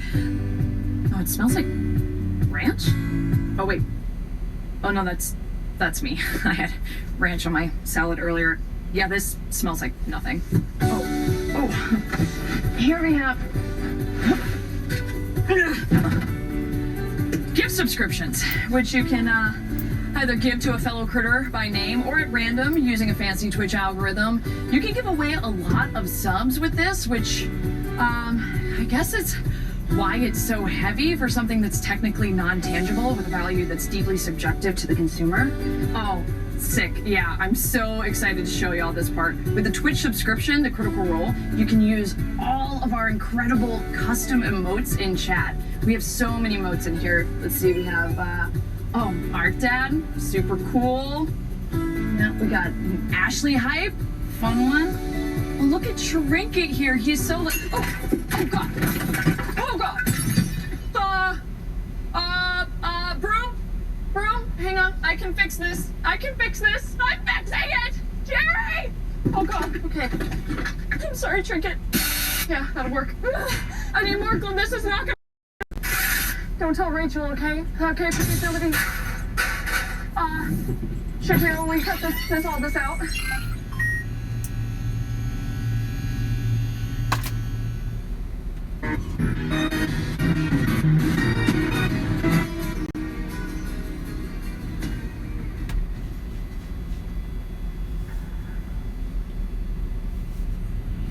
And welcome back. So, as you are a bit scattered between the front step region of the seminary, or within a distant workshop within the seminary, and within Professor Khadija Small's office in the seminary, Fern and Imogen. After speaking a bit to the professor, the door abruptly opened, and as Fern tried to play interference, an older elvish fellow with long silver hair, blue robes, and a very stern expression just looks at you with a smile and says, "No." No, what? I'm so sorry. You just walked in here rudely. I'm not interested. Step aside. Can I see him from where I'm sitting? Just for my reference. When the doors open, would I? I see him back and see, yes. And I would recognize him instantly from seeing him in the memories of... In the memories and the descriptions, you have a very, very strong idea this is the same individual. Okay. He begins to step in your direction. Whoa. We're having a girls' tea. What's going on? Why Make did a you just wisdom come? saving throw. Oh, it is already happening. You better roll. You better roll. Use the left lane to merge onto I-70 Faye life West. depends on it. What am I rolling? Charisma? No. This is how it happens. This is how it goes, Jon Snow. You got a backup ready.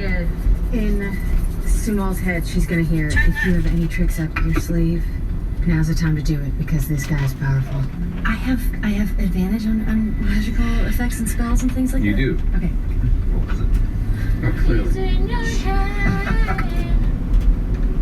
Oh, that's really good. Darling.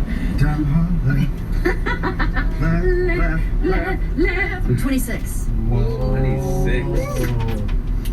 He just kind of gives you a look, runs his fingers, and you feel this kind of influence try and pierce your mind, and your Fey ancestry manages to shrug off the effect. And you watch as he goes, I'll wave back. Hello. They're not the ones you're Continue straight. he smiles and kind of chuckles. Amusing. What's your name? What's your name? Don't walk in here without telling me your name. I'm Malcolm Ludinus, the Leth of the Cerberus Assembly of the Dwelling Empire in One more time, because that's so long. I don't have time for this. Ludinus? He looks past and begins to walk past you. It's like entering the chamber behind you. We have ignored assembly requests for meeting for weeks now, and we are working on a short timetable. A personal visit seems the most productive measure. Okay. The door slams behind him without him touching it, and it locks. The arcane lock that shit. You're in here in your head. This guy's bad news, like real bad news. Bad guy, this is bad guy. The professor goes, and like, hears in your head and like looks at you and has no response. It's like in this kind of like shocked reaction, like suddenly confronted with the nightmare she's been avoiding for a very long time. Goes back. And he just kind of continues. I believe you know why I'm here. I now know who you are, and with whom you ally. I feel like we're intruding on something. Yeah, this feels very personal. So you might learn something. And he moves his fingers like this, and two chairs in the chamber shift it behind you and kind of kick you down into a sitting position. Looks back to the professor. The archive recovered is extremely important to our research, but necessary excerpts have been missing. I would request the behest of the Dwelling Empire and the other members of the Cerberus Assembly to return into the remainder of the archive of your own volition. She just kind of looks at him. You now notice that as the door opened, she had already shifted the papers off the desk. But the desk hasn't moved back, and there's just an opening on the ground where they're just kind of resting. She goes, We gave over everything. It was delivered. It should have all been there already. I'm just a professor. I'm a teacher. We're just teachers. We're just teachers. Kind of shoots a glance of his eye to you, back to her. We know you're not just a teacher. Few you are. And he goes ahead and kind of brings his hand up and traces like one half circle in the air, threads his fingers through it, and kind of releases just this little flick in her direction. As it does, you see this little green tether that drifts in an arch towards her head. It touches her forehead and kind of goes in the smoke. And she immediately goes, of course. Reaches down, grabs it, stands up, and hands it over to him. Wow. He takes it. That wasn't so. Was it? Puts it into his robes. I do hate rubbing them without will. But some things are more important. You may sit. She sits down, can rest her hands on the desk, and just waits. He turns over to the two of you. She was right. You look just like your mother.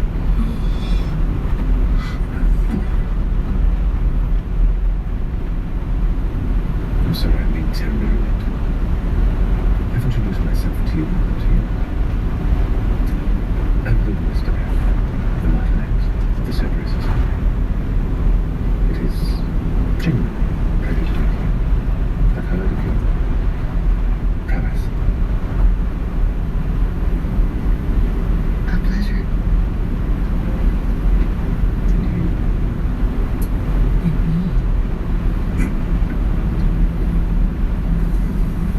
Not quite an accident, but definitely a intuitive. Well, is it time? Is it time that we are going? We should probably head out. We should probably be heading out. But it's just been so great meeting you. You know, we've heard really good things. Very good things. Like such good stuff. Please, I'd be curious to hear how I'm represented this far southwest. Hair. Just yeah, that's the biggest description. It's just silvery locks flowing down from your head.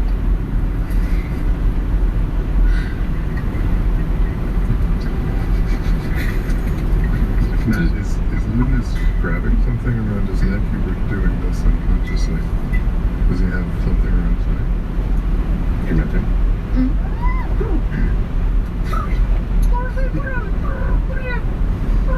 Wait, so where are you? Roll a perception check.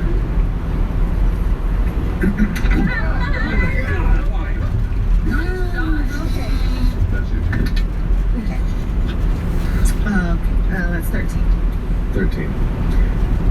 They briefly fiddle with something, but you're uncertain what it was.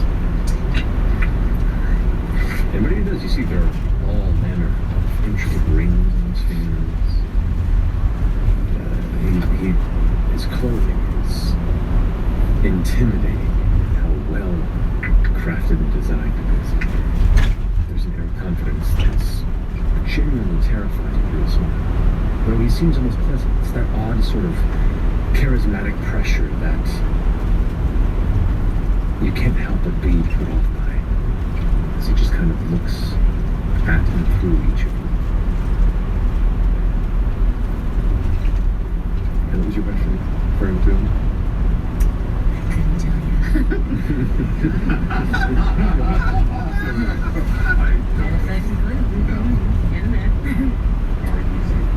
I couldn't tell you. What was your question? Where are you from? Where do you reside? The continent of Wildbound. Continent of Wildbound. It's cool.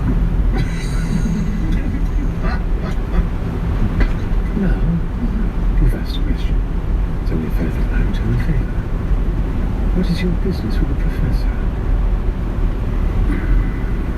I had heard, I was just trying to find my mother, and I knew that she had spoken with this professor in the past, and I was just hoping to find out anything about her.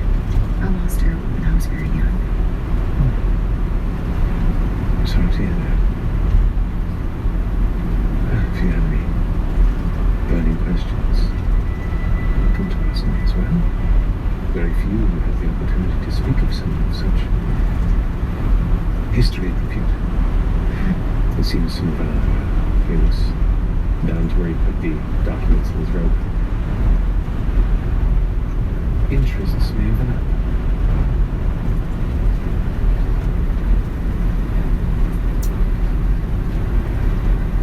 Do you work with her personally?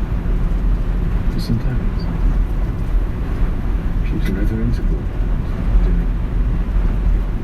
And I think I will be eternally grateful for what she's done. We all will be. You should be proud. Thank you.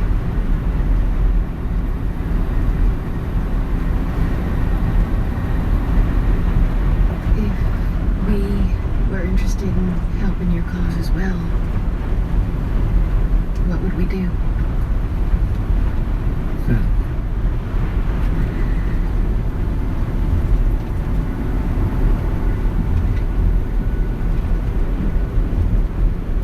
Do you feel the pull?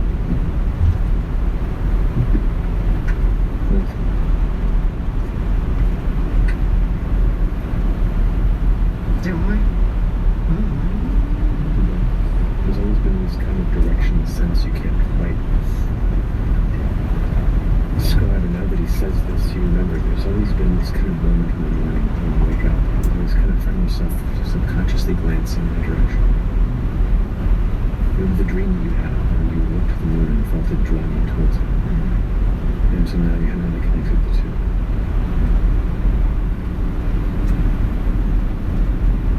Follow the instinct. Both of you, if it's there. So, how did you win?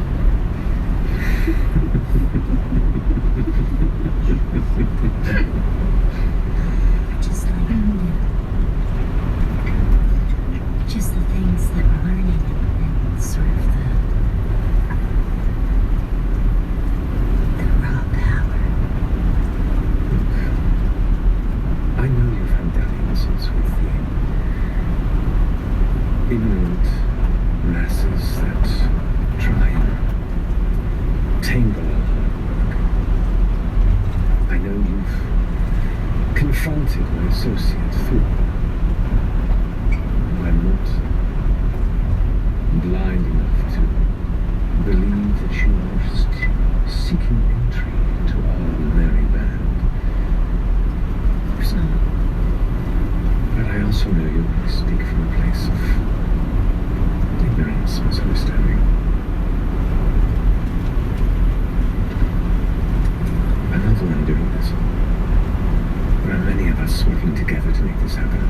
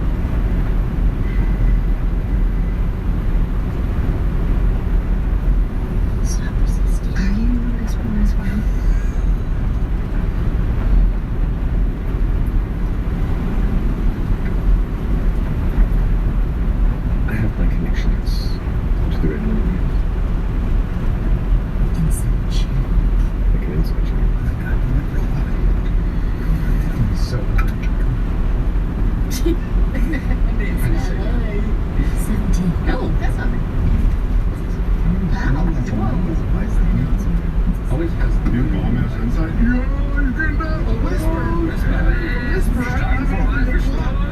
I have a combat thing. This isn't combat, this is a whisper. Combat of the mind. This Combat of the Mind is brought to you by WizKids Mind Minis. Monsters of Exandria Set 3 available for pre-order. Even more monsters from the wilds of Exandria. Go to wizkids.io/crminis or your local game store. Of the mind.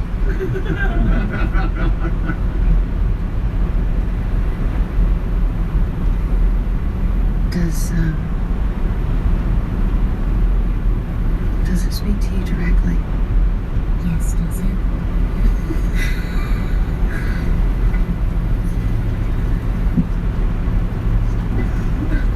I've had my conversation, yes.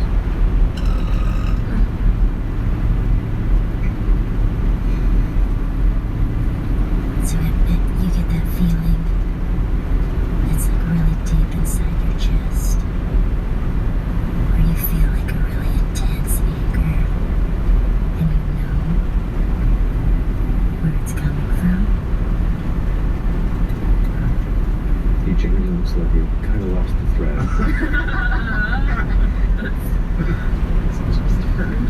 That's is that just you? Just heartburn.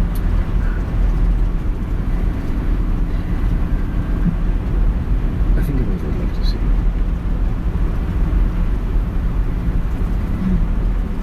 Just talked about it. What'd she say? She's sad that her destiny took her on a different path. And she hoped it wouldn't lead you to the dangerous threads of fate that tug her ever away. But it seems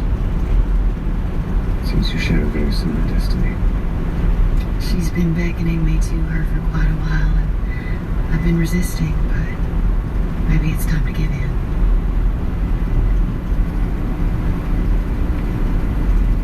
It's a very intense look, two of you. Do you know what we do? He smiles.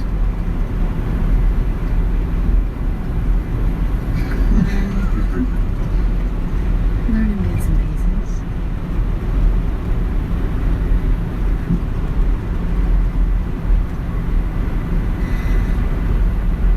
The power is pretty enticing, though, I gotta say. Power is just a tool. All power is just a tool. And the fools through history use it for personal gain and useless, eventually forgotten means. If you succeed, though, will it go away? Possibly. For those who cheated through boons and earned beyond just faith. The society is born of those who have gained power, transactions, unearned except for granting their succor, obsession to these gods. We eliminated that. They've always needed us.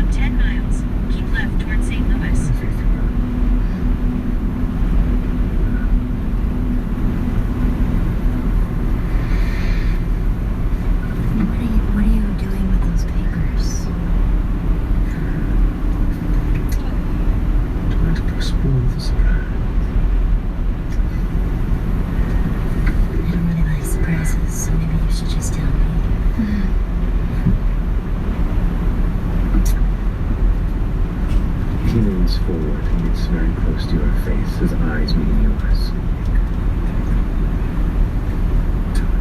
I watched the world burn at their behest. I saw the ruin their gains left of our people. The destruction they brought down to stunt the potential of mortal minds and hearts. They act only to preserve themselves. So,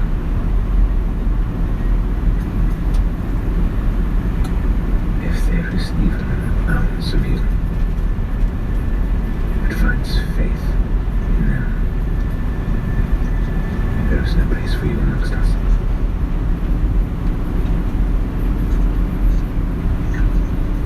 How old are you?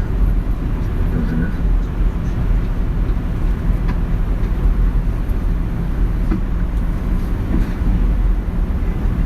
Gives you a look.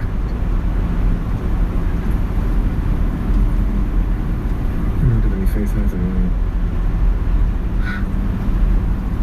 I never needed it. Why? Why don't I have faith in the gods? Yes.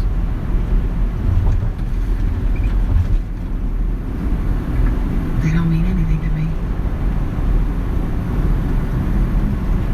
Good.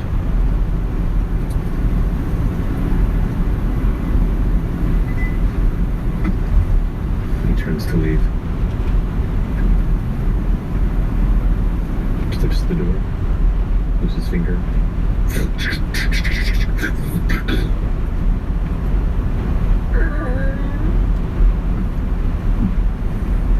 Steps to the threshold. Turns around. The other seeds they plant. And till. And water. They struggle in the maze they shaped. And when we expire, they return to their private gardens to be harvested, feed their power and dominance. Because they told us there was no alternative. This is how it is, and we must thank them for it. You may be their creations, but all children outgrow their parents. And they came to fear our development, our potential, the matron, the age of Arcana, the growing will of the mortal man. The Virgins, it wasn't to protect us. It was to protect them from us. And he steps out of the room and the door closes.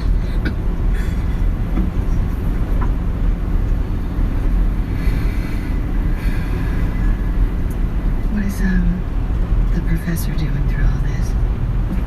She's just sitting there with a smile on her face and a tear rolling down her cheek.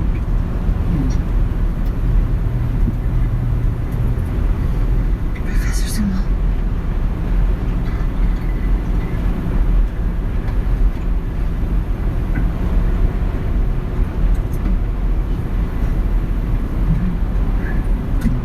There's gotta be something we can do. She's slacker. I don't know what snaps somebody out of this. She's just there. What did he do? What did he do? I mean, he might have just destroyed her brain.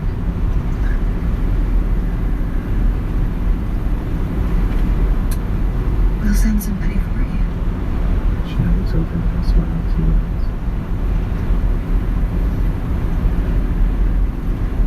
Is there anything you didn't take?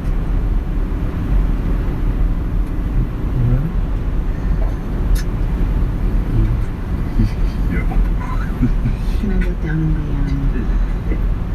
the place that she took the documents out of? Is there anything left in there? It's pretty barren. You can investigate it further if you like. Sure.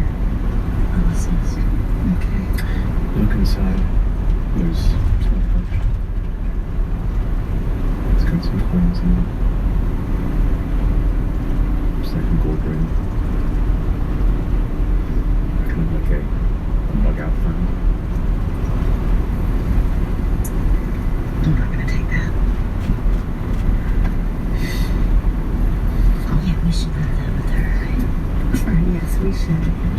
Just in case. Yeah, because she needs to leave. She's gonna need to. I'm gonna tuck that in her pocket. Okay, she kind of watch you.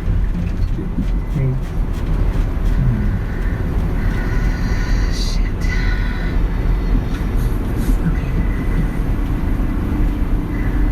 Okay. We need to go back out there. And we should grab him and kill him. I wish. How long? He spoke like he saw it. I know. That's what I heard. Like he was actually there. Okay, I think we need to tell everybody. Yeah.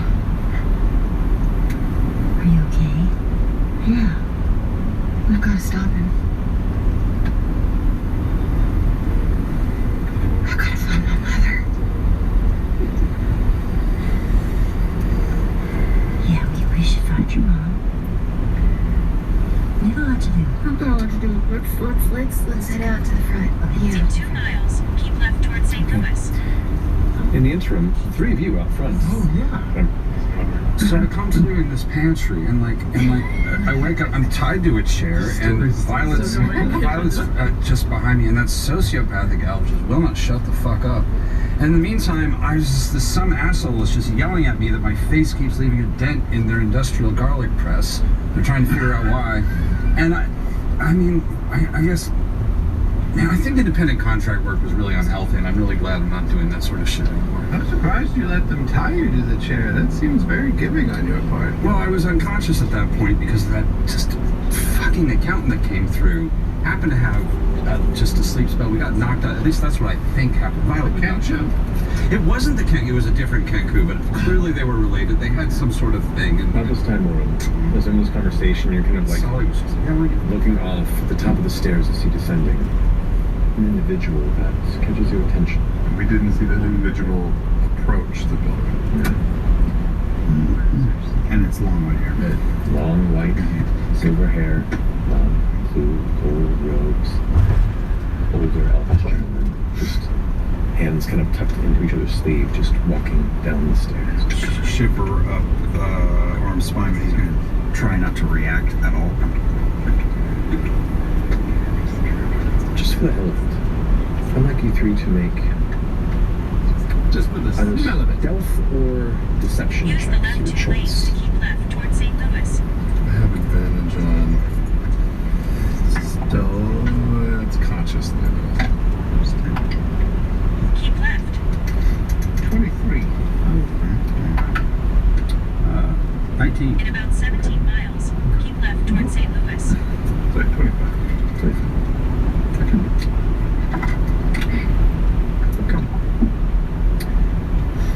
Doesn't seem to acknowledge or making specific motions towards noticing or giving really any interest in your directions. Descends to the bottom of the stairs and continues walking out into the main stone thoroughfare beyond the entry walls to the seminary. What about the cookware? Was it like silver or was it wooden? Well, I mean, like the handle was very expensive. They actually made a point of telling me how expensive it in was. the ribs Like really hard. 950 gold. Hold that thought. I do want to hear the end of this saga. There. What? And I point in the crowd to him, I assume, like wading into, vanishing into the crowd. Memorize that fucking guy's head. Taking the robe, the hair, the face. Yes. That's That young thing. gotta be. We gotta get inside. They may not be okay. Go. Yeah, we gotta get inside. All right, come on. There. Casual. It's an awkward walk back.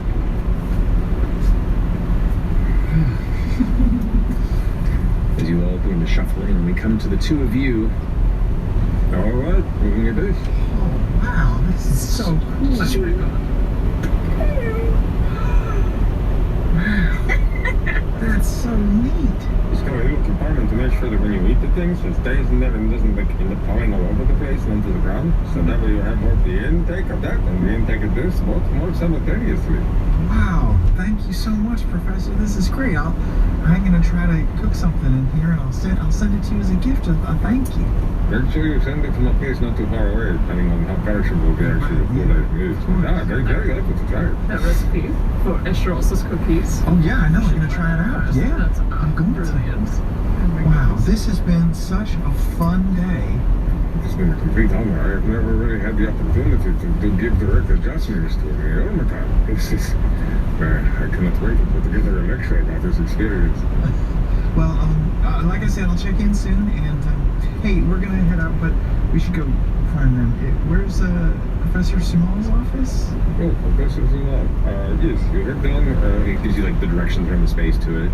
I'm not certain if she's in today. She's kind of sporadically in and out of the seminary. But, you know, that's how you'll find her if she's here. We'll just have a chat. Okay? Yeah. Such a pleasure. Okay.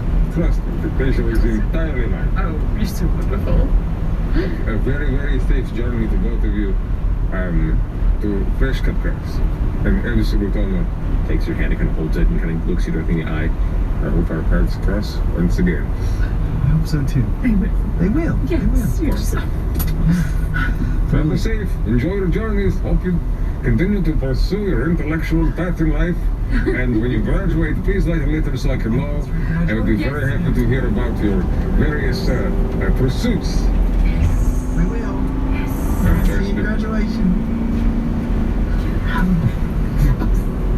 You said, are you asking about where Professor Sumal was? I mentioned she was supposed to check in with me and let me know where that room But was. didn't she say she would only be able to talk to you for a few minutes? I thought she would at least have your room number. I don't know, that's Let's go let's find maybe her. head that way.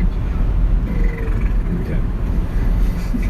About this time, as you guys are heading in that direction, the three of you step to the top of the stairs, kind of begin to enter. Indeed, One question. yes. As he was leaving, Arnett, before we headed up the stairs, was anybody moving to flank his position? Was he alone? Did anyone? Nobody was going down the stairs with them. You can make a perception check if you'd like. Yeah, like even as he was coming down the steps, did somebody like come out of the crowd?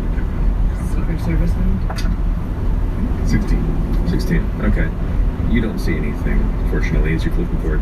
You rolled higher than that. You were keeping an eye, kind of just continue to watch the crowd as you go. You do see, there's in fact two other figures in familiar dark red and silver robes, akin to the ones you had battled in a house recently. Meet up with him across the way, and you watch the three of them just vanish from the middle of the road. Other people nearby are like, whoa, there's like a reaction of like an audible group of people who are like, what the? Never get used to it, you know, people are just blown away by sort of magic for a brief moment, and then go about their conversations for the day. So we'll be heading to Smalls. Indeed.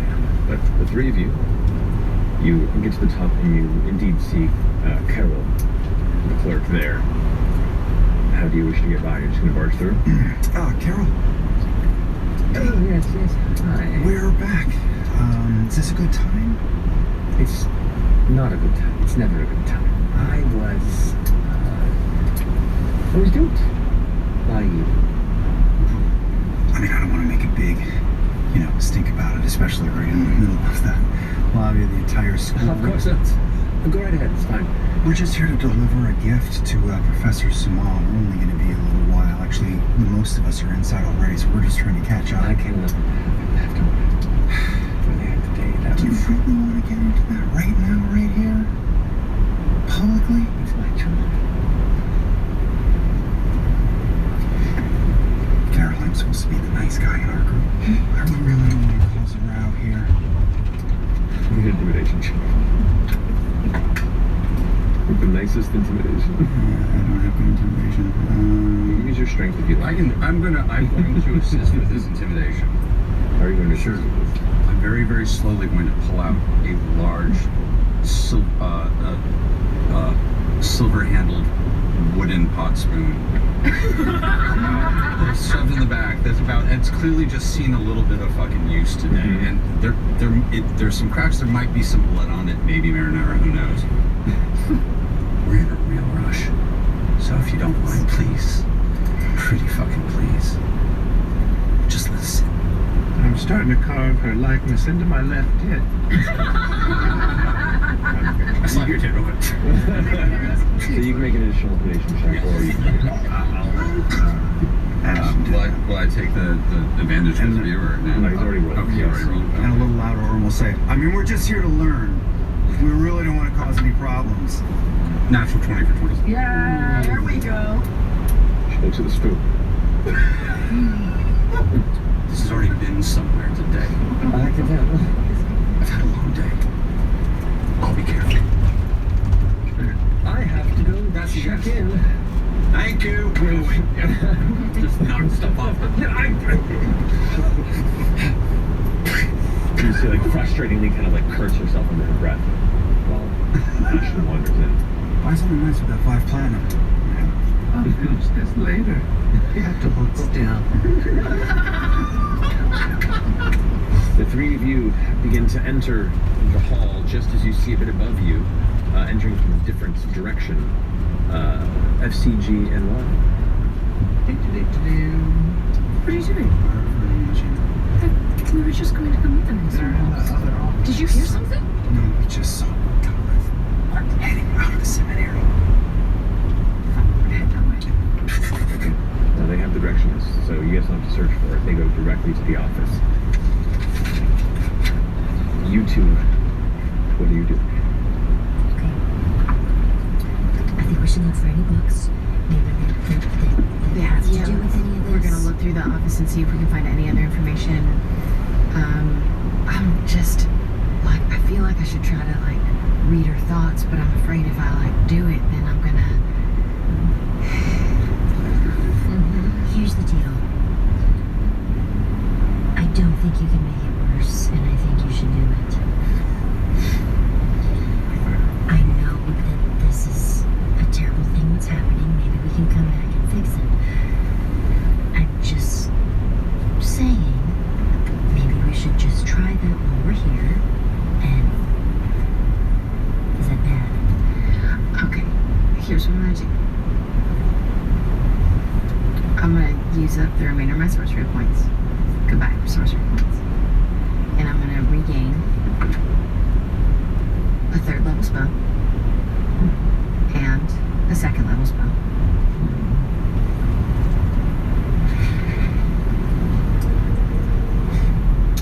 And maybe what we do is we call Rin here. Oh, that's a good idea. Because she could probably do something now. Yeah, and I could, read her thoughts as well. I'll just, in case something goes wrong, maybe Rin can just take us quickly to the other people, Yes. I think that's a good plan. That's a good plan.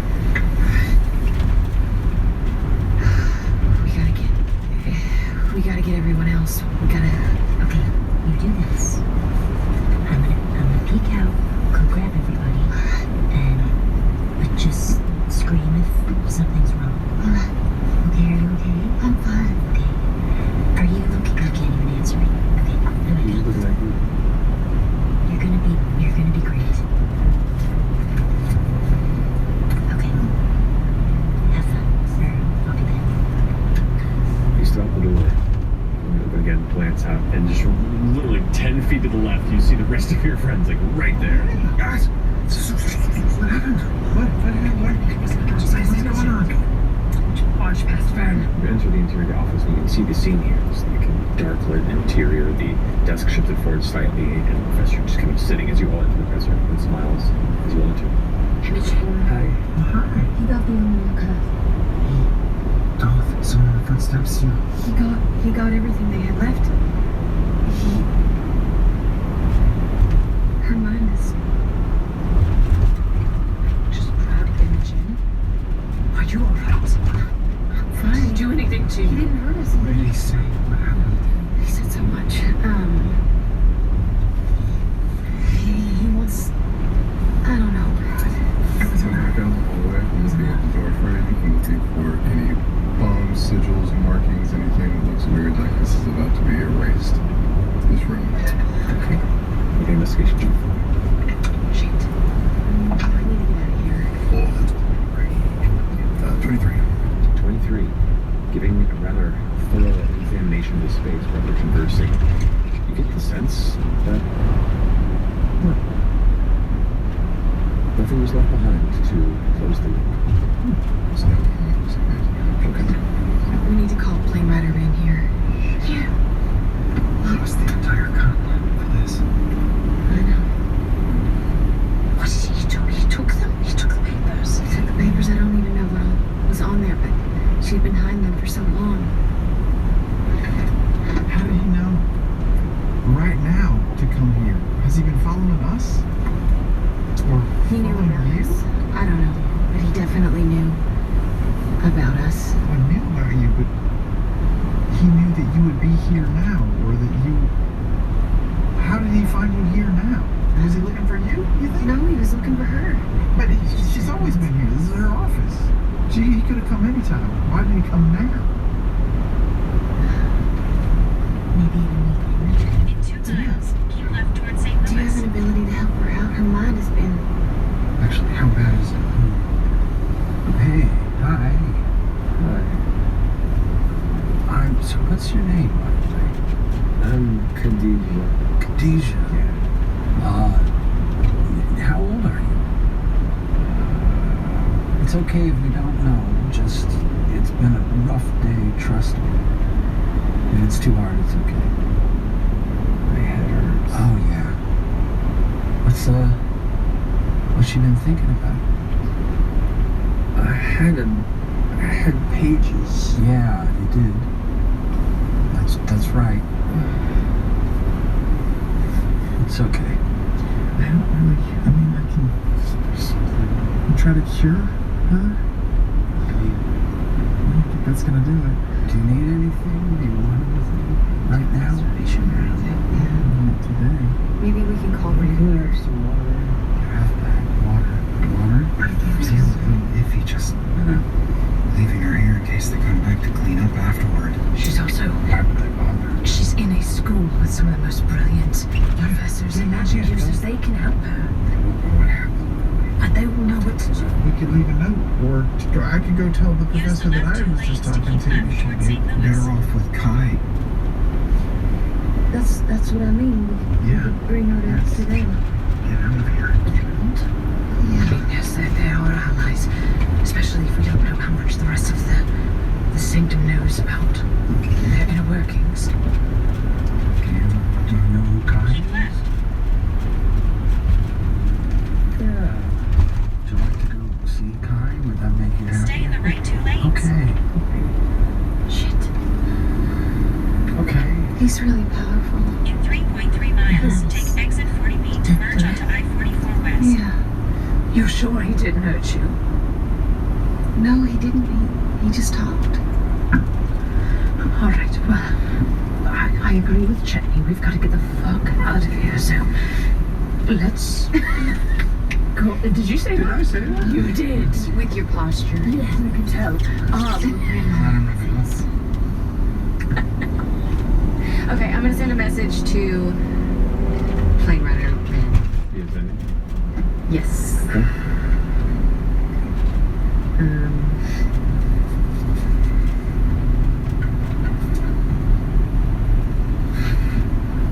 We're in Sumal's office. We need a fast exit.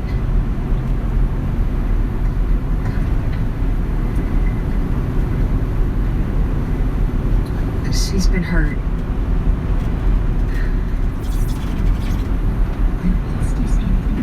I'll tell her when she gets here.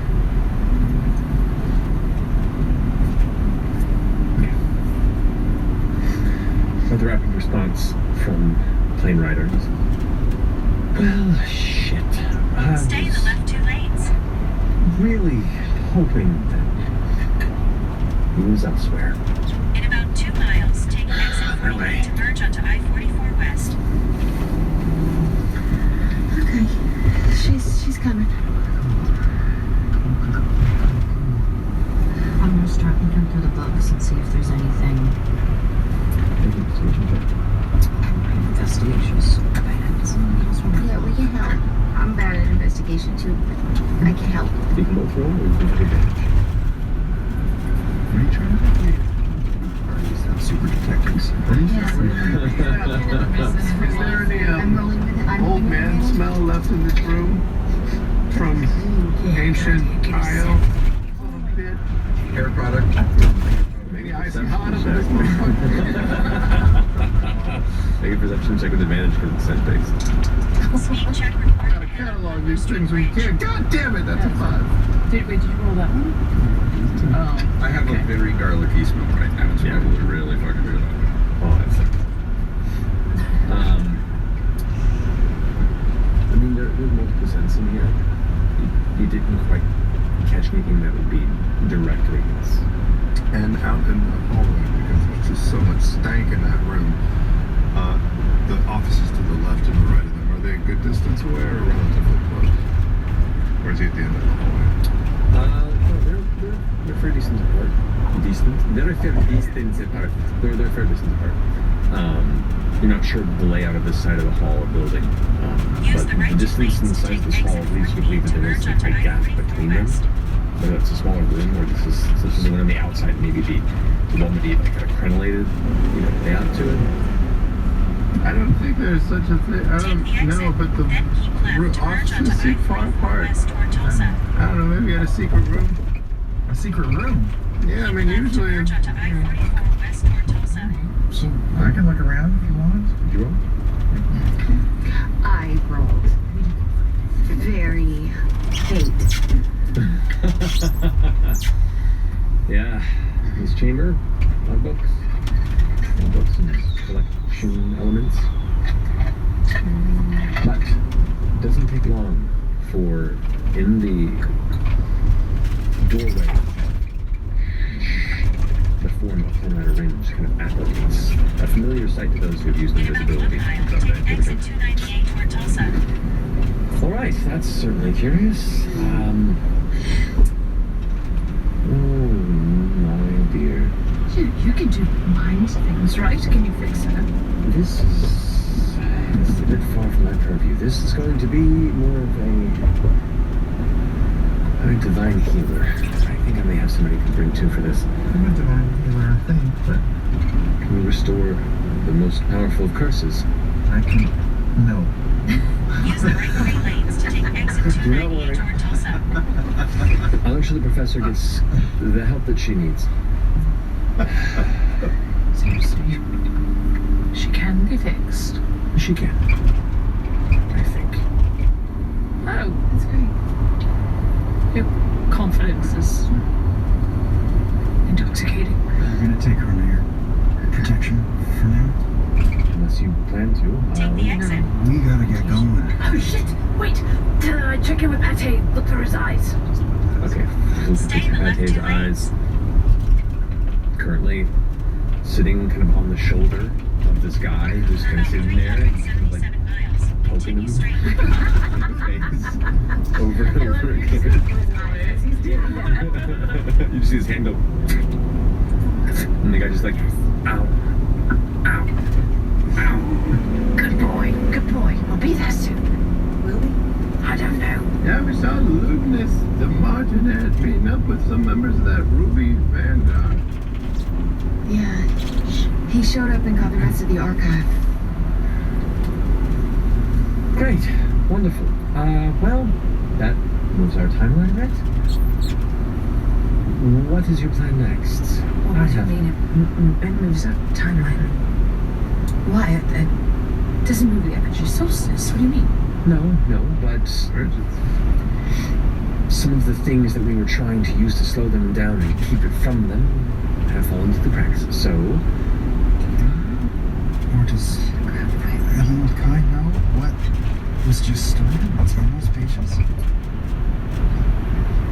she kind of thinks for a second. As far as I know, the remaining pieces that were part of those papers, they include the names of all the known living exaltants within Exandria. As part of the archives notes. It also detailed the rotations of Ruidus, the pattern of its orientation during each flare through recorded history. Yeah. Yeah. So they don't have all the exaltants in there. Are you sure? I mean, it's only like, it was only a handful of pages, so it was only a little bit of that information, right? We gotta start there. Maybe it was double spaced. We go to the Fey realm. Still feel like we should hit the Fey realm first, or since this changed that plan? Does it? I leave that in your best interests here. We have 3 targets here. Whatever one you're most comfortable stepping into. You still like the idea of trying to weaken one in the Fey realm with help of Grandmama? Yeah. Hopefully that buys us some time. Develop is one of the most powerful people on the surface of this flat Earth.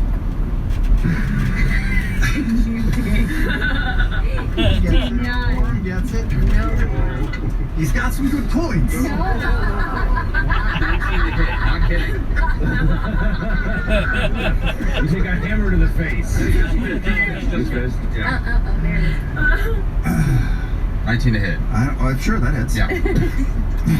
Knock it off. Oh. Okay. Guys, can I remind you to just please try to be friendly with each other? It's okay. It's okay. This is how I show affection usually. Everyone's broken. If we run right after them, we're likely to get mauled. Maybe the realm, maybe we make their job harder by making some messes for them to clean up. Yeah. And then we hit the middle? Yes. Fey realm. If your grandmother can make time slower and give us a little bit of extra something, that'll help, right? Yeah, yes, that would totally help. I mean, I think she could help in every way. She could feed us, which, we don't want to do this on an empty stomach. What? We gotta go. Let's go recruit a fucking grandma. Let's do this shit. Are we doing this? We're not doing the shadow? No. We're going to grandma's? No, we should go to your grandmother's house. We first. go? Maybe she knows someone who could help us in the Shadowfell. Oh, that's... I don't think we want to go there at all. Well, we might have to. Let's go find out. You might. We got a shit to get off the pop. Let's go to the Fey realm. Let's go. Are we doing it? Yeah, we're going. Let's go. Red. All right, very well. Now, are you able to Summon Pate. Can't I break him and then bring him back? I believe you can. I'll allow it. Makes sense within your especially since you are focused specifically on familiar Make sure the chain. kills him first. Okay, Pate. Yeah. One last double doozy to the eyes. Oh boy.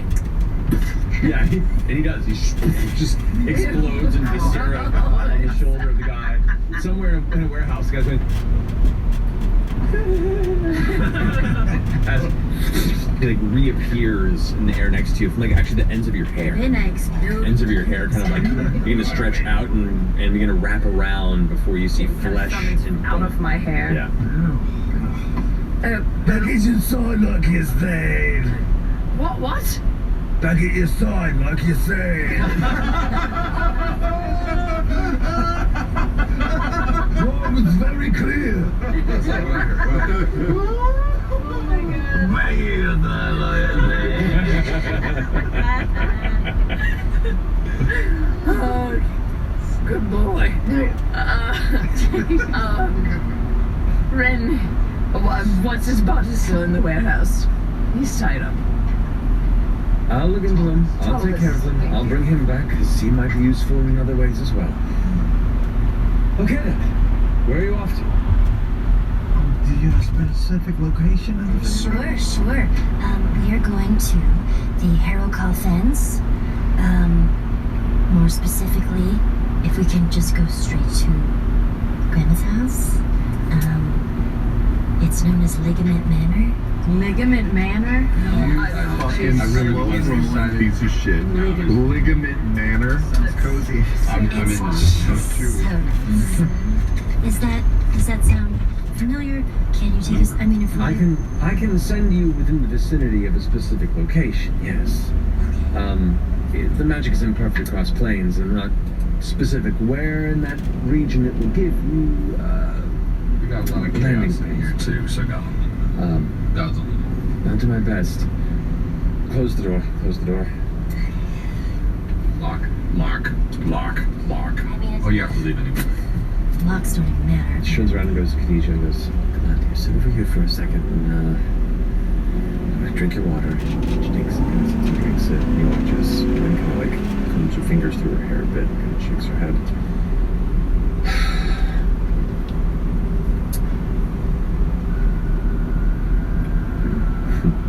This is going to put us, for the better part of the day before I get some rest, but I think it's best, since you were seen, that you abscond soon.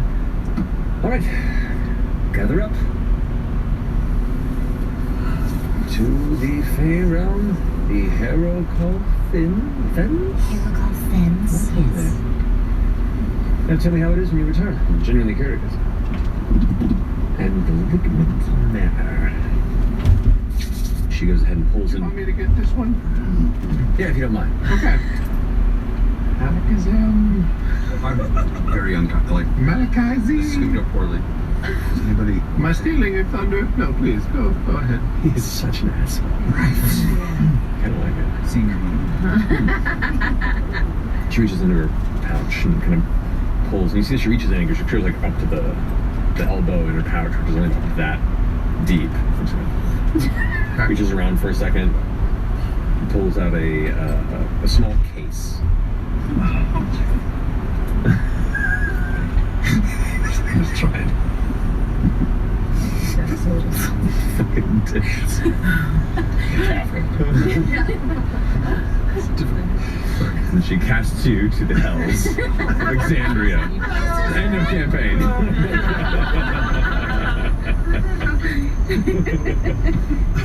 She pulls out this like long wooden case, unlatches and opens up, and you see these series of unique looking metallic rods, each about between 4 to 6 inches long. And they're made of different materials and different shapes and different, some of them look twisted, some of them look like they're made of a bright golden bronze metal. There's one that you see that has almost like a glowing red hue to it, and the like small pieces of metal that hold it themselves look like they're made of different material as well. There's one that looks like a jet black coloration with like a vein of red going through it. You don't want to know. Reaches over and grabs one that looks like a gnarled root, about that long, and as she goes and touches it and pulls it, you watch as 2 flowers that spontaneously bloom on it. Awesome. And she goes and takes one, plucks it, puts it in your hair, closes her case, puts it back in the pouch. All right, cuddle up. It's gonna be a ride. Holy shit, we're going off-world. Guys, this is gonna be so fun. Hope I don't kill you. She goes and places the rod between her hands, and she begins to trace up in the air around her, begins to carve this circle in the air. And as she does, you watch as the air kind of divides and splits, almost like she's a knife through silk. And you watch as the silk begins to fall forward. There is this kind of spiral, this tunnel of energy. And as she carves around this large circle, as the rest of this kind of silk of reality falls forward, leaving this opening to this kind of constantly swirling endless tunnel, she walks around it, goes, get in, and pushes you all into it. You all immediately being pulled through, kind of free-falling, grabbing onto each other before you all land out the opposite side into this kind of soft, spongy ground. Dark lit. The space around you is unfamiliar and disorienting. You're not entirely certain for a few moments what's up, what's down, before you all kind of stop and kind of rest.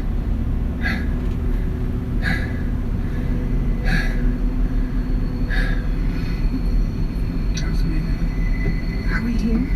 Welcome. You now see yourself in a creepy, magical marshland of stacking gnarled trees that twist in odd directions to form a large web-like ceiling of corkscrew branches and trunks, and in all directions for hundreds of feet. You don't even see a canopy of leaves. It's just a lattice work of trees that twist around each other and bend, leaving just little gaps and just a hint of this kind of pinkish purple skylight that occasionally peeks through. Fern, is this your vibe? It is absolutely my vibe. Okay. And welcome to my home.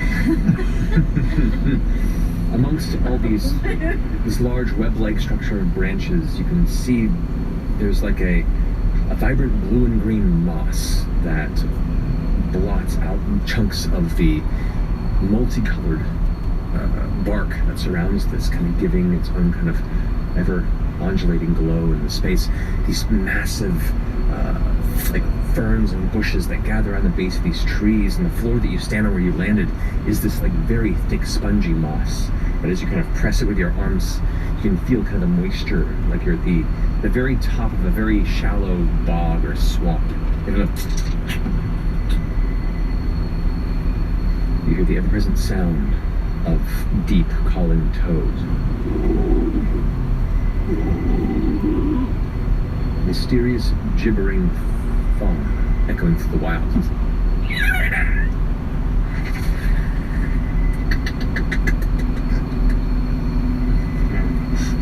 With Hunter's Bane, and is it just like everywhere? This is the I've seen infinity moment for a blood hunter who's only encountered a handful of fae in their time. Does anyone else feel like we may have taken too much? I still have that baggie of weird drugs. Not right now. All right, sorry. Maybe not that late. You don't want to stack. It just feels like the right fire. Do you recognize this Yeah, room? do you have any idea where we Yeah, I know exactly where we are. Do you? Insight check. Thank you. Make a persuasion or deception check, however you believe her. However you believe. I know where I am. I know where I am. It's a natural one. I rolled a 2 for a 4. So you're just that bad at lying. I'm pretty sure I know where we are. It's pretty close to home. We just go this way. Make a survival check for it. Yeah.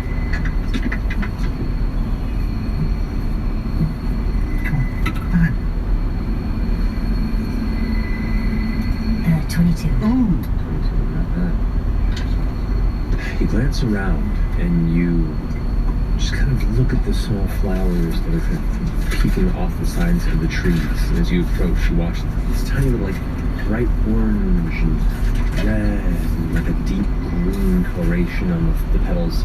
As you approach, they kind of open across the tree, and some of them almost seem to be leaning in your direction. Hey! This way, right? Thank you. It's been a while. Love you, bye. They all kind of nod towards you. Wait, do you know them? I know pretty much everything here. Wow, man. Right this way, right this way. This is great. Is Fern a little bit weirder right now? Now, this is the interesting point. When you look at Fern, she's Fern, but there's something different about her. Her features are sharper. Her eyes are bigger and deeper. The ears seem to almost be longer. Her limbs seem to be just slightly exaggerated. There's this Hag-like. otherworldly kind of air about her that is just unique. We change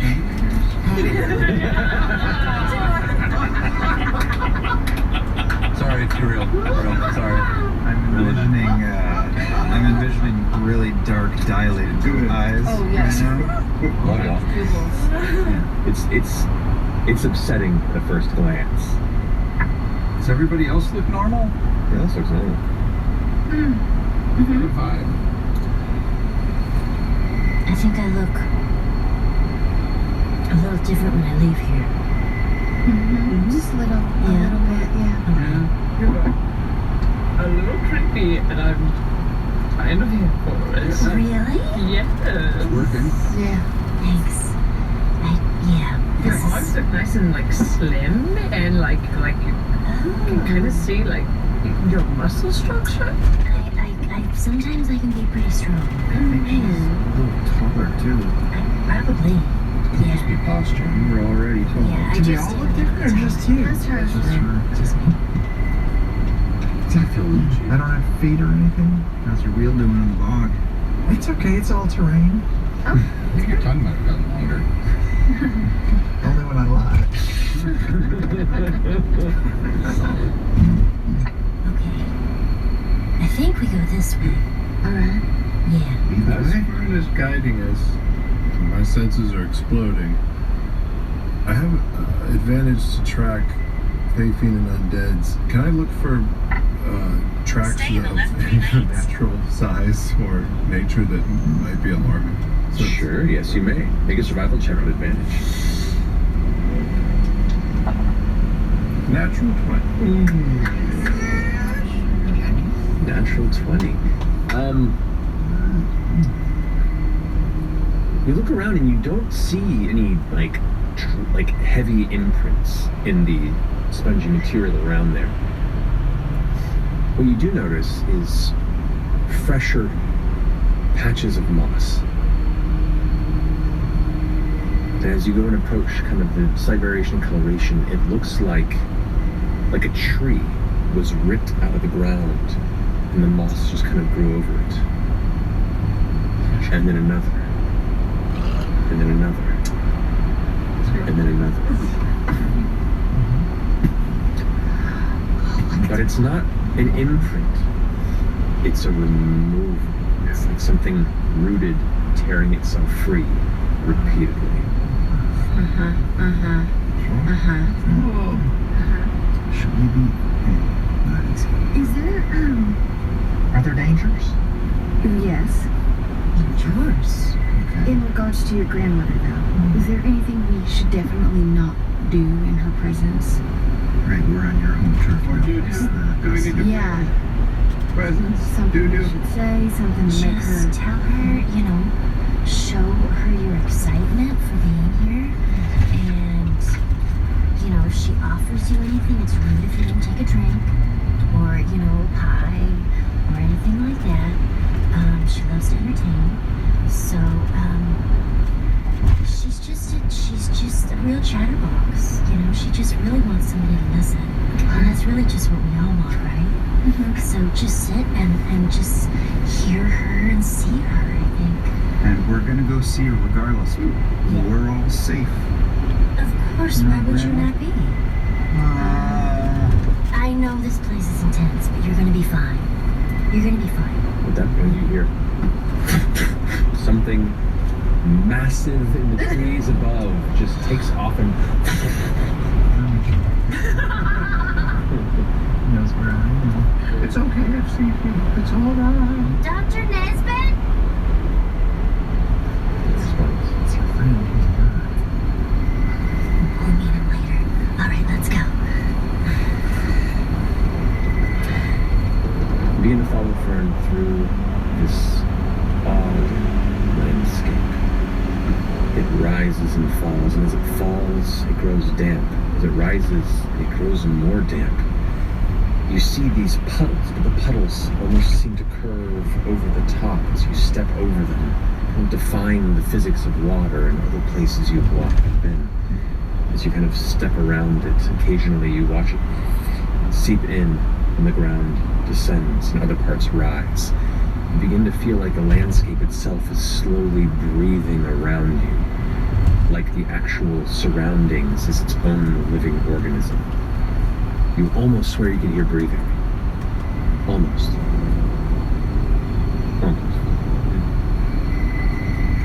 Continuing to trek forward, you notice more of these flowers among the trees, and as you walk through, some like recoil and tremble.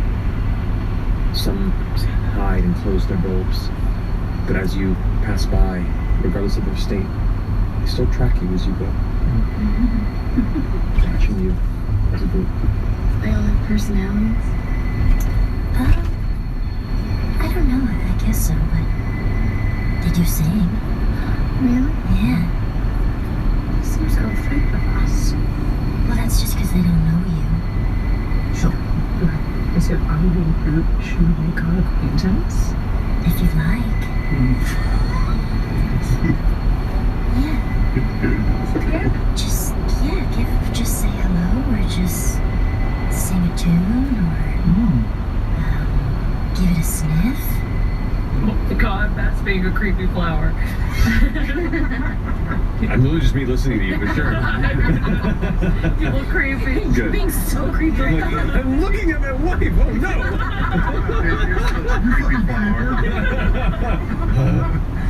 Things to evaluate tonight. Okay, just, alright, come, because, you know, sometimes it's better if you have a friend, you know, making the introduction. Of course. I'm gonna touch one of the flowers underneath. As you touch it, you watch the bud kind of open up, and there's this kind of beautiful, like a blue, green, almost aquamarine coloration to it. And as you kind of run your fingers across it, the tips kind of go to a dark purple, and eventually match the black at the tips of your fingers. One of those seems to like reach for you. Do you want to touch it? May I touch you? Pretty flower. Sing to it, right? As you sing to it, it kind of like quivers a little bit. Oh, it's getting aroused. Okay. You touch the flower and it kind of leans into your hand. And just kind of leans, putting the faintest bit of weight that a flower can do into your palm, and the colors kind of shift a little bit back from that like green, blue, teal into that black. Oh my goodness. It's being so sweet. Oh, you're so cute. Definitely responded to the touch and the brief sound of your voice. A little tickle. It draws back into the tree. I might have been overzealous. A few other ones kind of like. Okay.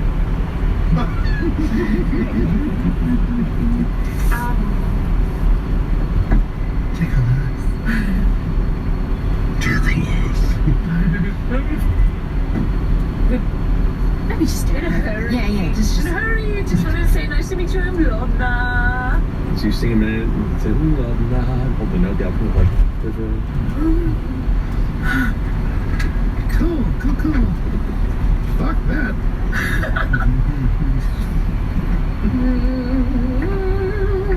Oh my god. Respond to voice. Yeah. Okay.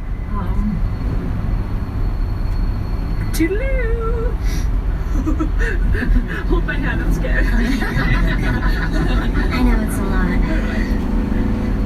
I love that, Lana, you get scared of flowers. You keep walking, and initially kind of a curious occasional patch of flowers would open. Now that you've made a connection, many flowers are emerging in nearby trunks and branches and bushes. Some like growing almost instantly. You watch as in just a matter of seconds, the sapling kind of and just kind of leans towards you. Almost like the whole space is yearning. This is overwhelming. It feels like they all want my attention. I just don't have like the bandwidth right now. Sure, but they really like you. This doesn't usually happen.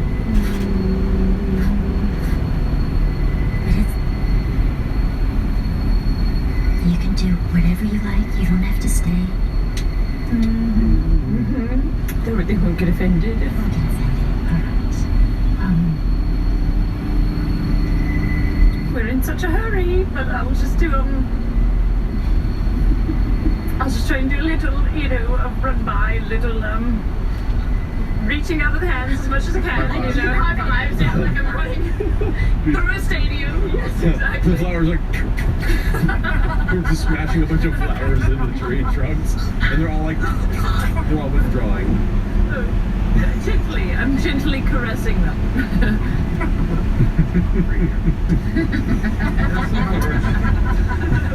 They all at once withdraw. And suddenly all the color in the space around you leaves at once.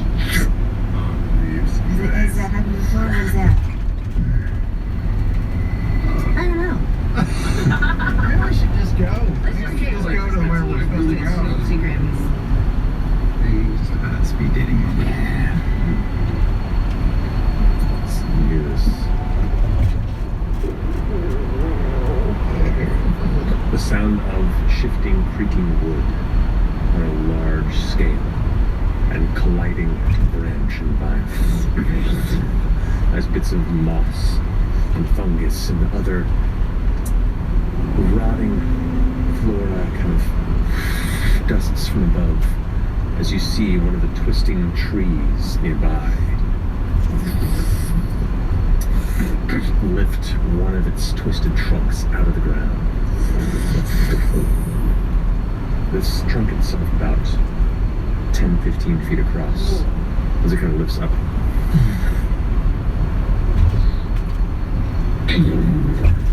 Right across in the direction you are about to travel. And as it hits, you watch as the roots expand and stick into the ground. You hear that strange, that loud creaking sound as the tree seems to almost be lowering in your direction. Take a rest. It's lower and lower and lower until it's about 10 feet above you as other branches begin to almost be forming a cage. For 5? This is your grandmother. It's just the trees. It seems it's not so tight that you couldn't leave, but the trees, it's hard to tell if it's multiple trees or one huge tree with 1,000 branches and trunks. You're not sure where they begin or end between each other. They're so tangled into each other to create this weird shifting lattice scape above you. But now they've shrunken in a matter of moments to create this loose cage around your troop. The light above the canopy is almost invisible, almost not visible from where you stand. And there's this kind of ominous pressure to keep you where you are. Hello? We must be going. We're supposed to say we must be going. 100 flowers pop out of the tree around you. We're all the same. We must be going. As you're singing, they all kind of shake a little bit. They almost sway. Start to slowly, while smiling, move towards what little exit there is. And there's the direction the tree shifts to kind of block it right there. I feel like there's a failure to communicate here of some kind. Yes. Hey. I'm gonna just tap into some guidance. Okay. We need to go to Nana's. So can you guide us there, or? You can make an insight or nature check, your choice.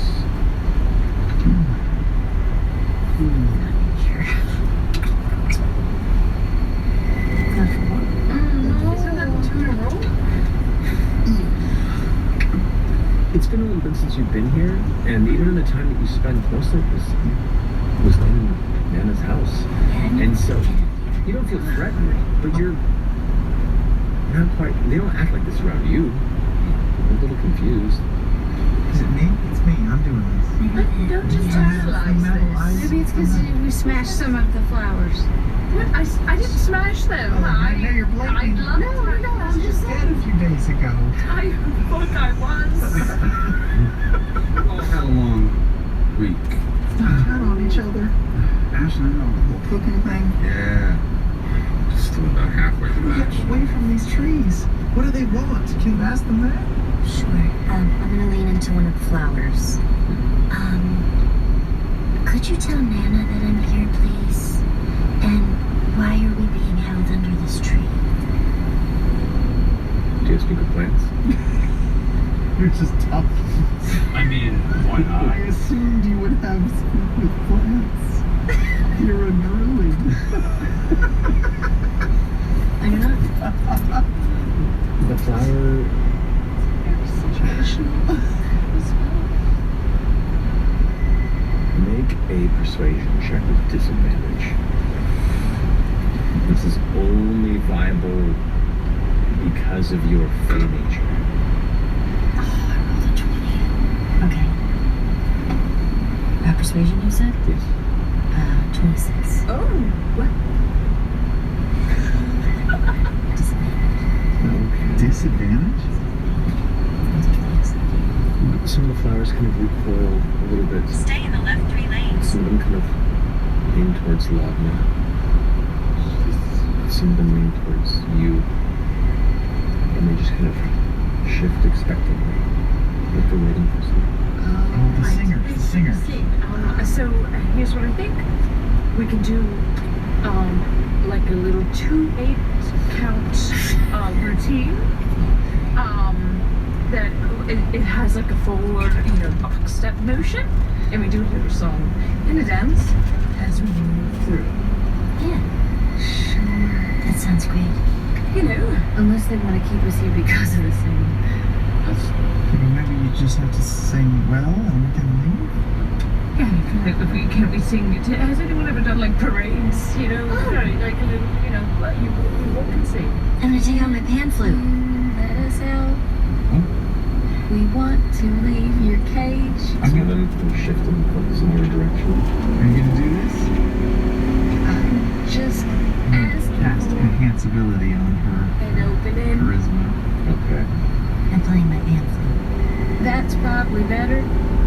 So you start singing, you start playing your pan flute. Okay. I'll walk it through. Pretty flowers, can you let us out? What was your tune? I lost I wasn't making any, dude. Fuck. More flowers, like all emerging from you can hear the outside of the trunk cracking as more flowers are like digging their way out to open up and listen to the presence of this din that you are creating. Should we all form an acapella group?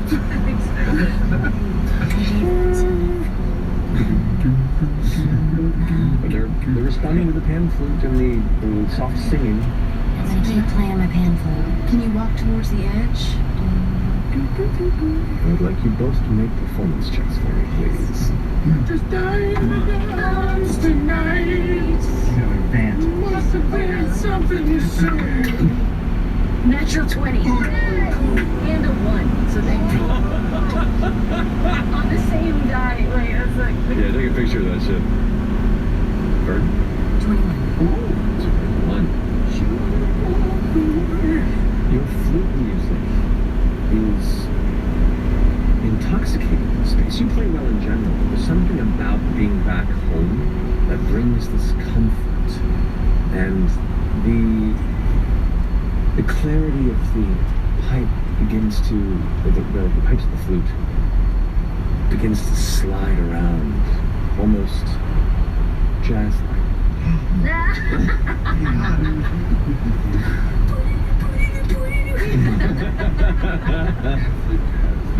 There it is. As the flowers seem to like move and shift with it, you continue to sing along with it, and you. Sure, by all means. Jazz hands. Jazz hands. Jazz hands. Everybody. As you do this, some of the heavy tree roots kind of like rise and Please.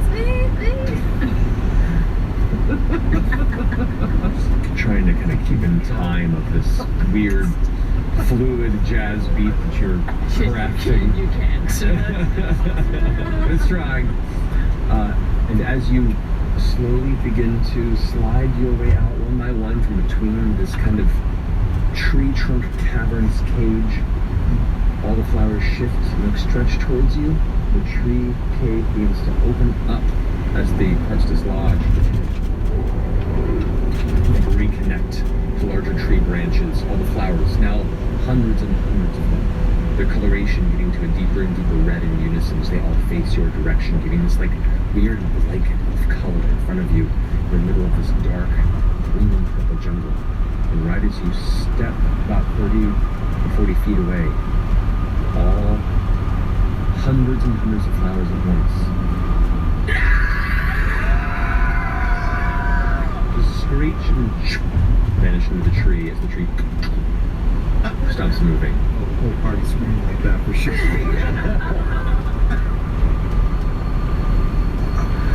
Are we free?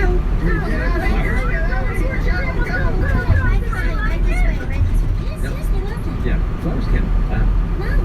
That's what it is. They loved it. Are you kidding? You couldn't hear that? It's all right. The vocal, it's a little different here when things. We've been here 10 minutes. Not even. Jazz is chaos. Jazz is chaos.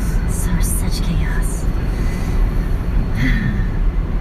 But you also pick up a familiar scent. The smell of burning oils that are squeezed from some of the swamp roots. The lanterns that Nana uses. You're close. Did you break your hand, Jasmine? I can smell it. Just got down, you know? Just my joints all just, you know, as supple as they used to be. Oh, getting it gently. That's better. Hey, Jenny. Huh? Did you smell that? Yeah. Let's go. I'm gonna follow the sun. Okay. Easy enough for you to do. You guys enjoyed it? Yes, this is where Nana's house is. Oh, God. Following Fern as she toucan Sam's her way through the pathway of this tangled morass. There's like an actual string of spells. Off the ground.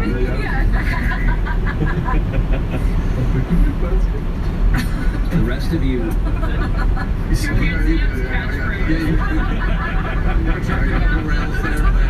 land. Just follow my nose here, please.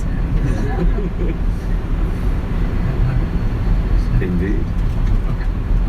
Through Fern's focus and smile, you just begin to excitedly leap and bound through the bits. It's a little challenging for the rest of you to keep up, but you do your best, and you can't help but notice every now and then the deep shadow beyond hundreds of feet of roots and trees and trunks, large shadows that just shift and move above and around, unable to quite make out what they are before they stop moving or they've moved from sight. You're uncertain if it's actually something or if it's just you. But it's disconcerting. And you just hope sticking close to her will be enough to keep you safe. Eventually the marshlands get thicker and thicker. And then all at once, break open into a spherical, dome-like opening amongst them. This hidden glade amongst this heavy, twisted, almost bramble-like wall, trees, branches. In here, you see an enormous tree-like structure in the center, enshrouded in an endless tangle of teal moss-covered vines that seem to protrude and then dangle hundreds of feet down the outside of it to the point where you cannot see the tree itself. It looks like a massive natural pond, like a frozen waterfall of streamers of deep green teal, completely obfuscating the center of the tree. You can see faintly glowing clouds of red and purple as well, that kind of occasionally peek through, familiar from the surroundings. This tree rises 100 feet or more up, just scraping the top of this open space. And the shape of the tree implies a dozen or more massive, thick branches that curve and rise out of its sides. A blanket of vines dangling over that to almost be like drapes that kind of bound and then fall and stop as they kind of dangle like a weeping willow at all sides of it. You cannot see the true details, but you do pick up within this endless cluster of vines hundreds of small nests, empty wooden cages, lanterns that still flicker, a small flame within, and many, many unique weaves that have all been tied throughout, just subtly decorating it on all sides. The air here hangs with a heavy weight, a presence that leaves your breath thick and chilled.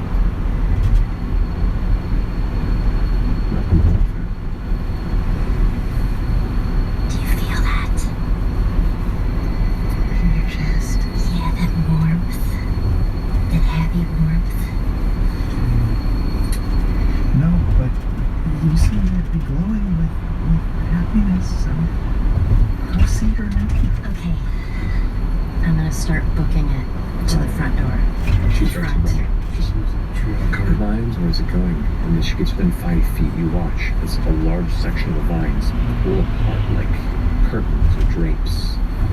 And immediately you can just see beyond that the shattered interior, just the faintest bit of warm, flickering firelight sourced somewhere within the canopy. Do you follow? Yeah. Sure. With a healthy gait. Yeah. Okay. She is darting and ascending up, I assume. Oh, yes. Like skipping ahead of them. Yes.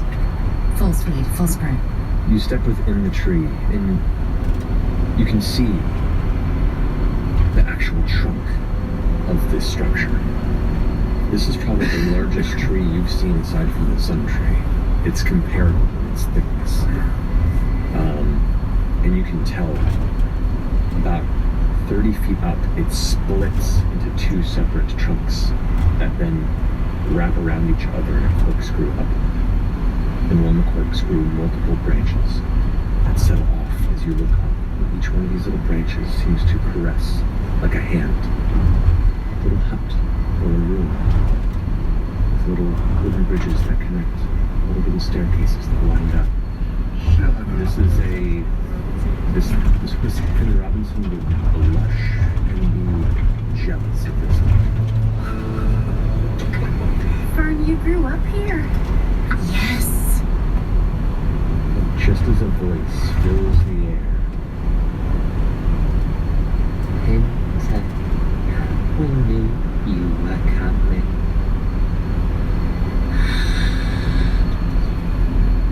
Nana? You hear that from above. And the stairs, you can see now the base of the trunk of the tree, there are wooden stairs that kind of spiral up the side, like they're grown out of it, almost like a series of natural branches pushed out and stopped to give a flat step each way. They just kind of mark their way up on the side. You know, it's Fern just vanishes up them. Yeah, okay. As you ascend them, you can see dangling from the not quite as dense hanging vines and tethered bits of kind of limp fern branches that kind of tickle the top of your head as you push through. There are little glowing baubles that are wrapped up with wire and twine that kind of give a soft glow, different colored glows, some green, some orange, some like a pale blue. This place is intentionally decorated in a very odd patchwork way, but it's hard to grasp a presence specifically here. At times it's beautiful and welcoming, at times it's borderline nightmarish. But as you climb up the side of this, you eventually come to where the base of the fork of the trunk begins. And there you're greeted by a lowered, cozy entryway, a flat expanse at the base of where the split is. You can see it's decorated in knitted dolls placed on little naturally warped tables. can see animal skeletons that have been posed in dancing positions with each other that are placed up on little shelves and along the sides of the entryway. You can see alien-looking potted plants that seem to be taking root on their side of the room and guarding it fiercely. More of the staircases and rope bridges you can see begin to splinter off from here and lead higher and higher up to the tree. Hofar, how we have missed you. I've missed you so bad! I run over and I just leap into her arms. You see her leap into this shape, this shadowed shape on the opposite side of this area that kind of like grabs her for a second and sets her down. What's the size comparison? The shoulders of this sit at about 8 or so feet, 7, 8 feet. The shoulders are wide. In fact, the torso, from what you can tell, is like a barrel, like a massive 7-foot barrel. It's a curious monster's body that, after setting her down, kind of shifts in your direction and begins to step further into the light, one arm kind of corralling her as you pull it towards them. It's swathed in a large, patterned, blue-green, robe-like dress. It's comprised of patches and rope and wayward branches and hanging trinkets, all just kind of wound together to create this unique texture around this body.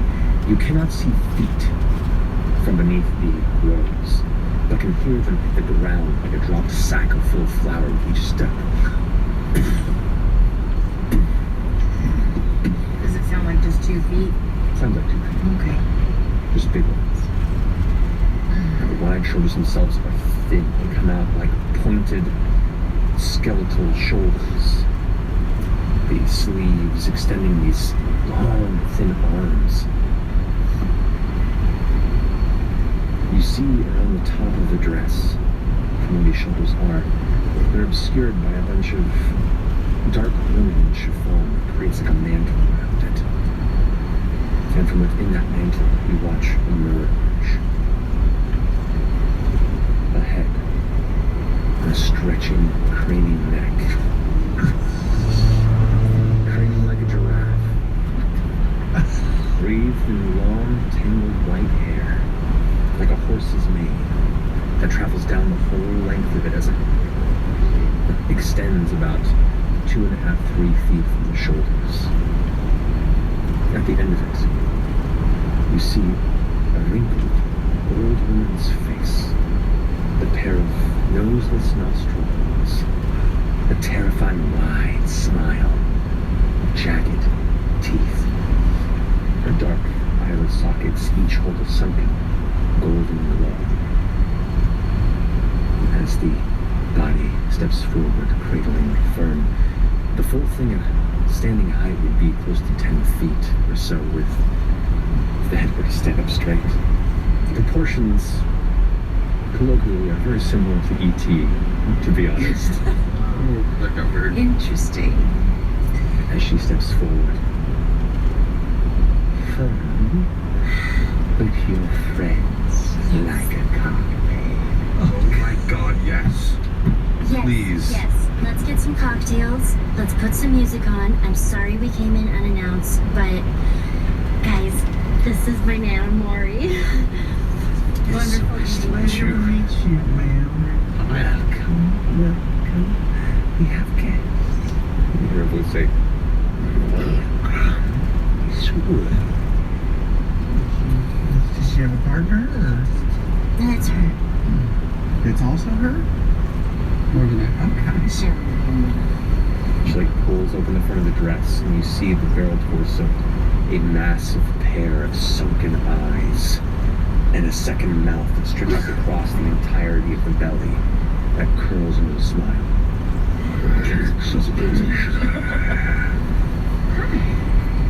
She kind of pats it with the larger arms. We haven't had guests in a while. We're excited. Come, let me show you you to my tiki bar. That's where ends tonight's episode. She's so cool! Best grandma ever. I want to be my grandma. I was really, I was hoping you'd make more sense, and now I'm even a little more confused about it. Isn't it so beautiful? Yes. That's amazing. Oh my god, Matt. Thank you. I have so many more pasta-themed terrible stories. Just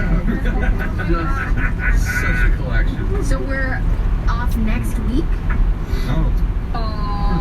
For the premiere, yes. Alright. Is whatever I said at the beginning of this is accurate, which I believe was no episode next week, but definitely on the last Thursday. Last Thursday of the month. Just a little swap-a-doo. But hey, the this month. premiere. The And hey, now's a good time to catch up. Maybe rewatch season 1 just to prepare. Yeah. And then you'll be ready for season 2. It's gonna be a good one. All right, friends, we'll pick this up next time. Until then, thank you for joining us. We love you very much, and visit Thursday.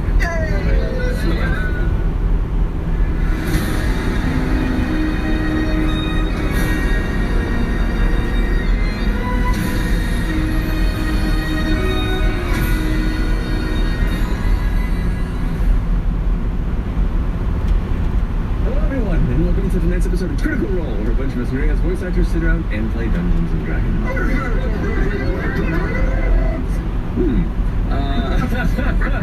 That was the start.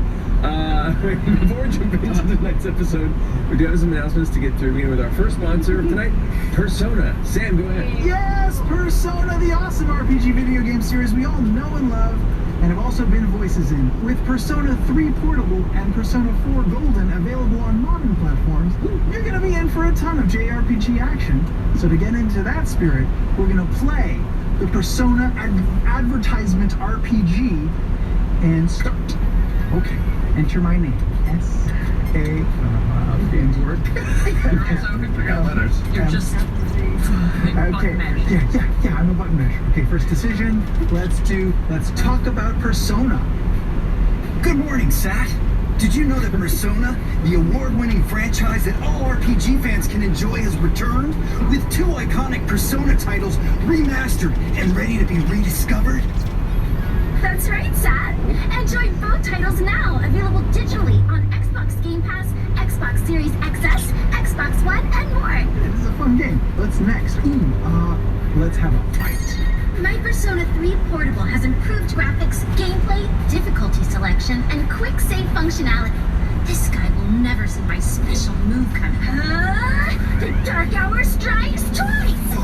This girl is good. She'll be expecting my Persona 4, but she doesn't know that my Persona 4 Golden Key has otherworldly dungeons, monstrous shadows, and a dark serial murder case.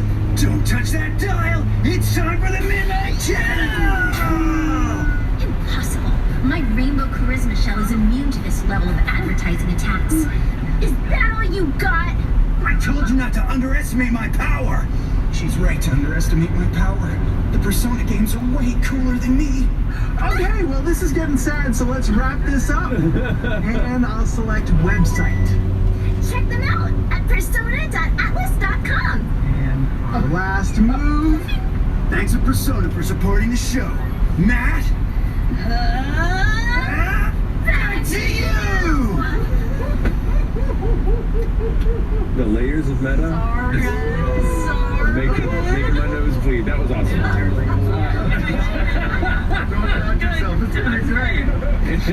It's always good to remind yourself where you got started, you know, where you began. Thank you for sponsoring us. This is also sponsored by our friends at Skillshare.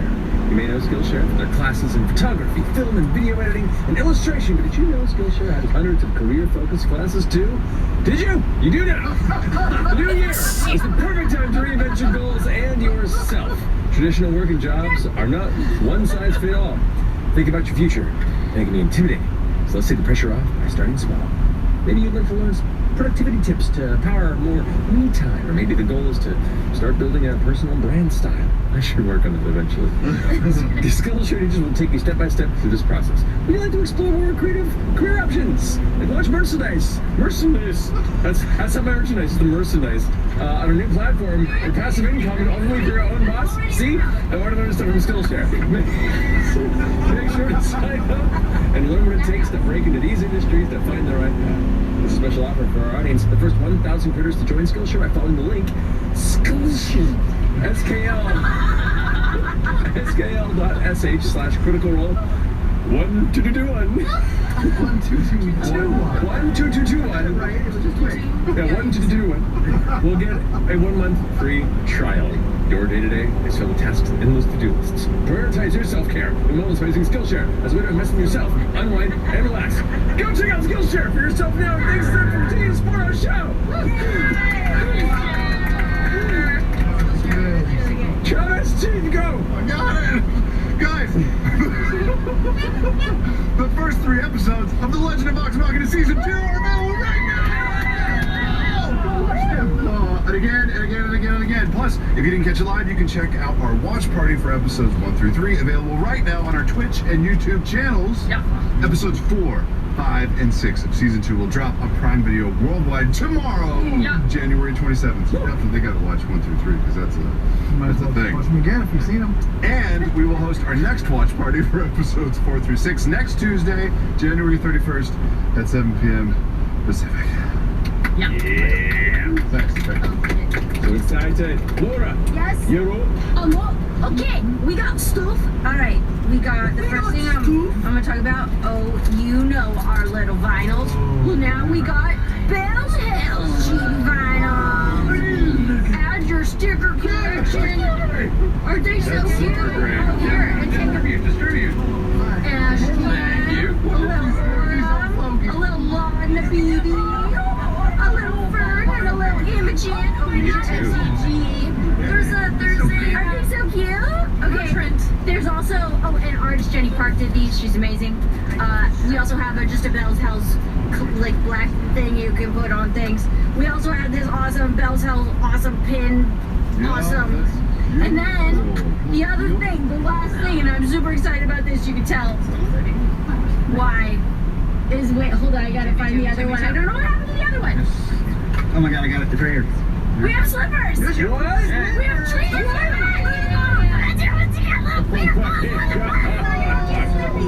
They're so cute! I already have some at home.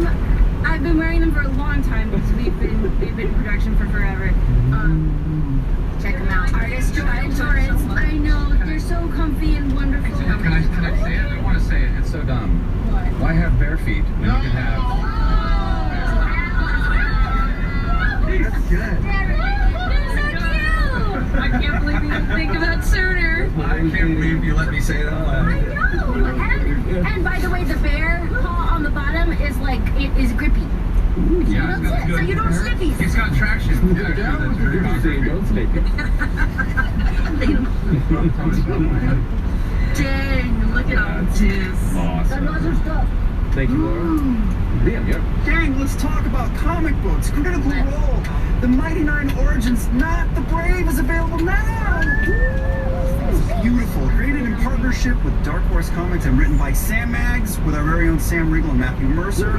This gorgeous book was made with artist William Kirkby, joined by cover colorist Mildred Lewis and interior colorist Aaron Angelini, and of course letterer Ariana Mayer. The color in this thing is gorgeous. The whole book is beautiful. Look for it in your friendly local comic shops and bookstores now. Sam, I am baby. so excited I get to hold it and take it home. I'll learn to read. I do believe that concludes our announcements. So I think now is the best time to go ahead and jump into tonight's episode of Critical Role.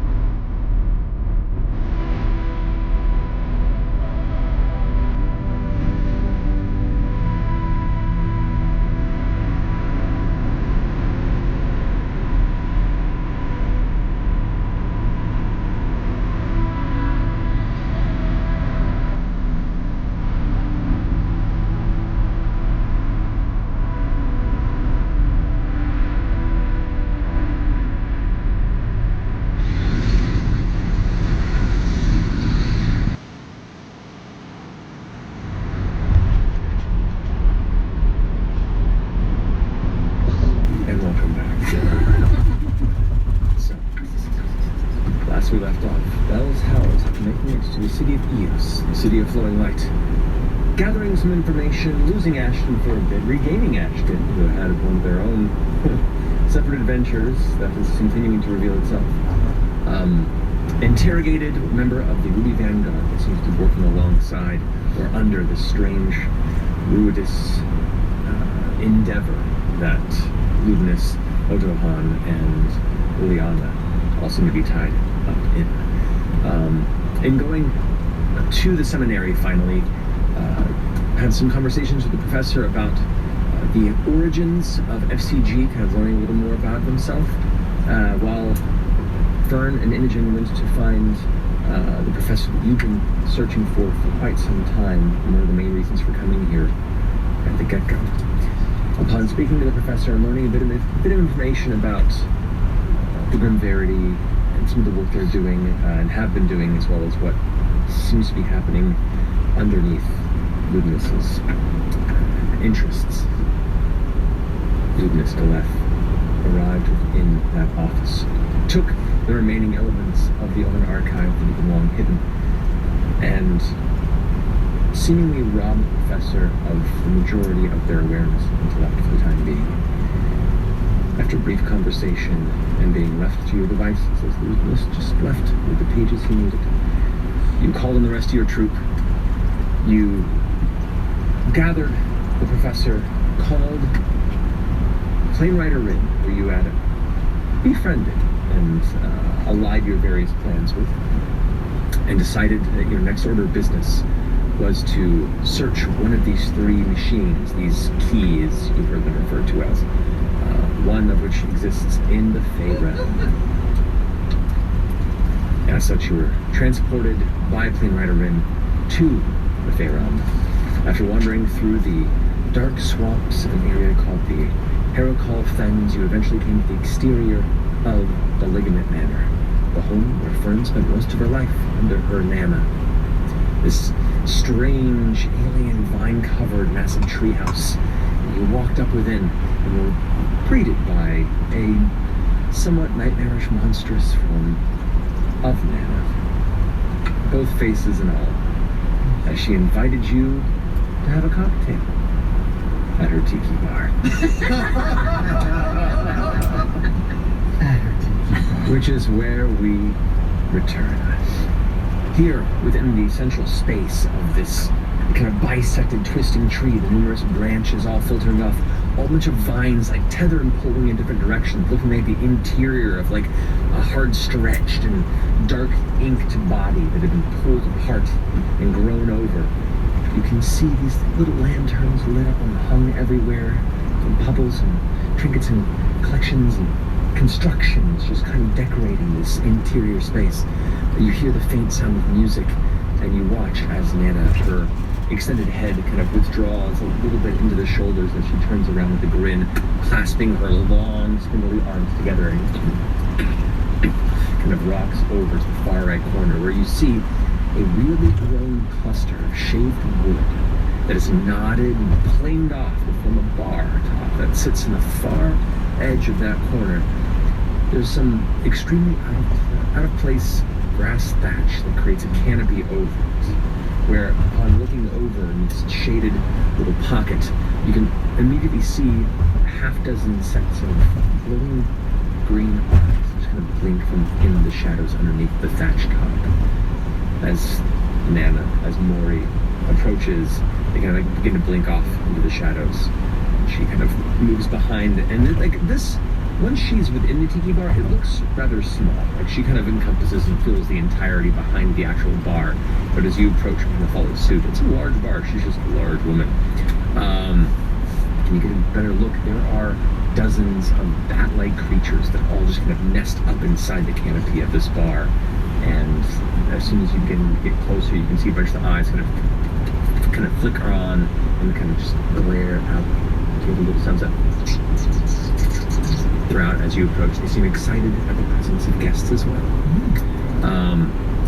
You also see a number of snakes that slither through the woven branches that form the bar, and they come up and kind of wrap around these sets of jugs that sit on into the side of the bar. These like dark brown, kind kind of terracotta-looking jugs. And she immediately puts some glasses, these big hefty glasses, on top of the bar, begins mixing some things into a large bowl, cups it, and just like shakes it, while just kind of looking over all of you in her sunken dark sockets, the little golden glow of eyes from deep within them, just kind of smiling as she looks across. So tell me about your friends, All right. Oh my goodness. Wait till you have her cocktails. You have no idea how good they are.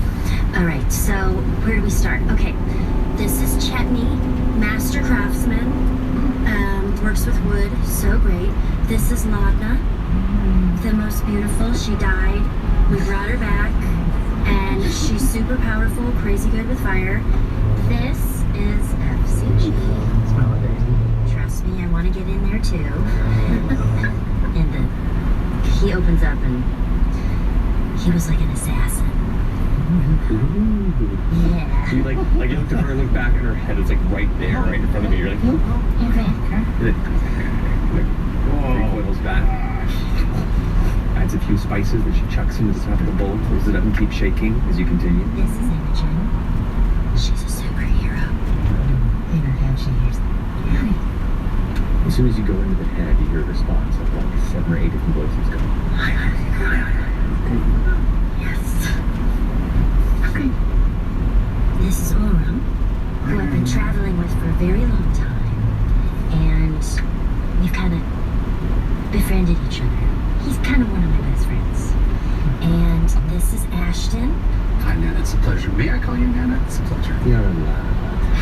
And after all, your friend. Look inside. Isn't it gorgeous? She like moves from him from the bowl and kind of is about to touch it. Yeah. Oh, yes, of course. She wears this long, crooked nail along the glass. You see like a dull blue glow from the inside. Like when you place your hand against those plasma balls, it kind of follows. You feel this odd tingling sensation in your head, and for a split second you begin to like remember flashes of things that you don't recall when they're gone again. She just kind of pulls away. Oh, interesting. Shit. Could we talk later? That okay? Yeah. Drinks, but Is Nana's whole second face out in the open? no, it's closed. It's So it's hidden away, right? Yeah. It's in a way. You just have the one head and the dress is kind of pulled close with ropes and tethers. What recipe are you mixing for us? This is a harrow call special. Harrow call special? What's a harrow call? It's where we are, little metal friend. The region, the name of the home? Homestead fence. Yeah. Oh, the Harrow family. This drink. I'm very excited for this drink. She, after shaking it, pulls up this odd bowl, and you can see there's a little spout in the far end. She pulls this cork off.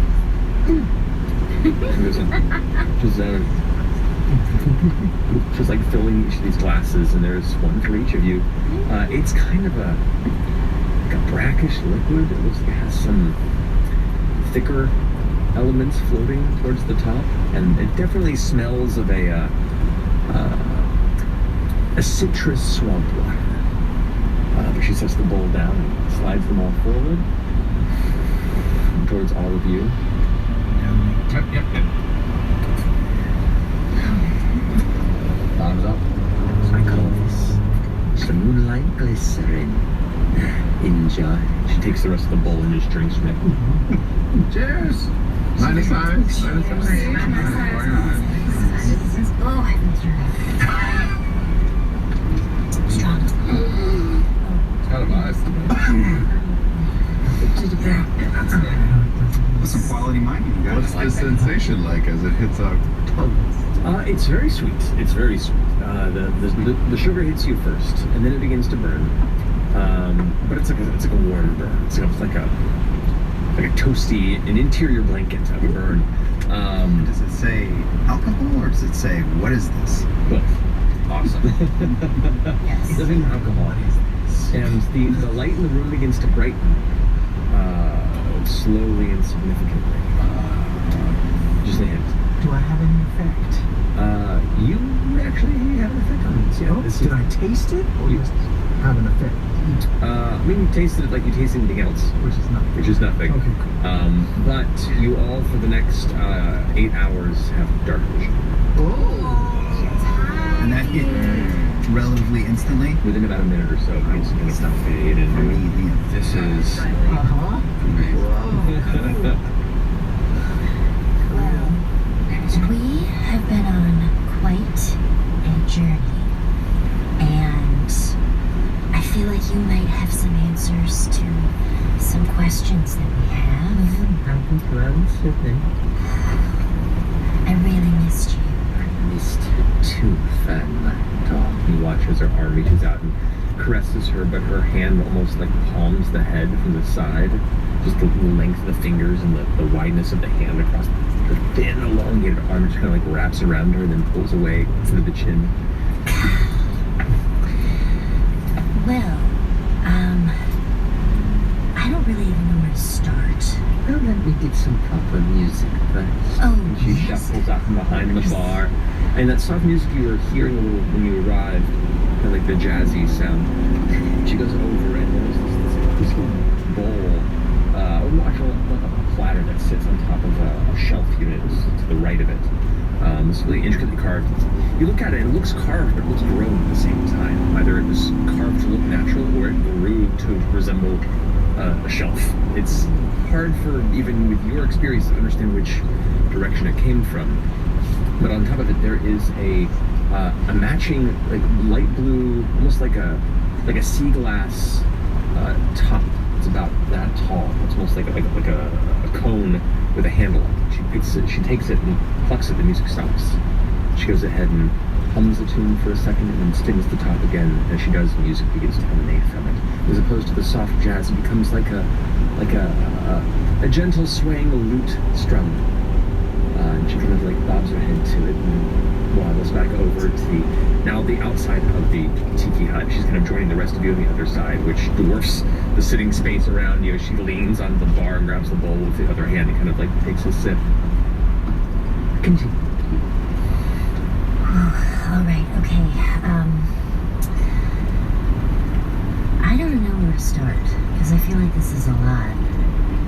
It's a lot. And it's a lot that we learned today, even. That's right. It's been a long day, Nana. Isn't it? I told you I'm Nana to anyone who's friends of hers. Do we know your name? Your real name though is Maury. Is that right? Morrigan. Maury for a colloquial friend. Is there a last name? Or? Just Maury. Okay. Yeah, that's all she needs is just one name. Of course, yeah. So, That's a lot. It's perfect. We should start at the beginning and then work towards the end. okay. Yeah. So there was this animated furniture. Oh, that beginning. We had to go game by game until The extent of pretty much the entire adventure. We just sent her a crit recap. More and more smashed, our eyes just keep wider and wider. And we mostly skip the last Thursday of every month, but sometimes we change that. Thanks for that. Yeah. Wow. Scheduling, you know. Wow. As you're telling the story, music playing, you hear like these little pattering sounds as a creature leaps up behind the bar at the top of it. You see what looks to be this scrawny, somewhat shaky-looking jackrabbit type creature with these large, disproportionate ears that have markings on them that look like their eyes. But they're just like markings in the fur, but then where you would see eyes, there are none. It's just a nose. Is that of a Mr. jackrabbit. Floppers? This is Peepers! Peepers. Peepers! You do. I was going to ask about the people saw that. Oh, give some scritch. As you scritch in the wings, the ears kind of like flop down a bit, but you watch they kind of like blink themselves like their eyes, and when somebody talks, both the ears move in their direction. It's odd because it looks just like texture in the fur, but they also seem to be looking places. my goodness. Isn't he so cute? Sits back on the bar. You can see the front legs are like unnaturally long and kind of like thin and wispy, like tiny little twigs, and they just kind of like fold as the ears kind of up in the direction of her, and she keeps talking. Wait, you mentioned froppers and bumpers. Oh my goodness, there's so... You have so many of my friends to meet, and I am so excited. How many ones do you have here? Oh goodness, so many. I have a child. What? What? I'm gonna bring up Nesta. Second time she's done that. Weird crazy. Look at my baby. As Right out of some fire. wow, Just plucked him right out. And then he stayed with me. I always knew you were gifted, isn't she? Word. You hear like rumble from beneath the dress. Peepers looks over and smiles, like the jackrabbit like mouth kind of curls open into a grin, and you see these like long teeth, and the teeth kind of wiggle like fingers as it smiles. What? Like a axe comic book right now. I'm just looking at teeth. Did this shit come out of your brain? You don't know. A little bit of column A, a little bit of column B. This is a collaboration. I expected, but I'm really. This is great. All of this is great. More great. So, we're kind of trying to figure out some things about Ruidus and Ruidus born. And we've heard that there's, well, we've actually seen one because we saw the Nightmare King piece of glass that you had me take to him. Yeah. How did that work out, by the way? I made that to the specifications you requested. It worked. Cool. You made it? I did. Yes. Was it very difficult to make? It took quite some time. It's a project kind of on the side as I do. My hobby is day to day. I figured you two would cross paths. I had a feeling. I feel the quiver on the threads. So I'm glad that worked out. It's definitely, it was well made. But if I may ask or pry, something like that very expensive? Like, what did you charge for? I owed him a favor anyway. Him a favor. Don't really deal much in coins here, but Sort of trade favors? yeah. You said you did that as a hobby on the side. What do you fill most of your days and nights with? Watching. Watching what? Others. Anybody in particular? Or anybody particularly fun? I'm what you would call an observer. While I am not a master of fates necessarily, that resides with the matron. When no one's looking, I can add a tangle or two to the scheme should I so choose. And I just like to see who's getting tangled. And keep an eye on what is sweet fur. Just random folks? Or Wherever they seem to be causing the biggest rustles. Have you seen a group of people causing a tangle over the apogee solstice? Oh, there are so many. I wish I could show you just how tangled it is right now. It's exciting. Do you know about the machines? The 3 keys? I know of them, though the details I'm not as engineering minded as perhaps I was, since I know that was his project for. But, yeah. The rest of us are hoping to get a look at the one that's in your neck of the woods. Would you be able to point us in the right direction? It shouldn't be too hard to find. But yes. Yes, yes. I don't want to break up the family. No, it's fine. It's definitely our goal is to... You all look rather tired. Well traveled. You need to at least stay the night. As guests somewhere else. Yes, let's stay the night. Let's have a sleepover. Yes. Is there enough room for us here? Oh, yes. I don't want to impose. If there's a motel or something nearby, we can also... There's room. What? No, you missed a thing. Just Ashley had a. We'll have to watch it. Okay. You're not expecting Ira back anytime soon. Are you close friends? Oh, I've not seen him in years. We've seen him here recently a few times. Yes. Did he ask him? Same? He mentioned that he knew you. I don't know what else. What are you asking? What do you want to know? He's fucking around a lot with the keys. Excuse my language, miss. And, just generally causing trouble. Yes, I knew he worked on the one here, and he then kind of, chaos agent jumped over into the Takes a sip of the bowl and leans a little closer. Did he say anything about me? I said. Oh, is this the hot goss? This I think this is the hot guy. First round, really? Okay. He said he could smell that. What did he say he could smell on you? Callaway. Yeah. Smell that. He can smell that. With an H. Hooch. That's good, hooch. Yeah, the hooch. I mean, it's coming out of jugs. It could be thumb hooch for all we know. Jugs of hooch. Yeah, with a hard H.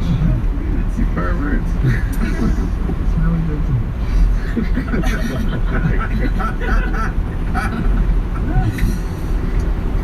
hooch.